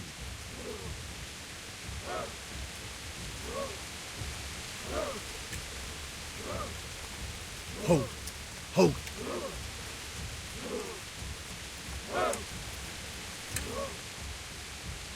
Not yet.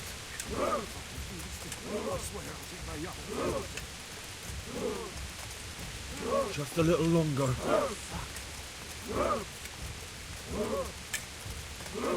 Easy, man.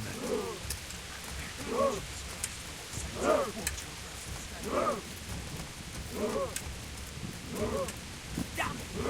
They were expecting us! First troops to the bridge! Break through! Vanguard! To the left! And the rest, come with me! We'll flank the bastards! At them! Charge! Grind those horsens into the dirt!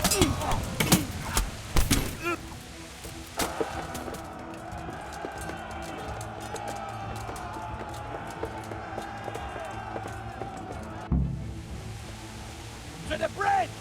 We have to...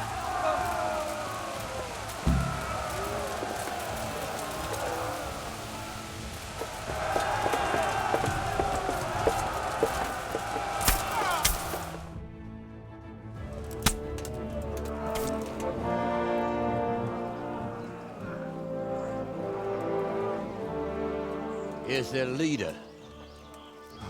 What? This boy? You should show a little more respect, Divish. You'll need it when you kneel before Istvan. Oh, now the pup shows his teeth. Istvan, you say? Not Sir Istvan? Or Lord Toth? Just how intimate are the two of you? I know him. He's Eric, Toth's captain and right-hand man. Finally, some good news. Shackle him and guard him closely. Those bastards want to destroy our trebuchet.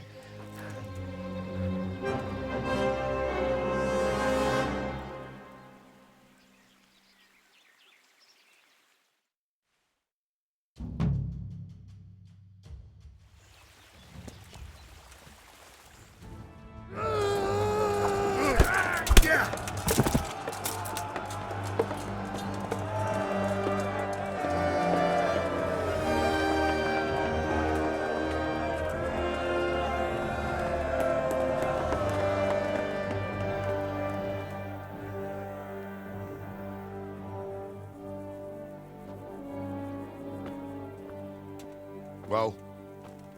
The damage isn't too serious. So we can shoot. Not just yet.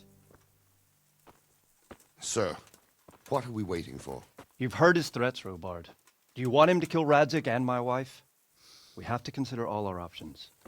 And it would be a shame to destroy the castle, too. But how do we get that rat out of there? Sir, I might have a solution. What about exchanging hostages? He was the captain at Vranjik, and he brought Istvan's reinforcements here. He seems to be on very, intimate terms with Toth. He might be able to tell us something. And he might even be as valuable to his lord as Lady Stephanie and my father are to us. You're your father's son, by God. You're a godsend, lad. You're right. We'll interrogate this whore, son, and then decide what to do next. Come to my tent when you've rested.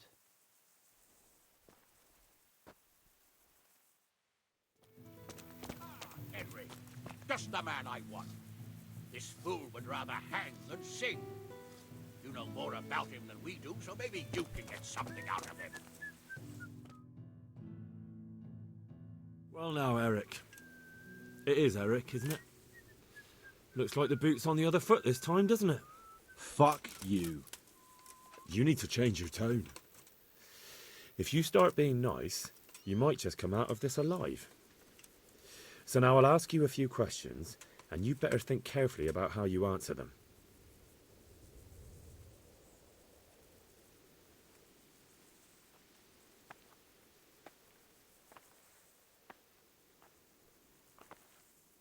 Who is this Toth? He's an orphan, same as me. The Turks killed his parents, so he started killing Turks. Sigismund needed men like that, so Istvan ended up in his service.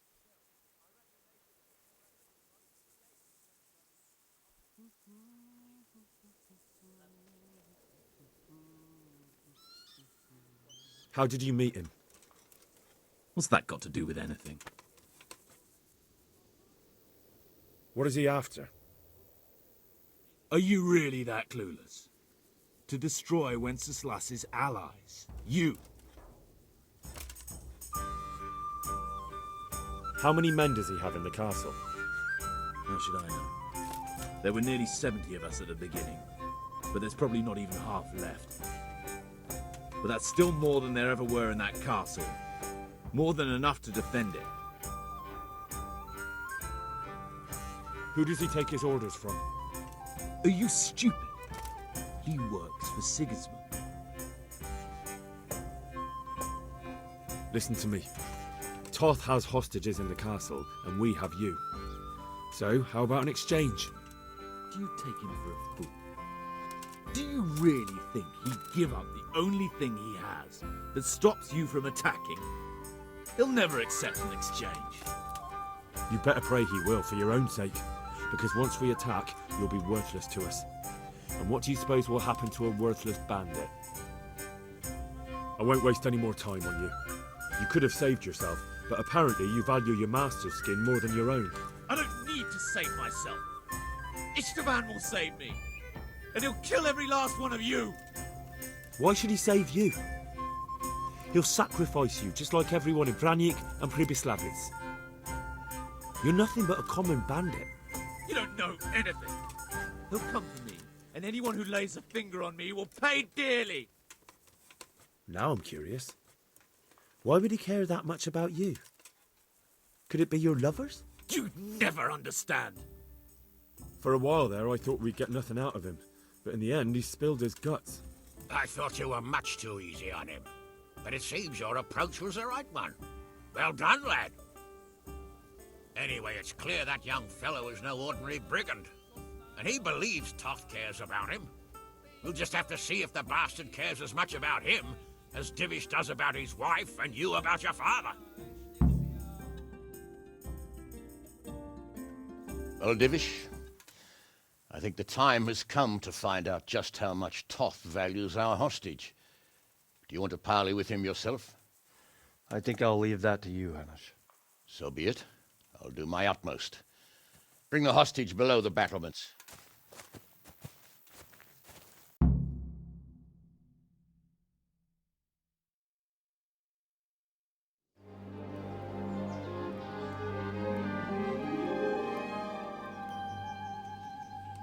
Sir Istvan! What is it? Did our neighbourly visit catch you unprepared? A little, but we've settled in nicely. And this fellow is enjoying our company so much, we simply can't get rid of him. It seems we are in similar situations. Perhaps it's time to send our respective guests home. Not a chance. Do you take me for a fucking fool? Be warned. If anything happens to Eric, I'll let every manjack here have his way with this bitch, and I'll dice Kobyla into goulash meat. Nobly spoken, your grace. But for all I know, you may have done that already. Divish, I'm sorry.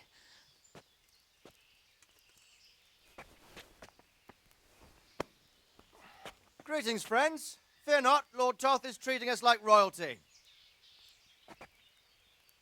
They're unharmed, as you can see. But don't try any tricks, or they won't be for long, Hanush.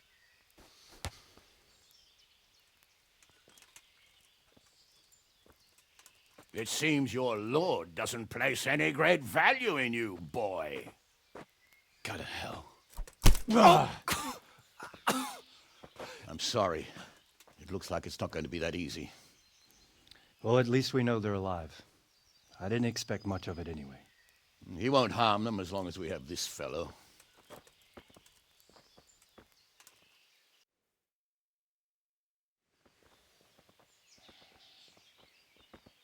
Well, friends, what do you suggest?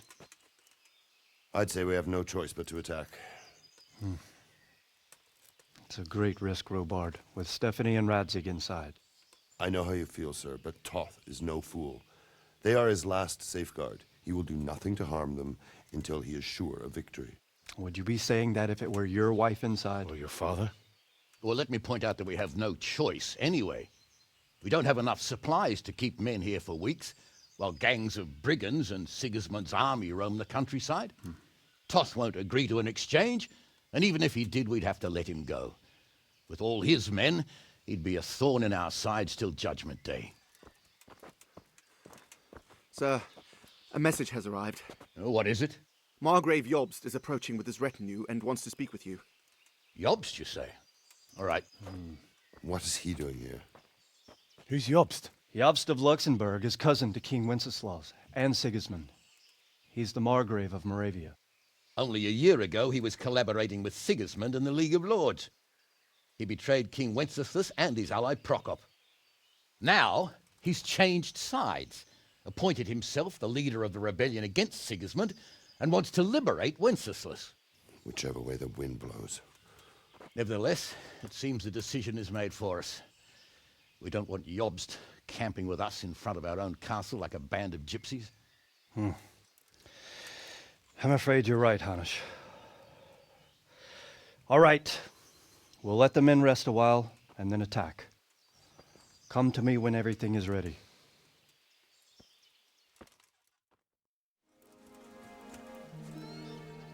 I'm glad you came. At your service, sir. I'm about to give the order to bombard Talmberg. And since it's mainly thanks to you that we still have a trebuchet, I think you should have the honor of the first shot.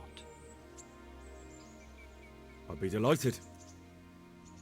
To smash my castle? I can't say I share your enthusiasm. Sorry, sir. I didn't mean it like that. There's nothing to it. The men will load the trebuchet. All you have to do is pull the lever. Well, I suppose I could manage that. Then we'll bombard Talmberg for several days. Sir Robard will explain what comes next. Take care.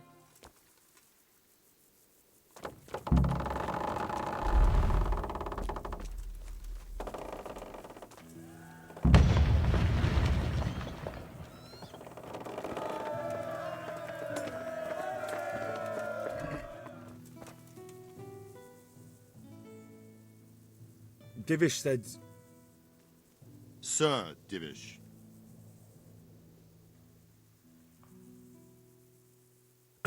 Sir Divish said you tell me what happens next. Aye. we're going to watch Istvan shitting himself. That's all? For a few days at least. So if you have anything to attend to, now's the time. Just don't forget to come back. See you later.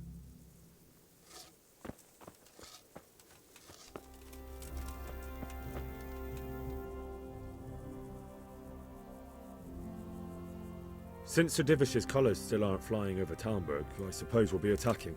Just so. That Istvan's a stubborn bastard. All right. When do we start? There's no reason to wait. Are you really ready? If you need to rest or anything, we can still wait. You won't have another chance until we've won the day. Or until your final rest. I'm ready. Glad to hear it. We're going to attack on two fronts. The North Gate and the West Wall, which will scale with ladders. The attack will be split into different stages. Taking the outer walls, the inner bailey, and finally the core of the castle and the tower. How are we going to attack the gate? We'll try to do as much damage as we can with the trebuchet first. Keyser claims he can even hit it directly. Even if that's true, we'll have to charge through a downpour of enemy arrows all the way to the portcullis. Portcullis? Fortunately, it's wooden, so we'll be able to break it down. But dealing with the defense in the bailey won't be easy. And what's the plan for attacking the west wall? First, we have to get men to the wall with ladders, which is no easy matter under fire, so we'll need as many men covering them as possible. As soon as the ladders are in place, our foot soldiers will run up and try to scale the wall. Once a few of them get to the battlements, we should quickly gain the upper hand. How will we take the battlements? Either by scaling the west wall, or our men at the gate will help. If they can break through, that is. And the inner bailey? That will be tough. Even if we get through the gate and into the outer bailey, we're still a long way from victory. The castle is designed so we'll be like hens in a coop to anyone with a bow on the inner battlements. We'll have to either fight our way through, or somehow get around them. What about the living quarters? There, I'm worried most about the hostages. Once we're inside, Istvan will know defeat is inevitable, but we'll still have to fight for each and every room. I think I've heard everything I need to know. Do you want to join the attack on the walls or on the gate? Remember, many of the Skalitz men will follow you. It could make a big difference. I'll help with the attack on the walls. I'm proud of you, Henry. You've changed from an insolent pup into a tough, reliable fighter. And as God is my witness, we will kick those whore sons' arses. A village lad and an old soldier? This man must be shaking in his boots. If he's not shaking, then he doesn't know what he's got coming. Just one last thing, though. No matter how good the plan is, something always gets fucked up. Keep your eyes open and take advantage of every chance. Help your comrades, and don't go rushing in where you're outnumbered. We have to take the castle gradually, one position after another. I'll remember that. Good luck to you, stripling. Good luck to you, old soldier. Take care.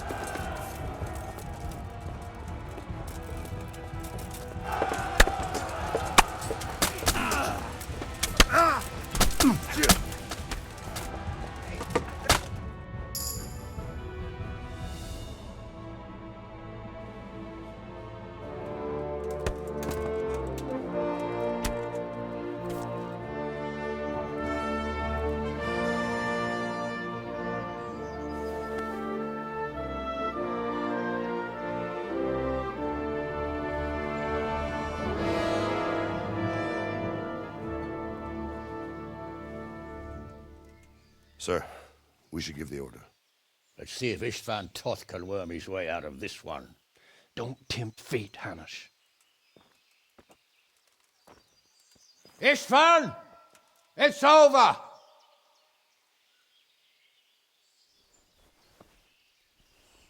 You want us to come and get you? I wouldn't advise that. Your friend Divish wants to see his wife alive again.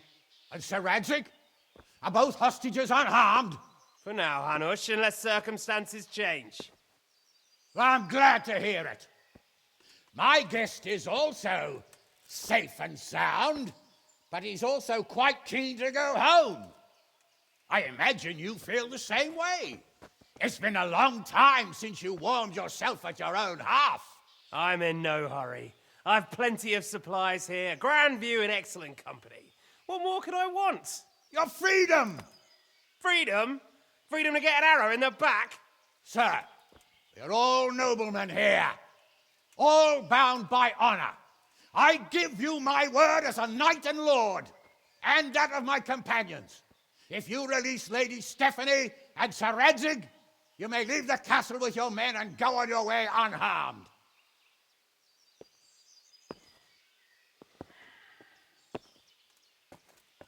And just how far will we get? What good will it do me if your men attack us in the woods instead of here? If you give me your word of honor that you will leave and never return, I promise you safe passage to the boundary of this fiefdom. What happens after that is up to you and the will of God Almighty. Very well then, but I want a small safeguard. I'll give you her ladyship, but Radzig comes with me. I'll release him in Skalitz. Out of the question! Is our word not good enough for you? Is mine not good enough for you? I swear I'll release him when I get to a safe distance. I'll go with him, Hanush. Let the Lady Stephanie have her freedom now. Father! Don't worry, son. I trust Lord Toth's self-interest more than his word. He wouldn't be fool enough to harm me. If you're certain, Radzig. Prepare horses and supplies, and tell your men to pull back. We'll come down. You heard him. Get to work. And any man who breaks this truce answers to me. So, are you really going to let them go? My word is my bond, Henry. He's a cutthroat and a liar. Good men are dead because of him. What's to stop us from skewering him as soon as he sets foot outside? Our honor! If you let him go, he'll do the same again. Or worse. God's justice will find him. And then, he'll get a taste of my mace. If we break our word of honor, we have none. And without honor, we are nothing. Never fear. Your father will be all right. We'll hunt down those vermin yet.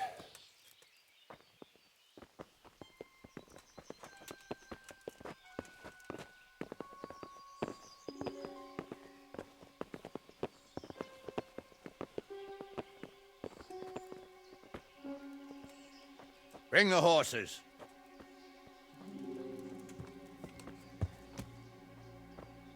Here she is, as I promised. Not a hair on her head harmed. Divish! Stephanie. Forgive me, husband. I'm sorry. For what? For letting them into the castle. Come now, my dear. You're not to blame. I didn't know who he was. He said he was your friend. Never mind. Did he hurt you? No.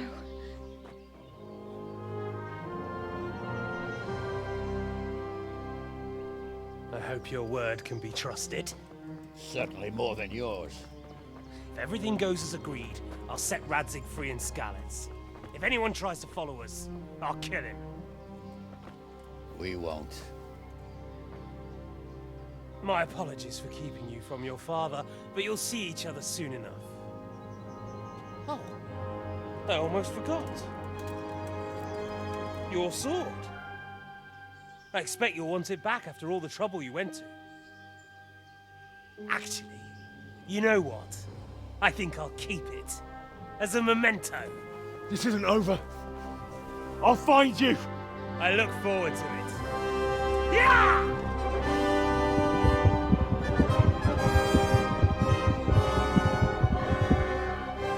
Quick! To the battlements! We have to see which way they go! Oh, they really are heading for Skalitz. Mount up, Henry. You've heard what he'll do if we follow them. We're not going to follow them. We just have to collect your father. Or do you want him to walk back here when they release him?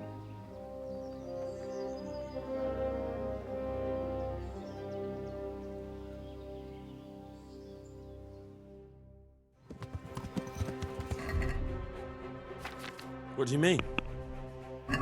How long have we known each other? A few weeks? Something like that. Before that, I was chasing wenches around Rattay and you were digging turnings. And now look at us. A pair of veterans. I was an apprentice blacksmith, not a turnip digger. Same difference, you silly bugger. The way you found Tom, sneaking into Granite all on your own. Well, what I mean is, hats off to you now. You wouldn't catch me doing that. Truth is, I didn't think much about it. I just felt I had to do it. What do you think? Will Toth keep his word? He's a noble, right? Yes. So am I. Sir Radzig will be there. What will you do now? Not long ago, I only made plans 3 days ahead at most. Maybe I really could do something for Rattay and its people. Something really big. But there'll be plenty of time for that later. What should I say to him? Don't worry. It'll come to you. You'll see. Well, I just hope he'll be there. Alive.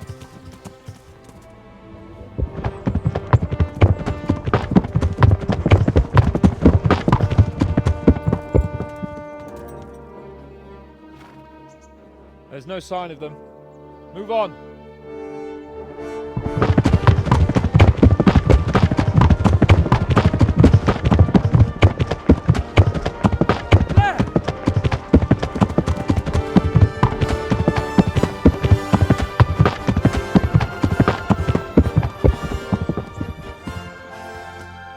I'm glad to see Istvan kept his word, sir. Not half as glad as I am, Your Grace. Well, we kept our word too. And now Toth has had his head start and he's fair game. Which way do they go? To the north, but I would be careful, Sir Hans. Fear not, Your Grace. I have twice as many men as he. Well, I won't keep you any longer. I'm sure the two of you have a lot to say to each other. Let's go!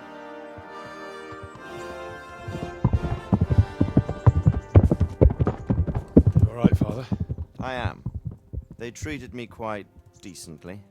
Although they did steal my horse, so I'll have to go back on foot.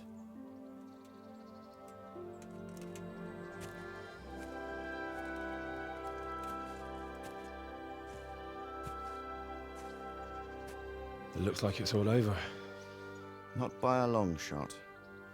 It won't be over until we get this mess cleared up.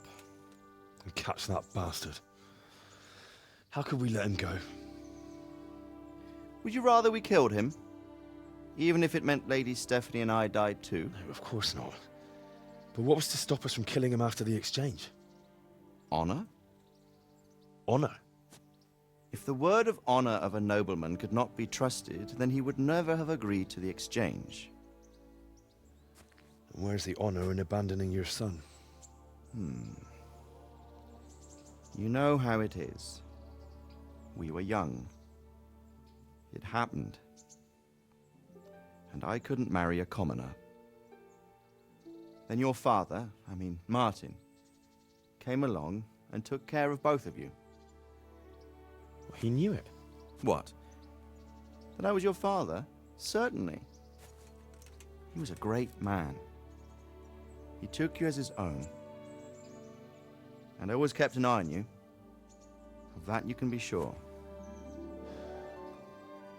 I know so little about his past. He told you nothing? Oddly enough, even though you don't have his blood, you're very like him. When he was around your age, he became bored of his trade and set out to see the world. He lived through many adventures, even fought in a war. In a war? Yes, in Poland, I believe.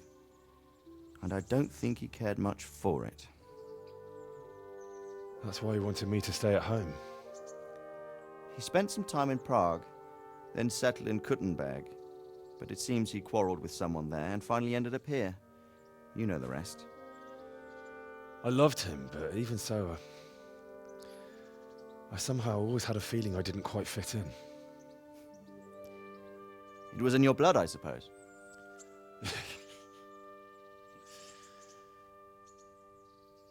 I lost the one thing I had left from him. Your sword. Ah, the sword. It's not my sword. It's yours. For a moment there, it was so near, yet so far. Oh, well, it can't be helped. It was almost within my grasp, but just then I had something else on my mind. Well, I think we may yet have a chance to get it back. This business with Toth is not yet over, unfortunately. That's a chance I'd welcome. Not just to get the sword, but that bastard Istvan too.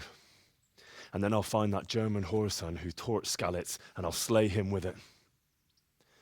I'll never forget his face. Or his name. Mark Vart von Aulitz.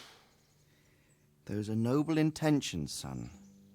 But don't forget there are other things in this world that are worth living for. Like what? Look around you.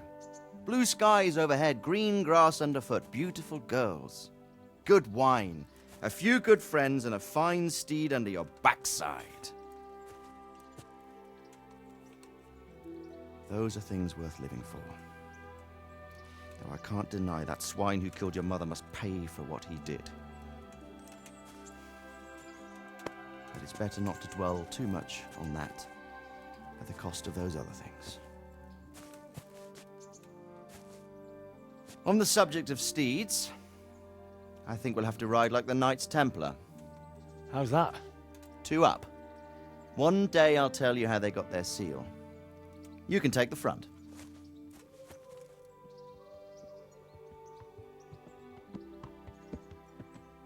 It's like I always imagined it would be, teaching my boy to ride. Although it would be better if you were a little smaller. My word, it's all go today, isn't it? I wonder who this is. I think I know. It's Margrave Jobst. The king's cousin? I wonder what he wants. I guess we'll find out soon enough.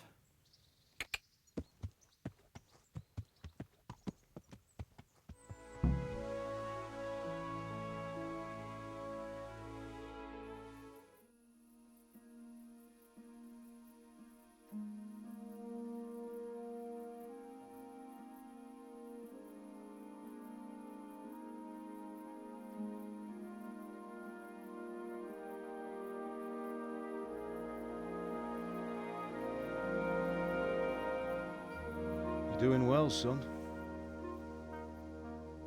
Father. Come now. You know who sired you. That doesn't matter now.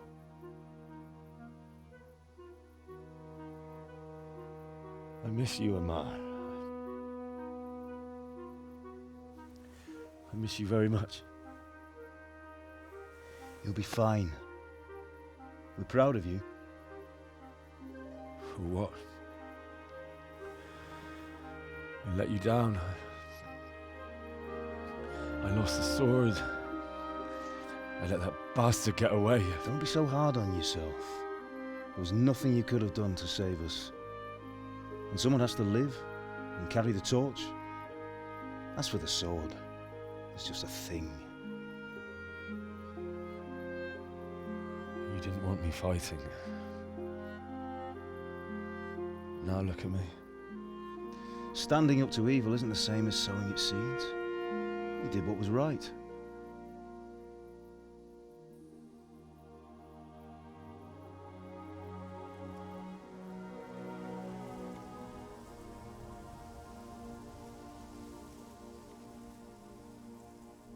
I have to leave you now. Oh, please. You know I can't stay.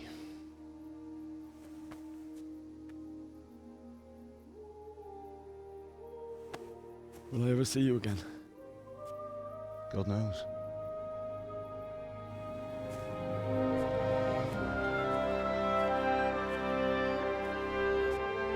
Make her proud. Don't go.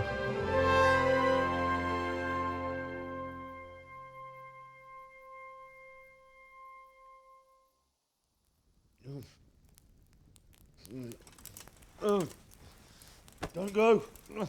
No. What on earth were you dreaming about? I couldn't wake you, and it's well past dawn. Sir Radzig wants you at the upper castle. The lords are in council with Jobst. Right. I'll go straight away.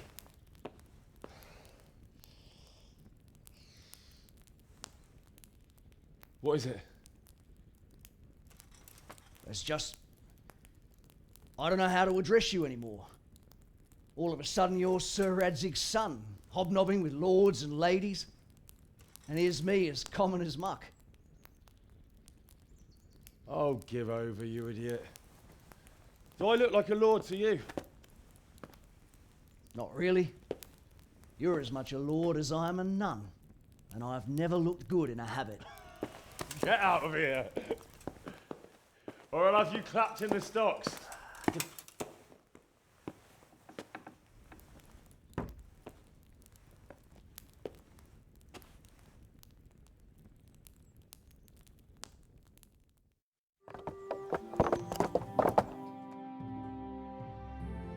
Ah, Hal. Are you going to the meeting with Margrave Jobst as well? I am. What about Istvan? I assume... That we didn't catch him? No. Because if we had, you'd be the first one to know. Have no fear. We'll get him eventually.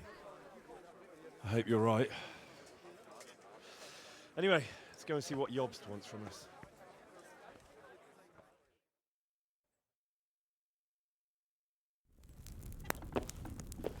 My lords, Christ's blessings on you all. And on you, Lord Capon. And this is my son, Henry. I didn't know you had a son, Sir Radzig. It came as a bit of a surprise to young Henry, too. This gentleman here is John II of Liechtenstein, a member of my council. I'm honored, gentlemen. Come join us. Margrave Jobst was just about to tell us the reason for his visit. Your Grace? I'm sure we're all agreed, Your Graces, that all this unrest must come to an end. This kingdom needs a king. Question is, which king? My cousin, Wenceslaus IV, who is being held in captivity. I have to confess, my lord, that your answer surprises me a little. If I'm correctly informed, until recently you sided with your other cousin, Sigismund. That I cannot deny, and I have always stated my position plainly. But times have changed. How have they changed, Your Grace? Sir, there is one thing on which we undoubtedly concur, that King Wenceslaus, unfortunately, did not inherit his father's gift for governing. Sadly, his failures have cost Bohemia, the nobles, and our whole Luxembourg family a great deal of money and effort. How did the king let it go so far, damn it? It's in his temperament. He cares only for wine, women, and the hunt. A king, in fact, who never wanted to be king. Then why didn't he just let his brother have the crown? Young sir, the crown weighs heavy when there are duties to be performed, but to surrender it means giving up great privileges too. But he did surrender power to his brother. When things started getting out of hand, Wenceslaus appealed to Sigismund for help in restoring order. What, you're saying Wenceslas has invited him here? This is starting to make my head spin. Actually, it makes sense when you think about it. Sigismund wanted to re-establish the power of the whole House of Luxembourg. He thought if he helped Wenceslaus win the imperial crown, in return his brother would help him become the king of the Romans, and leave the actual reign of Bohemia and the empire to him. Sigismund would govern, while Wenceslaus could carry on doing what he was best at, enjoying the life of the imperial court. Why wasn't Wenceslas crowned Holy Roman Emperor long ago? He was already elected king of the Romans. All he had to do was go and let the Pope put the damn imperial crown on his head.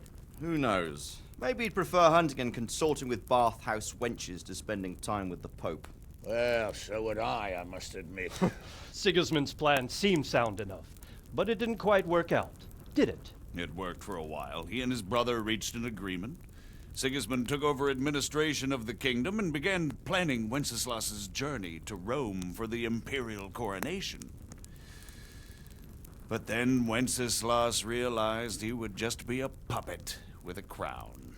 I must say, Margrave Jobst, Wenceslas and Prokop behave rather like naughty children in need of a good clout about the ears. Sigismund would agree. He was already planning his rule of Bohemia, and all of a sudden, the rug was pulled from under him.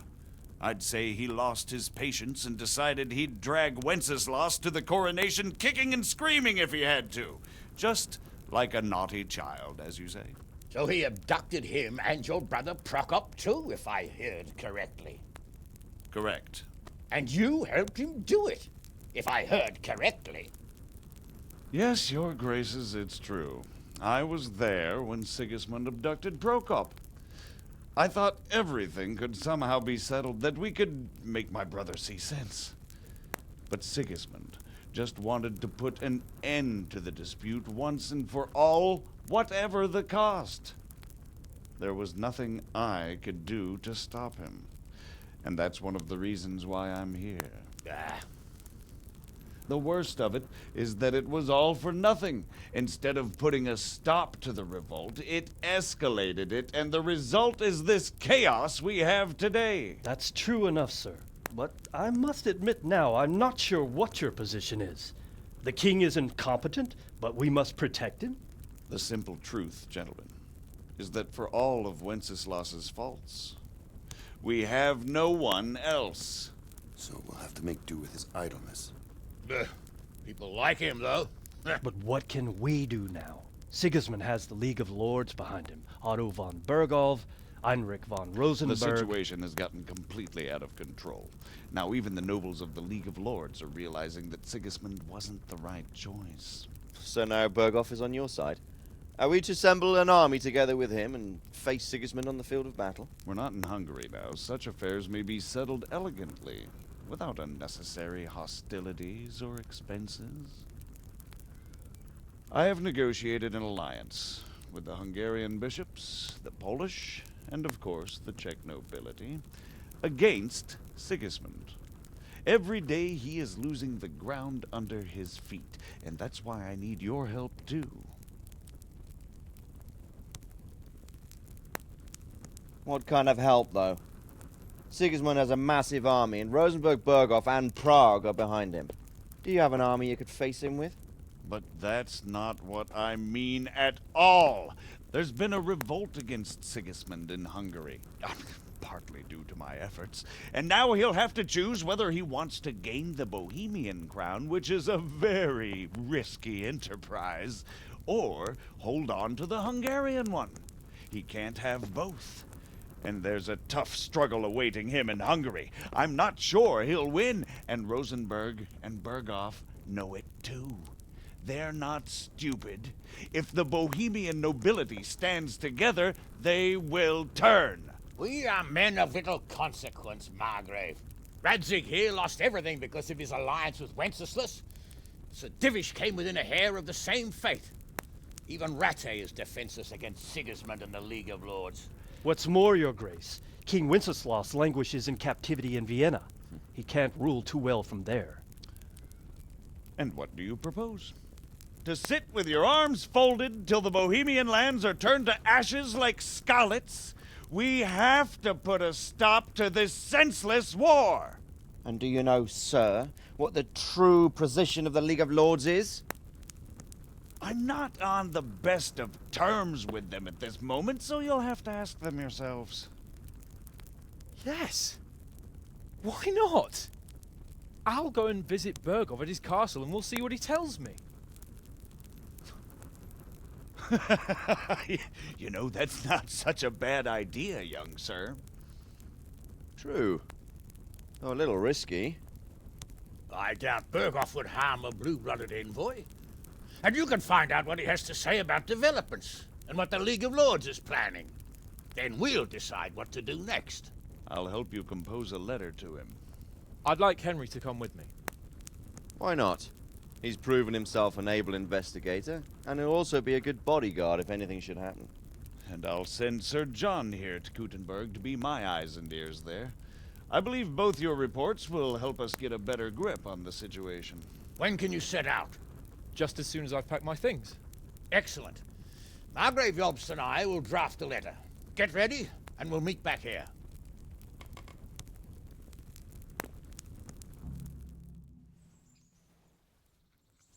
I expect it would be best to write it in your name as Lord of Lipa. Quite so, Margrave. What exactly am I to write? Oh, what isn't really the issue. The question is how. We need to learn where they stand on liberating the king and ousting Sigismund. If they'll make trouble or join our side, but... But we have to ask in a way that won't leave Sir Capon being run out of the castle with a whip. Exactly. How about writing that you're concerned about current events and that you want to see things settled peaceably, and then ask the opinion of the League of Lords? Very well said, sir. And what they want to do about freeing King Wenceslaus. Whether they think liberating King Wenceslaus IV might contribute to resolving the dispute? And what they plan to do about the god-awful mess in this country. What steps they envisage taking to end the pillaging of Bohemia by foreign armies? I couldn't have put it better myself. Well, I'd also venture to suggest one more. What is their stance on that is, the initiatives of Margrave Jobst of Moravia and a large part of the Bohemian nobility? Whether they plan to take action against them or support their efforts? You read my thoughts, sir. So, it looks like you're off on a mission. Yes, I can't wait. I don't want to dampen your spirits, my boy, but watch out. These are evil times, and who knows what can happen along the way. Not to mention that Bergov is no saint. Don't worry. I know. You've shown you can fend for yourself, but do take care. You'll be travelling as Lord Capon's bodyguard. You'll be there to make sure nothing untoward happens to him. Keep your eyes peeled and your ears wide open. What Bergov tells you is one thing, but what you see may be quite another. Rest assured, Father. And don't get embroiled in anything else. Just hand over the letter, hear out his reply, and return. Yes. Very well. Bergov is at Trotsky Castle. I think you'll find it quite an eye-opener. It's one of the finest castles in the land. It's 3 days' ride from here, so unless you hit a snag along the way, you'll be back soon enough. Any questions? I'm getting a bit lost in the Luxembourg lineage. It all seems a bit too tangled. The Luxembourgs have ruled the Empire and Bohemia for almost 100 years now. Emperor Charles brought this land to prominence. When he was in power, things had never been so good. Wenceslaus and Sigismund are his sons, but by different mothers. Jobst and Prokop are their cousins. They were entrusted with governing Moravia. But instead, they've been in a bitter armed feud for years. And now Sigismund's fallen out with Wenceslaus. Wenceslaus also had another brother, the youngest, John of Görlitz, who was most probably poisoned. They seem like a hot-blooded lot. It's hard to keep up with their affairs, since they tend to change their alliances from one day to the next. Who is he really, this Jobst? The cousin of King Wenceslaus. He's the Margrave of Moravia. I admit I don't know what to make of him myself. Until recently, he was allied with the League of Lords. For a time, he even served Rupert of the Palatinate against the king. And now suddenly, he's reversed his position. I don't know what led him to do it, and one can't help being suspicious. It's best to keep a watchful eye on him, but he really is the leader of the resistance against Sigismund these days. We'll just have to see how it all turns out. I'm a bit concerned so many people seem to think so little of King Wenceslaus. You knew him, didn't you? What's he really like? Well, there's no straightforward answer to that question. He certainly makes a great hunting and drinking companion, but he can be very fiery and impetuous when things don't go how he'd like them. He never had much of a head for high office. He finds it tiresome. But once a man's grasped the scepter, it's hard to let it go again. You can't just abscond. You've seen for yourself what happens when he disappears for a few months. Better a bad but legitimate king than a bloody war over the throne. Who is this Prokop that Jobst spoke of? Jobst's brother, the king's cousin. He and Jobst warred over Moravian supremacy for years. Then they were allies for a while, betrayed Wenceslaus and sided with Rupert of the Palatinate. But after Sigismund abducted Wenceslaus, Prokop fomented a revolt against him, and Sigismund had him captured. Politics. Make of it what you will. I, for one, can't make head or tail of it most of the time. The League of Lords and that Berghoff we're off to see. Who are they exactly? The lords of the powerful houses. Heinrich of Rosenberg, Otto of Berghoff, Heinrich of Radetz, and others. They're unhappy with the way their influence declined after Wenceslaus surrounded himself with the lesser orders of nobility. They abducted the king years ago and made him bow to their will. They got away with it that time, and now they've joined forces with Sigismund and done it again. But now it seems that Sigismund's behavior is starting to rub them up the wrong way, so they may well be thinking twice. We'll see what Berghoff has to say. I don't know all that much about Sigismund. He's the king's younger brother and king of Hungary in his own right. 7 years ago, he led a crusade against the Turks and was defeated at Nicopolis. Some say it was due to the recklessness of the French knights, most of whom were mercilessly slaughtered. Sigismund is ambitious and capable.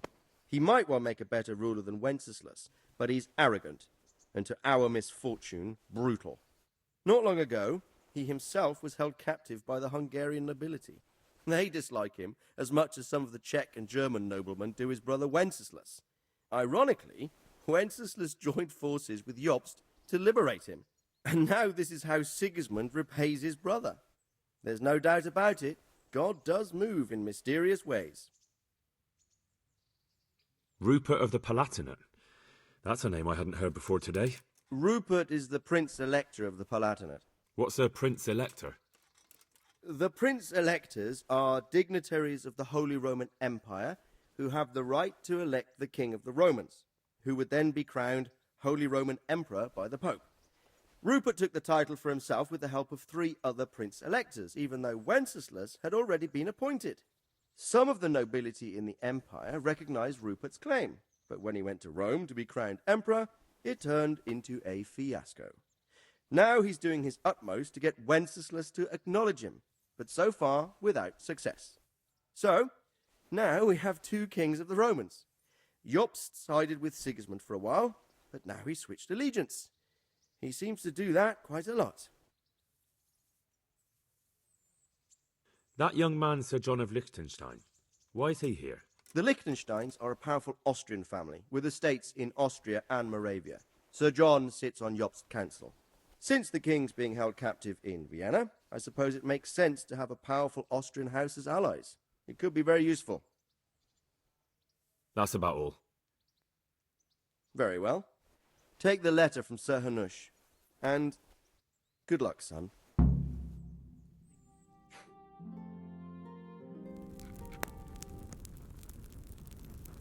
I believe we have written it well, gentlemen. Without a doubt. No one could deduce from this whether we are Sigismund's allies or foes.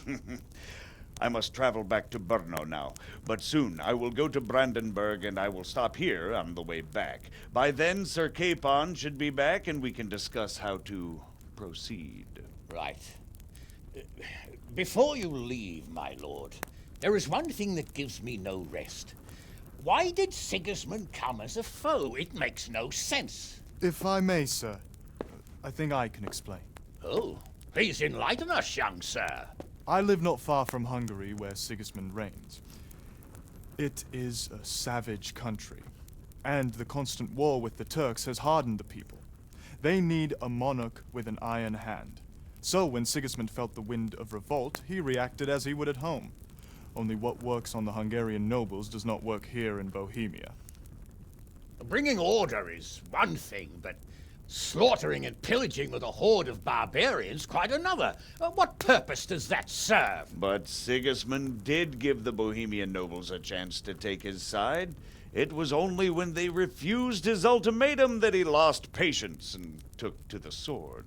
As for the barbarians, he could afford nothing better. The Hungarian nobility would gain nothing from joining his campaign in Bohemia. He didn't have enough coin for a regular army, and so he recruited the Cumans. What he does not pay them, they make up for in plunder. But in the end, he didn't have enough to even satisfy the Cumans. That's why he raided Kuttenberg and Skalitz. He wanted the silver. That makes sense. My lords, how's the letter coming along? It's done. Then we can be on our way. Now remember what we said, boy. All you have to do is deliver the letter, listen to the answer, and come back here. Don't provoke Berghoff in any way. Provoke? Me?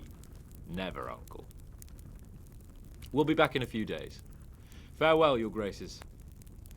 Come, Henry, my men are waiting. I wish you Godspeed.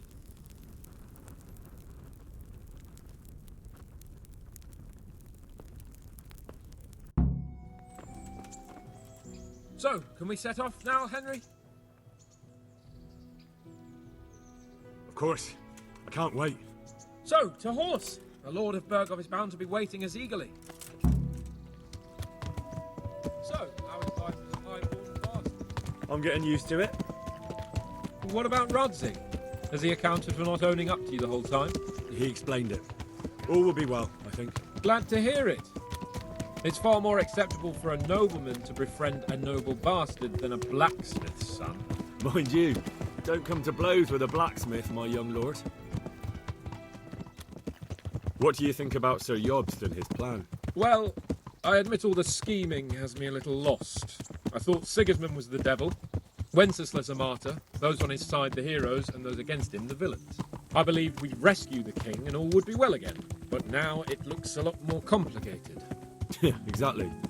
I didn't expect the noble lords to be as noble as the angels, but I hadn't expected such a sewer. They behave like children. I can't fathom how after all this backstabbing they're somehow still on speaking terms. I don't know either. Beggar's belief. Did you know that King Wenceslaus is such a... Feckless drunkard? Not really. And to be honest, I'm not sure I wanted to know. I slept better, believing my fate was watched over by a wise and powerful monarch. So did I. What a dismal world when you can't keep trust in your own king. On the other hand, times were better with him here than with him gone. Isn't that the truth?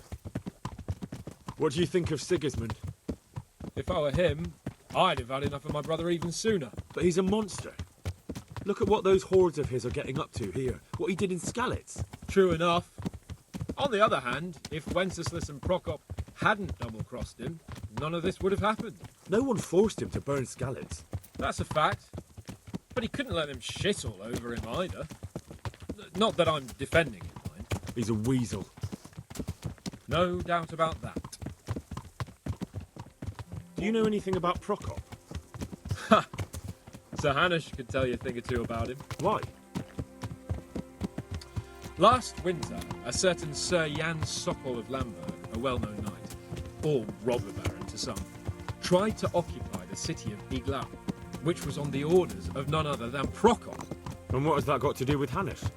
Well, he was there with him. Of course that's not something to brag about in front of Jobst. And what was it all about?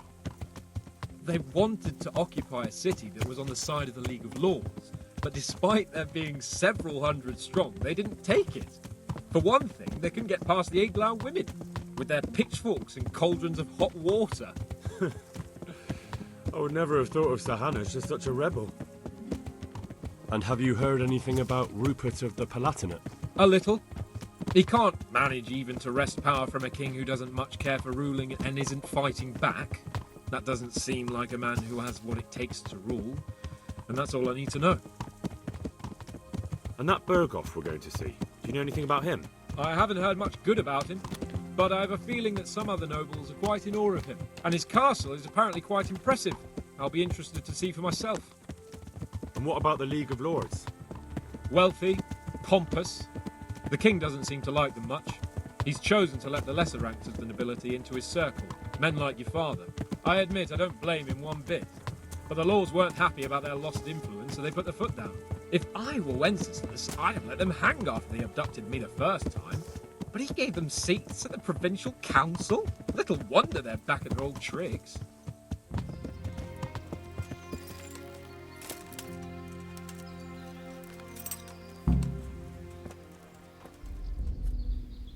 How about it, Henry? Can we go? Are you ready for this?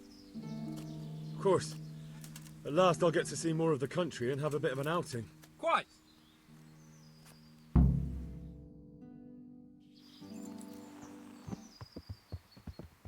Let's get to it then. I finally have the feeling we're doing something worthwhile. We're helping to save the king. Instead of saving his drunken majesty, I'd rather find that whoreson who murdered my parents, get the sword back from him, and skewer him with it. Cheer up, Henry. I have a feeling you'll get your chance one day, and it won't be long in coming. Forward, men! Audentes fortuna juvat!